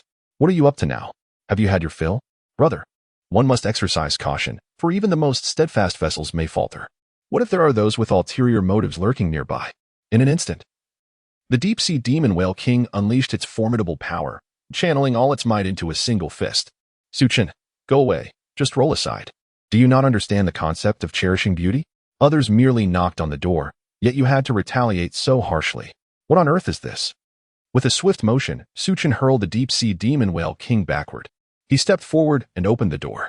The moment the door swung open, Su Qin inhaled sharply, exclaiming, Goodness! Lu Ruyin, the Empress of Smoke. The girl before him exuded an enchanting allure with her delicate features and captivating gaze. Her tall figure was adorned in a crimson qipao, complemented by a pair of striking red high heels, which only intensified her regal presence. How do you know my name? I am here for an interview. Su Qin thought to himself, Lu Ruyin. I actually guessed correctly. But wait, is there truly someone named Lu Ruyin in this world? Could it be? Startled by Su Qin's exclamation, Lu Ruyin covered her ears with both hands. Her expression a mix of confusion and bewilderment as she gazed at him. Oh dear, have I stumbled into the wrong place? My apologies for the disturbance. Lu Ruyin was about to flee, sensing that none of the individuals in the room appeared to be sane. Suddenly, a hand grasped her and pulled her inside. The door slamming shut without hesitation. Terror-stricken, Lu Ruyin glanced around at the assembly, retreating with her arms crossed defensively. What do you all intend to do? I assure you, I would rather perish than endure humiliation. Suchin remained silent, rummaging through his pocket. How odd. Where could it be? I distinctly remember placing it here. Let me tell you, one may kill a soldier, but one cannot insult him. Found it. Little did I know that today would mark the demise of Lu Ruyan. What nonsense are you babbling? Come, help me with an autograph. I've admired you for so long, and I never expected to meet you in person today. Ha ha ha. Everyone stared at Su Chun in disbelief. Ah, weren't you supposed to kill me? What killing? You must be imagining things. We are the good ones. How could we kill someone so casually? All right. Hurry and help me with the signature. Is it just to write here? Of course, quickly. Lu Ruyan carefully pinned her name and handed it to Su Chun. He eagerly took it, but then froze. What is this writing? Lu Ruyan, my name. Could it be that you are not? I am Lu Ruyan, I truly am. No, you cannot be. My idol would never fail to write her own name. Now tell me, who exactly are you? Lu Ruyan was nearly in tears, struggling to prove her identity. It seemed that verification was necessary. Do not worry. I shall ascertain your true identity. Get away from me. Su Qing could no longer endure the situation. As others came for interviews, she wondered what was troubling Su Qing. Su Qing gazed at Su Qing with an expression of bewilderment. What are you doing? Am I in the wrong? He questioned. Lu Ruyan. Do you comprehend the significance of her existence? She is the idol of countless compatriots. I cannot allow her to insult my family's idol. Su Qing exclaimed. Are you out of your mind? I refuse to believe that the illustrious Empress Ruyan would stoop to working for someone else. Smack. With a swift slap. Su Qing sent Su Chun reeling, collapsing to the ground. Wu Yuna cautiously approached to drag Su Chun away. Truly, if one cannot offer assistance, they should at least refrain from causing turmoil. What nonsense about the Emperor of Smoke. As for me, I might as well be a precious elixir. Can I leave? I no longer wish to attend the interview. Absolutely not. After such a challenging journey to find a candidate, how could we possibly allow you to depart so easily? Well, congratulations, you have passed the interview. Ah, just like that? Isn't this a bit too simple? Certainly. Henceforth, you are the dean of our academy. What? Wasn't it said that the interviewers were teachers? Why has it suddenly turned into a deanship? This is all happening rather swiftly. Enough chatter. You are responsible for educating students and managing all affairs of the academy, while we shall serve as the instructors. Ah, isn't this all rather too casual? I have only just reached the rank of Douluo. All right. Here's your initial funding. You are to establish your own academy and find ways to recruit some students and teachers. Su Qing casually tossed a ring into Lu Ruyan's hands. Lu Ruyan was taken aback. Was it a soul guiding device? As she examined the contents within the ring, disbelief washed over her. It was filled with soul bones and an innumerable amount of golden soul coins. Such precious items, could they truly be entrusted to me? All right. It's not as if this trinket holds much value. You may leave now, she said. Rest assured, I will not let you down. Lu Ruyan reassured herself as she exited the room. Well, everyone, the truly intriguing events will commence tomorrow, she announced. I must admit, I am somewhat intrigued by the soul battles of your kind. Count me in for tomorrow, by Ji Chandin, as the deep-sea demon whale king. I shall also participate, came the declaration. Then, I shall join as well. I wish to accompany Su Chun, Gu Yuna added, raising her hand in agreement. Upon hearing this, Su Chun immediately ceased pretending to be dazed. No, you still have an injury. You cannot participate. Yet, he added, I wish to be by your side. I do not want to be apart from you. Su Chun felt a tremor in his heart, and glistening tears welled in his eyes. He had never experienced such care before. Su Chun grasped Gu Yuna's hand, pledging to share a lifetime together, promising to meet again in old age, never to part. Everyone exclaimed, Hey, Su Chun, are you two in the wrong place? If I don't intervene, are you really going to start having children right here in public? Su Qing looked at the two with an expression of utter disbelief and remarked, Ha ha ha, what a surprise. Let us continue. It will be me, my wife, you. Along with Biji and the deep-sea demon whale king, just 5 of us. Is 5 truly sufficient? Should I summon others? Biji inquired, her brow furrowing in confusion. It seems we might indeed be short. Do you have others in mind? I am aware of 2 individuals. They are currently in the far north. One has attained a cultivation level of 700,000 years, while the other is close to 400,000 years. We refer to the former as the Snow Empress, her name being Tianqi, and the latter as the Ice Emperor, whose true form is the Ice Blue Emperor Scorpion. Ah, they could indeed join us. Have they transformed yet? Not yet. Then, I shall send this husky to them. I will provide them with 2 transformation pills, once consumed. They should be able to assume human form. I have a name. I am the Crimson King. I am not merely a husky. Understood, husky. Now, hurry along. Take these pills to the Snow Empress and the Ice Emperor, explain the situation to them, and give them these 2 garments to conceal their presence. BG glanced at the Crimson King with a resigned nod. The Crimson King sighed, looking at the pills and clothing in his hands. Today's meeting concludes here. Ladies and gentlemen, your special training has come to an end. I have enrolled you in the Soul Arena, a place every soul master must experience to grow stronger. It is fraught with danger and the competition among various soul masters. For you, enhancing your strength is of utmost importance. The Soul Arena? Teacher, shall we depart today? Indeed. We shall. Little San, I have high hopes for you. Rest assured, teacher, I will not disappoint your expectations. The group from Shrek made their way to the Grand Soul Arena in Soto City. On the journey, they shared laughter and lively conversation. Suddenly, a flamboyant young man descended from the sky, holding a yellow chrysanthemum. Stop! Who goes there? Master immediately shielded his students behind him, recognizing the visitor. He exhaled in relief. Jiuhua Guan, what brings you here? Jiuhua Guan surveyed the Shrek group and spoke with a slight smirk. His Holiness the Pope has decreed that all members of Shrek must be taken into custody. None shall be spared. Elder Yu, I did not expect to find you here. This truly surprises me. Master was taken aback, unable to comprehend how he had offended Bibi Dong. Could it be that the matter of stolen information had been uncovered? Yet, such a transgression could not warrant his demise. He quickly composed himself and presented his elder's token, tossing it into Jiuhua Guan's hands. Do you know what this is? An elder's papal decree. To see the decree is akin to seeing the Pope himself. Jiuhua Guan, we are both elders of the Spirit Hall. Must we resort to such extreme measures? Jiuhua glanced at himself disdainfully, producing a papal decree from his chest. I possess one too, with even more intricate designs and a higher rank. Surprised, aren't you? The master immediately recoiled, his fingers trembling as he regarded Jiuhua. You are abusing your power. How dare you? What qualifications do you have to say such things as a mere 30-level soul master? In an instant, Jiuhua teleported before the master, delivering a swift slap that left the master dazed. Ah, Jiuhua, how dare you strike an elder in public? Public? Did anyone witness it? The only ones who saw are those of you who dare show disrespect to the Pope. When did we ever disrespect the Pope? At the very least. You should explain your reasoning. Very well, let me elucidate your demise. Jiuhua unveiled the matter concerning Su Feiyu, leaving the master bewildered. When did he become acquainted with such a formidable figure? Even his idol would not engage in such actions. Cough, cough, wait a moment. I believe you are mistaken. We do not know this person at all. Surely, he must be using us as scapegoats. Indeed, you are shielding this individual, compounding your sins. Enough. It is time to send you on your way. 5th soul skill, gathering of cold flowers. No, despair washed over everyone from Shrek.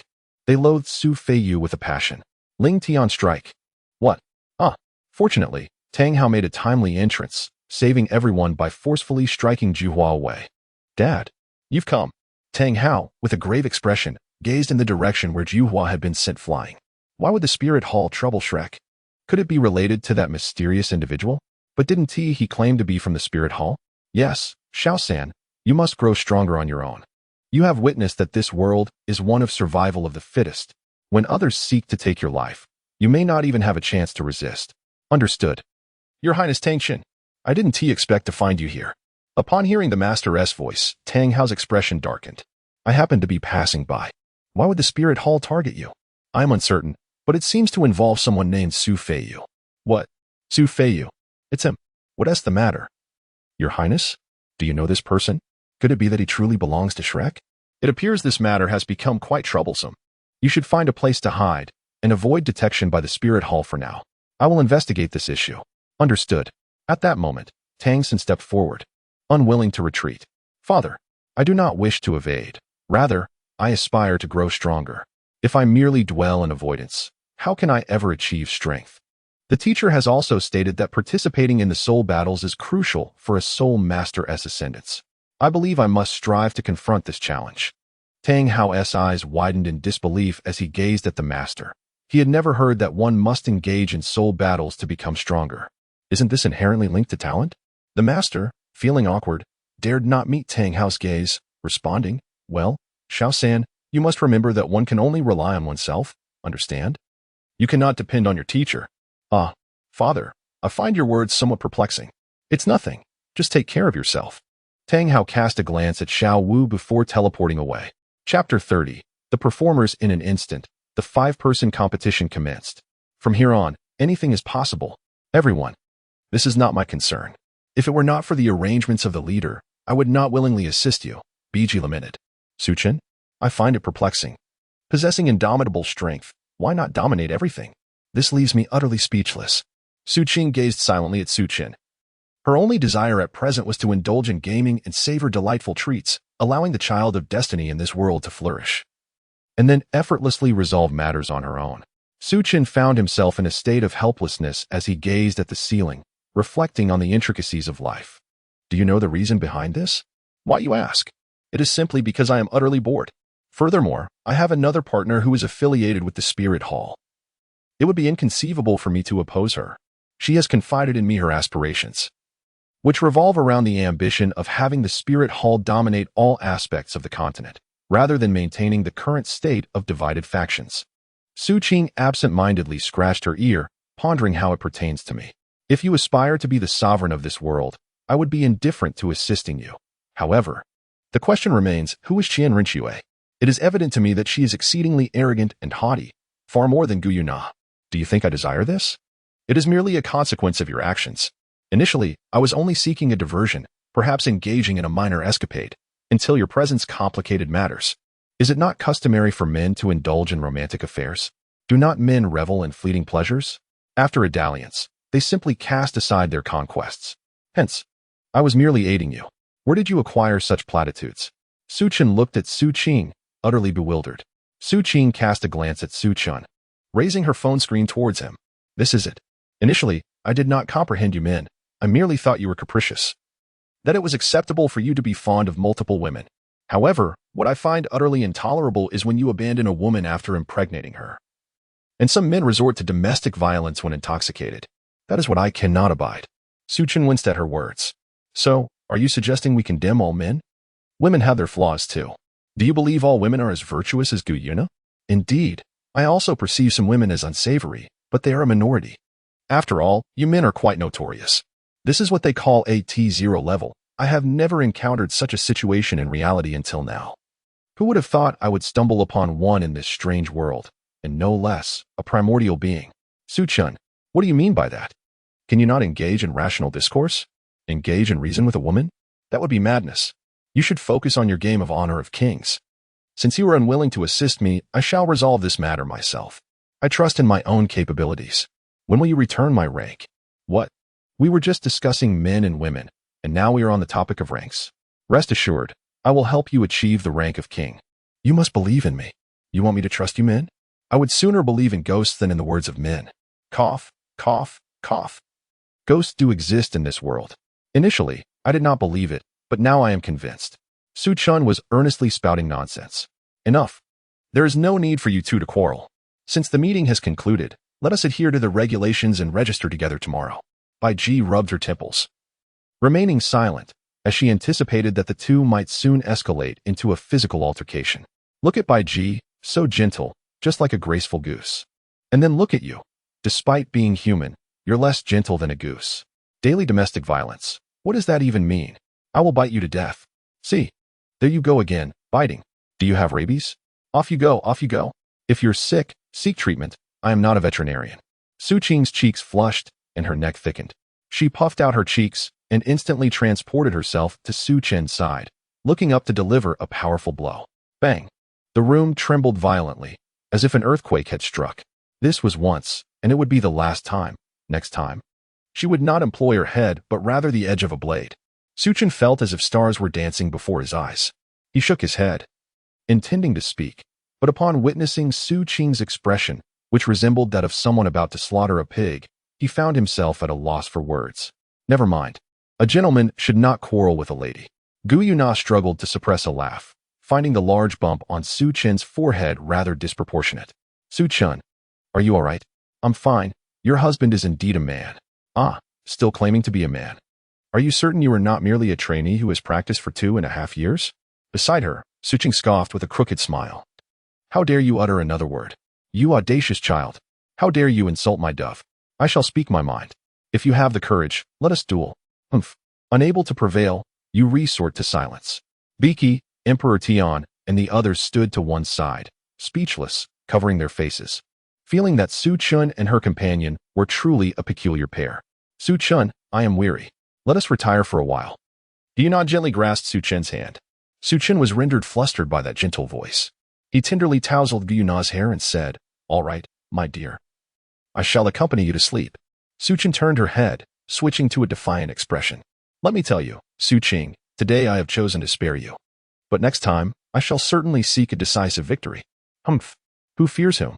Su Chen led Gu Yuna back to their room to rest. Su Qing continued to ascend to her rank, while everyone else gradually prepared themselves. In the early morning, all donned their attire and had a light breakfast before heading to the Grand Seoul Arena in Soto City. Remember, do not be afraid, just go for it. Those novices are not beyond your capability to handle. Such unnecessary chatter. I retorted. I am merely exercising caution, which is prudent. Do you not understand? Alas, this vessel of mine shall remain unbroken. Upon arrival at the Seoul Duel conference room, Master wore a grave expression as he scrutinized the documents in his hands. This is our first battle for Shrek. We must embody the spirit of Shrek. Master, are you certain? From what I gather, our inaugural match is against the Tyrannosaurus team, who have never tasted defeat, Ma Hongjun remarked, feeling an unprecedented weight of pressure. Master shot a stern glance at Ma Hongjun. According to my research, the Tyrannosaurus team has no discernible background. They seem to have materialized from thin air. The founders of this team are a brother and sister duo named Su Chen and Su Qing, with an unknown martial soul and a soul power of level 30. Although I am aware this is a formidable challenge, you must remember that Shrek exists to cultivate monsters. Teacher, I understand. Let us devise a strategy. I believe that united we can overcome any obstacle. What a jest. Do you comprehend the significance of winning 60 consecutive matches? It is not solely unity that determines the outcome, Dai Mubai interjected bluntly, disregarding Master's authority. Tang Xin frowned at Dai Mubai. Dai Mubai? You must not speak in such a manner towards our teacher. He is your teacher, not mine. Moreover, this is inherently an unfair duel. You are all aware of the Tyrannosaurus team's prowess. They have achieved consecutive victories without even unleashing their martial souls. I ask you, can you accomplish that? I will strive to challenge myself. That is how one grows stronger. Alas, Tang San, one must face reality. You may consider yourself a genius, but you must remember that the innate talent of each soul master varies. Enough, Master admonished. Before we even commence the match, you are already bickering among yourselves. How can you expect to fight side by side in the future? Tang Sen clenched his fists. He understood the difficulty of this battle, yet he never feared adversity. Meanwhile, Su Chen and his companions were in the conference room, having the attendant relay information about their opponents. Su Chen toyed with the golden soul coin in his hand, a faint smile gracing his lips. How intriguing. He had not anticipated encountering Tang since so soon. The next act was about to unfold. Su Chen, why is it that just as we were preparing for the 5-person match, we stumbled upon Tang San and his team? Are they here to cause trouble? Su Chen rolled his eyes, dismissing the matter with indifference. Let us take them down one by one, he declared. By the way, Su Qing, do be gentle with that fellow later. We wouldn't want him to meet his demise. After all, he is the protagonist, and if he were to perish, our enjoyment would be severely curtailed. Su Qing chuckled softly, asserting her own sense of measure. She cast her gaze upon the others, reminding them that they must address all matters with utmost seriousness, urging them to instill hope before revealing despair. As both sides took the stage, it was evident that everyone eagerly anticipated this battle. Without further ado, the upcoming clash would pit the Tyrannosaurus team against the Shrek 7. With the referee's signal, Tang San and his companions immediately summoned their martial spirits, bracing themselves for the confrontation. In stark contrast, Su Chen appeared remarkably at ease, not even releasing her martial spirit. Observing this scene, the members of Shrek understood the implications of the outcome. They dared not underestimate the situation. At that moment, Su Qing suddenly sprang into action, her speed akin to lightning as she teleported behind Ning Rongrong. Noticing this, Tang San swiftly shouted a warning to Ning Rongrong, who was drenched in sweat. Paralyzed by the oppressive aura emanating from Su Qing, she trembled uncontrollably. Su Qing gently tapped Ning Rongrong's shoulder with her delicate finger, exclaiming, "Ah, what an impressive concealed weapon! How utterly shameless of you!" Su Qing was immediately sent flying by Ning Rongrong, landing on the ground while clutching her chest. Ning Rongrong wore a bewildered expression, as did all the members of Shrek, who gazed at her in utter confusion. Su Chen's mouth fell agape, his entire being covered in goosebumps as he experienced an unprecedented sense of embarrassment. Su Qing collapsed onto the ground and raised an eyebrow at Su Chun, as if to say, "What do you think? Isn't my performance splendid?" Bai Ji looked at Su Chun with skepticism, asking, "Did you not say to let him surpass that girl from the tower, and then she would retaliate and send Su Qing flying? Why does it seem off to me?" Of course, I felt utterly embarrassed. My intention was to instill hope in them, only to plunge them into despair. I did not anticipate that I would also feel this despair myself. How utterly humiliating. Brother, why not simply take action and resolve this? I feel I could crush these little human kids with ease, the king of the deep-sea whales said angrily. It is clearly something that could be dealt with effortlessly. I cannot comprehend why we must act. No, we must respect this profession. Yet this is exceedingly frustrating. Enough chatter. Are you the elder brother, or am I? Oh, I understand. Ning Rongrong, are you all right? Ning Rongrong remained dazed, her mind still reeling. Am I really that formidable? I could feel that aura of death just now. A voice interrupted everyone from Shrek. I apologize. My sister is rather mischievous. I hope you all can forgive her. However, the competition must continue. And we will not go easy on you, Su Chen stated, clearing his throat. Tang San's gaze was resolute. We shall not back down. Let our strength speak for itself. As soon as he finished speaking, Tang San charged forward. He understood that they needed to resolve this swiftly. Otherwise, the situation would become increasingly unfavorable for them. However, Su Chun merely sidestepped his attack with ease, then launched a punch toward Tang San's abdomen. Tang San immediately activated his purple extreme demon eye, stepping onto Su Chen's fist to create distance. Su Chun wore a grave expression. Though he acknowledged the presence of water in the composition, he was determined to perform admirably. Humph, not bad. You are the first to compel me to take this seriously. It seems you are not utilizing your full potential. There are no worthless martial souls. Only inept soul masters. Your statement is indeed flawed. If there are no worthless martial souls, what then of your teacher? And if there are no inept soul masters, what of your instructor? It appears he is but a failure himself. This is self-deprecation. How amusing. You court your own demise. Tang San, filled with wrath, unleashed the dragon whisker needle directly at Su Chun. Su Chun exchanged a knowing glance with the deep-sea demon whale king, who immediately understood and positioned itself protectively in front of him. Suddenly, the deep-sea demon whale king collapsed, clutching its chest like Su Qing. Its trembling finger accusingly pointed at Tang San, labeling him a despicable villain. Tang San was momentarily taken aback. Was his dragon beard needle truly so formidable? The 9 treasures turned to the glaze tile, renowned for its power. Ning Rongrong began to recite the soul incantation of her 7-treasure glaze tile school. The other members of Shrek also activated their abilities, launching an assault towards Su Chen. Su Chen's lips curled into a slight smile as he softly remarked, "Have you finally decided to take this seriously? However, this is still insufficient." With that, he swiftly evaded the onslaught of the crowd. Tang San's eyes flashed with surprise. He had not anticipated Su Chen's speed to be so remarkable. Gritting his teeth, he summoned his second soul skill, White Tiger's Radiant Wave. Dai Mubai unleashed a beam of light towards Su Chun. Su Chun clasped his hands protectively over his chest. Damn, is this the legendary wave? Truly formidable. Su Chun collapsed to the ground. Gu Yuna and Bai Ji exchanged glances, both overwhelmed by a sense of speechlessness. Big sister, must we continue this charade? I feel as though I am on the brink of madness, following this lunatic, Su Chun. To be honest, I never anticipated that Su Chun would behave in such a manner. I find myself somewhat repulsed. Big sister, you are not alone in your sentiments. I too share your disdain. Only 2 adversaries remained. It was time for a swift resolution. Dai Mubai glanced at Gu Yuna and Bai Ji opposite him and promptly urged, Tang San, what are you lost in thought about while Su Chun lies there? Consider the ease of our potential victory. How is it that our formidable opponents seem so feeble? Tang San, what are you daydreaming about? Hurry and wrap this up. Oh, Tang San shook off his musings, recognizing that victory was paramount. Dai Mubai unleashed his speed, his fist poised to strike Gu Yuna directly in the chest. Su Chun immediately opened his eyes. Damn, his wife had been taken advantage of, and she was pretending to be unconscious. This plot is all wrong. Chapter 31. The Rift Between Flander and Yu Xiaojiang.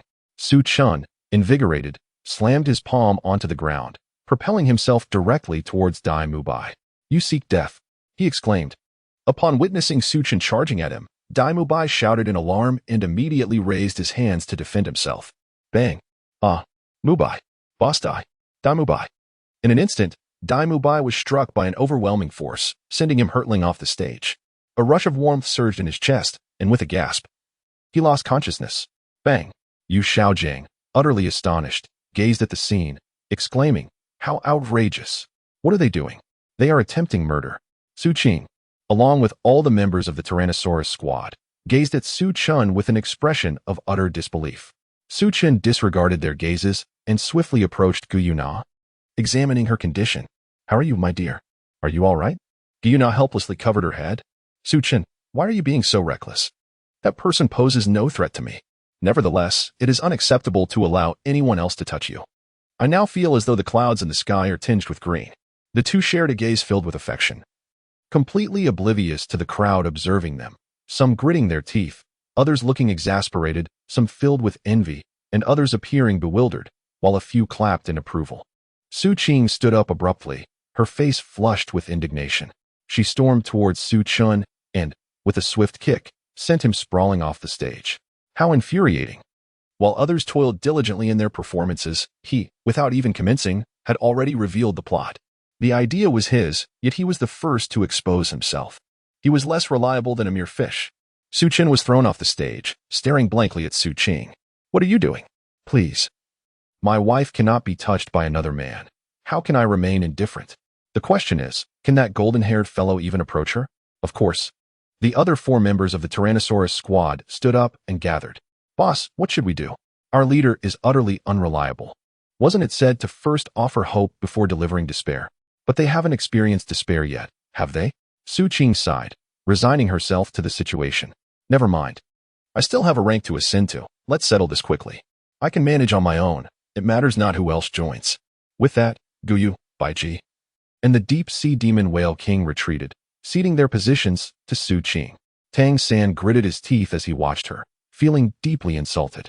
He yearned for a fair and honorable victory over Su Chun, rather than being forced to allow her to take the lead. Damn it. First soul skill. Blue-silver bamboo blade. Countless blades of blue-silver grass transformed into bamboo blades, piercing towards Su Qing. First soul skill. Netherworld strike. Zhu Zhuqing vanished, unleashing her explosive speed, her fingers morphing into claws. The 7 treasures turn. Ah, why bother? Have you finished your skills? Now it's my turn. Celestial technique. All swords return to 1. Su Qing leaped into the air, a cascade of golden sword rain appearing behind her, directly launching an assault towards Tang San. Tang San immediately shouted, "Everyone, defend yourselves." Unfortunately, it was too late. Countless blades of sword rain pierced through the 4 members of the Shrek team. Ah! Tang San fell to the ground, fiercely pounding the earth with his fists, filled with rage. How infuriating! Su Qing clapped her hands, exclaiming that the formidable leader was truly impressive. The deep-sea magic whale king flattered, "Indeed, that is only natural. The little fish speaks the truth. However, we cannot eliminate them. Su Qin insists on keeping them around for some amusement. Is that so? What a pity. If only I could absorb them, that would suffice. Although these little ones possess low soul power, even ants are still flesh," she mused. "Leader, what exactly are we here for?" Bai Ji inquired with a puzzled expression, gazing at Gu Yuna. Gu Yuna waved her hand dismissively and replied, "I am here simply to accompany my husband. You, on the other hand, must be here to enjoy the spectacle, correct?" Su Chun immediately rushed over, gazing at the fallen members of the Shrek Quartet. "You haven't killed them, have you? If you have, what will we play in the future? Rest assured, I have already released them into the Sea of Stars." "Oh, I see. Then let's go." "Wait. Hold on. What is it?" Su Qin looked at Su Qing with an expression of confusion. He glanced at the 4 individuals lying on the arena behind Su Qing. "Are you intent on exterminating them entirely? How could that be? Just look at me. It would be excessive to bully the weak. Should we call an ambulance for them?" Su Qin, indifferent to Su Qing's eccentricities, took Gu Yuna and walked away. "Hey, why are you running? Answer me. Do you want me to call you or not? Call you a fairy board? A? If I am a, why is there a? What does that even mean?" Su Qing asked, her expression filled with confusion. "It implies that you are exceptionally beautiful, that you possess beauty from head to toe, both inside and out." "Oh, I see." Su Qing nodded thoughtfully. The deep-sea demon whale king could no longer contain himself. "Sister Su, the big brother said about you. aside from your beauty. There is nothing else. Isn't that wonderful? This fairy is naturally beautiful. Is that not a good thing? Ah, of course it is good. But the big brother criticized you for lacking intelligence. Is that still acceptable? Upon hearing the words of the deep-sea demon whale king, Su Qing pondered over the remarks made by Su Chun. She quickly regained her composure and glanced in Su Chen's direction, only to find that not a single shadow remained. Su Chen, I shall not rest until our fates are intertwined. Su Qing vanished in an instant, followed by the deep-sea demon whale king, who, in a state of despair, also teleported away, leaving the arena enveloped in silence. Yu Xiaojiang rushed onto the stage to observe the situation and turned to Flander, inquiring, Flander, what has become of them? Flander, channeling his soul power, shook his head solemnly. Their bones have suffered severe injuries. Among them, Mu Bai is the most gravely afflicted. Both of his hands are fractured, and he has sustained significant internal injuries. It will take a considerable time for him to recover. What? How could this happen? Yu Xiaojiang's eyes glazed over, and he sank to the ground, his legs trembling. I warned you from the beginning not to rush things. Their abilities were still quite limited. Yet you refused to listen. Now, they will be unable to utilize soul power for quite some time, having sustained such grave injuries. Be quiet. That is impossible. According to my theory, the Tyrant Dragon team cannot be this formidable. They must have cheated. Yu Xiaojing shouted frantically, his eyes ablaze. Slap. Flander struck him sharply. His eyes filled with skepticism. I never imagined you would stoop to this level. Xiaojiang, I have misjudged you. I must be right. They certainly cheated. Flander. Believe me just this once. Impossible. You can take Tang San and Xiao Wu. They are your students. What did you say back then? I entrusted my students to you. And all you did was make them carry stones. What else have you done? Xiaojiang, I do not doubt you, but anyone would question this. Do not presume I am unaware of the origins of your knowledge. Impossible. All of that is mine. My theories cannot be flawed. Flander, I warn you. If you continue to speak nonsense, do not blame me for being unkind. Flander scoffed, his tone cutting. Do you think you are still the esteemed elder you of old? You are now merely a rat in the eyes of others. You are unworthy of being a teacher. From the very beginning, Mu Bai warned you, yet your arrogance, along with Tang San's, has led to this outcome. Why should others be wrong while you are right? I warn you, Yu Xiaojiang, if you do not leave Shrek immediately, do not expect me to uphold our brotherhood. The two parted ways in anger. Flander could not tolerate arrogance that disregarded the safety of students. All in the name of proving a worthless theory. Had it not been for the connection with the dragon, he would have resorted to violence.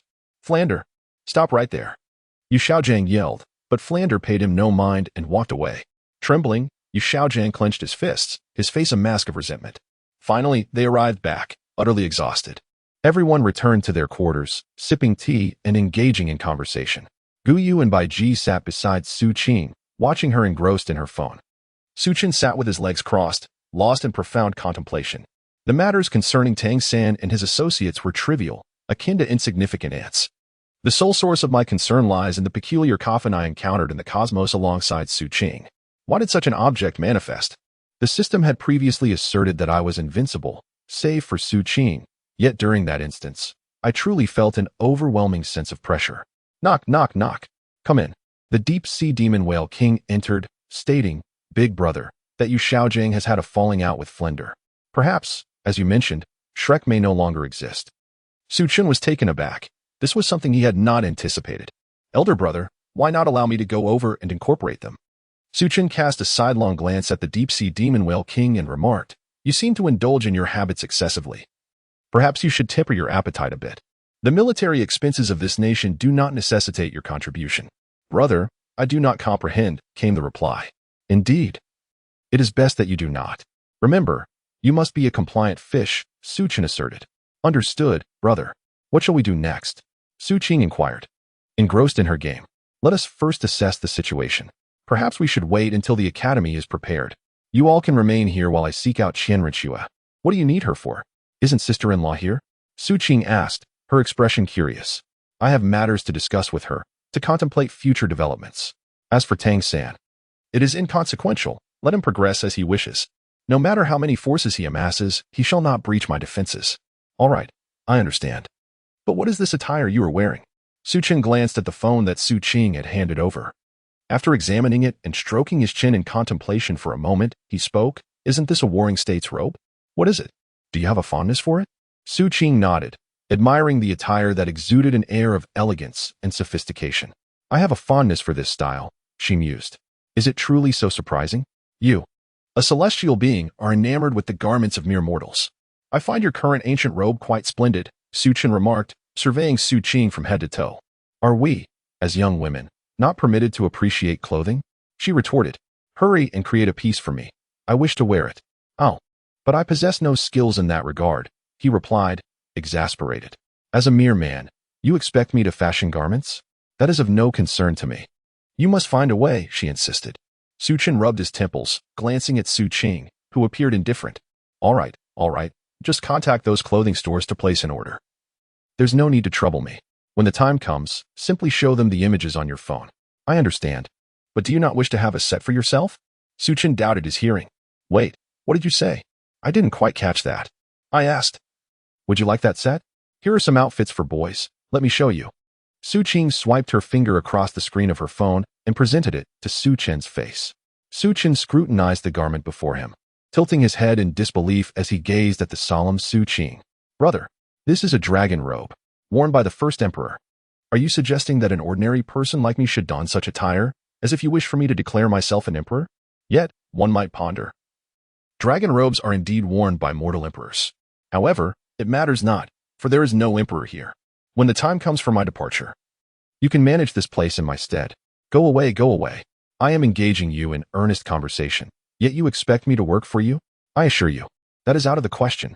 Su Chun had no interest in becoming an emperor, who among modern individuals, with their bellies full and nothing to do, would aspire to such a role? In a world steeped in Western culture, the very notion of being an emperor seems utterly bizarre. I shall disregard your words. I bid you farewell, sister. Su Qing took Guyu Na and departed. Su Chun, with a sly smile, caressed his chin as he gazed at the graceful silhouette of Guyu Na. Indeed, such a figure deserves to be adorned in the attire of the Warring States period. It would be a pity otherwise. However, I recall that the garb of that era seems not to be suited for her. Su Chun stood alone in the living room, wearing a radiant smile. He thought to himself that he must prepare some traditional attire for Qian Ruxue as well. After all, as a Han man, his wife should undoubtedly don ancient garments rather than short skirts. Such a choice would be a disgrace to culture. With this thought, Su Chun suddenly felt rejuvenated and left the house. Meanwhile, Qian Ruxue was lost in contemplation, her mind unable to settle, rendering her incapable of focusing on her cultivation. Xiaoshui, calm your heart. How can you hope to grow stronger in such a state? Yes, I understand, grandfather, she replied. But I cannot bear the thought of encountering that insufferable brat again. Otherwise, I shall take matters into my own hands. Humph. Hearing her grandfather's admonitions, Qian Ruxue swallowed hard, secretly wishing for Su Chun to be as far away as possible. Suddenly, a young man appeared in Qian Ruxue's room, Qian Douluo. Upon hearing the commotion, Qian Ruxue turned her head to look, and their eyes met, creating an instant of palpable awkwardness in the atmosphere. Su Chun glanced at the man before him, stroking his chin in contemplation. Hey, who are you, sir? How dare you intrude upon my wife's chamber? The man appeared somewhat familiar. Upon hearing Su Chin's words, Qian Douluo realized the truth. This was the very pig that had taken advantage of his granddaughter. Humph. So it is you, you wretched lad, who has wronged my granddaughter. What are you here for? Are you planning to silence me with violence? Oh, I must say, I did not see that coming, sir. Wait, granddaughter?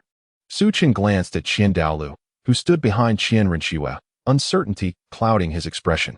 He hesitantly pointed a finger, prompting the silent Qian Ruxue to quietly nod her head in response. Hiss, so this is what it feels like to meet the parents. Su Chin's breath quickened, and he scoffed. Haven't you already met? I distinctly remember the incident with Bibi Dong. Let me make this clear. Do not assume that I am unaware of your intentions. Although I cannot discern your true strength, I am well aware of various matters, both great and small. There is no way I can entrust little Shui to someone like you. I simply cannot place my trust in a person of your character. Qian Douluo, visibly agitated, pointed an accusatory finger at Su Chun, fervently chattering away, his saliva unintentionally spraying across Su Chen's face. Su Chen's forehead bulged with veins. Hey, old Dingbi, do not test my patience. I have come here to rob you. Your granddaughter is quite beautiful and would make a fitting wife for my stronghold. Be wise and quickly vacate my path. What? What did you call me? Qian Douluo exclaimed incredulously. Old Dingbi, what is the matter? Have you lived too long and gone deaf? Ah, you infuriate me. I had thought to spare you for the sake of Xiaoxua, but today, you shall not leave this sanctuary. Humph, who do you look down upon? Were it not for your relation to Qianrenxue, you would already be lying quietly on the ground, eternally at rest.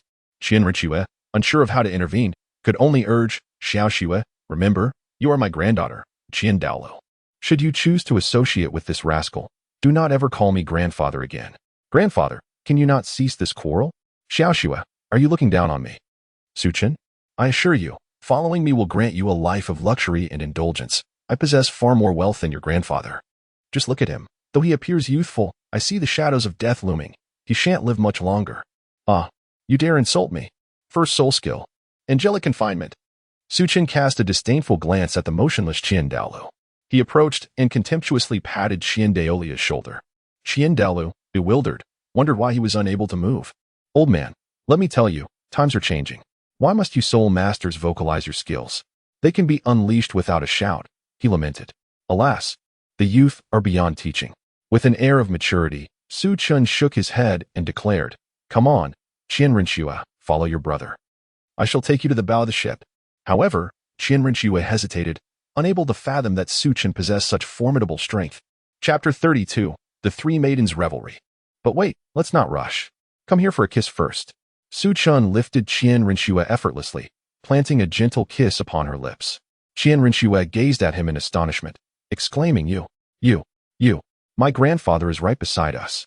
Fear not, he reassured her. Your grandfather is advanced in years and will rely on you for his care in his twilight.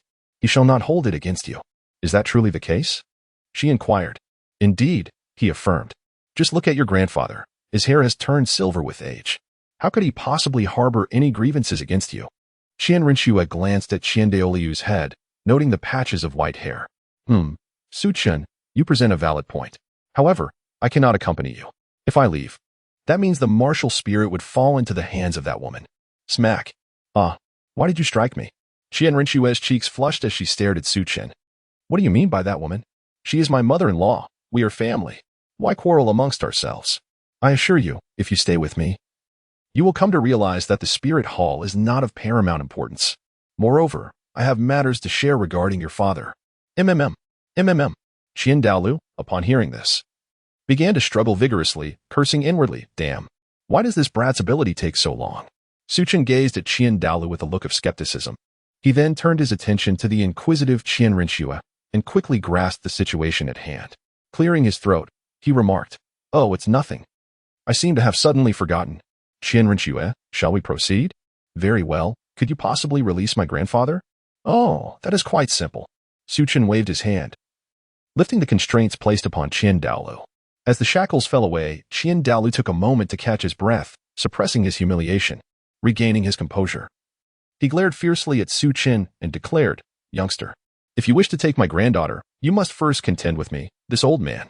Su Chun cast a fleeting glance at the determined Qian Douluo, who seemed ready to fight to the death. Killing arm.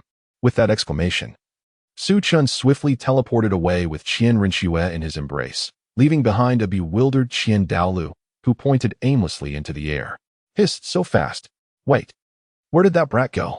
Ah, you little rascal, Qian Douluo, will never rest until I find you.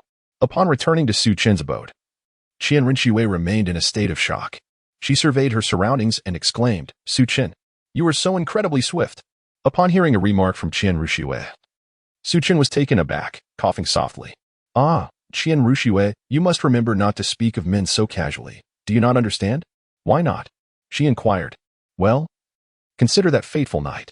Upon reflecting on that evening, Qianrenxue's cheeks flushed and her neck grew warm, a hint of embarrassment rising within her. So, what is it that you summoned me for today? You cannot possibly be suggesting those sorts of activities, especially given your marital status. Do not think so ill of me. I simply found myself missing you unexpectedly. Humph, I knew you were merely here to tease me. As the two of them shared this moment, the atmosphere around them thickened with the unmistakable scent of budding romance. Suddenly, a peculiar sound burst forth. Bing bang, Karaka. Both of them froze in the room. And Qianrenxue looked up, puzzled. Su Chun, what is that noise outside? Su Chun suddenly found himself in an awkward predicament. After exchanging a few words with Qianrenxue, he gritted his teeth and departed from his room. Su Chun arrived at the doorstep of the house before him. Upon inspection, he realized it belonged to Su Qing. Without hesitation, he kicked the door open and exclaimed, "What on earth is going on? Why are you suddenly dancing when you were engrossed in your game? Have you lost your mind?" Su Chun stormed in, his expression one of disbelief. He beheld 3 girls, adorned with sunglasses, energetically dancing on the bed, twisting to the left and swaying to the right. Goodness gracious! Upon seeing his wife among the girls, Su Chun felt a pang of anxiety. His gentle partner must not be led astray by Su Qing. He immediately approached and grasped Guyana's arm. "What are you doing? Let go of my sister-in-law." "Goodness. She is merely my wife. Why should she heed your commands? You are merely my adopted sister. And where did you procure those sunglasses? They are rather stylish. No, seriously. Tell me where you got those shades. And why are you taking my gentle and refined wife to a dance party? Have you gone completely awry? Mind your own business. This is my sister-in-law, and I am your sister, adopted as you say. Blood is thicker than water, as you well know. Are you looking for a fight?" In an instant, Su Chin's temper flared. He rolled up his sleeves, ready for a confrontation. With a loud exclamation, he declared, "Humph. A true gentleman does not engage in conflict with a woman, especially his own sister. Very well, I shall let you off this time. However, we require some peace and quiet. And how did you, of all people, end up at this dance party?" Su Chun, visibly exasperated, pointed at the dazed Bijia. Bijia blushed and took a seat, responding, "It's not just your sister. She believes that girls should pursue whatever they desire without heeding the opinions of you insufferable men." "Is that so?" "Indeed, I find her reasoning quite valid. Am I to be denied the joy of dancing?" According to Su Qing's sentiments, this is a time of freedom for girls. Su Chun appeared utterly bewildered as he glanced at the smug expression on Su Qing's face. Had he known better, he would have refrained from handing her his phone. Just look at her. As a young lady, it's one thing not to earn money, but she is causing chaos everywhere. Today it's dancing at a club. Tomorrow, will she be blowing up planets? The audacity. Humph, I have money to spare. What of it? You're still spending my funds. So what? I thrive on my own merits. And if you can't accept that, then you too can indulge. The 3 girls gazed at Su Chun with evident disdain. "Oh dear, how shameless. Wait, my dear, how can you say that about me?" He lamented. "Goodness. It's only been a short while since this began. They say that folly can be contagious, and at first, I didn't believe it, but now I do. Who are you calling foolish? Sisters, let us go? If you're coming, prepare for my ruthless charm." Half an hour later, Su Chun found himself bound tightly by Su Qing, secured to a cross fashioned from divine wood. His face bore a look of distress. Guyana glanced over and remarked, "Isn't this a bit excessive? Su Qing, don't you think we may have gone too far? Sister-in-law, let me tell you.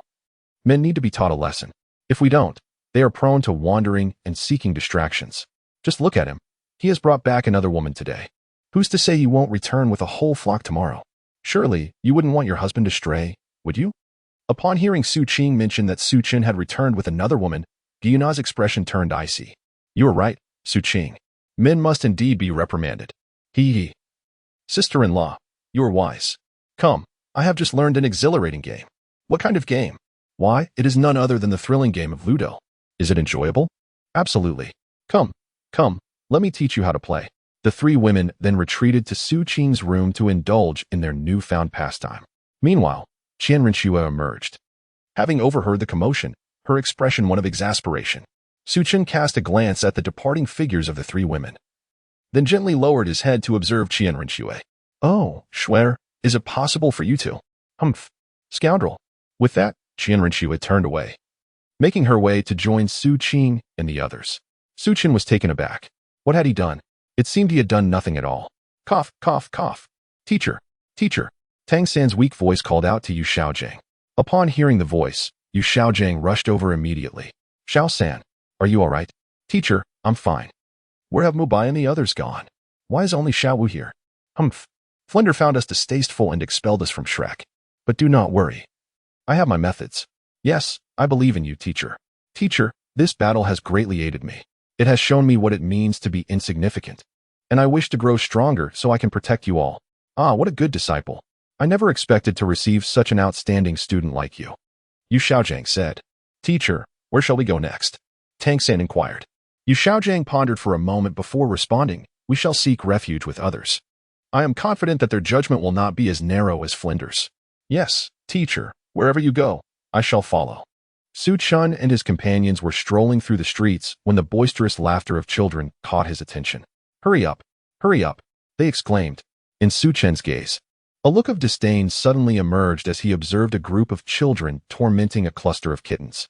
One particular mother cat was desperately shielding her young with her body, while the children relentlessly trampled upon her. This familiar scene evoked memories of his time on Blue Star. What was the situation? Sitting in the vehicle, Su Chen glanced through the window and saw those children, engaged in some unknown mischief. The driver, noticing the scene, remarked, "Boss, that group of children is bullying the small animals. Is that so? Have children nowadays become like this?" Su Chen pondered thoughtfully, nodding slightly. Sigh, it's unclear.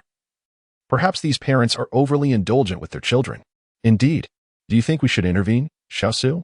The driver, Xiaosu, parked the car, looking at Su Chun with a mixture of surprise and curiosity. Having been Su Chen's driver for only a short while, he regarded him as a typical wealthy young master, one who indulged in a life of extravagance. Xiaosu shook his head, stating, "Boss, you have a meeting to attend shortly." "Ah, I see. Very well. Let us go then." Desiring to remain oblivious to the distressing sight, Su Chen waved his hand, signaling Xiaosu to drive away. Xiaosu cast one last glance at the children, each resembling little demons as they continued to stomp on the defenseless kittens. He recognized that such occurrences were far too common, beyond his capacity to address, and besides, it was not his concern. He drove off, leaving the scene behind. Su Chun. Ah, what is it? Were you just thinking about something? Gu Yuna inquired. It was then that Su Chun realized everyone was gazing at him. Taking a deep breath, he resolved that if he could not manage it all at once, he would tackle each task individually until he could gain control. With determination in his heart, and amidst the curious gazes of those around him, Su Chun made his way towards the group of children. Su Chun crouched down and gently patted one of the children. The child turned his head, displaying a look of impatience, and asked, "What is it?" Upon observing the expression of the young child, Su Chun gestured to contain his emotions. "Dear child, may I inquire why you are tormenting the kittens? What business is it of yours? If I wish to bully, I shall." The impudent child displayed a complete lack of respect and retorted, "And why should I not? Is it not wrong to mistreat innocent creatures? Sir, this is our affair. I take immense pleasure in the anguished cries of these kittens. Their sounds are far more delightful than those of humans." Su Chen gazed incredulously, his eyes fixed upon the child before him, who appeared to be no more than 5 or 6 years of age. To his astonishment, such a young heart harbored such fierce ambition. "Be a good child and heed your uncle's words. Otherwise, your parents will surely spank you," he warned. The other children, upon hearing this, found it rather amusing. "Ha ha. Uncle, you crack me up. My parents would never spank me. They told me I could bully anyone I please. I remember last time I commanded my subordinates to break a little girl's leg." "Oh, the sound was simply delightful," he exclaimed. "But do you know what your parents do?" Su Chun inquired, barely able to contain his disbelief. He cared little for the public setting. He understood that in this world, the laws of his past life held no sway, and what truly mattered was strength. Su Qing approached, noticing that Su Chen's mood was amiss. "What is the matter? Weren't you quite happy at first? Why are you upset? Why such pettiness? Never mind, never mind. Sister will treat you to something delicious, so please don't be angry." Su Qing attempted to pull Su Chen away, only to realize that she could not budge him at all. A look of confusion crossed her face. As she surveyed the scene before her, the reason became immediately apparent. Alas, in this vast world, are there not countless instances of such tyranny? It is often wiser to avoid unnecessary troubles. By intervening, we may incite the disdain of the common people. Such is fate, we cannot attend to every matter. Su waved his hand, freeing Su Qing's grasp from his shoulder. His expression was icy as he gazed at the child before him. "So, your father is quite an influential figure, is he?" One of the children stepped forward with pride, declaring, "My father is a bishop from Tiando. He tells me that these commoners are at my mercy. I can do as I please, even if it means taking their lives. Do you believe that is right?" Su inquired. "Indeed, I find it quite delightful," the child replied. Su Chen beheld 7 or 8 children before him, their smiles appearing to him as those of demons. "Ha ha, it seems you are beyond redemption," he mused. "What nonsense are you spouting, old man?" Su Chen approached a child with a beaming smile and pressed forward, inquiring whether he feared for his life, given that he was the offspring of the esteemed Tinsho master. Upon hearing this, the child swallowed hard. Yet recalling the formidable nature of his parents, he immediately lifted his chin with pride and declared, "Humph, no one would dare to harm me. My parents adore me. With a surge of strength, Su Chun pressed down forcefully, and in an instant, the child before him transformed into mere clay. The other 7 children, having never witnessed such a scene, were seized by terror and immediately sought to flee, exclaiming in panic, "We are doomed." Su Chun waved his hand, casting the 7 thunder technique towards the fleeing child. In less than a second, a heap of flesh and ash lay upon the ground. Qianren Xue, unable to believe her eyes, covered her mouth in shock as she observed Su Chen as the young master of the spirit hall. She felt it was her duty to intervene, yet she couldn't deny that the actions of those children were truly excessive. Su Chen approached the feeble mother cat, observing beneath her 7 tiny kittens, of which 2 had already perished, leaving 5 still alive. The mother cat glanced up at Su Chen, emitted a faint cry, and collapsed, her breath extinguished. Chapter 33. The Bucktooth Guy. Why are these children so merciless? Douluo inquired, her brow furrowed as she approached. She felt no pity for the little ones, believing they too deserved to perish. Perhaps it is a failure of their upbringing, Qianren Xue meekly suggested from the side. Let us move on. The matter is settled. My dear, could you kindly gather these kittens? We shall find a restaurant where we can dine and converse, Su Chen remarked, stretching languidly. Douluo waved her hand, and the kittens floated obediently behind them. A few soldiers from the spirit hall approached, but were halted by Qianren Xue. They eventually located a restaurant, settled in, and all eyes were fixed on the kittens drinking water. Su Qing maintained a stoic expression as she spoke. Su Chun, surely you do not intend to take care of these little creatures, do you? Su Chen took a sip of his drink and glanced at Su Qing. These little kittens. Their parents entrusted them to my care. To be honest, if I were a destitute individual, I would not take on this responsibility. However, since I possess wealth, what does it matter? Let them be entrusted to me for their care. Gu Yina raised her hand and remarked, well, this is quite troublesome. It's nothing, he replied. Su Chun gazed at Qianren Xue and spoke. Little Xue, I am aware of your thoughts. Do you believe that my recent punishment was excessive? Indeed, I concur that those children were somewhat despicable, yet the responsibility should lie with their parents or teachers. Their transgressions do not warrant such severity. Haha, you see at times, it is indeed unfair to place the blame solely on the teachers or the parents. What do you mean by that? She inquired, her curiosity piqued. Ah, here it comes. The soul-stirring wisdom. Su Qing exclaimed excitedly from the side. Su Chen. Su Chen glared at Su Qing, who merely waved her hand dismissively. Su Chen took a sip of his drink and remarked, Xiao Xue, what do you believe is more important, character or academics? Upon hearing Su Chen's words, Qianren Xue paused in contemplation before responding. Without the guidance of teachers, how can one expect their character to flourish? Thus, academics undoubtedly hold greater significance. Su Chen shook his head with a helpless smile. They often say that in every profession, there are outstanding individuals, yet simultaneously claim that all pursuits are inferior, with only scholarly endeavors holding true merit. They assert that the slow-witted should take the initiative, yet caution that the early bird is often targeted. They preach the importance of studying for the nation's prosperity, yet argue that examinations will not assess true knowledge. They claim that grades are inconsequential, with character holding the utmost significance, yet when faced with poor results, they question the utility of good character. What of you? Have you come to a clear understanding of these contradictions, or are you merely compelled to make a choice out of necessity? Qianren Xue gazed at Su Chun, her heart a tumult of emotions. To her, it seemed that some commoners would forever remain in obscurity, let alone animals. The only potential for change lay in a unified nation, which might alter the course of fate. Do you believe that those children will grow to embody malice? Not necessarily. Some individuals are inherently wicked, yet we often fail to see the depths of their malevolence and refrain from judgment. Conversely, there are those born with kindness, yet their hidden influences may be deeply tainted. As for the children we just witnessed, they may indeed be predisposed to evil and unmanageable.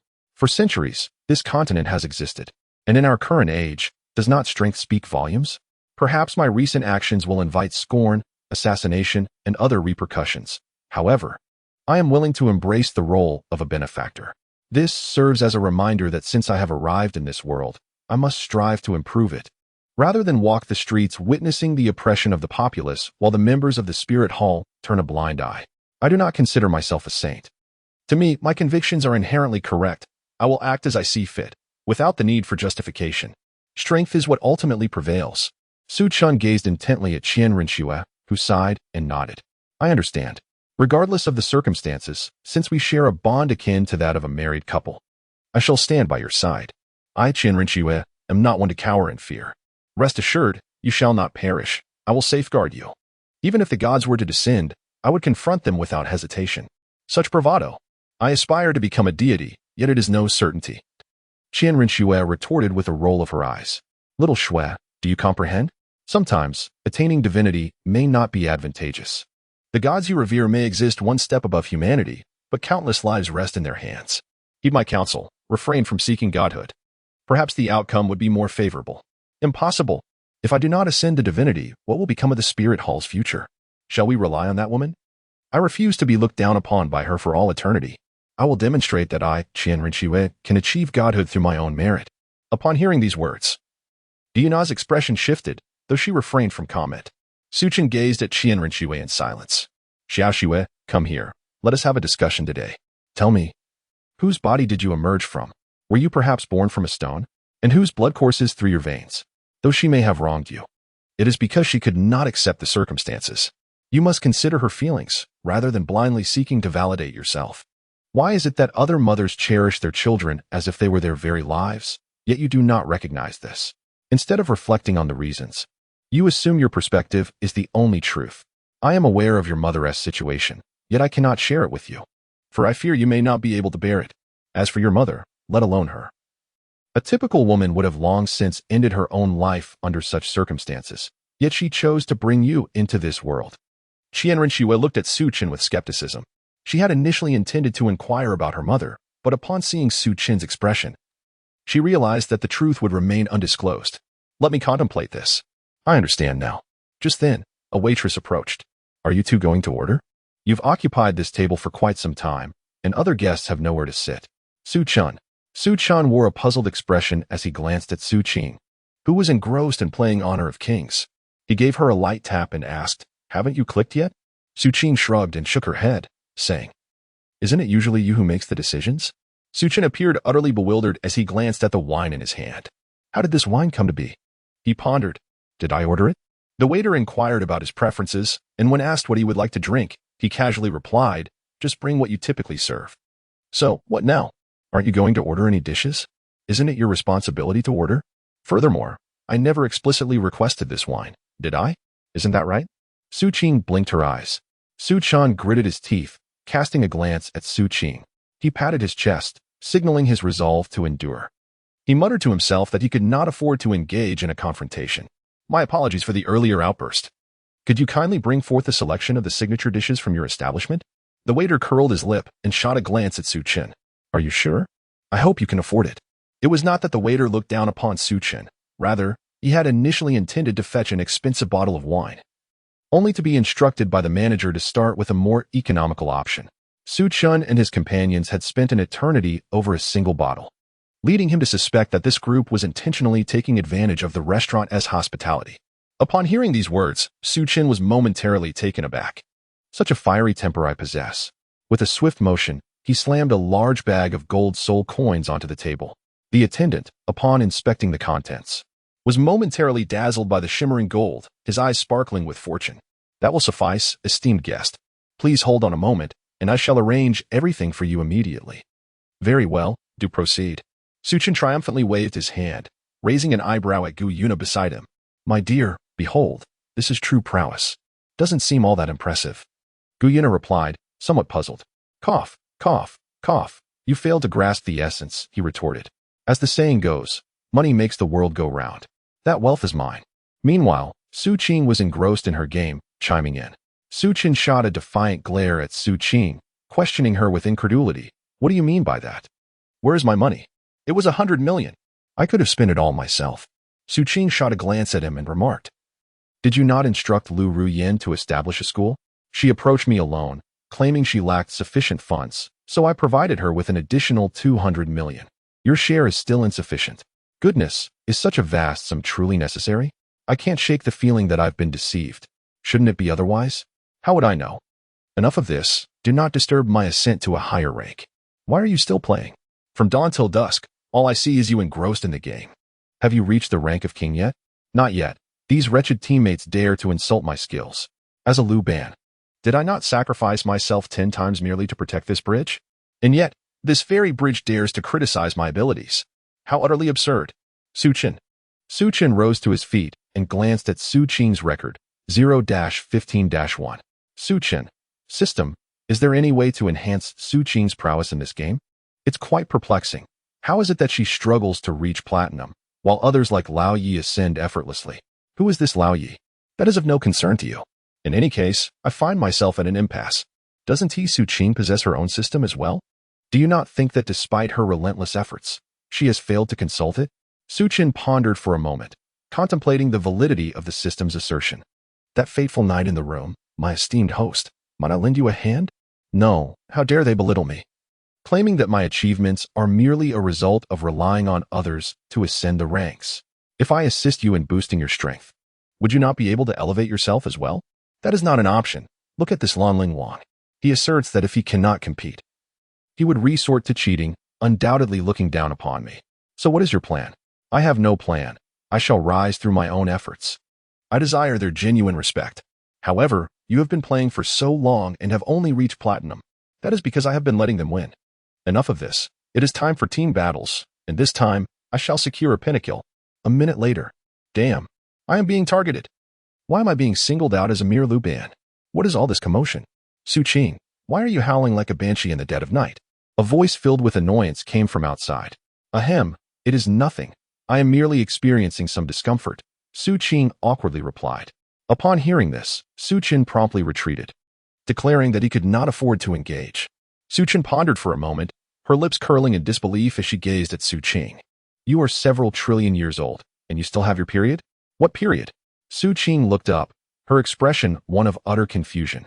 Don't pretend you don't understand. Su Qin admonished. Let me tell you, when I realized it had arrived that day, I was still a virgin.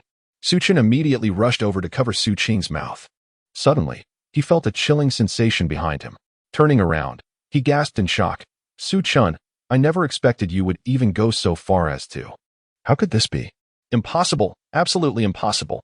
I assure you, I am a man of integrity. Huh, a man of integrity? Is that what you call taking advantage of others? Clearly, it was you who initiated this. Little sister, don't you agree with me? Yes, that's right. I promise I won't reveal your indiscretions. Rest assured, I will keep your secret. Hee. Su Qin was utterly astonished, his hand trembling as he pointed at Su Qing, who was making a face and sticking out her tongue. Goodness, what a shocking revelation. Su Qin immediately turned his head to gaze at Gu Yuna and Qianren Shui, vowing with utmost sincerity, I assure you. I am not that kind of person. If I were, may Su Qing remain unmarried for life, her body ensnared by a web of spiders. The smile on Su Qing's face gradually faded as she cast a reproachful glance at Su Qin's retreating figure. How could you, Su Qin? I never imagined you would stoop to human trafficking. Not only that, but you even sold your own sister. Are you even human? You could have stopped at that. Yet you cursed your sister to remain unmarried for life, destined to be ensnared in a web of misfortune. In an instant, Su Qing raised her voice and shouted, Sisters, assemble. In a flash, Qianren Shui, Gu Yuna, and Bai Ji materialized beside Su Qing. Su Qin was momentarily taken aback, his head throbbing. Qianren Shui, what are you doing over there? He scoffed. Humph.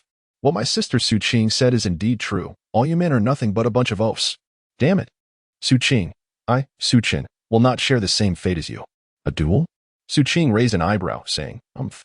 I'm not up for that. Just eating and sleeping. Su Qin, with a sense of righteousness, took a seat. The onlookers around him shook their heads in unison, expressing their disappointment. I thought there would be some excitement to witness. Indeed, who would have thought it would turn out like this? This guy lacks any semblance of manliness. Being controlled by a woman, Su Qin was driven to the brink of fury by the incessant chatter surrounding him, veins bulging with indignation.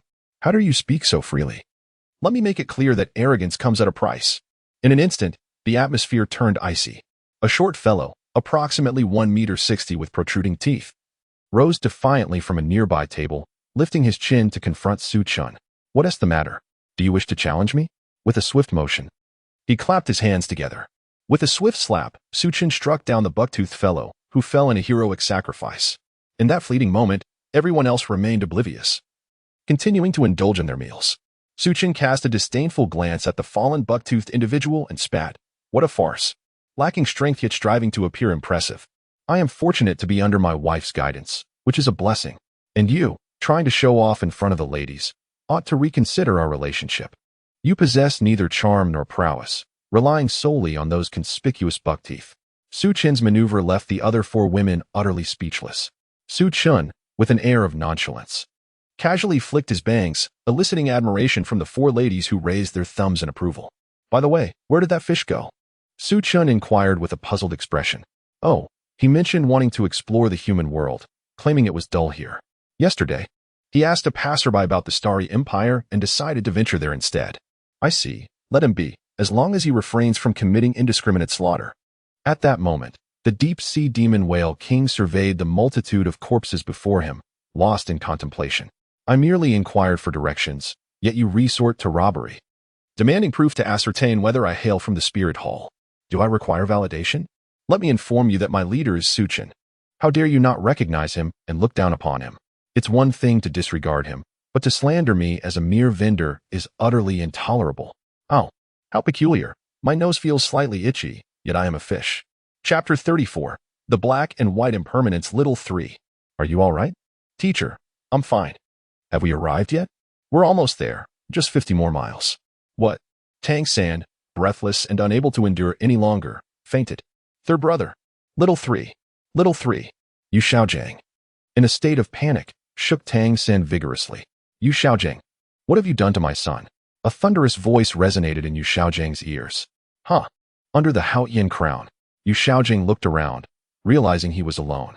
Suddenly, he felt a chill at his back and turned to face Tang Hao. He swallowed hard and feigned a chuckle. Hee, master, what has happened to little 3? Tang Hao glared at Yu Xiaojiang with fierce intensity. He crouched down to examine Tang San's condition, furrowing his brow deeply. In an instant, he appeared before Yu Xiaojiang, gripping his neck and lifting him up. Ha! Hao Tian, please, do not kill me. I am little 3's teacher. Tang Hao cast a disdainful glance at Yu Xiaojiang before dismissively tossing him to the ground. Master, if you fail to provide a reasonable explanation, do not blame Tang for being merciless. Upon hearing this, Yu Xiaojiang, filled with anger, retorted, Your son is not my doing. If you seek someone to blame, direct your ire toward that Su Chen. But little 3 has sustained such severe injuries. His bones are grievously harmed. Why did you not seek a healing spirit master for his treatment? Yu Xiaojiang, feeling cornered, stammered, We were robbed by that group. What? I shall slay them. Yu Xiaojiang's eyes sparkled with determination as he nodded. Indeed, Haotian Crown, those individuals are truly despicable. I insisted on conceding, acknowledging our inferiority. Yet the tyrant battle team pursued a ruthless extermination. Tang Hao gazed at Yu Xiaojiang with evident skepticism, proclaiming, I believe only half of what you say. Should I discover that you have deceived me, you are well aware of the consequences. Rest assured, Your Highness Haotian, replied Yu Xiaojiang, you know my character well. Though my soul skills may not be the most formidable, my reputation for integrity is known throughout the continent. Here, take these gold soul coins.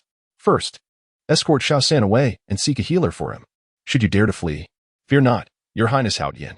Tang Hao cast a cold glance at Yu Xiaojiang before vanishing in an instant. Yu Xiaojiang, wearing a bitter smile, watched as Tang Hao departed, shaking his head as he turned to the motionless Tang San on the ground. Alas, Xiao San, you have truly brought me trouble. He then glanced at Xiao Wu, who stood by in a daze, and exclaimed, Xiao Wu, what are you standing there for? Come over and lend a hand. Xiao Wu, startled, glanced towards Yu Xiaojiang, furrowed her brow, and hurried over to assist. Goodness, you actually ran onto my bed to relieve yourself. Su Chen stared wide-eyed as the kitten made a mess on the bed. Darling, why aren't you keeping an eye on them? Su Chen looked at Gu Yuna in disbelief. Gu Yuna, feeling embarrassed, replied, I've never taken care of kittens before. This is my first time. What? Why didn't you mention this sooner? Su Chen retorted. Humph. It was all for our future considerations. If we have a baby someday, we would have some experience in caring for them. Su Chen's lips twitched in disbelief. Who told you that taking care of a baby is akin to managing a cat? Su Qing claimed that caring for a child is as simple as tending to a cat. She even showed me that video. What was it called again? I glanced at it, and it appeared that the baby should be placed in a crib. I can't bear it any longer. I'm at my wit's end. Goodness. The child hasn't even arrived yet, and you're already thinking of the future. You spend every day with Su Qing, that insufferable one, sleeping peacefully. How could we possibly have a child? Moreover, One cannot compare a cat to a human. Do you feed a cat fish bones? Would you dare to feed our child the same? Do you not timidly glanced at Su-chin and said, isn't that so? Su-chin, I understand. My dear, you may go accompany Su-ching in her playtime. I shall tend to the cat. In the future, I will also take care of the child. Is it not typically the responsibility of women to care for children? I am aware it is indeed a woman's duty. Yet I fear that our newborn might choke on a fishbone. In truth, cats are not limited to consuming merely fish bones. Su-chin, is there anything else you wish to express? Cats also consume fish. Surely, our little one can partake as well. Ha ha ha, my clever yet silly fawn. You truly are something else. My dear wife, I adore you.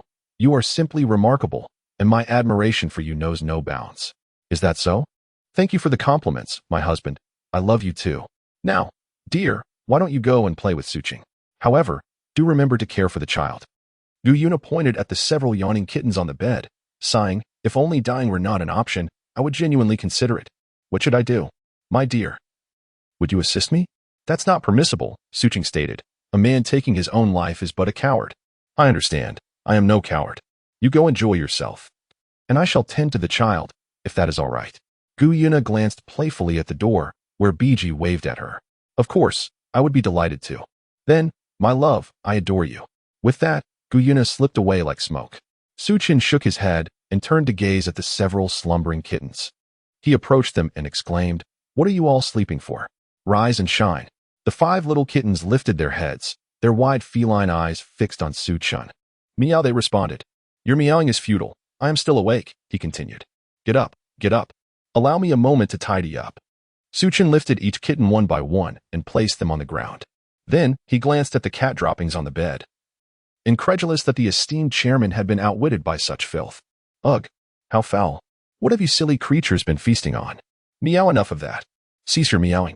Su-chin immediately pulled up the blanket and cast it outside the room, then ignited it with the vermilion bird flame. What are you up to now? Silence yourself. I tell you, how could you burn cat feces with the vermilion bird flame? Are there not other flames available? If you need fire, it is quite simple. You do realize what the vermilion bird flame signifies, do you not? What does it signify? It signifies the fire of the vermilion bird. Be gone. Oh, truly. Why must you steal the limelight? This is a novel, not a television drama, do you understand? As Su-chin grumbled and grumbled while tidying up, he exclaimed, do not leap up here. I have just organized everything. Su-chin spotted a small cat crouching, seemingly preparing to act. Startled, Su-chin swiftly raised a hand to intervene, exclaiming, wait, allow me to teleport there. Whoosh. Su-chin gazed in exasperation at the steaming pile of cat excrement upon the bed, his teeth clenched in frustration. He turned his accusatory gaze towards the feline in his hands and demanded, who sent you as a spy? Meow, protested the kitten, only to be swiftly silenced by his command.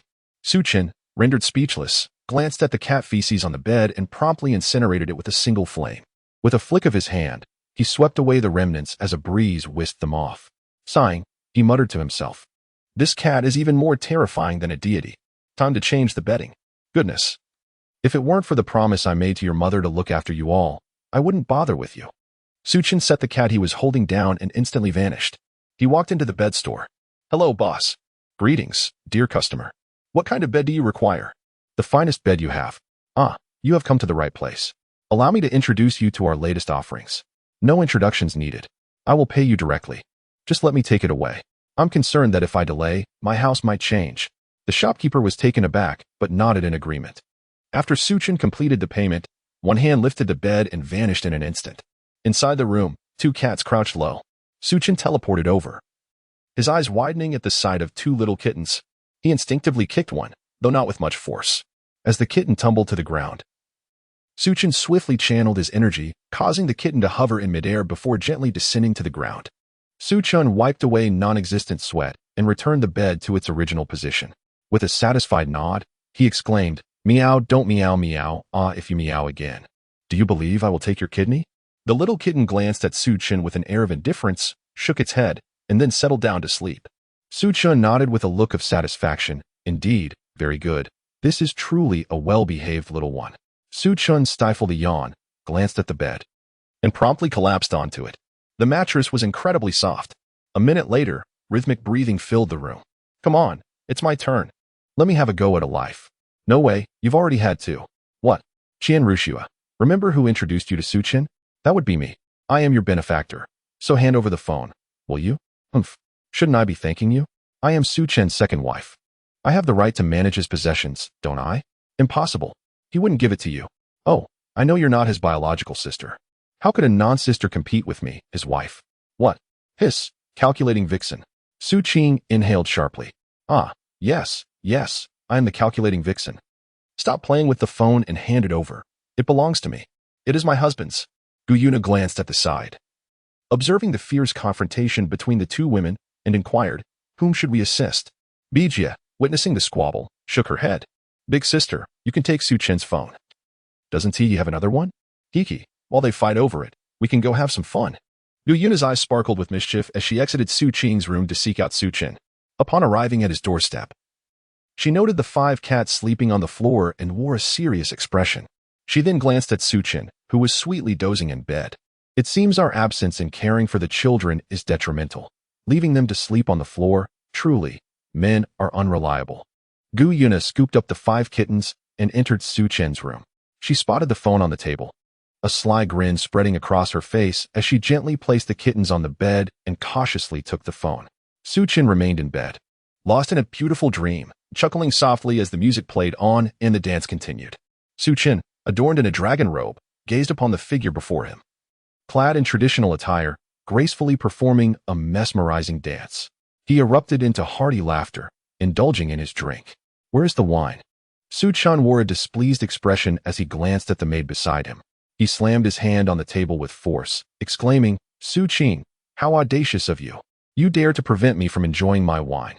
Su Qing immediately knelt down in fear, bowing her head and pleading, Your Majesty, spare my life. Your Majesty, I beseech you for mercy. Suchin raised her head with pride and declared, Bring forth the offender and administer 50 strokes of the rod. Then heal her, and repeat the punishment once more, incessantly. At that moment, the king of the deep-sea demon whales entered, kneeling on one knee, and proclaimed, Your Majesty. Su Qing shook her head, only to be pulled away by the deep-sea demon whale king.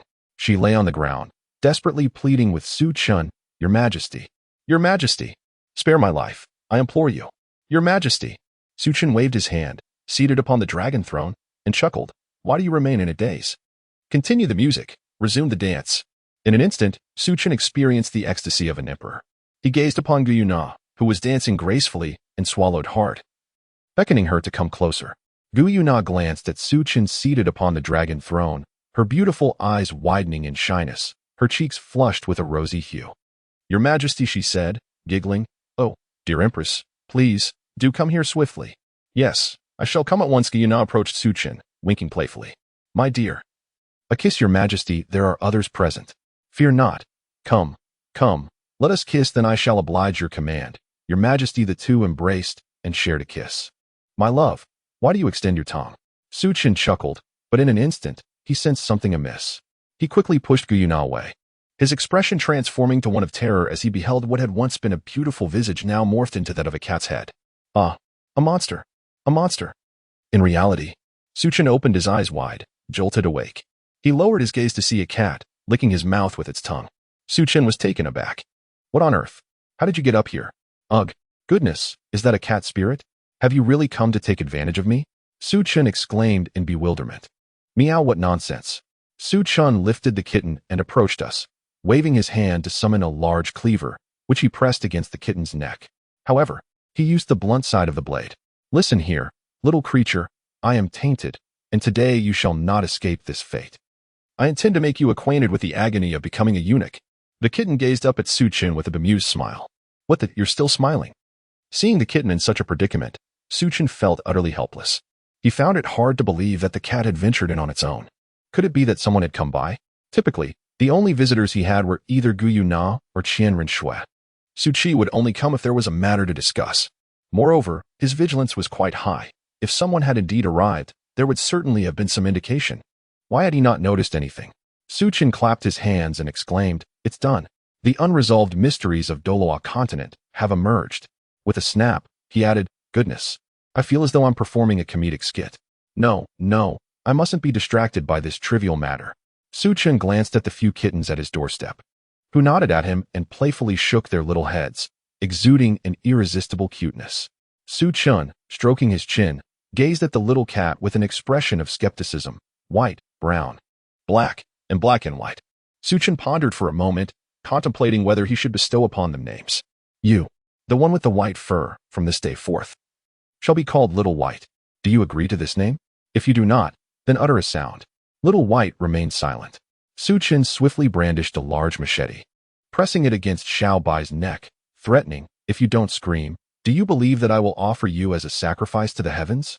Xiao Bai let out a pitiful cry, while 3 small kittens looked on, their faces reflecting amusement at the spectacle. Su Chun glanced at the brown kitten, stroking his chin in contemplation. Aha! From this day forth, you shall be named Brown Silk. What do you think? The kitten replied. You might as well just call me Little Brown. Su Chun cast a glance at the discontented expression of the little cat, understanding its sentiment. However, he felt the name was somewhat excessive. How about I call you Brown Master instead? He proposed, amused by his own suggestion. The moniker seemed fitting, indeed, for a master of the craft. The Brown Master smiled with satisfaction, glancing at the white cat and proudly ruffling its fur. Su Chun then turned his gaze to the black cat. You shall be known as Little Black, he declared. Meow, the cat's response seemed to indicate consent. Ah, Little Black is certainly obedient, he chuckled. Little Black, however, silently protested, I vehemently disagree. Su Chun glanced again at the black and white kitten, a mischievous smile spreading across his face.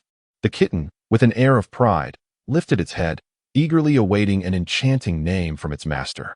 From this day forth, you shall be called. The black and white creature thought. At last it has arrived. Black and white harbinger, he exclaimed, chuckling. However, the kitten was so taken aback that it fainted, foam forming at its mouth. Su Chun immediately approached, raising the yin and yang guardians who were sticking out their tongues. Not satisfied. That shouldn't be the case. You embody both black and white, the essence of duality. Is that not correct? Chapter 25, The Offering. Su Chun gazed at the ominous duo of the black and white impermanence with a perplexed expression. He placed his ear close, straining to listen, yet he could not perceive the faintest heartbeat. Could it be that he had already succumbed to the embrace of death? Su Chun wore a bewildered expression as he glanced helplessly at the black and white impermanence. He never anticipated that on this day, he would be faced with their departure. Alas, he sighed, rest assured, I shall take good care of your brothers. Shortly, I will see to your cremation, meow. The black and white impermanence widened their eyes in fright, exclaiming, Oh, you're awake, huh? Hee. Su Chun gently caressed the heads of the black and white cats, nodding in acknowledgement. All right. You may continue to rest. I shall provide you with some food during lunch.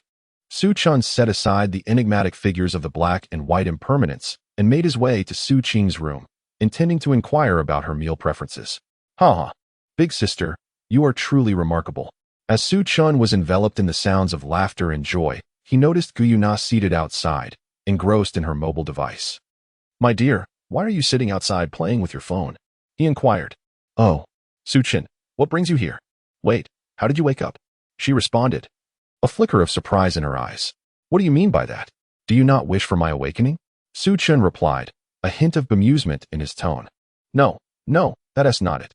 So, Su Chun, do you have something on your mind? Nothing in particular, just wondering what we shall have for dinner. I'm indifferent. She replied. By the way, how did my phone end up with you? Su Chun pondered, stroking his chin as he gazed at the device in Guyuna's hand. It's Biji.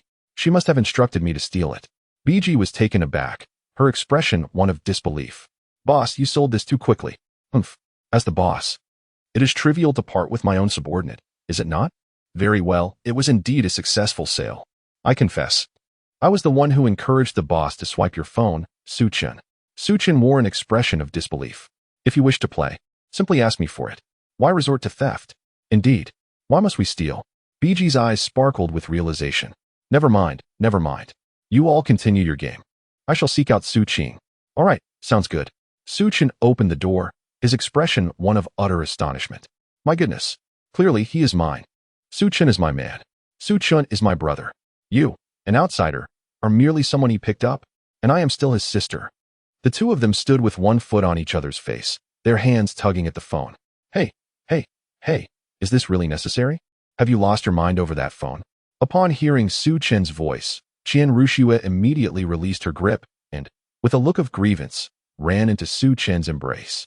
Su Chen, Your sister is being too much. She is bullying me. Nonsense. It is you who is bullying me. Stop, stop, stop.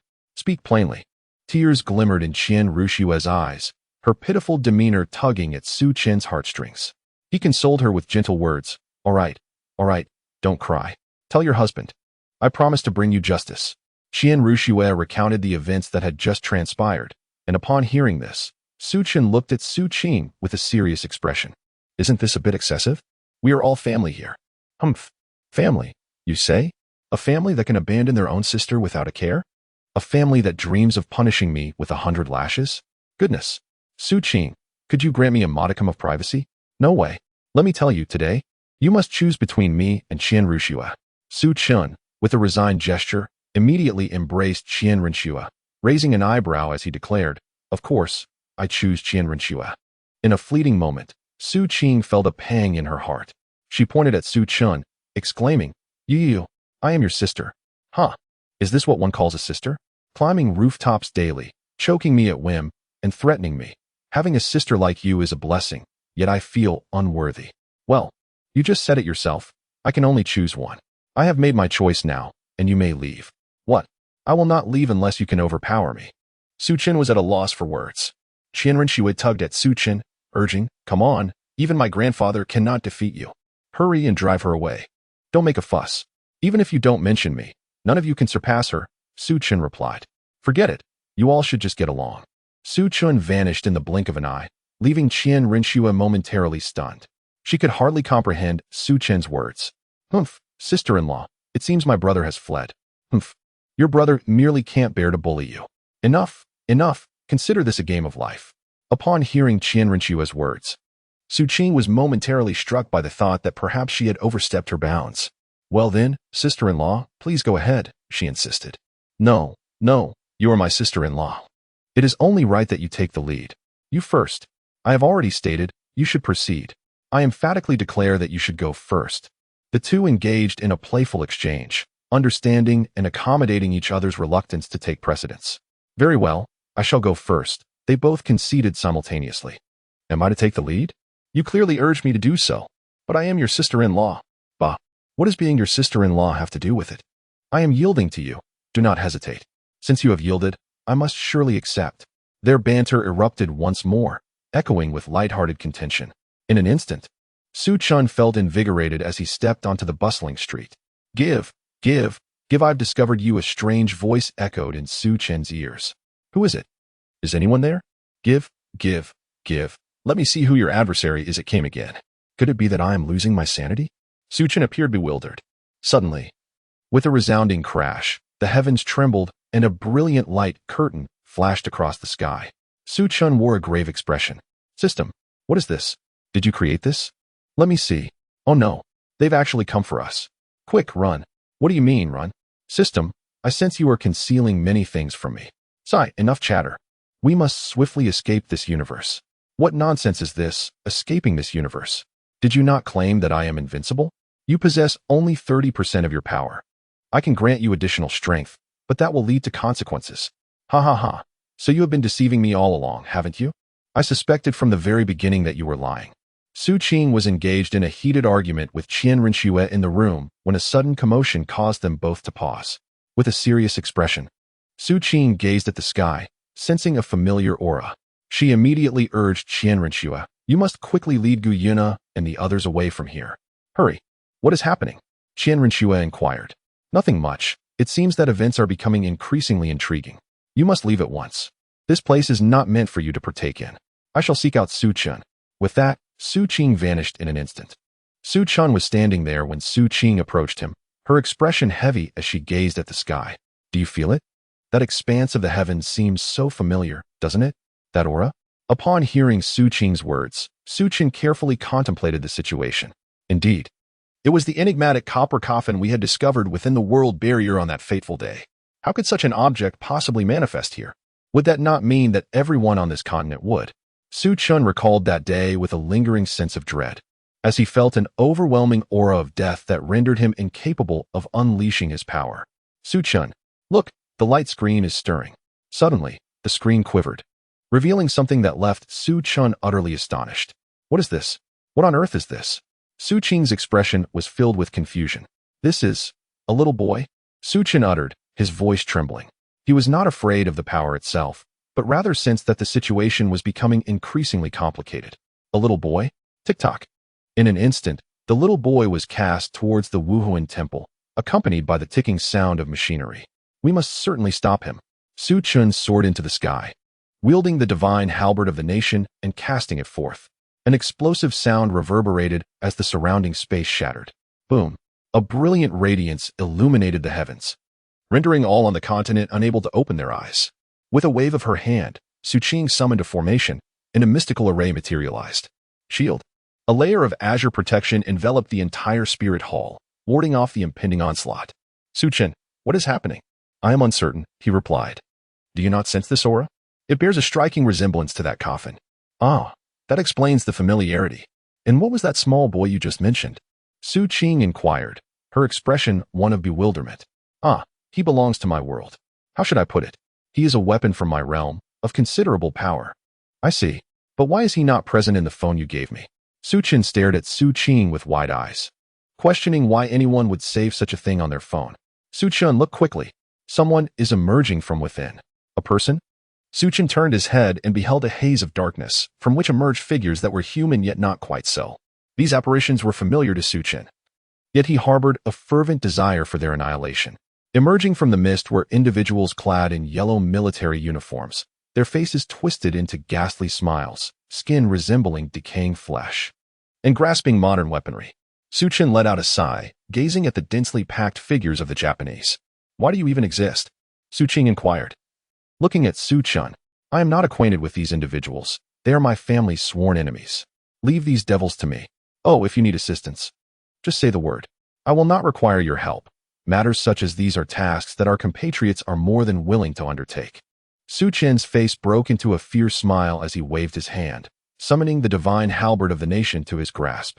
With unwavering determination, he advanced towards the densely packed enemies before him. Countless foes loomed, and Su Qing's gaze fell upon two adversaries wielding katana, their blades stained with unmistakable traces of blood. System, I wish to unleash all my power. Are you certain? I am resolute, though I may lead a reckless life in the face of national righteousness. Such considerations are unnecessary. I'm afraid I cannot comply with that request. Why not? Are you not invincible? Because my injuries have yet to heal, and I am not yet a match for the peculiarities of this world. Your injuries? But aren't you a system? How could you sustain wounds? As I have mentioned, I am merely a drop of essence. My form was dispersed by the anomalies, and one drop of my blood inadvertently breached the rules. Arriving in the original historical world, your world, it was merely by chance that I encountered you. However, your world exerts a heavy toll upon me, forcing my entry into your body, where I shattered a dimension to arrive in this lower realm to recuperate. Ha ha ha. Oh system, do not jest with me. I still harbor thoughts of returning. I am not joking. Your return is not yet feasible. You require a special period, such as the 3-life copper coffin. Are you referring to that coffin? It is of no use. I can barely muster any strength even to approach it. The time has not yet arrived. I possess a technique of transformation, but I am currently unable to convey it to you. Thus, you must exercise caution. If all else fails, let Su Qing protect you. She too hails from a higher realm. Su Qing took a deep breath, convinced that the system within him was a fabrication, potentially the result of a human influence. He resolved to gradually uncover the truth. Very well, just because it could not be utilized did not imply that it could not be lethal. Su Qing retracted the national divine halberd, and as he raised his right hand, 3 azure marks materialized. Mystic ice dragon ascendants. In an instant, the ground erupted, and 10 colossal ice dragons manifested behind Su Qing. The surrounding air froze, and countless icy fragments cascaded from the dragons, creating an overwhelming sense of pressure. Su Qing commanded 10 ice dragons to charge towards the countless diminutive foes opposite him, their speed reaching the velocity of sound, shattering the surrounding space. The structures of the spirit hall collapsed under the strain. Tear them to shreds, he bellowed with fervor. The seemingly zombie-like small adversaries, driven by madness, quickened their pace towards the ice dragons, baring their blood-stained jaws in a frenzied attempt to bite. One swipe of the ice dragon's tail obliterated them into mere pulp. Yet, an ominous aura persisted, with an unending stream of adversaries emerging. This perplexed Su Qing. despite his control over the ice dragons having dispatched tens of millions. With at least 100,000 vanquished, how could there still be so many remaining? Su Chun instantly teleported into the void, forming seals with his hands as a colossal Kunpeng unfurled its wings behind him. Kunpeng's divine technique. The Kunpeng expanded in size, growing ever larger in Su Chen's gaze. Indeed, the Douluo planet could no longer contain its grandeur. With a gaping abyssal mouth, it lunged towards the direction of the enemy, resulting in a cataclysmic explosion. The ground of Douluo cracked open, leading to a sudden collapse, with some civilians plummeting into the depths below. The tremors persisted for a minute, and with a thunderous roar, the Douluo planet shattered into countless fragments. In the sky, Su Chen appeared disheveled by the tumultuous winds. Su Qing cast a disapproving glance at Su Chen, exclaiming, "Are you out of your mind? How could one possibly release a creature like the Kunpeng?" With a snap of her fingers, Su Qing restored everything to its original state. Yet the specters had vanished without a trace. Did time not rewind? Su Chen inquired of Su Qing, "Why have these little devils not returned?" Su Qing furrowed her brow and said, "I do not understand what is happening. Why are these individuals not affected by the laws?" Su Qing found herself encountering such a situation for the very first time. According to reason, mastering even one of the principles would be considered quite impressive. Su Qing gazed at Su Chun, her hand stirred slightly. The grass surrounding Su Chun gradually withered and transformed into ash, yet his countenance remained unchanged. "I discern the reason behind this." "What reason?" Su Chun inquired with evident curiosity. "You recognize those clad in yellow garments, do you not?" "Of course I do." "What of it?" "It is possible that in your realm, the concept of laws does not exist. Furthermore, a powerful entity has bestowed certain abilities upon these individuals. In essence, they are akin to the living dead, devoid of the capacity for thought. In truth, they have long since departed from life. I am aware of this. But the issue lies in your assertion that, upon opening the space from my world, the laws do not exist. How could it possibly be opened? It can indeed be opened, though it requires a sacrifice. Su Qing possesses the ability to unleash her power, yet the price demands a staggering number of sacrifices. Even if every soul on Douluo Star were to contribute, it would barely amount to 1% of what is required. Consequently, she relinquishes her curiosity. Then let the sacrifices commence. Just summon a few nefarious individuals to fulfill this need, Su Chen replied, exasperated. But is that sufficient? How many lives are necessary? Allow me to ponder, she continued. We require energy equivalent to 10 vast realms. Can you procure that? If so, I shall assist you in opening the portal. Su Chen, go away. Bang. Chapter 26. Do Diju. Dai Mubai slightly opened his eyes. He looked around and attempted to rise from the bed.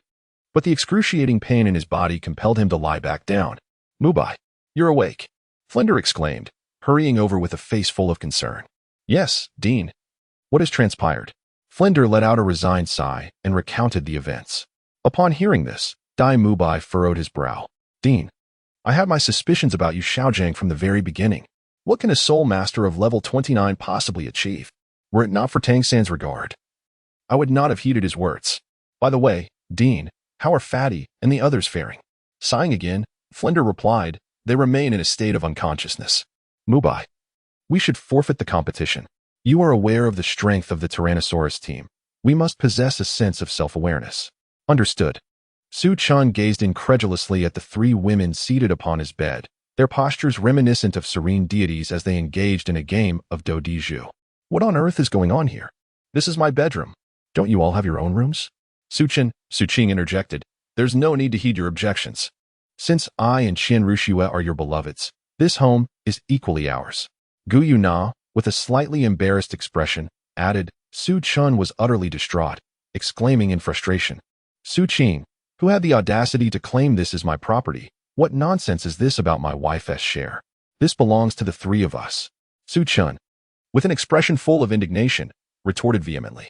Su Qing squinted her eyes, wiped the drool from her face with her hand, took out her phone, pressed a few buttons, and then handed it to Su Chen, resuming her game of Do Diju. Su Chen glanced at the words displayed on his phone. His face a picture of astonishment. Marriage law? Goodness. If you were merely playing a game, that would be one thing. But why on earth are you searching for such a topic? Su Qing casually remarked while playing Do Diju. I was just searching out of boredom.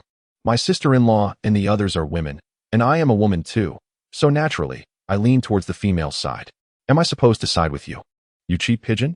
Upon witnessing Su Qing in such a state, Su Chen rubbed his temples, conceding that he could neither contend with her nor evade the situation. Frustrated, he stormed out of the room. Su Chen sat alone in the living room, lost in thought. Beatrice, savoring her coffee with a sense of contentment, suddenly noticed Su Chen and approached him with a look of curiosity. Did you not return to your room to rest? She inquired, as Su Chen observed BJ approaching. He shook his head and sighed. No need to say anything. The bedroom is overrun by 3 domineering women. Why don't you join them in their revelry? BJ took a sip of her coffee and replied languidly, I cannot possibly compete with them. Su Chen scratched his head and remarked, Aren't you the renowned dog-headed strategist of the Starry Forest? To which Bai Ji replied, exuding a sense of helplessness, Indeed. Even the dog-headed strategist cannot triumph over 2 incompetent allies. She clenched her fist, reminiscing about the previous day's game of landlording. It was bad enough that she had not secured the landlord position. She had been continuously suppressed by Gu Yu Na and Qian Rinshui. For heaven's sake, they are supposed to be on my side. Why target me, a mere farmer, instead of going for the landlord? Bai Ji expressed her sentiments, asserting that the arrival of the dog-headed strategist would be of no avail. Su Chen gazed at Bai Ji with a look of utmost pity. Bai Ji met his gaze with her beautiful eyes and, rolling them in exasperation, retorted, Do not pity me. You are far more wretched than I. Your bedroom has been seized. For heaven's sake, I intended to console you, but my own spirits have plummeted instead. Su Chen pondered for a moment. It seemed he had not visited Bibi Dong for quite some time. The events of yesterday were likely not unknown to the spirit hall. As Su Chen vanished in an instant, Bai Ji observed his departure and shrugged her shoulders, expressing her disdain. At this moment, Bibi Dong was in the papal hall, scrutinizing the letter in her hands, exclaiming in frustration, Useless. All of you are utterly worthless. With a scowl, she cast aside the document and regarded the kneeling Elder Ju Hua with a stern gaze. Elder Ju, you must have felt the gravity of yesterday's events. Such a significant occurrence, and you dare to tell me that no findings have emerged? Perhaps I should reconsider your worth. Elder Ju Hua, trembling with fear, immediately bowed low, pleading, Your Holiness, please spare my life. I truly know nothing of the circumstances. When I arrived yesterday, I found chaos all around, and not a single shadow of a person in sight. Were they in a meeting? Just then, upon the unexpected arrival of Su Chen, Bibi Dong's eyes blazed with fury as she recognized his familiar visage. So it is you. I thought you had been hiding away all this time. Su Chen was taken aback. He instinctively touched his face and suddenly realized that he had forgotten to change his appearance. Ahem, that mother-in-law. I truly did not mean to do it that time. Hearing Su Chen refer to her as mother-in-law, Bibi Dong questioned whether her ears had deceived her. Upon witnessing Bibi Dong's expression of existential doubt, Su Chen spoke up, In truth, your daughter is already my wife. Bibi Dong responded, You are the man of that wretched woman. Clenching her fist, she gazed at Su Chen with reddened eyes. Su Chen found himself in a position of helplessness. Speaking of this, there was little he could do. If I do not rescue your daughter, she would surely perish. Thus, I remain her savior. Humph. The affairs of that contemptible woman hold no significance for me. You may leave now. As for the past, I am willing to overlook it. Su Chen appeared quite astonished. Yet he did not dwell on it for long. He raised an eyebrow and stated, I can join your spirit hall and assist in unifying the continent. Do you recall our previous conversation? What do you mean by that? I had met you before, and the enigmatic figure from that day was indeed me. Initially, I intended to be a mere bystander, allowing you both to vie against each other. But the situation has taken an increasingly bizarre turn. Therefore, I have no choice but to align myself with your spirit hall for the time being. Upon hearing Su Chen's words, Bibi Dong's mood lightened slightly, though she regarded him with a serious expression.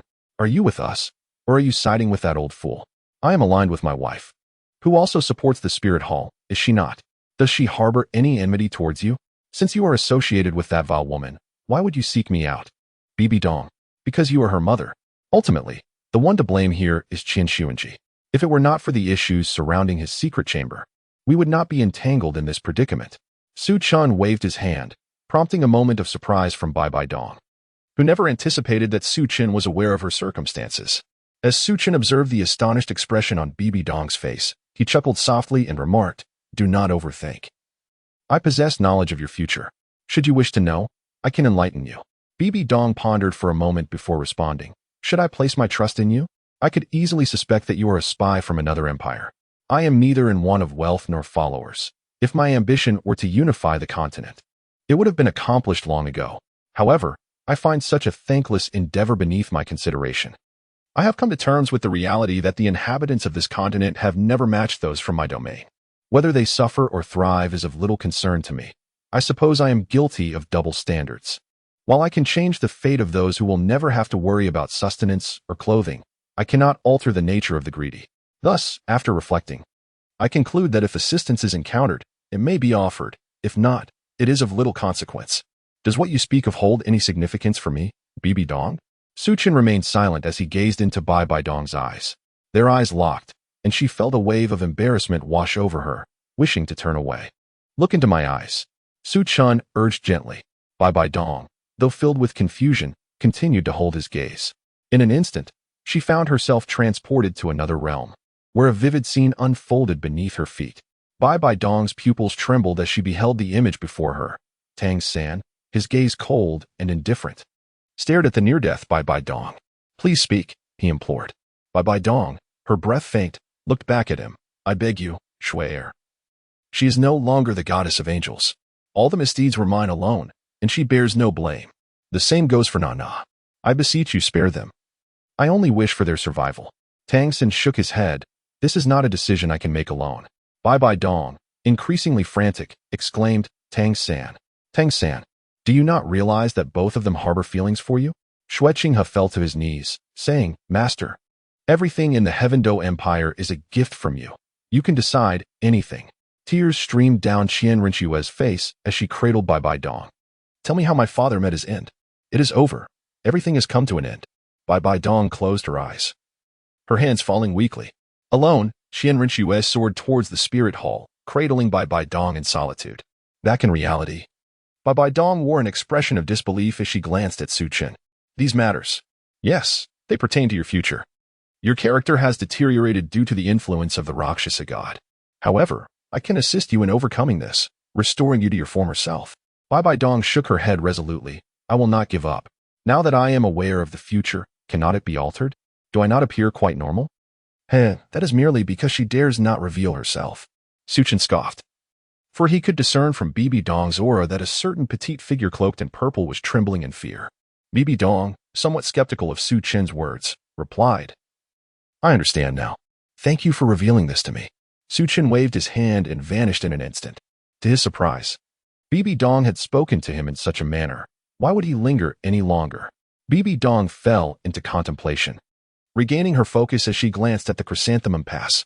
Elder Ju, locate an individual by the name of Tang San for me. You know what to do. Yes, Your Holiness, Elder Ju replied, retreating from chrysanthemum pass. A smile graced Bibi Dong's lips. The dual deities, how intriguing. You have yet to mature, and I still possess the opportunity. I shall not allow future events to unfold. Why, Xiaogang, are you so heartless? Since you show no compassion, do not blame me for my lack of mercy and my unwillingness to reminisce. Su Chen returned to the room and observed that Su Qing and several girls were still engrossed in a game of Do Diju. Sigh. How long do you intend to play? Su Qing glanced at Su Chun, whose expression was filled with bitterness. If you wish to rest, are you unaware of a suitable place to seek solace? Su Chen, I suddenly find your reasoning to be incredibly compelling. Su Chen finished speaking and promptly dashed into Gu Yuna's room, collapsing onto the bed. He inhaled the fragrance lingering on the quilt, realizing with a gasp how delightful a girl's natural scent truly is. Just then, Bai Ji entered the room, her expression one of disdain as she regarded Su Chun, who was lost in the aroma of the bedding. Upon hearing the commotion, Su Chen looked up and was met with Bijie's disdainful gaze. He, with a twitching mouth, inquired, What brings you here? She replied nonchalantly, Oh, merely seeking my dear sister for a trivial matter. It appears she is still engrossed in her activities. Farewell. And with that, the door slammed shut. Su Chen's face flushed crimson as he immediately covered his face with the quilt, overwhelmed by shyness. Oh no. My imposing and majestic demeanor has been utterly ruined today. Never mind. What use is pride? Time for slumber. Hurry up. I have waited long enough. The plane, no. I still have one card left. I've got a bomb. Su Qing's forehead was prominently veined, and she glanced at the card numbered 3 in her hand. Su Qing trembled all over, turning her gaze towards Qian Rushua, who was earnestly engrossed in the card game. Why did you blow me up? she exclaimed. Jian Rushua, feeling a bit sheepish, scratched her head and replied, I got too excited and forgot you were my teammate. Come on, can we not enjoy this game anymore? This is the second time. Su Qing protested. I'm truly sorry. I will pay more attention next time. Humph. Just play your cards. Jian Rushua nodded, carefully examining her hand. Without further ado, she waved her hand, slapping a card down onto the bed. 3. Gu Yuna was momentarily taken aback, her face lighting up with surprise. 4. Boom. Su Qing stood frozen, clutching a 3 in her hand, her gaze directed at Jian Rushua with a murderous intensity. Alas, it seems I have lost my wager. No matter, there is always the next round. Su Qing gritted her teeth and exclaimed, Sister Jian Rushua, do you wish to play another round? If you continue like this, I shall transform you into Marco Polo. Do you believe me? Upon hearing this, Jian Rushua swallowed hard, envisioning her in-game character sporting that ridiculous rooster hairstyle, trembling with apprehension. Rest assured, I will not play another round, she replied.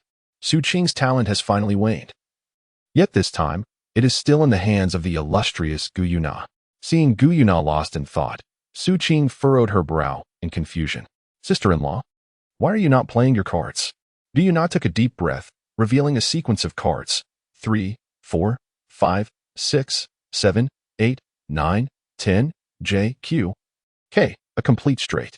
Su Qing was taken aback, shaking her head fervently. No. 3 kings accompanied by a 9, absolutely not. No. 555 paired with a 3. Upon witnessing this, Jian Rushua immediately interjected, 3 jacks accompanied by a 3. No, just a 3. Su Qing was momentarily taken aback, unable to believe her eyes as she gazed at the earnest expression of Jian Rushua. Upon noticing Su Qing's questioning look, Jian Rushua raised her head and inquired with a puzzled expression, what is the matter? Nothing. In a moment of exasperation, Su Qing had no choice but to play the single small king, hoping against hope that the big king was not with Gu Yuna. Small king, big king, bang. She exclaimed, I'm done. This is infuriating. In a fit of frustration, Su Qing abruptly attempted to overturn the table, only to discover there was none. With an exasperated expression, she turned her gaze towards Jian Rushua, who offered an awkward smile in return.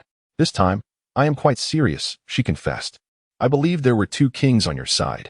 After a moment of contemplation, she added, all I possess is a single sequence and a pair, compelling me to piece together a hand. Yet, I still have several loan cards remaining. Then why didn't you play those pairs first, my dear sister-in-law? Su Qing retorted through gritted teeth. Well, I would lose eventually anyway. Losing sooner is just the same, isn't it? Goodness, playing with you. I fear that even if I possessed hundreds of billions, I would end up bankrupt. I am done. Time for bed. The clothes will be ready tomorrow. So do remember to come and collect them from me. Upon concluding her words, Su Qing instantaneously vanished, retreating to her cozy bed. She yearned for a moment of tranquility.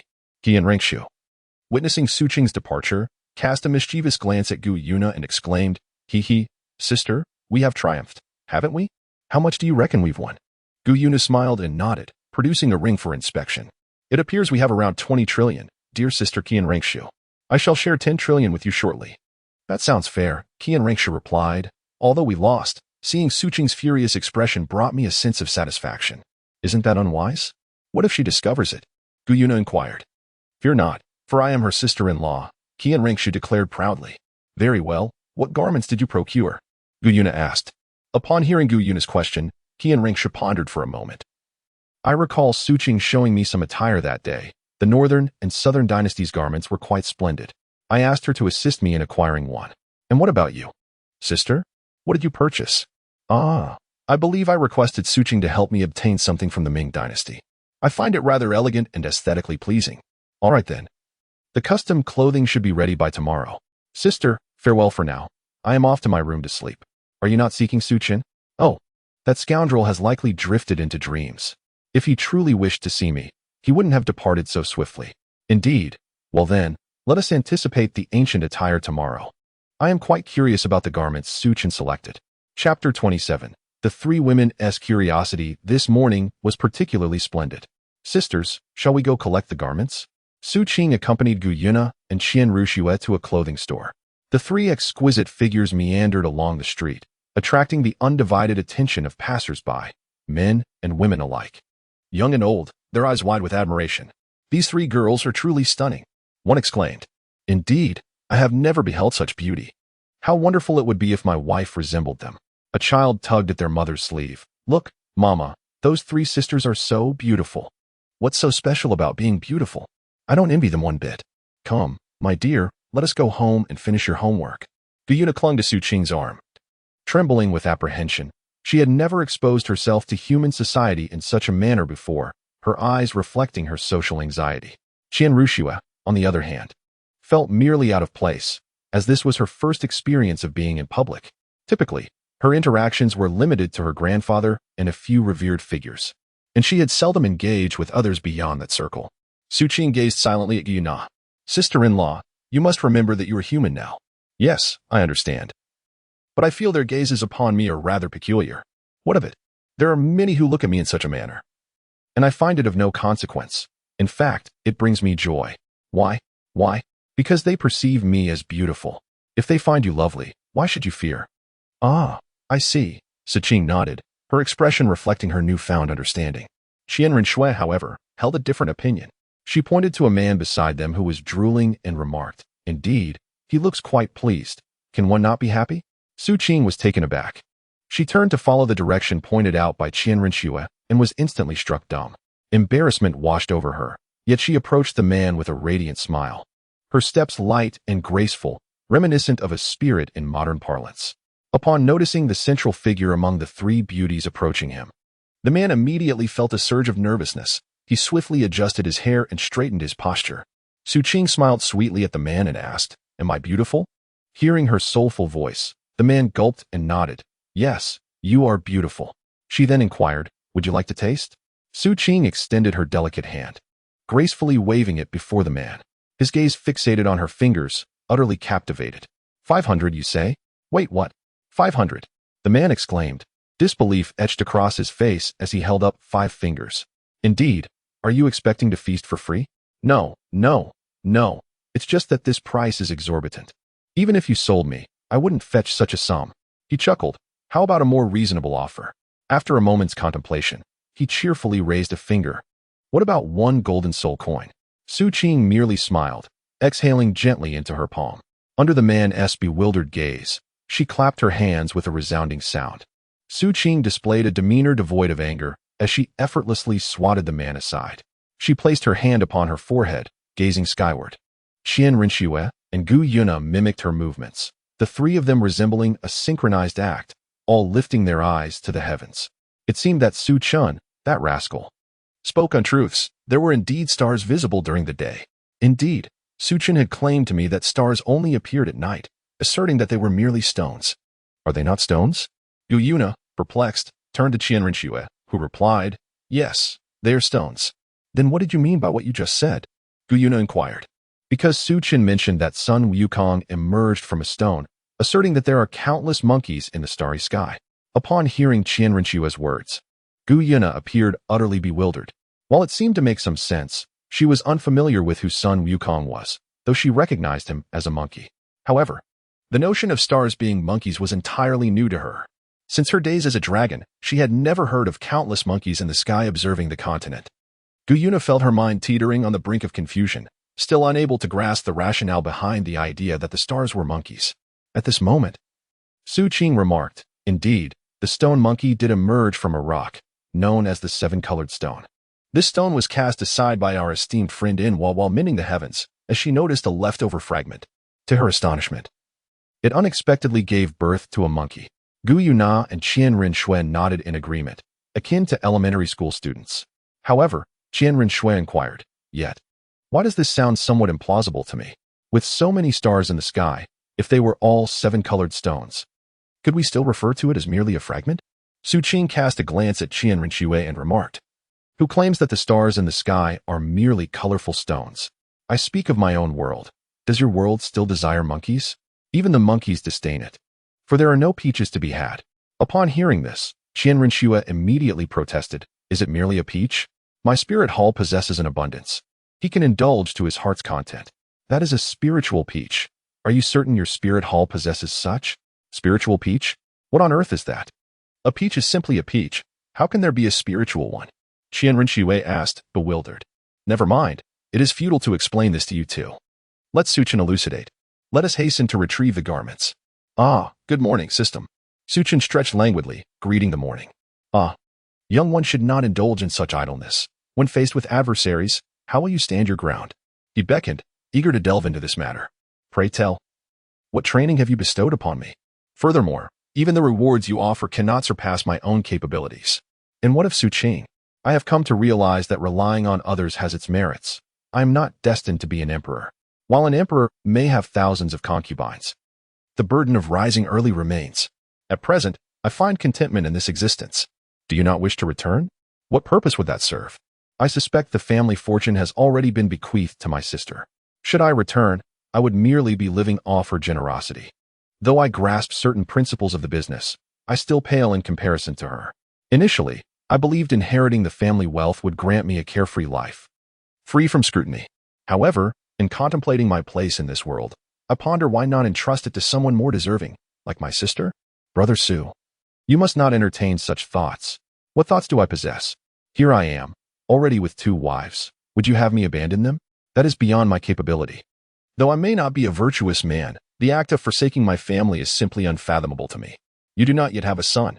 If you were to apply yourself diligently, would you not be blessed with one? Look at the emperor, surrounded by countless beauties in his harem. He rotates through them daily. Yet he still boasts numerous sons. I refuse to believe that I cannot conceive with 2 wives. If you are incapable, impossible, absolutely inconceivable. System. Let me elucidate. Yesterday, I came to a realization. That coffin in the sky must have been brought by you, or perhaps by Su Qing. It could not have been my doing. As a modern individual, how could I possibly possess such an extraordinary coffin? Very well, it is indeed my doing. You see, had you not brought me here, none of this would have transpired. I am left with no other choice. I shall compensate you. Very well. I do not currently ask for you to return me, but if you could allow me to contend with Su Qing, that would suffice. What? Is that not possible? At present, I am unable to facilitate your confrontation with her, for I have sustained grave injuries. However, I am confident I can ensure that both you and she meet your end together. Ahem. Well, it may not necessarily end in mutual destruction. Our interactions have been quite pleasant. I see now. I have grown accustomed to your shamelessness. Hey, step aside. Su-chun, we have brought the clothes. How does one wear them? Upon hearing his wife, Qian Ruxue, call for him, Su-chun sprang up with a swift motion, disregarding his shoes, and dashed outside. Filled with excitement. Where is my attire? When Su-chun beheld the garments adorning Qian Ruxue, a look of bewilderment crossed his face. What sort of attire is this? Surely, it cannot be a warring state's robe.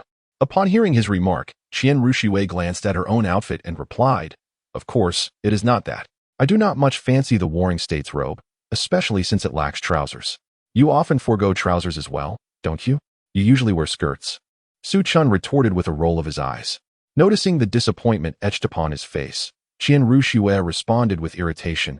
That kind of attire, devoid of anything underneath. How could I possibly wear it with any sense of propriety? Do you not know to wear something beneath? Must it conform strictly to what is depicted on your phone? Ah, indeed. The evolution of style has transformed the traditional outfit from short to long skirts, crafting an ensemble that flows elegantly, embodying a sense of ethereal grace. The typical attire of women during that era favored the jean roux skirt, characterized by a broader neckline and a variety of waist designs. In fashion design, the waistline rose to the chest, paired with an open-collared, wide-sleeved roux, adorned with a fan-shaped gold hairpin.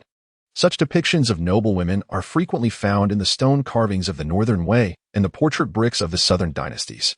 The entire ensemble elongates the visual proportions of the human figure, creating an impression of delicacy and gracefulness. As one moves, the flowing skirt sways, reflecting the scholarly pursuit of elegance during the Northern and Southern dynasties, encapsulated in the imagery of dual sleeves raised and phoenixes soaring, with garments billowing like clouds under the sun's embrace. Su-chun gazed at the attire adorning Qian Rinxue. Although he had forgotten its specific name, he still nodded and inquired, What kind of garment is this? Which dynasty does it belong to? Qian Rinxue paused for a moment, looking at Su-chun with an expression of disbelief. Isn't this from your world? How can you not know? Su-chun replied, In my world, there are hundreds of emperors, a chaotic array of them. I hardly recognize many. Only a few significant figures. This outfit does not resemble that of the Tang dynasty, nor does it belong to the Ming, Qin, or Han dynasties. And it is even less reminiscent of the Song dynasty. From which era is it? It is from the northern and southern dynasties. She exclaimed. With such a plethora of garments available, why did you choose one from the northern and southern dynasties? As Su Chen promptly unlocked his phone and conducted a search, he felt a peculiar sensation upon viewing the attire from the southern and northern dynasties, particularly the garments worn by men. They were undoubtedly aesthetically pleasing. Yet there was an indescribable quality that left him feeling somewhat unsettled. In any case, he concluded that such attire would not be suitable for him. By the way, didn't you all order a piece of clothing for me? Ah, indeed. Su Qing mentioned wanting to surprise you. Humph, what kind of surprise is that? It's merely clothing, so it matters little to me. Su Chun maintained an indifferent expression, yet his eyes brimmed with anticipation. A sultry feminine voice reached his ears, causing him to startle. He turned his head in astonishment to behold a delicate figure, her slender fingers playfully closing one eye as she stuck out her tongue at him. With a teasing lift of her dress, she revealed a smooth, fair thigh. Su Qing wore a bewildered expression, questioning her own allure. How could he have overlooked the infatuated look on Su Chen's face? In that fleeting moment, she felt the sting of her own inadequacy. Hey, could you not show a little consideration? Su Chen regained his senses, a shiver coursing through him. He took a few steps back, eyeing Su Qing with caution. What do you intend to do? What do I intend to do? No, should it not be you who speaks first? With that remark, do I not pique your interest in the slightest? Is it that your sister lacks beauty? Upon hearing Su Qing's words, Su Chun displayed an expression of realization, nodding in affirmation. Indeed, beautiful. Is there anything else? Su Qing. Haha, how dismissive. Well, it is indeed dismissive. Which man enjoys a violent woman, especially one who is unreasonable? Hey, can we still have a pleasant conversation? Yes, of course we can. Then tell me, princess, how beautiful you are. Ugh. Upon witnessing Su Chen's expression of utter revulsion, Su Qing's temples throbbed with indignation as she glared at him, exclaiming, Are you truly that repulsive? Clearing her throat, she continued, I do not wish to offend. However, I am merely speaking the truth. Regrettably, I find myself lacking any interest in you. Perhaps it is simply because you have been a constant presence by my side, and I have grown accustomed to it. Su Chen gazed at the warring state's robe adorning Su Qing, exclaiming in earnest admiration that it was truly exquisite. However, inexplicably, he found himself unable to rise, feeling rather peculiar instead. Humph, I am pleased this time. I forgive you. Thank you for your forgiveness. By the way, where's Gu Yuna? Su Chun looked around in bewilderment, unable to spot the figure of Gu Yuna. Su Chun observed Gu Yuna, whose cheeks were flushed, as she entered with a light, graceful step. Embarrassed, she lowered her head shyly. Su Chen's eyes sparkled upon seeing the attire worn by Gu Yuna. It was undoubtedly from the Ming dynasty. He found great delight in the resplendent long gown that Gu Yuna donned, its flowing skirts reminiscent of a celestial fairy descending to earth. The exquisite embroidery on the fabric told tales of the Ming era, with every stitch narrating a story from that illustrious time. The vibrant colors of the garment were akin to a picturesque poem, enchanting all who beheld it. The hairstyles of women from the Ming dynasty were also uniquely distinctive, characterized by high chignons adorned with intricate hair ornaments, exuding an air of elegance and nobility. Su Chun felt a sense of propriety and decorum emanating from her, which he greatly admired. Is it beautiful? Gu Yuna's voice inquired softly. Indeed, it is beautiful, he affirmed. But among the three of us, who do you think is the most beautiful? Upon hearing the question, Su Chen's mood immediately soured. He glanced at one person who was glaring at him, another with an expression of deep curiosity, and yet another who was stealing furtive glances in his direction. His face reflected a blend of amusement and exasperation. They were all rather appealing in their own ways. With a sweeping gesture, Su Chen posed a question that was rather perplexing, not a simple matter for him. At that moment, Su Qing interjected, disrupting Su Chen's train of thought with her words. No, you can only choose one, GG. Frustration surged within Su Chen, igniting a desire to upend the table as he cast a displeased glance at Su Qing. Su Chen observed the curiosity of the three women, clenching his fist in a display of valiant sacrifice. Indeed, it was the 40-meter great sword of Chapter 28. However, who on earth uttered such words, leaving a straightforward man like me at a loss for how to respond? Su Chen found himself at a loss for words. He couldn't simply agree with all compliments. What else could he possibly say? Brother Su Chen, why have you fallen silent? I have been anxiously awaiting your response. Su Qing inexplicably found herself in possession of more than a dozen knives and forks. With a slight exertion of strength, she effortlessly bent them. Su Qin swallowed hard, feeling that if he answered incorrectly, it would spell disaster for this planet. Douluo star seemed to express its weariness, indicating that it was tired of being bullied. Ahem, look. Each of you possesses your own unique qualities, do you not? The three women responded in unison. Observe, Qian Renxue is exceptionally beautiful by birth, while Gu Yuna embodies elegance and grace. And you, with your captivating beauty, are indeed enchanting. Therefore, I implore you, do not compel me to respond to such trivial questions. Su Chun raised a middle finger and instantaneously vanished, leaving the three women in disarray amidst the wind. Upon hearing Su Chin's compliment of her beauty, Su Qing felt a sudden wave of bashfulness. Indeed, Gij loves me, she thought, to call me a beauty of extraordinary allure. Gu Yuna, witnessing Su Qing's reaction, shivered slightly and took small steps towards Qian Renxue. Noticing Su Qing's demeanor, Qian Renxue's expression twisted in disbelief. What mischief are you up to now, Su Qing? Oh, Sister Qian Renxue, what do you mean by that? I am merely delighted by Gij's words. Look, he said I possess a beauty that captivates the world, while you two are simply elegant and naturally charming. Gu Yuna, bewildered by the exchange, glanced at the visibly irked Qian Renxue. What does this mean? Qian Renxue, with a hint of irritation, replied, what else could it mean? It implies that we are not as beautiful as she is. Ah, I see now. Gu Yuna responded, her innocent demeanor prompting astonishment from Qian Renxue. Aren't you upset? Why should I be? She is Su Chen's sister. It is only natural for him to find her beautiful. We are merely Su Chen's wives, and Su Qing will eventually marry as well. At that time, this household will still be governed by the two of us. Hiss, Qian Renxue inhaled sharply. That does make sense. Su Qing was feeling discontent, her hands resting on her waist. What's the big deal? If you want me to get married, you'll have to beat me first. Qian Renxue, observing Su Qing's rather unruly demeanor, leaned closer to Gu Yuna and whispered, no wonder Su Qin said she is like a spider web. It turns out she is a violent maniac. It's understandable, though. What kind of girl like this could ever be liked? Gu Yuna glanced at Su Qing, who was eavesdropping nearby, and turned to Qian Renxue with a puzzled expression. Why are you speaking so softly? Qian Renxue was taken aback, and upon noticing Su Qing's attentive posture, she promptly fell silent. In a fit of fury, Su Qing instantaneously appeared before Qian Renxue, unleashing a mere 1% of her strength in a headbutt. Bang! Qian Renxue swayed unsteadily, stars dancing before her eyes. Gu Yuna, witnessing this, promptly steadied Qian Renxue, huffing, how can a sister-in-law speak of her sister-in-law in such a manner? If we were to consider age, both of you ought to refer to me as your venerable ancestor. Upon concluding her words, Su Qing departed without delay. As she stepped outside, she beheld Su Chun and Bai Ji seated on stools, gazing towards the entrance. Su Chun held a watermelon in hand, and the two were indulging in its sweetness. Was it delicious? The sight of the watermelon made Su Qing swallow instinctively. It was not that she had never tasted it before, but rather a visceral reaction to its presence. Su Qin took a bite and gazed at Su Qing, a perplexed expression adorning his face. How did you emerge so swiftly? Su Qi, huh? What do you mean?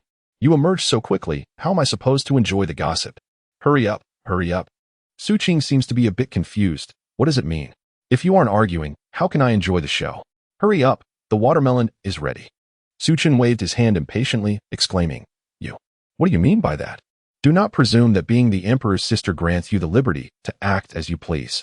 Su Chun slammed his thigh with a resounding clap, handing the watermelon in his hand to the onlooking Bijia. He then rose to his feet, locking eyes with Su Qing. Su Qing, unwilling to concede, stepped forward a few paces. The two individuals locked eyes, sparks of intensity igniting between them. Biki, sensing the charged atmosphere, brightened at the sight of their tempestuous gazes. Without hesitation, she seized a watermelon and began to indulge in its sweetness, squinting her eyes in delight. 5 minutes later, Su Chun tilted his neck to one side. Could you please refrain from getting so close? We're almost about to kiss. Su Qing was taken aback. Her cheeks flushed with embarrassment as she turned away. Su Chun believed that Su Qing was upset. He felt that his recent behavior might have been somewhat excessive. Are you all right? As Su Chun prepared to approach and offer comfort, he was taken aback by the scene before him, finding it far too beautiful to fathom. Oh my goodness. Su Chun immediately vanished, leaving Bai Ji in a state of bewilderment. As she approached for a closer look, she was rendered speechless. Su Qing smiled mischievously, suddenly producing a formidable 40-meter-long machete from an unknown source. Su Chun, I shall not share the heavens with you. The fairy's blade is already yearning for action. After Su Qing finished speaking, she vanished in an instant, determined to avenge this humiliation. Bai Ji stood in the square, momentarily taken aback by the formidable blade before her. From within the clouds above, Su Qin's head slowly emerged. He cautiously glanced around, then exhaled a sigh of relief. Goodness, they resort to weapons so easily. A small knife would have sufficed, but this time it was a terrifying 40-meter-long cleaver, truly a frightful sight. Su Qin, what on earth are you talking about? Su Chun felt a tightening in his breath as he smiled at her behind him. It's nothing. I was merely saying that my sister Su Qing is truly beautiful. I heard that you enjoy gossip, brother. No, I don't relish that. What I truly adore are sweet peaches.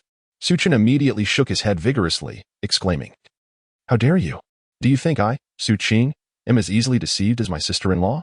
Come at me, witness my prowess, 3 parts to restore my vitality. Drink. Su Qing raised the imposing 40-meter sword and swung it towards the wide-eyed Su Chun.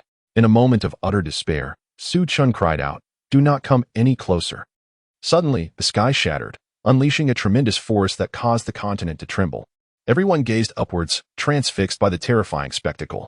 Chen Xian, while soaring on his sword, was abruptly captivated by the unfolding scene above. As he witnessed the shockwave barreling towards him, he was momentarily paralyzed. Third soul skill. Sword wings in flight. Chen Xian immediately activated his 7-kill sword, propelling himself forward with haste, glancing back anxiously. The shockwave approached with an alarming velocity, compelling him to muster all his soul power in a desperate attempt to flee. Could it be that the esteemed figure from the spirit hall has made a move? Yet, the force of a level 99 is simply overwhelming. With a face contorted in despair, Chen Xian was ultimately struck by the shockwave, sent sprawling to the ground. He felt his bones shatter as he landed heavily in a crater, shouting in fury, Spirit Hall, I shall not let you go unpunished. Meanwhile, Qian Douluo in the Hall of Worship was quietly engrossed in calligraphy. Ah, splendid. My skills are improving, he mused, preparing to add another stroke. Suddenly, a tremor caused him to miswrite, forming an unintended line. Stunned, he regained his composure and swiftly exited the hall, exclaiming, Who dares disturb me? Return my granddaughter at once. Upon seeing the chaotic scene in the sky, he swallowed hard, realizing it was not that insolent brat. Humph. Qian Douluo promptly returned to the spirit hall. Various factions observed the celestial display, their expressions a mixture of astonishment and disbelief. Suddenly, Su Chun was struck down by a powerful punch from Su Qing, plummeting to the earth and creating a massive crater spanning 2 kilometers. Su Chun spat out the dirt from his mouth, his expression resembling that of a ferocious beast as he glared at Su Qing in the sky. What on earth are you doing? Huh, why does it feel so soft? Su Chun lowered his head in confusion and was taken aback. Beneath his feet lay an elderly man clad in a green helmet, rolling his eyes. Upon witnessing such a scene, Su Chun felt an even greater surge of indignation. Look at this. What are you fighting for? An elderly comrade of such advanced age has been reduced to this state by your actions. Su Chun, filled with indignation, pointed an accusing finger at the old man beneath his feet. Su Qing scoffed dismissively. It wasn't me who struck him, was it? You were the one who trampled on him. I shall do as I please. Who gave you the audacity to provoke me? Today, I shall uphold justice. Even at the expense of kin, Su Chun clenched his fist, his expression one of reluctant defiance as he pointed towards the sky, where Su Qing resided. Let me tell you, he exclaimed. And then what? 30 years in the east of the river. And then 30 years in the west, is that not so? How dare you steal my lines? What do you mean steal? This phrase has been uttered by countless others. Is it not a widely acknowledged truth?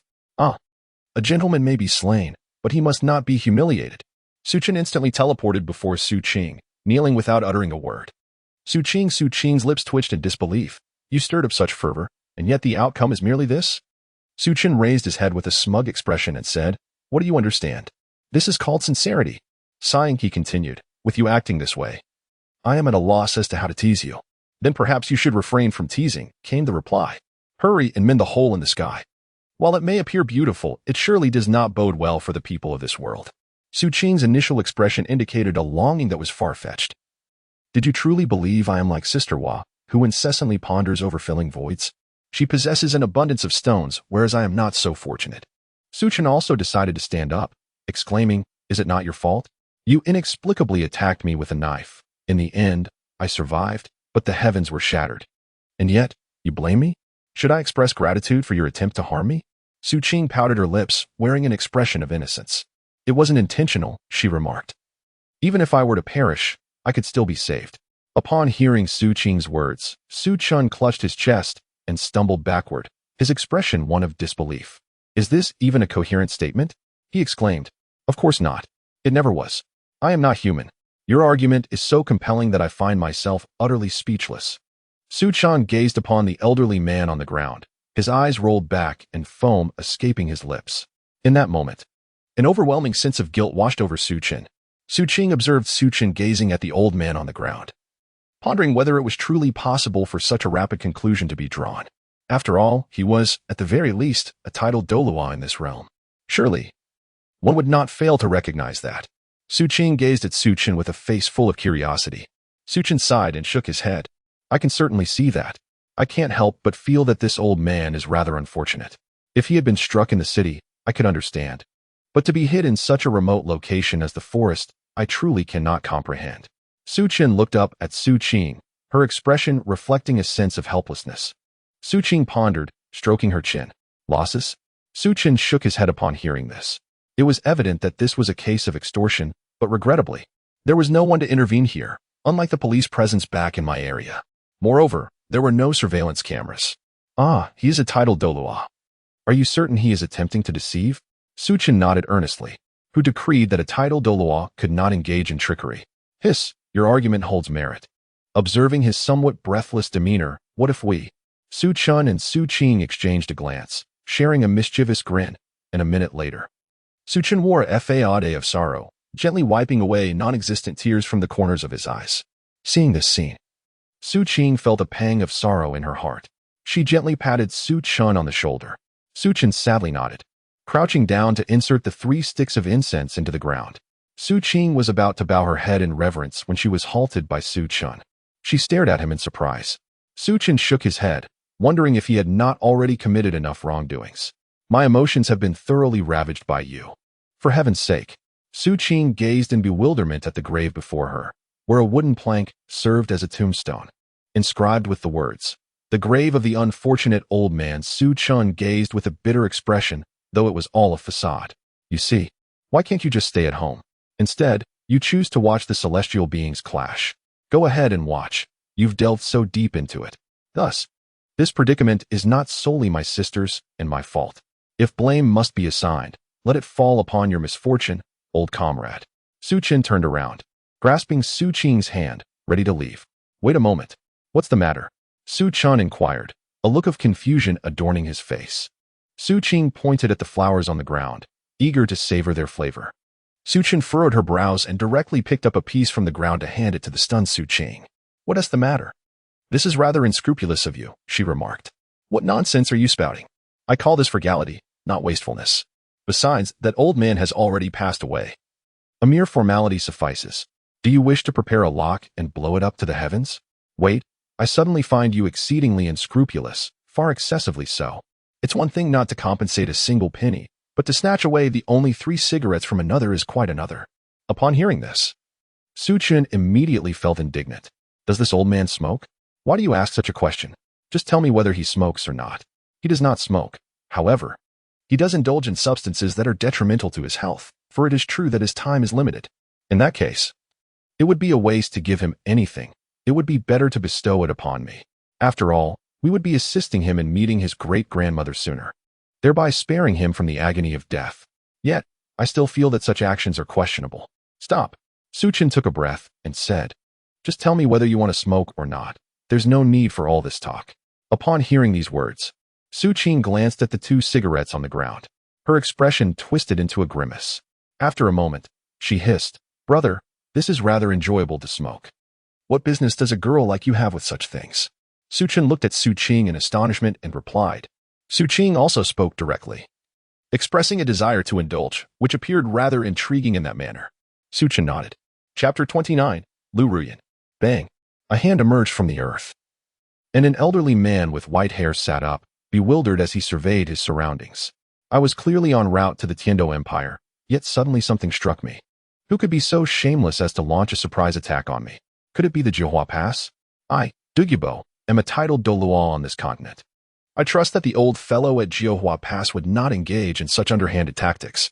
Douluo stood up and suddenly noticed a wooden board ahead, upon which some characters were clearly visible. He scrutinized the writing, perplexed by its meaning. What does this signify? What language is this? Douluo scratched his head in confusion, dismissing the thought. Nevertheless, I must find a way to cure my granddaughter's poison. With that, Douluo discarded the wooden board and departed. Su Chun and Su Qing soared through the skies, engaged in discussions of momentous significance. I inquired of Su Chun, what shall we do next? What else can we do? We shall take each step as it comes, was the reply. In that case, if there is nothing pressing, I wish to return to my hometown for a visit. As you wish, it matters not if you never return. What did you just say? Ahem, never mind. Just go and return swiftly. That sounds more reasonable. Within the enchanting realm of the Suqing space, she retrieved a singular playing card, the majestic joker from a deck of cards. With a casual flick of her wrist, she tossed it towards Su Chun, who stood there, utterly bewildered, as it landed in his palm. Su Chun meticulously examined the playing card in his hand. Based on his observations, this particular card undoubtedly possessed some unique qualities. Su Qing gazed silently at Su Chun, who was utterly engrossed in the playing cards in his hands. What are you looking at? She inquired. Ah, is it the treasure you bestowed upon me? This is merely a talisman. Should you encounter any trouble, simply utter a word towards it, and I shall rush to your side without delay. Su Chun was taken aback as he waved the playing cards in his hand. So, why the joker? He inquired. I find it appealing. Is that not permissible? Of course it is, absolutely so, exceedingly so, he retorted with a scoff. Su Chun pondered for a moment, then gazing at Su Qing, he inquired, are you leaving now? Indeed. Farewell, my dear brother. Should you require anything? Do not hesitate to seek me out, she replied. With that, Su Qing shattered the fabric of space and stepped through. The departure of Su Qing left Su Chun utterly disoriented. Gazing at the silent sky, he found himself all alone. With a grimace etched upon his face, he exclaimed, at least take me back. I am unfamiliar with the way. Damn it, wretched woman. Su Chun, feeling rather lethargic, opted to shatter the space and glide within. At this very moment, the master and disciple gazed at the shimmering academy before them, swallowing hard. Master, why have I never heard of this Su Academy? Upon hearing his studentess' inquiry, Yu Xiaojiang, eager to impress, replied, it must be a newly established institution. Come, let us enter. With my talents, I am certain they will welcome us, including your innate potential. A girl clad in a form-fitting dress scrutinized the documents in her hands, her expression grave. How peculiar. I have established the academy as instructed, and now we have both students and teachers. Why, then, have I yet to receive any notification? Knock, knock, knock. Come in. A respectful gentleman bowed as he entered. Director Liu, 2 individuals have come to apply. Is that so? Lead me to them, Lu Ruoyan replied, setting aside her papers. She donned her high heels and gracefully exited.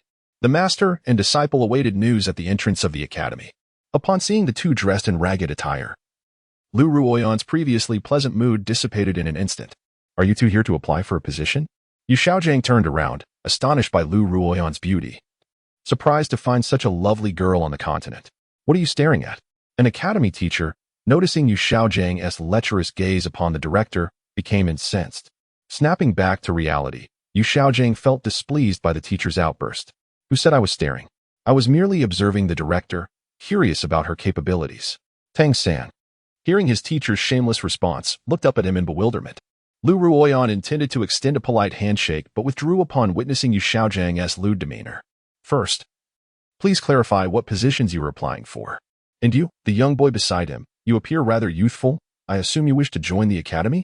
Yu Xiaojiang puffed out his chest with pride and declared, naturally, this is my student. He possesses a spirit power of level 10 at birth and has now reached level 20. Upon hearing this, Lu Ruoyan regarded Tang San with admiration, nodding in acknowledgement of his talent. Indeed, a genius. But what about you? Yu Xiaojiang, brimming with confidence, responded, as for me. Have you heard of the top 10 martial spirits on the continent? Lu Ruoyan furrowed her brow, casting a puzzled glance at the teacher beside her. What is that? The teacher, also frowning in contemplation, shook his head, indicating unfamiliarity. Cough, cough, cough. May I ask how to address you, esteemed teacher? Upon hearing Lu Ruoyan inquire about his name, Yu Xiaojiang promptly replied, "My name is of little significance. Others simply refer to me as the master. And what is your level of spirit power?"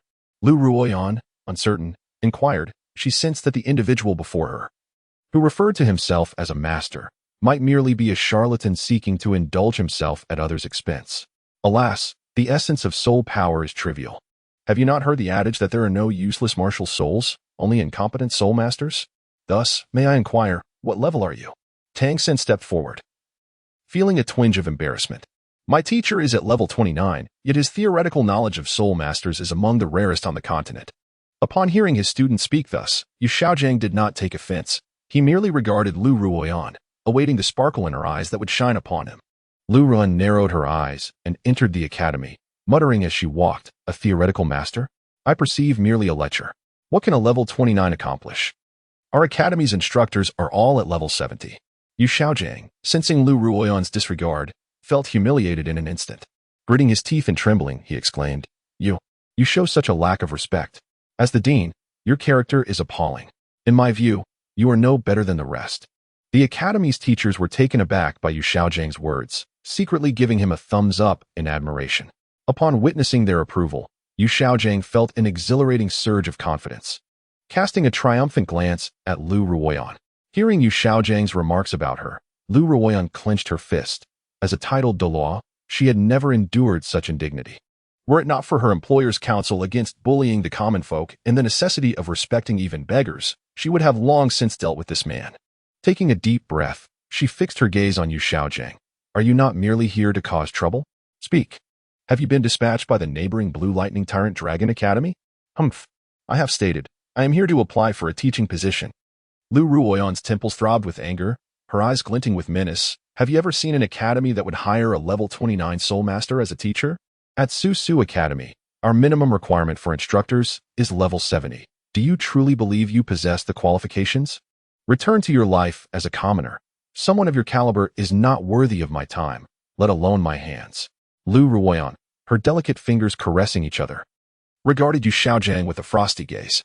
Acknowledging his untenable position, Yu Xiaojiang prepared to depart with Tang San.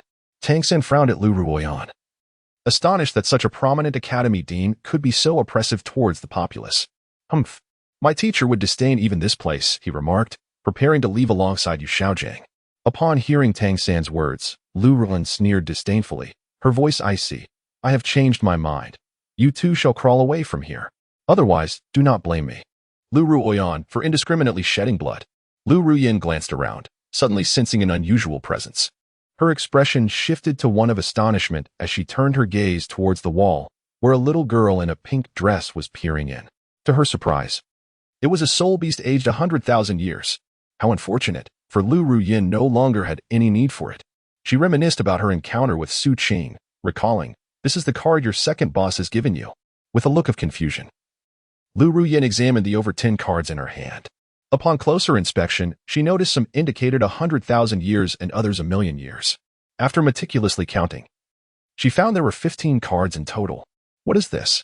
Lu Ruoyan inquired with a puzzled expression, as Su Qing leisurely enjoyed a slice of watermelon. She languidly remarked, "This is a soul ring card. It bears inscriptions that signify the soul rings. Since Su Qing desires it, you should equip it. This item is of no use to the two of us, nor does anyone else require it. It is solely for you. Should it prove insufficient, you may request more from Su Chun, as he possesses an abundance." Lu Ruoyan stared blankly at the soul ring card in her hand, her fingers trembling slightly. Disbelief etched across her face. "Are you implying that these cards are all soul rings?" Upon witnessing Lu Ruoyan's naive demeanor, Su Qing was rendered speechless. "Indeed. What is the matter? Is this not entirely ordinary? As one of us, you ought to be extraordinary. Those dark and purple hues are of no consequence to us." "Very well, you may crush it and use it directly. Rest assured, Su Qin has assured us that it is painless, harmless, and safe." Su Qin gently patted Lu Ruoyan's shoulder before departing. Lu Ruoyan, in a daze, stared at her two hands, one clutching a ring containing 200 million gold soul coins, the other holding a soul ring card. Returning to reality, she took a deep breath. Her current soul power stood at level 98, having initially been at level 95. The absorption of the soul ring card had directly enhanced her abilities. Her soul rings were arranged as follows: red, red, red, red, gold, gold, gold, gold, gray. Lu Ruyin was confident that she could contend with anyone at level 99. The boss had advised her that if she found herself at a disadvantage, she should speak to the ring, and she would immediately respond with phrases like "East Wind Express arrives in a flash." Although she did not comprehend the words, the aura of power was palpable. Regaining her focus, Lu Ruyin prepared to slowly make her way toward the wall. Xiao Wu, gripped by fear, realized she had been discovered and contemplated fleeing. But her legs suddenly felt weak. She had not anticipated that the academy's principal was a titled Douluo. Tang Xin sensed Lu Ruyin's intent and shouted, "Xiao Wu, run."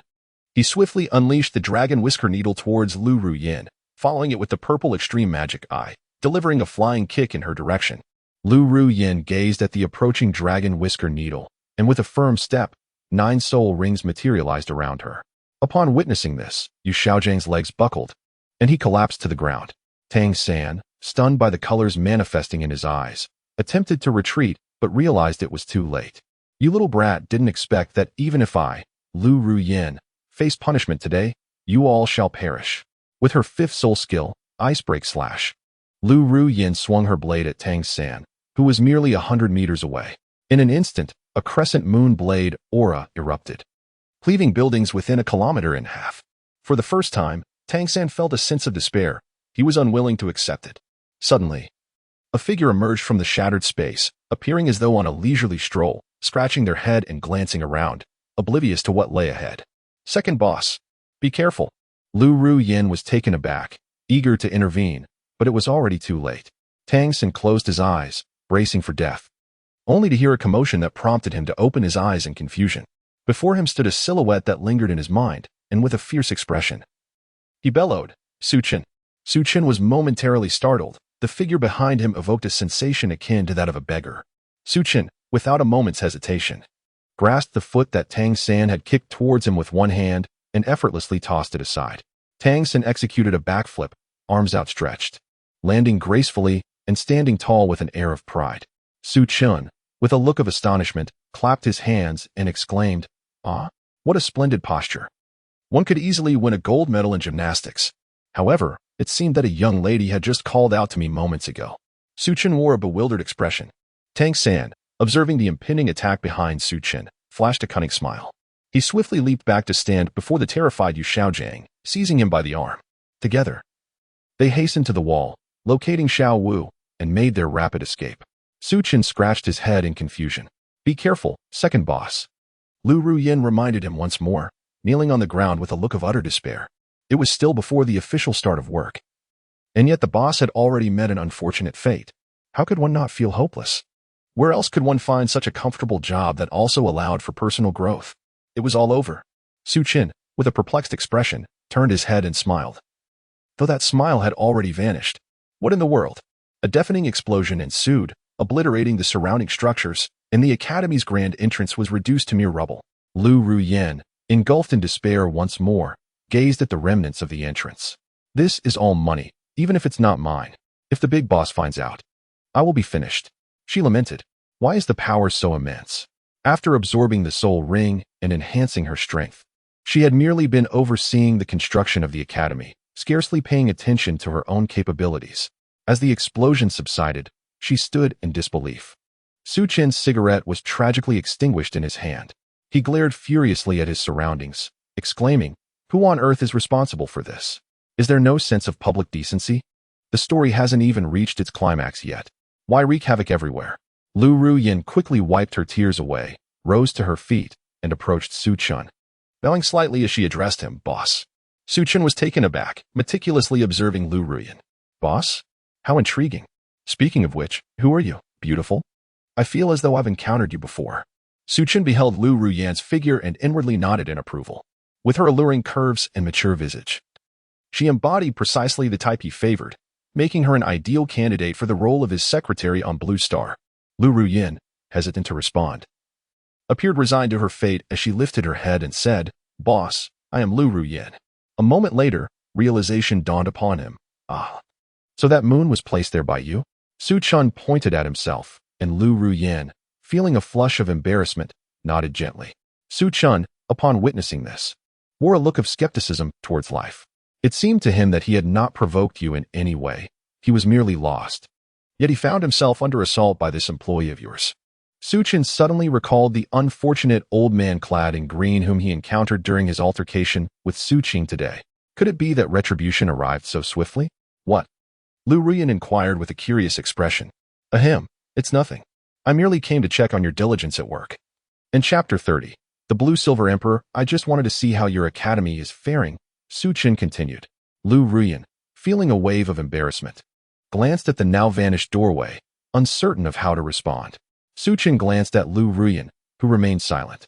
He approached her and draped his arm over her shoulder, saying, But rest assured, I am in no rush. The salary will be dispersed as usual. After all, it's not my money. Lu Ruyan was taken aback by Suqin's sudden gesture, causing her to shudder and break into a sweat as she nodded repeatedly. Yes, yes. The second boss is indeed correct. What is this? Damn. Who on earth allowed you to address me as the second boss? It can't possibly be Suqing, can it? Lu Ruyan cautiously nodded her head. Suchan was momentarily taken aback, feeling as though he had been struck with a heavy blow. Ahem, from now on. Refer to me as handsome guy, understood? Do not call me second boss, or you may also use pigeon. Handsome guy? Pigeon? Oh, wait. No, it's pigeon. Handsome guy? Pigeon. Please refrain from that. Can you not speak Mandarin more clearly? Lu Ruyan, noticing her boss's irritation, immediately bowed her head in apology. From Suqin's perspective, he caught sight of the turbulent waves. He swallowed hard, remaining silent.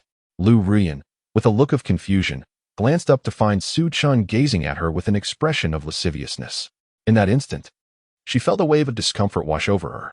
Boss? Second boss? Noticing Suqin's continued silence, she sighed. Handsome. Alas. What is it? Little sister? Have you had your fill? Not nearly enough. How could one ever tire of such a scene? Lu Ruyan remarked. Suqin glanced at the scene for a few minutes, nodding in satisfaction. It was inevitable. His eyes remained unblinking, causing discomfort. Boss, this is our academy. Lu Ruyan awkwardly pointed to the entrance-less Su Academy. Suqin turned his head and glanced around, a look of bewilderment on his face. Is there no door to the academy? There is. But why did I not see it? It was present 45 minutes ago, yet now it has vanished. Why 45 minutes? Because I dismantled it. Suqin suspected he had misheard. He cleared his ears and tapped his fingers. Could you repeat that? Lu Ruyan spoke cautiously, aware that she had inadvertently caused a rift. Observing Suqin's expression and noting his lack of anger, she too felt a wave of relief wash over her.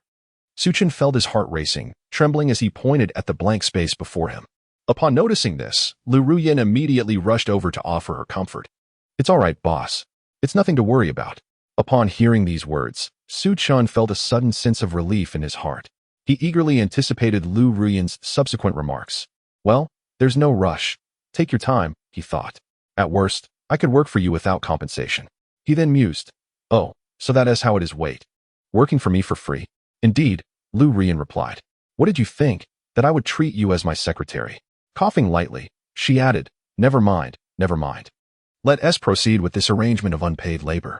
As Suqin concluded his words, he immediately broke through the space and departed. Lu Ruyan, observing his exit, hastily called out, Wait, what's the matter? Suqin, with a puzzled expression, turned his head to look at her. Lu Ruyan, her face flushed, replied, I have no money. Didn't I give you 200 million? How could it be gone so soon? He retorted, Indeed. The issue lies in the fact that the big boss stated there was no shortage of funds. She instructed me to spend freely, and if I ran out of money, I could either ask her or you for more. So, what have you done with your funds? Suqin inquired, prompting Lu Ruyan to shyly confess, I hired workers, and also recruited teachers, among other expenses. Upon hearing this, Suqin sensed something was amiss. Surely, 1 billion should suffice. How could 2 billion possibly fall short? Was it not merely the lamentations of the esteemed boss, Lu Ruyan, once again engaging in some peculiar antics? After all, offering wages to workers is a standard practice. Is it not? The issue lies in the staggering sum of 1 million gold soul coins per worker. What? Are you certain anyone would engage in such extravagant expenditure? Indeed. The boss had witnessed a young boy in the slums falling ill and, feeling compassionate, endeavored to alter their plight by offering exorbitant wages. I had initially suggested that a single gold soul coin would suffice, yet the boss, dismissing the notion of financial constraints, waved her hand imperiously and departed with an air of grandeur. How remarkably grand, indeed. It is no wonder she lamented that her funds were depleted. It appears this was the underlying reason. In an instant, Su Chan was so infuriated that he felt as though smoke were rising from his head. He took out a playing card, the king, clenched his fist, and ultimately relented, for he knew he could not prevail. Su Chan tossed a card directly to Lu Ruyin, and then stepped into the space, departing. There are $1 billion inside. Spend it freely. Hey, isn't that a bit excessive? It's fine. After all, it's not my money. That woman's wealth is inexhaustible. Su Chan is still searching for a way out, letting out a helpless sigh within the confines of his surroundings. What if he resorts to a forceful approach? No, that would only invite disdain. After all, I am merely the boss. How could I have overlooked this last time? Alas, my wretched infatuation with young girls. After Su Chan departed, Lu Ruyin's chest heaved as she took a deep breath. She gazed at the vast expanse of Su Su Academy, devoid of grand gates. Alas, it appears she must continue her role as a foreman. How infuriating. That little rascal managed to escape. If only she had caught him, she would have ensured he understood the true meaning of cruelty. Tang San, pulling the exasperated Yu Xiaojing, hurried along, with Yu Xiaojing gasping for breath, patting Tang San's hand. Slow down, little San. I can hardly breathe. Upon glancing back and realizing they were no longer being pursued, Tang San, in a state of disarray, released Yu Xiaojing and then let go of Xiao Wu's hand, begrudgingly seeking a place to sit. Yet, the mere thought of Su Chan being attacked by a tidal Douluo brought a sinister grin to his face. Teacher, that Su Chan is surely doomed. Why do you say that? Yu Xiaojing inquired, taken aback. Did you not see? That senior tidal Douluo's attack was aimed directly at Su Chan. He could not possibly evade it. Just consider, even if he is formidable, he cannot survive against a tidal Douluo. As Yu Xiaojing absorbed Tang San's logical reasoning, his face flushed as he nodded. He had previously been so startled that he lost his composure, failing to notice the implications. So that's it. This is karma. Indeed. Teacher, what shall we do next? Hearing Tang San's question, Yu Xiaojing sighed. Are we truly going to search for her? Who? Never mind. Let us rest for a moment. How much money do we have left? Teacher, we have only 1 gold soul coin remaining. Very well, let us first collect our subsidy. And then we shall set forth. All right, teacher. System, why does this grass look different from what I saw outside? Su Chan crouched down with a perplexed expression, his fingers gently touching the blue-silver grass before him. This was the blue-silver emperor, the mother of Tang San. Upon hearing this, Su Chan's expression darkened. Come now. Do tell me, no matter how impressive Tang Hao may be, it is utterly impossible for him to father a child with a blade of grass. Su Chan unexpectedly stumbled upon a cavern. His curiosity piqued as he surveyed his surroundings. Suddenly, his foot pressed against something soft. Lowering his gaze, he discovered that the grass before him differed from the other blue-silver grasses. You are urged to immerse yourself in literature, yet you choose to tend to cattle. I have already told you, in this world, soul beasts can attain human form. Why should grass be any different? Is it possible for this grass to attain sentience? Is it not devoid of life? At first, Su Chan believed that the blue-silver grass was merely a type of nourishment for the soft-bone rabbit. To his astonishment, it could also attain sentience. Do not speak to me. I still need to recuperate. He retorted. You, a mere system, what injuries could you possibly have? If I do not recover, how can I provide you with anything more? Very well, very well. Su Chan, feeling a sense of impatience, waved his hand dismissively. Ever since his arrival in this world, he had become increasingly foolish, the reason for which eluded him. Perhaps it was the influence of his surroundings. As Su Chan pondered, the blue-silver emperor beneath his feet began to wither gradually. Having suffered a grievous injury from his heavy tread, it was now reduced to but a mere sapling. As Su Chan swiftly steadied her to prevent her from falling, he exclaimed, Goodness, Tang San's mother, surely you can endure more than a mere kick. You bore a child with such fortitude, yet this seems to be too much for you. Su Chan recognized that this was Tang San's mother. He was unsure why a sense of compassion emerged within him. Suddenly, he felt an urge to see what this grass-turned human would look like. System. Oh, what are you doing? Is it possible to save this grass? Didn't Su Chan provide you with plenty of spiritual essence? Why not let her have a try? My dear, I can hardly bear to part with it. Can she truly withstand such a thing? What if it proves to be excessive? That would be utterly disastrous. Su Chan recalled that Su Qing had once cautioned him. Her possessions were immensely powerful in this world. Even the most rudimentary elixirs should not be administered to the inhabitants of this realm lightly, for the risk of bodily explosion was ever present. Otherwise, she would have long since healed Gu Yuna's wounds. Su Qing had expressed her inability to control the intensity of the treatment, should it be excessive. The consequences could be dire. What to do then? If all else fails, should he consume it? But, is this herb even palatable? How could I know? I have never tasted it myself. I would like to, though. Someone once told me that waste is unacceptable. Oh well, let us take a chance and consider it a last resort. Why do I feel that you are merely curious about what Tang San's mother looks like? Cough, cough. How could that be possible? I pride myself on my integrity and righteousness. It would be utterly unthinkable for me to exhibit the traits of Wei Wu. Humph. Do not presume that I am oblivious to your intentions. We are all men, and I can comprehend. What do you even understand? Forget it, forget it. I must take my leave. This herb is on the verge of withering away. Su Chun swiftly retrieved a vial of spiritual liquid from the ring, swallowing hard. He glanced at the serpentine blue-silver emperor sprawled on the ground, then shifted his gaze back to the vial in his hand. For reasons unbeknownst to him, an inexplicable urge to consume it washed over him. Perhaps, he pondered, it would be worth the risk to test its potency. Without uttering a word, Su Chun took a sip. Su Chun awaited the emergence of results. Alas, there was little to show for it. Su Chun finally felt at ease and directly dripped a drop of the spiritual liquid onto the blue-silver emperor. In an instant, the blue-silver emperor was infused with the essence of the liquid, causing its form to rise dramatically, transforming into a towering tree that reached a height of 7 meters.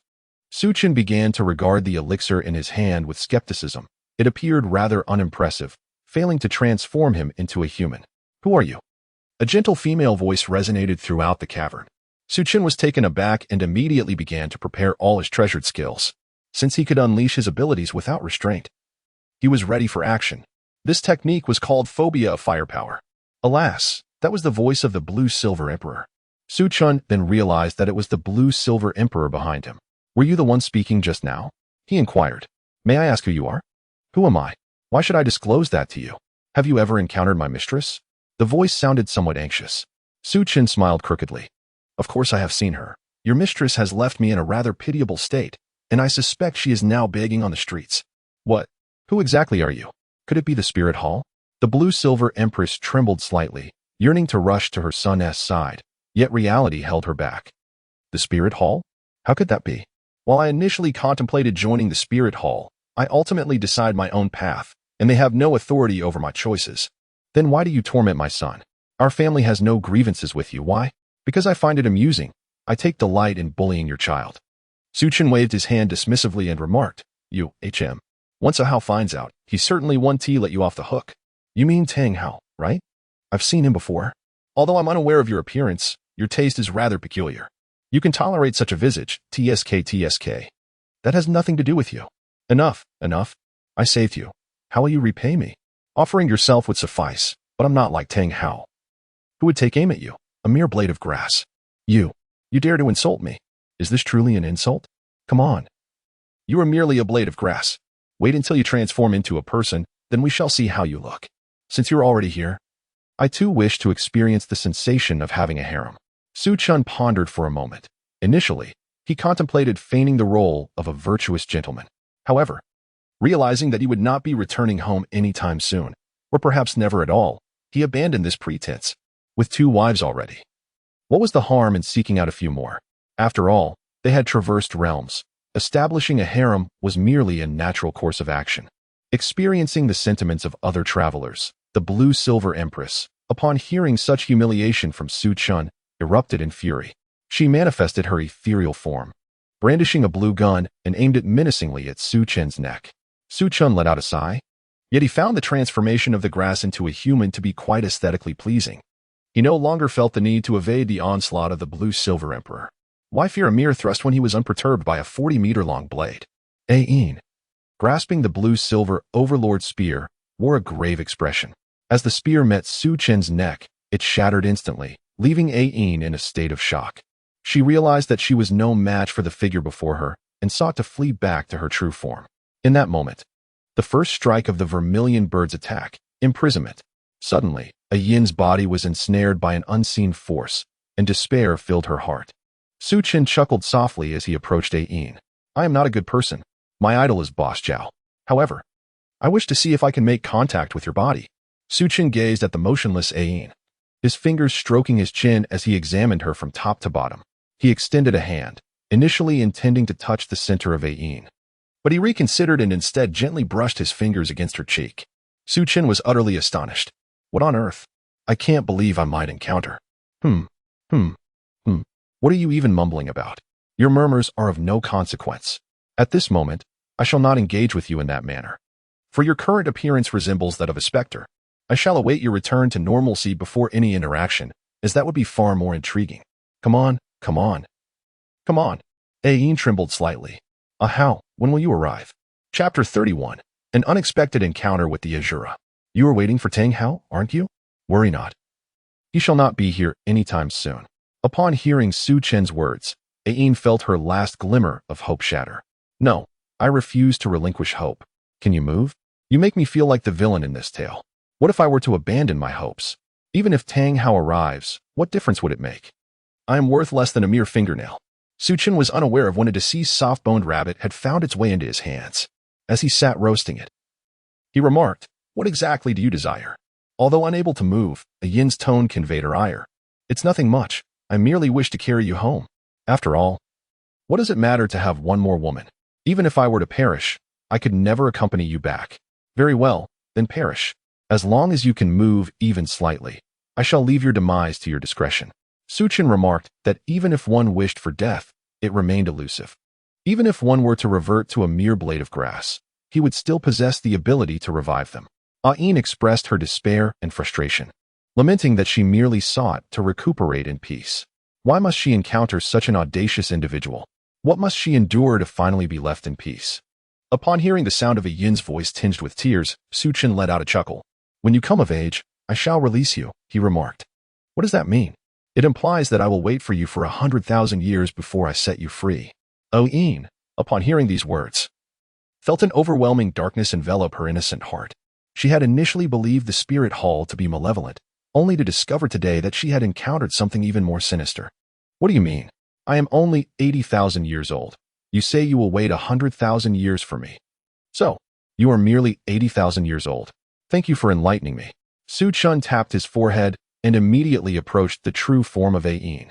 Amid Ayin's bewilderment, he carefully extracted a vial of spiritual liquid and let a single drop fall.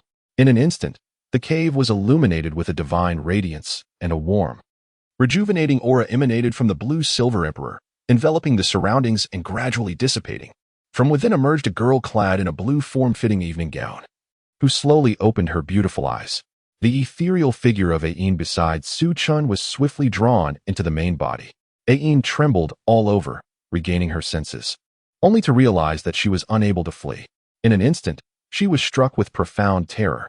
Su Chen wiped his nose and approached Ayin. He glanced left and right, then up and down, and said, Not bad.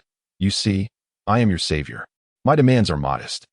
I simply ask for your hand in devotion. Upon hearing this, Ayin immediately rejected him, exclaiming, Impossible. Absolutely out of the question. Su Chen, I feel as though I have heard these words before. Nevertheless, it matters not. I shall not concern myself with the possibility of your refusal. What more can Ayin say? She can only resign herself to despair.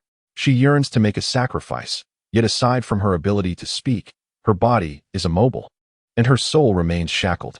Su Chen, before the astonished Ayin, unexpectedly produced a burlap sack from seemingly nowhere, declaring that this would suffice. Su Chen unceremoniously shoved Ayin into a sack, hoisting it upon his shoulder. Then encased the sack in a protective shell to shield Ayin from the adverse effects of the spatial passage. Could you not display a modicum of tenderness? Ayin lamented from within the confines of the bag. Really, this is abduction. You speak of tenderness while I am being kidnapped? Have you ever encountered a robber who exhibits such compassion? You.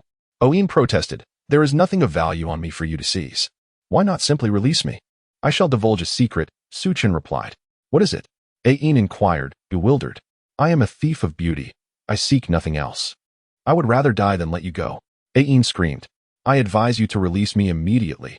Otherwise, a Hao will arrive and surely have you torn to shreds. By all means, summon him, Su Chen retorted with a scoff. Having said this, Su Chen prepared to step into the spatial passage but paused. a mischievous thought crossing his mind. He set Ain down and promptly sought out a common blue silver grass, planting it in a yin's stead. Su Chun recalled Tang how tenderly speaking sweet nothings to an ordinary blue silver grass, engaging in heartfelt conversations about life, and laughing heartily. Upon the thought, Su Chun couldn't help but chuckle. Upon hearing Su Chun's laughter, Ain immediately grew anxious. She had no inkling of what mischief Su Chun had engaged in, yet she was certain it was something nefarious. "What are you laughing at?" she queried. "No, wait, since when do you have a say in this?" Su Chun directly slapped Ain on the backside. "Ah, you shameless one. I was just about to say something, and you needn't make such a commotion here. Do you understand, Ain?" Su Chun disregarded Ain and directly stepped into the spatial passage. At that moment, the entrance of the cave unexpectedly swung open, and Tang Hao entered. His gaze softened as he fixated on a blue-silver grass near Ain. "Ain, I miss you," he said. "I must tell you, our son has achieved great things." Throughout this exchange, Tang Hao remained oblivious to the fact that Ain had changed her attire, her former gold and silver garments now transformed into a resplendent blue. In Su Chen's lair, Guiyuna and Qian Renshui found themselves lost in thought. "Where has Su Chen gone?" Qian Renshui inquired, her expression filled with confusion. "I'm uncertain. Could he have gotten lost?" Guiyuna exclaimed in astonishment. Upon hearing this, Qian Renshui's lips twitched in disbelief. How could that be possible? He is so capable. There is no way he would lose his way in such a small area. Guiyuna nodded in agreement, and the two exchanged a knowing smile before resuming their viewing of a film on Su Chen's mobile device. Su Chen gazed at the imposing figure before him, a dark expression on his face. "Who are you to dare intrude upon my domain?" Su Chen wore an expression of utter bewilderment as he surveyed his surroundings. Where was this place? The man opposite him, upon hearing his thoughts, clenched his teeth in frustration. "It appeared that you, a terrestrial soul master, are so inscrutable that even I cannot discern your essence. Thus, who are you?" Su Chen regarded the figure before him with grave seriousness. The impression he received was one of overwhelming intensity. The man stood tall and imposing, with 6 hands extending from his back, fiery red hair cascading down, and skin of a deep purple hue. "I am a Jura," he proclaimed. "Are you a deity?" Su Chen inquired. "Indeed, human soul master. I am surprised you have heard of my name. In that case, you may meet your demise." Upon hearing the mention of a deity, Su Chen, indifferent to whether this entity was benevolent or malevolent, resolved to act decisively. He sought vengeance for his beloved wife, scoffing at the audacity of his intentions. Divine prowess. Realm of Azura. Upon witnessing this, Su Chen remained utterly unperturbed. With a firm stamp of his foot, the very ground of the divine realm fractured, causing the surrounding structures to sway precariously, akin to the tremors of an earthquake. The celestial laws were invoked. Su Chen's figure transformed into an imposing stature, enveloped in a resplendent golden form that grew immensely. His golden pupils surveyed the divine realm with the disdain one might reserve for mere ants. With a sweeping motion of his sword, he obliterated all in his path. The Azura god stood in astonishment, his hands trembling in disbelief. What astonishing power! Who on earth are you? Without uttering a word, Su Chen swung his sword towards the entirety of the divine realm. The god of Azura sought to intervene, promptly brandishing his Azura demon sword to counter the attack. In an instant, the entire divine realm was cleaved in two, a formidable sword energy shattering the void, as all surrounding matter was drawn into its abyss. Su Chen responded coldly, glancing at the barely breathing Shura.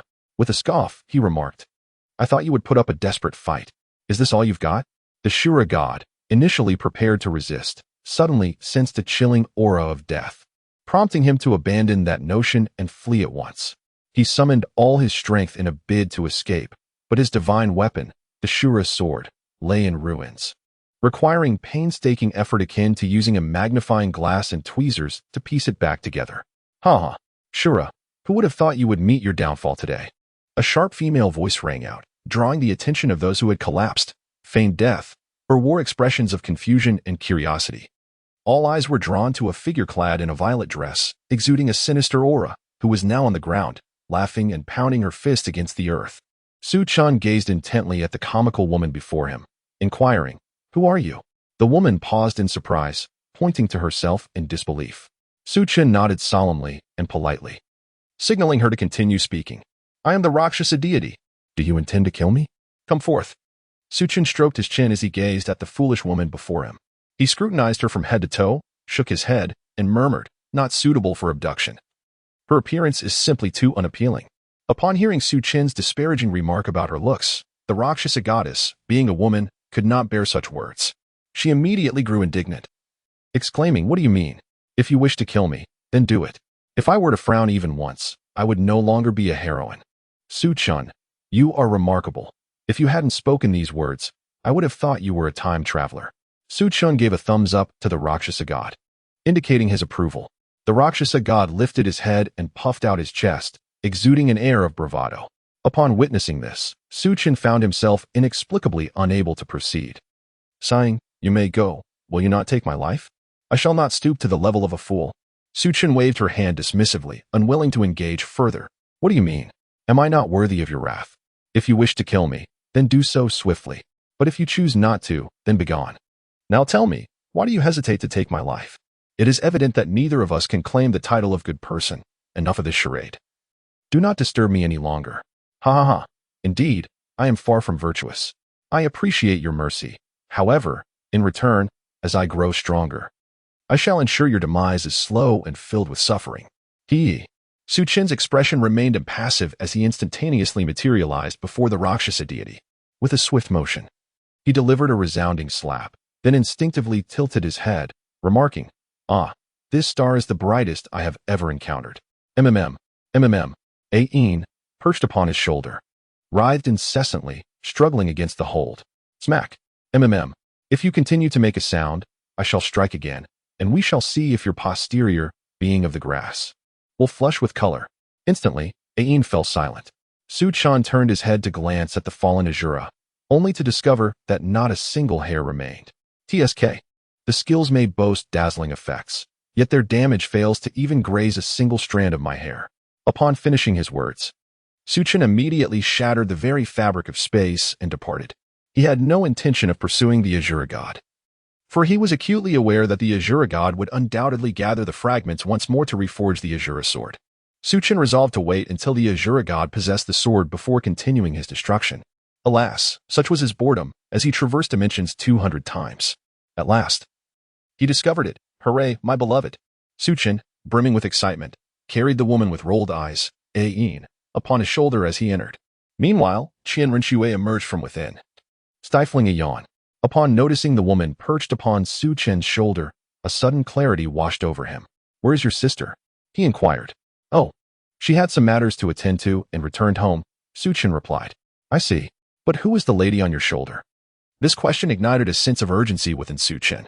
"Ahem, this is the harem I desire." Su Chen was not intimidated by the looming crisis. Rather, she grew more assertive. "Oh, I am your wife. How dare you bring another girl here without my consent as your second wife?" Qian Rinxue placed her hands on her hips, indignantly declaring, "Why should I seek your approval? As a man, isn't it customary to have multiple wives and concubines? So, you truly intend to take 3 wives? Who said anything about wives? She is merely a concubine. She is unworthy of that title. TSK, TSK, TSK, I must say. Su Chen, I never expected this of you." "Expected what?" "To think you could be even more fickle than a wayward heart, allowing such a beautiful girl to suffer. I cannot condone this." Su Chen was taken aback. He approached Qian Rinxue directly and playfully tapped her on the posterior, expressing his bewilderment. "Whose side are you truly on?" he inquired. "I am undoubtedly on Sister Guyuna's side. Just look at it. Guyuna would certainly concur with my thoughts. Thus you have no right to agree. You lack a vote in this matter. Yet I am your second wife." She retorted. "Enough. Had I known, I would never have allowed you to associate with that scoundrel Su Qing. Look at what it has turned you into." Su Chen felt a throbbing pain in his head. Guyuna rubbed her eyes, smacked her lips, and stepped outside. Upon seeing Ain, her pupils widened in surprise, but she quickly composed herself. "Su Chen, what is happening?" "Oh, it's nothing, Guyuna. This is the sister I found for you." Upon finishing his words, Su Chen playfully patted Ain on the hip, questioning whether she was indeed the wife he sought. Guyuna, rolling her eyes, retorted, "Just express your willingness." "Of course I am willing. Once Su Qing arrives, we'll have the perfect 4 for a game of landlord. BG is simply too unreliable. By the way, what of that dog? Why has Tiet returned with the Snow Maiden and her companions?" At that moment, Su Chen recalled having sent 3 hellhounds to locate the Snow Maiden. with the Ice Emperor assisting them. I wonder if they got distracted along the way, causing a delay. Currently, there are no teams challenging us at the Seoul Duel Arena. What can we do? Gu Yuna shrugged her shoulders, illustrating the solitude of invincibility. All right, Ain, remember to be particularly clean today. I shall visit you tonight. Upon hearing this, Ain understood the implication and shook her head, indicating her resolution. Suchun observed Ain shaking her head incessantly. He gently supported her head with his hand and remarked, "Look, that's not a refusal, is it? How annoying. I know you're shy, but it's all right. After tonight, you shall become my concubine. Do you know why I sought you out? It is simply to provoke Tang Hao." The three women stared in astonishment at the audacious Suchun, gasping in disbelief. "How can you be so shameless?" Qian Ruxue exclaimed, her expression one of utter shock. "Let me share a secret." Suchun suddenly adopted a serious demeanor, prompting the three women to lean in closer, intrigued. Suchun glanced at Ayin, who had approached to listen. "What brings you here?" Ayin's face suddenly flushed with heat, and with a huff, she turned her head away. "Hurry up and speak."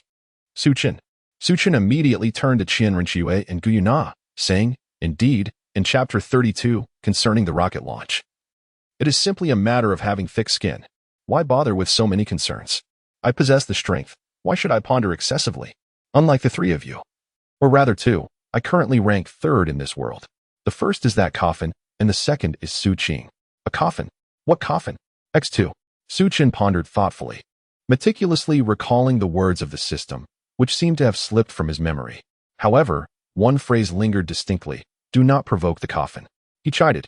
"What is it with you girls discussing coffins? Qian Renxue, are you so curious about coffins because one is prepared for your grandfather? Get lost." She retorted.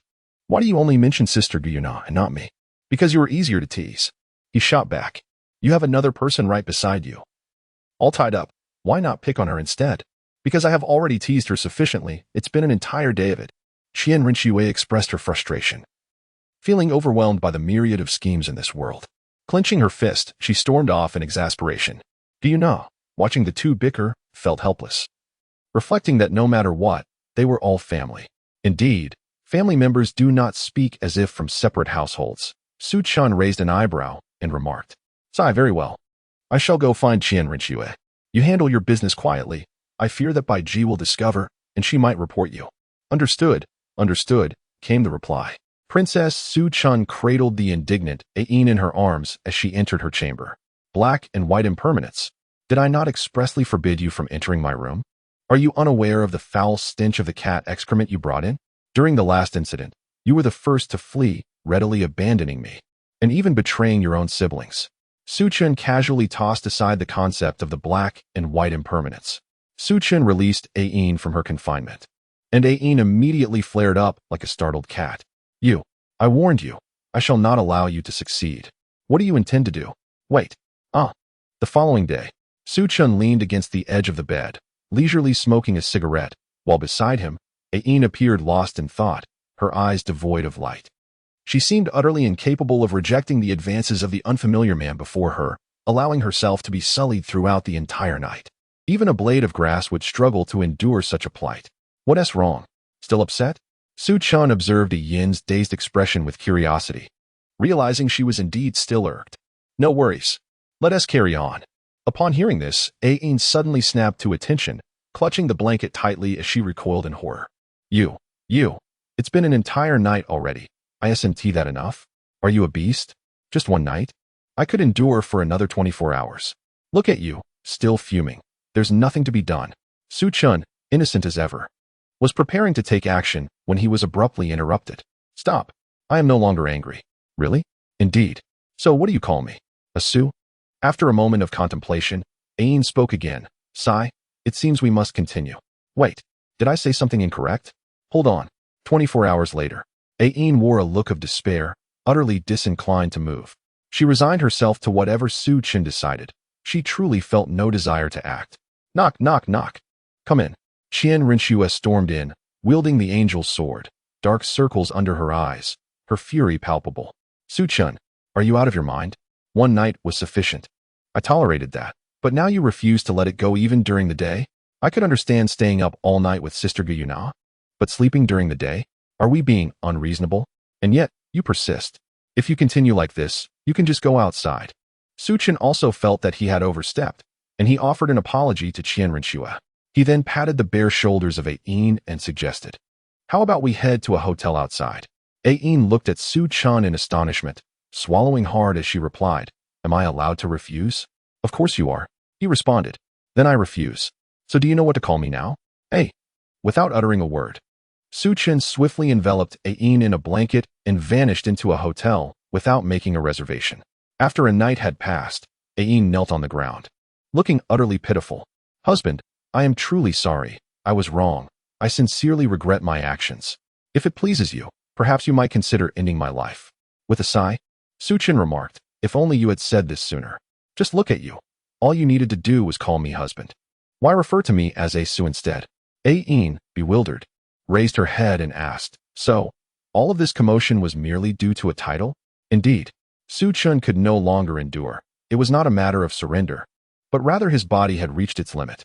Upon hearing Su Chen's words, a Yin's expression darkened in an instant. She gritted her teeth, clenched her fists, and summoned her courage, gazing fiercely at Su Chen. Su Chen felt a prickling sensation as he was scrutinized. "Are you trying to provoke Mosey?" "Huh, dear. Aren't you the one who enjoys playing? Come, let us engage in some fun." No, let's not play anymore." "How about tomorrow?" "Absolutely not." Ian lunged forward, and Su Chen instinctively raised his hand, ready to strike, but he quickly withdrew it. After all, one must take responsibility after indulging in excess. Another day passed. The room was filled with an enigmatic aroma, and the two gazed helplessly at the ceiling. Suddenly, a thought crossed Su Chen's mind. He gently propped up the fragrant Ian, who was still slumbering. As she awoke with a yawn, she asked, "Are we continuing?" "All right. I shall take the initiative." Wait, hold on. I have a question for you." "What is it?" Ian replied, her indifference evident. Whether to end her life or torment her, it mattered little to her. "You are the mother of Tang San, and now you belong to me. What shall I do when I encounter Tang San in the future?" Upon hearing the name Tang San, Ian's drowsiness vanished, and she stared at Su Chen in disbelief. Indeed, if little San were to discover this, how would I face him? How would I confront a Hao? So, you see, I find our relationship rather awkward. Since you are with me, by the hierarchy, Tang San is essentially my adopted son. Ian was taken aback, pointing at Su Chen. "You appear to be no older than my son. How could he possibly accept this? Is that so? I had intended to take care of this adopted son. But if you disagree, I suppose I shall continue to target him instead." "What do you mean by target?" Ian inquired, uncertain of what had transpired between Su Chen and her son, yet her concern was palpable. With an innocent and untainted smile, Su Chen gradually revealed everything to Ain. 10 minutes later, Ain transformed from a state of bewilderment to one of fury, her body trembling slightly with indignation as she glared at Su Chen. "How dare you bully my son? Look at what I have done to him. What do you mean by letting him absorb a 10-year soul ring? That's not the point. You just need to ask whether I have laid a hand on him.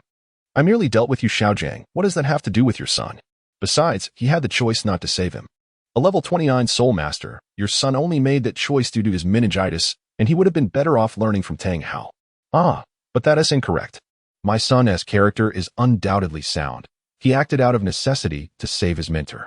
If it weren't for your coercion using his teacheress life, cough, cough, cough. Are you even listening to me? You Xiaojiang's only favor to your son is a tattered blanket.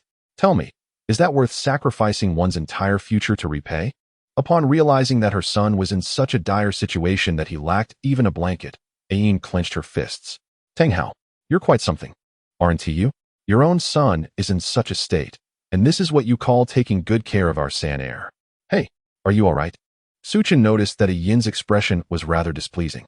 Upon hearing Su Chen, Ain abruptly turned her head, her face flushed with indignation as she glared at him. "Continue, if you dare. What is this nonsense? Didn't you claim to be fond of my physique? Go on." No, I can't keep this up. I might get banned." Su Chen admitted to being a lecher, yet he wouldn't go so far as to sacrifice his own kidneys, regardless of Su Chen's refusal. Ain leaped forward without hesitation. Since she could not overpower him, she thought, "If you enjoy playing, then I shall indulge you until the end." For the situation is already beyond redemption.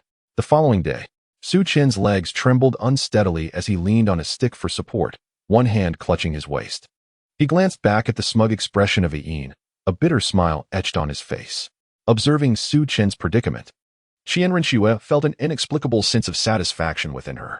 Oh dear, what has happened? TSK, are you all right, little pup? Suchen disregarded Qian Renxue's sarcastic remarks.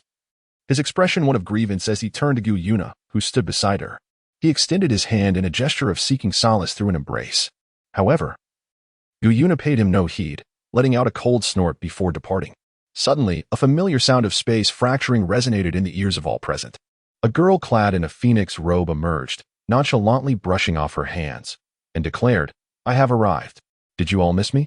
Su Qing, overwhelmed with emotion, had just concluded her affairs in her realm and rushed over. However, upon witnessing the calmness of the scene, she suddenly sensed that the atmosphere was awry. "Why is no one speaking?" she inquired, yet her words fell on deaf ears. In an instant, she was engulfed by an unexpected wave of indifference that stirred within her a profound urge to weep. Cough, cough, cough. Welcome, welcome, a feeble voice reached Su Qing's ears. Turning to glance behind her, she was taken aback and immediately dashed forward, placing her hands on Su Qin's shoulders, shaking him vigorously. "Su Qin, what has happened to you? How did you end up like this?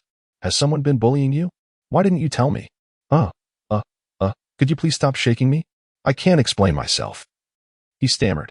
"All right, I won't shake you anymore." Su Qin let out a sigh of relief, yet refrained from offering an explanation. He extended his hand towards Su Qing and inquired, "Do you possess any medicine for kidney replenishment?"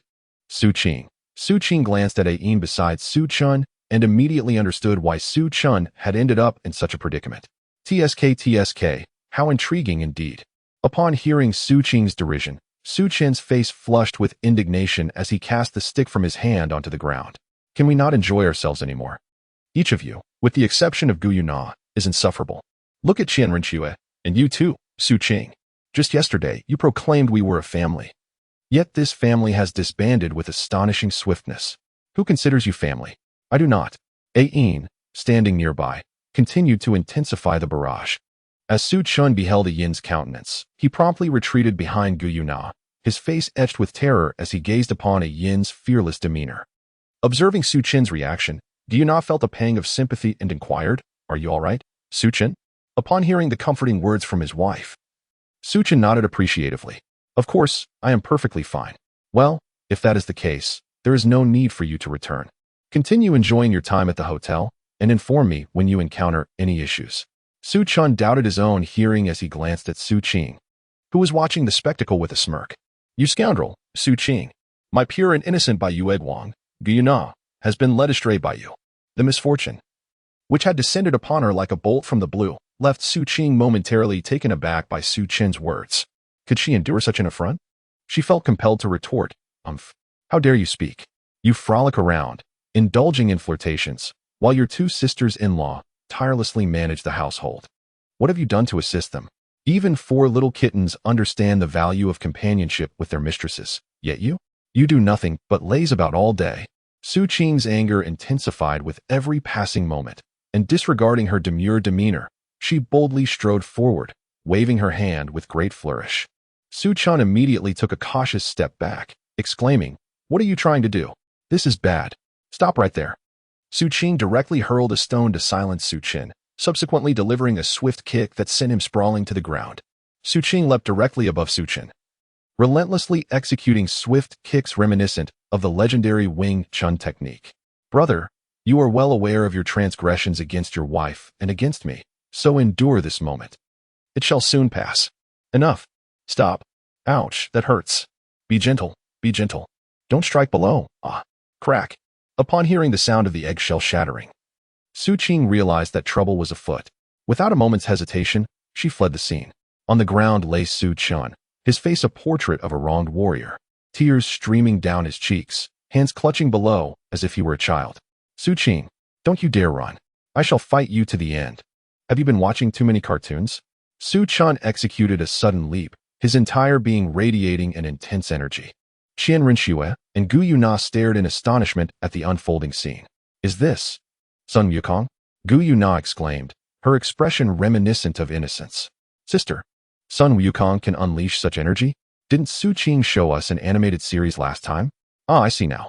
But doesn't Sun Wukong wield a lollipop?" She pondered aloud.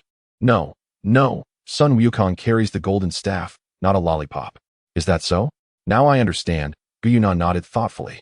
Su Chan observed his two wives engaged in conversation nearby and felt a profound sense of diminished status as a man within his own household.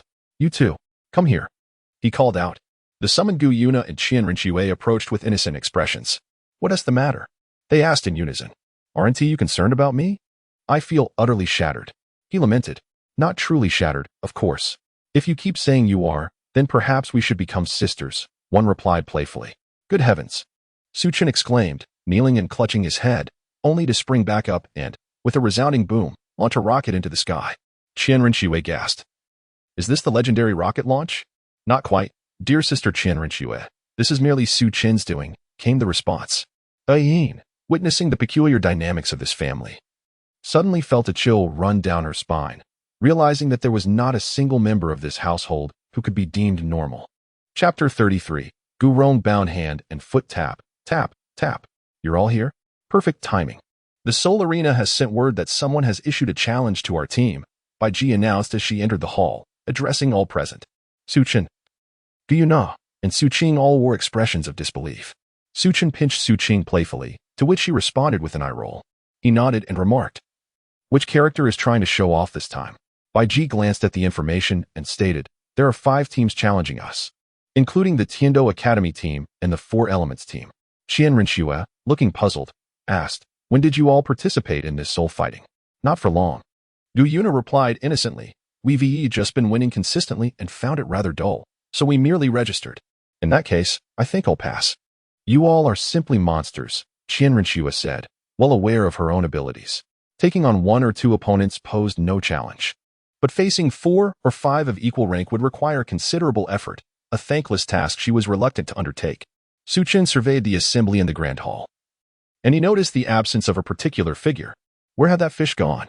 Surely it couldn't have fled. Are you referring to the deep-sea demon whale king? He felt a sense of ennui and decided to wander elsewhere, claiming he wished to observe the human realm. Yet, where were those 3 hellhounds? It had been days since they were summoned. Starry Forest, dear brother, would you kindly allow us to depart? The 3 figures knelt before the stone, their expressions bereft of hope. The Ice Emperor glared at the hellhounds, exclaiming, I told you to leave, but you refused to heed my words. Are you out of your mind? Why must you insist on gnawing at this stone? Look at it. It's indomitable. You cannot outrun it, nor can you overpower it. Hearing the Ice Emperor's words, the Snow Maiden felt equally exasperated. Perhaps we should devise a plan to escape first, she suggested. How could we possibly give up? This fellow summoned us to assist him with the humans, and for what? We've spent days collecting stones only to find ourselves unable to satiate this bizarre, grotesque stone before us. Hey, hurry up and find me something to eat. I am the Stone Overlord. Wah, sure how, I miss you. When will you come to find me? I'm starving. The myriad beasts observed the 3 kneeling figures, and Stone Overlord sighed. You may leave, if you cannot even procure sustenance. What use are you to me? This wretched Su Chen has abandoned me here without a care. Su Chen, Chio. Who speaks ill of me? That cannot be. For I am a person of integrity, always willing to lend a helping hand. How could anyone possibly scorn me? Could it be that I am unwell? Oh, my celestial emperor, you dare to say you have fallen ill. Oh, the system, you have come to life? Growing weary of monotony, I once roamed freely, striving to keep pace with her, yet alas, it seems I have only glimpsed her for the final time.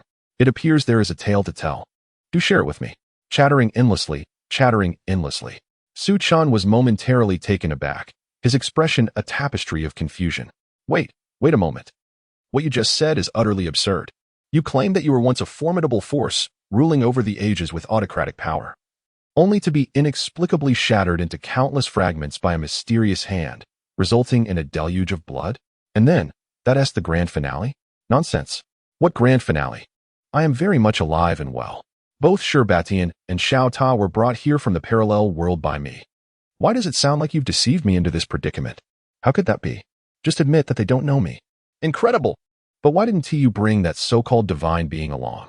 From what you've described, with unparalleled charm and celestial strength, why not include them in your entourage?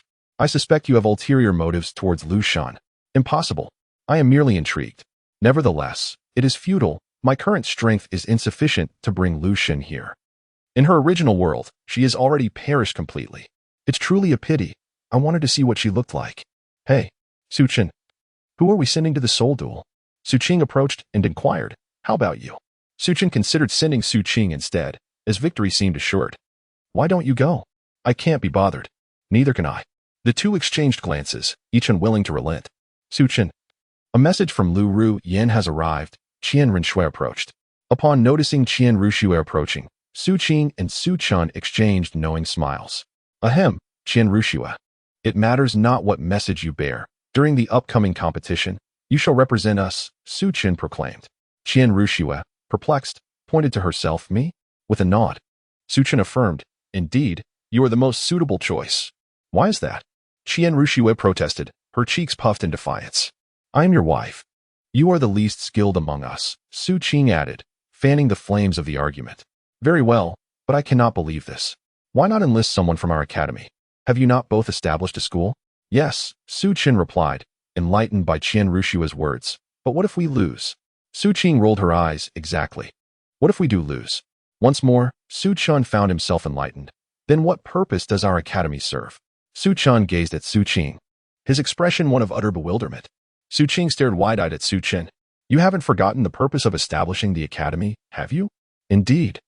I just remembered that I created an academy. So, what is its purpose? You truly are something. Sigh, I honestly don't know, Su Qing admitted, having been too preoccupied with enjoyment to recall the academy's purpose. It was only when Qian Renshui reminded her that she remembered giving Lu Ruyin a ring, which contained sufficient funds. So, you engage in all this activity and then neglect it? Qian Renshui gazed at the two in disbelief. Well, I initially intended for the academy to serve a purpose. After all, one needs influence here, don't you agree? But now I possess influence. Who? Su Qing asked curiously. Us. Su Qin waved his hand dismissively. Come on, our current lineup is the most powerful. Exactly, with such strength, why go through the trouble of establishing an academy? Because we have nothing better to do, Su Qin replied with a serious expression. Qian Renshui looked at the two with exasperation.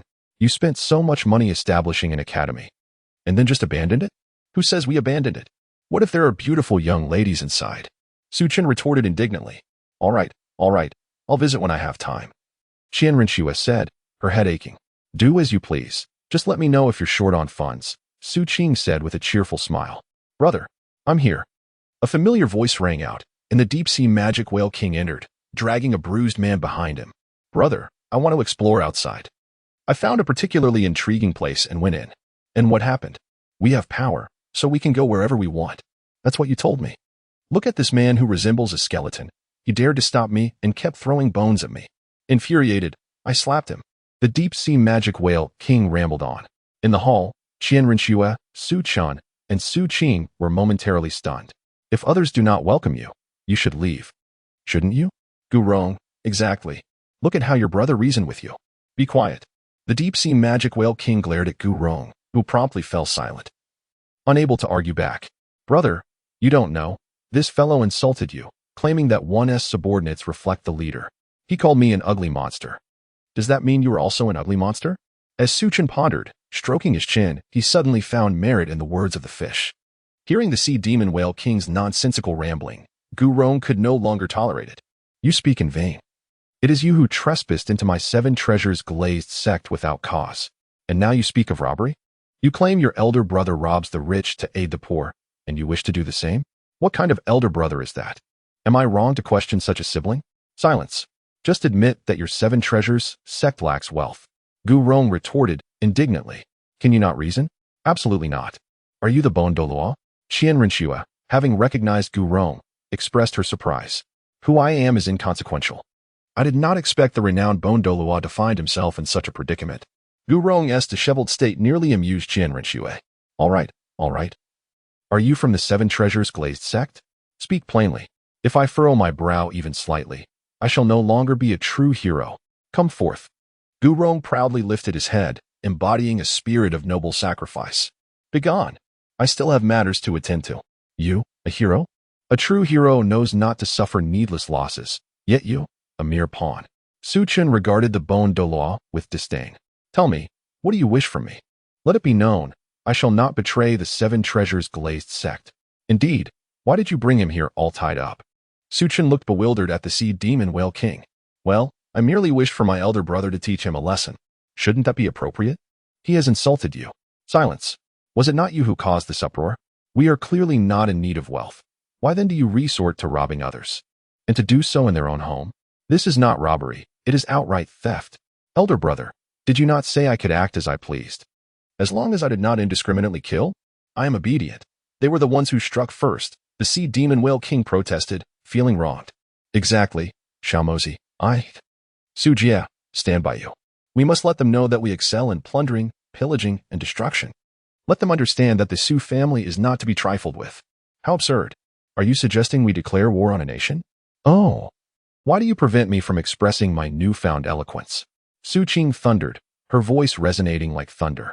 Su Chun had developed a habit of blocking one ear, wearing an expression of resignation.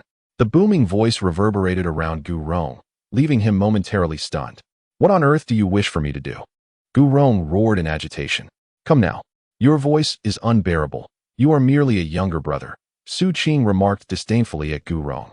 Perhaps we should allow him to assist us in the competition, Su Qin suggested with a beaming smile directed at Gu Rong. Gu Rong felt a tightening sensation, as if winter were swiftly approaching. Can this old man truly manage it? Do not speak of him in such a manner, Su Qing. After all, he is renowned as the Bone Douluo, Qian Rinxue interjected, a formidable title Douluo at level 95. Level 95? How utterly lacking.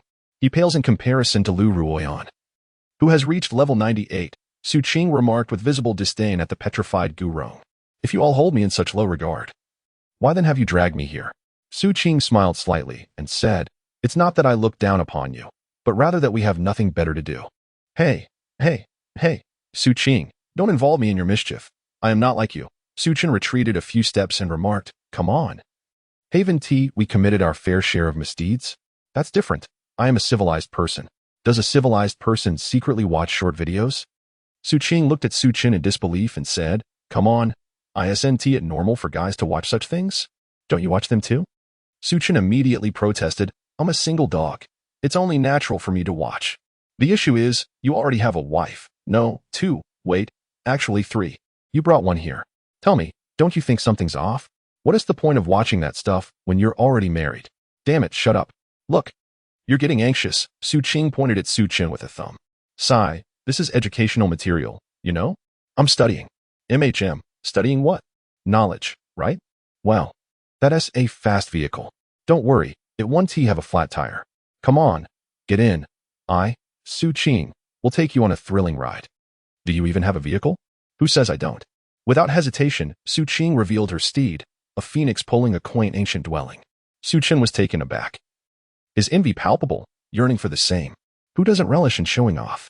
If you possess such a thing, why haven't you revealed it sooner? Because I have no need for it. Why not give it to me then? Su Chun chuckled mischievously. No, Su Qing shook her head in refusal. Why not? You have no use for it. Because I wish to flaunt it. Su Qin exclaimed, Damn. This is outrageous. Gu Rong was utterly stunned. Sensing that this phoenix could crush him with a mere claw, he dared not utter a word. Qian Rinxue, filled with trepidation, immediately sought refuge behind Su Chun. Su Qin glanced back at Qian Rinxue, who was trembling with fear. He understood her anxiety and reassured her, Do not be afraid. Should this Coin dare to harm you, I shall ignite the flames of vengeance. Comforted by Su Qin's words, Qian Rinxue observed his silhouette and noticed how his tall figure shimmered with a radiant glow. So this is what it feels like to be protected. It is rather delightful, she thought. With a gentle smile, she gazed at Su Qin. As the tale unfolds in Chapter 34, The City of Carnage, Su Qing cast a glance at the two individuals, her toes lightly touching the ground as she gracefully soared onto the back of the phoenix. She stored the resting quarters behind her into a ring. All right, come aboard. I shall take you on the phoenix. What about the matter at the Great Duhan Arena? What else can we do? We shall leave it to Sister Qian Rinxue. We are off to have our fun. Can Qian Rinxue handle it alone? Su Chun questioned uncertainly, glancing back at Qian Rinxue. She is, after all, the cherished granddaughter of the Qian family. Do you truly believe she cannot conquer even a mere Duhan Arena? True, if she cannot manage. She has Gu Yuna and the others for assistance. Su Chun nodded thoughtfully. Let us depart. Without further contemplation, Su Chun lifted the recently relieved Gu Rong and flew onto the phoenix's back. Gu Rong was thoroughly dismayed. What are you planning to do? What else? We are upstanding citizens, We have committed no heinous acts such as murder and corpse disposal, Su Chen replied earnestly, gazing at Gu Rong. If you dare to harm me, the Seven Treasures Glazed Tile sect will not let you go. Prepare to face the wrath of thousands from the sect. Gu Rong struggled to assert. Thousands. Uft. I was expecting millions, or at least hundreds of thousands. To only have a few thousand? That is hardly a concern. Just a drizzle. Su Chen wore an expression of disdain. Initially, he appeared somewhat serious, but upon hearing that there were only a few thousand, he felt utterly speechless. And then? What next? Gu Rong looked utterly bewildered. How could these two be so impervious to reason? When did the Seven Treasures Glazed Tile School lose its dignity? Hey. The Seven Treasures Glazed Tile School, have you heard of it? It boasts two esteemed titled Douluos, renowned throughout the continent, a presence that even empires treat with utmost respect. Possessing wealth that rivals nations. What on earth do you desire? Desire? We desire nothing at all. Do you not see how leisurely we are? It would be better to engage in something of substance. Suddenly, Gu Rong felt a sense of foreboding. Are you not in need of money? The Seven Treasures Glazed Tile School can provide it. How much do you require? Money? How amusing. Do we truly need such a thing? Su Chen scoffed dismissively. While Su Qing interjected, unless the order amounts to at least 100 million, we shall not engage in discussion. Su Chen shot a glare at Su Qing, exclaiming, 100 trillion? Selling Douluo wouldn't even yield such a sum. Have you lost your mind? Is that so? Su Qing replied, her expression one of innocent confusion. Upon hearing Su Qing's words, Gu Rong's previously pale visage flushed crimson, akin to a monkey's rear. Are you two even capable of having a conversation? Just look at what you've said, 100 trillion. You might as well end my life. Fine. If you refuse to converse, then let us cease all discussions, Su Chen. Wait. No, that's not what I meant at all. What on earth are you trying to accomplish? I'm not trying to accomplish anything. Just let him go, Su Qing said. Her demeanor adorably naive. Su Chen and Gu Rong, two utterly deranged individuals, became completely numb. What? What did you say? Su Chen inquired uncertainly. Let him go. He is wasting our provisions here. If we kill him, the subsequent cannon fodder will come one by one. Don't you find that troublesome? Indeed. As Su Chen prepared to transform the ancient banyan into a star, a sudden roar resonated through the sky. Bone. Upon hearing that familiar sound, the initial thrill of Gu Rong swiftly dissipated, replaced by sheer terror. What was the swordsman intending to do? Please don't approach. Gu Rong silently pleaded within. Like a superhero descending from the heavens, Chen Xian landed on one knee, causing the ground to crack for several meters beneath him. His silver hair billowed around him as he cast a cold, penetrating gaze upon the three individuals before him. Su Chen and Su Qing turned to gaze at Jian Daochen Xian, a figure that seemed oddly familiar. Why does he evoke a sense of déjà vu? Su Chen gazed at Su Qing, yet she remained silent, her forehead veins bulging. In an instant, she teleported before Jian Daochen, delivering a devastating punch that shattered the very fabric of space. Jian Daochen was momentarily taken aback, sensing the imminent threat of death. Without hesitation, he invoked his ninth soul skill, the celestial and demonic duality. Bang! Oh, Bones, wait for me. I shall return. Before Jian Daochen could finish his lament, he was sent soaring through the heavens by Su Qing's punch, transforming into a constellation of stars. Su Qing glared furiously at the floor, exclaiming in frustration, What the hell? You could have just landed without destroying my floor. Do you take me for a saint? Su Chen replied meekly, I am a saint. But I am certainly not the Virgin Mary. Just look at these beautiful tiles, now shattered by this clumsy fellow. Do you not realize how it affects my mood? Su Qing continued to vent her anger, pointing at the damaged floor tiles. Su Chen gazed helplessly in the direction where Jian Daochen Xian had flown, remarking, You could simply descend without the theatrics. Why do you insist on mimicking Superman? Others like him are invulnerable, with bodies of steel. Yet here you are. An elder in your 50s, neglecting a well-deserved retirement to engage in the pursuits of the youth. Su Chen shook his head, observing the trembling Gu Rong. What is the matter? Gu Rong swallowed hard and gazed at Su Chen, retorting, What nonsense. Even if I have exquisite tastes, I would never seek you out. What do you mean? Gu Rong replied coldly, I have no sister to offer you. Are you from the Seven Treasures Glazed Tile School? Su Chen inquired. I am not. I belong to the Spirit Hall, Gu Rong asserted with solemn absurdity. It was clear he understood the gravity of provoking such revered figures from the Seven Treasures Glazed Tile School. Do you know who she is? Su Chen pointed at Qian Renxue. Who is she? Gu Rong asked, having never encountered the girl before. She is the granddaughter of Qian Douluo. Gu Rong exclaimed. What? A type of plant? Senior Bone Douluo, how could I not know you were from our spirit hall? Qian Rinxue regarded Gu Rong with a playful expression. Your spirit hall has committed numerous atrocities. Though I may have misspoken, my integrity remains intact. As Gu Rong finished speaking, he felt a radiant glow emanating from his body. Qian Rinxue furrowed her brow and immediately turned to Su Chen, playfully saying, Brother Su Chen. Upon hearing the tantalizing sound, Su Chen gazed adoringly at Qian Rinxue. What is it, Shui? She inquired. Brother Su Chen, may I handle the bone Douluo? Absolutely not. The pitiable expression on Qian Rinxue's face vanished as she was taken aback. Why? I fear he may harbor ulterior motives towards you. Just look at that old scoundrel. He exudes wickedness. His appearance resembles that of a skeleton. I have encountered goblins before, and beings like him are undoubtedly villains. Thus, we must return him. Su Chen stated earnestly. Qian Rinxue was left speechless, her mind struggling to comprehend. What do you mean? Was all she could manage to utter. It means nothing of significance. I simply do not wish for you to associate with other men. But he is an old man. An old man is even more problematic. Just consider the blissful lives of elderly couples depicted in films. I must emphasize that aside from those you are familiar with, such as family or subordinates, you should refrain from approaching anyone else. Any unfamiliar man is off limits. Are you suggesting? I am not overthinking. You are my wife. I can provide you with funds to spend as you please. However, one condition stands. Do not engage in conversation with strange men. Of course, if it is a stranger in need, like a beggar, you may show them compassion and offer some assistance. But if someone seeks your contact information, you must refuse outright. I see. I can accept that. Qian Rinxue nodded. What about this old fellow? Forget him. I initially intended to inquire about intelligence regarding the Tiando Empire, but upon reflection, it seems unnecessary. Precisely. Hey, I am still alive. How dare you speak of such matters in my presence without showing me any respect? Su Chen and Qian Rinxue heard Gu Rong's voice, and both spoke simultaneously. Do you require respect? Gu Rong trembled with anger. Fine, I do not require it. The essence lies in sincerity. Su Qing approached the ancient banyan tree with an air of indignation and extended her palm. What do you intend to do? Inquired Gu Rong. Perplexed. Compensation. She retorted. That pretentious fellow, are you certain he has no connection to you? So it is a matter of compensation. Very well. How much do you seek? Gu Rong sighed with relief, as he was willing to entertain any reasonable demand. 100 million. What? 100 million? What on earth? Gu Rong's eyes widened in astonishment as he gazed at Su Qing. You are robbing me. Indeed. Are we not engaging in robbery? Su Qing pointed at the deep-sea demon whale king. You raise a compelling argument. I find myself at a loss for words, Gu Rong admitted.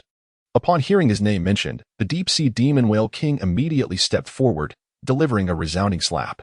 How dare you contradict what Sister Su has stated? I am not contradicting. I simply find this some exorbitant. Gu Rong protested. Look, that is indeed a contradiction. Better leave a hand behind. What do you think, Sister Su? The deep-sea demon whale king asked, turning to Su Qing. As Su Qing donned her sunglasses, she adopted an expression reminiscent of the underworld. But there's still interest, 1 billion per minute. Upon hearing this, everyone stared at Su Qing in astonishment.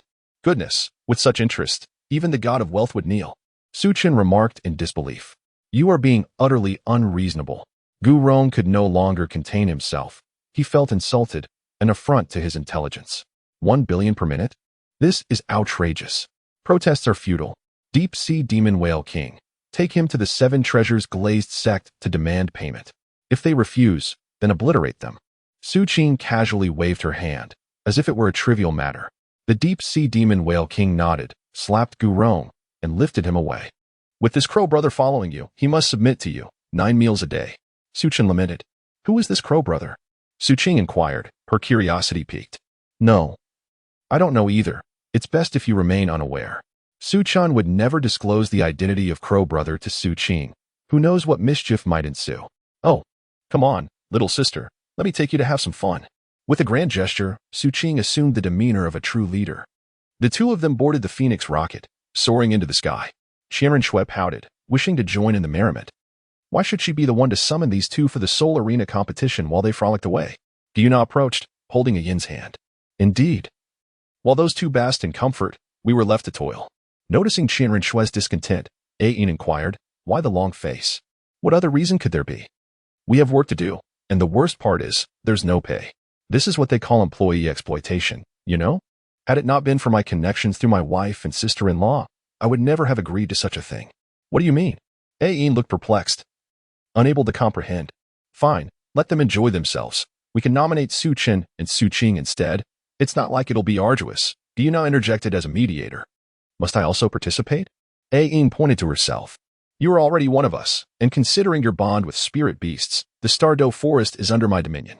By that logic, you are also under my command, so come along with me. What? You are 100,000-year spirit beast. Qianren Shui's eyes widened in disbelief. She understood the implication of such a title. Indeed, what of it? Has Su Chen not informed you? Gu Yuna asked, her expression one of curiosity.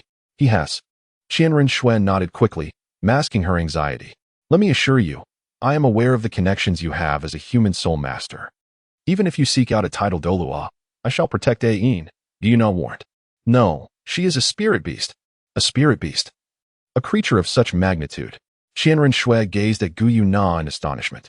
Yes, she is a spirit beast, and I am a divine beast, thus we are allies. You stand alone. The revelation struck Qianren Shui like a thunderbolt. She had never imagined herself amidst a gathering of spirit beasts. Ahem, well then. You must ensure that no one else discovers this, Qianren Shui said in a hushed, serious tone. Ain nodded nervously, while Gu Yuna shot a glance at Qianren Shui. And what if they did know?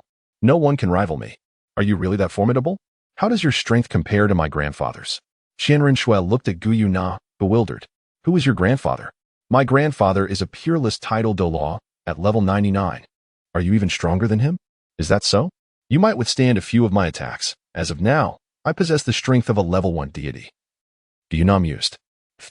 Qianren Shui covered her mouth, feeling as though she could no longer remain in this place, as if she were the weakest among them. Then, who is Su Qing's sidekick? Are you referring to the Sea God Whale King? Indeed, he too is a soul beast, but he will soon undergo transformation into a dragon, becoming a million-year soul beast. Are Su Chen and Su Qing divine beings? As for that, I am uncertain. They remain enigmatic to me. However, I sense that with a mere slap, they could easily vanquish me, Gu Yuna remarked with a bright expression. Qianren Shui pondered over Su Chen and Su Qing, initially assuming that their highest attainment was merely that of title Douluo. The crux of the matter is that these two seem disinterested in human affairs, displaying behaviors that render them more beastly than human. Who, for instance, would compel a cat to perform push-ups? Indeed, these two have done so. And who on earth would dare to blow up a village latrine in the dead of night? Yes, they have done that too. Given these circumstances, the actions of these two do not align with their apparent strength, leading Qianren Shui to feel the inequities of the world. I see now. I understand. Ah. So that is the case, she mused, as if snowflakes were falling upon her head, the backdrop shrouded in despondency. What is this place? Su Chen gazed around in utter disbelief, surrounded by the pungent scent of blood, as some individuals appeared to be indulging in the act of drinking it. Uncertain, he thought. Welcome to the City of Carnage. Chapter 44. My sword is ruined. Oh dear. What are you doing? Su Chen looked at Su Qing with a vexed expression. Why did you cut them all off? Su Qing waved her hand in resignation and said, I perceive that they are not virtuous individuals. However, I have discerned a passage over there using my spiritual sense. Su Qing pointed towards the tunnel. Su Chen, with a curious expression, glanced over and remarked, There is nothing particularly special here. What is going on? Have you spotted a beauty? Upon hearing the commotion, Su Qing rushed over, brimming with excitement. A beauty? Su Chen looked at Su Qing, bewildered. Yes, indeed. I have a particular fondness for beautiful women. Look at this stunning streamer on my phone. Su Chen's expression darkened as he replied, That is a man. Impossible. With my discerning eye, how could I possibly misidentify a gender? Come. Let me enlighten you on how one transforms into a beauty. Su Chen, feeling impatient, snatched the phone and made a quick adjustment before handing it to Su Qing. Su Qing glanced at her phone, and upon seeing her reflection on the screen, she was utterly petrified. Do you now believe it? Just take a look at your own image on your phone. Your chin could practically be used for injections. Su Qing could only express her astonishment by giving a thumbs up. However, I must tell you, this world is peculiar. I sense an aura of malevolence, Su Qing remarked with a serious expression. Suddenly, Su Chen found himself bewildered by Su Qing's serious tone. Evil aura? Let me tell you what true evil is. Speak quickly, he urged. These two assets of yours are pure malevolence. For men, it's utterly irresistible. He playfully gestured towards Su Qing's 3060 figure. Isn't it just two pieces of flesh? What purpose do they serve? If you claim that men cannot resist, how can you endure it? With a dismissive wave of his hand, Su Qin added, It's no wonder, after all, I've grown accustomed to being beaten. Su Qin's sarcastic remarks left Su Qing speechless. However, she was disinterested in engaging in banter with Su Qin. With a curious expression, she pointed towards the passage below and suggested, Why don't we venture down to take a look? To which Su Qin retorted, You can go if you wish, but what if there's something unexpected lurking inside? Before Su Qin could finish his words, he was abruptly pulled away by Su Qing. Welcome, everyone, to our grand soul fighting arena. The enthusiastic voice of the host resonated in the ears of every spectator, who responded with fervent excitement. Surely, today's participants are well aware of the event's highlight, right? Indeed, it is our champion team, the undefeated Tyrannosaurus squad. Let us give them a warm welcome. In an instant, the audience erupted in cheers, chanting, 0 to N. 0 to N. Su Qin, I love you. Misku Yuna, please reveal your beautiful foot.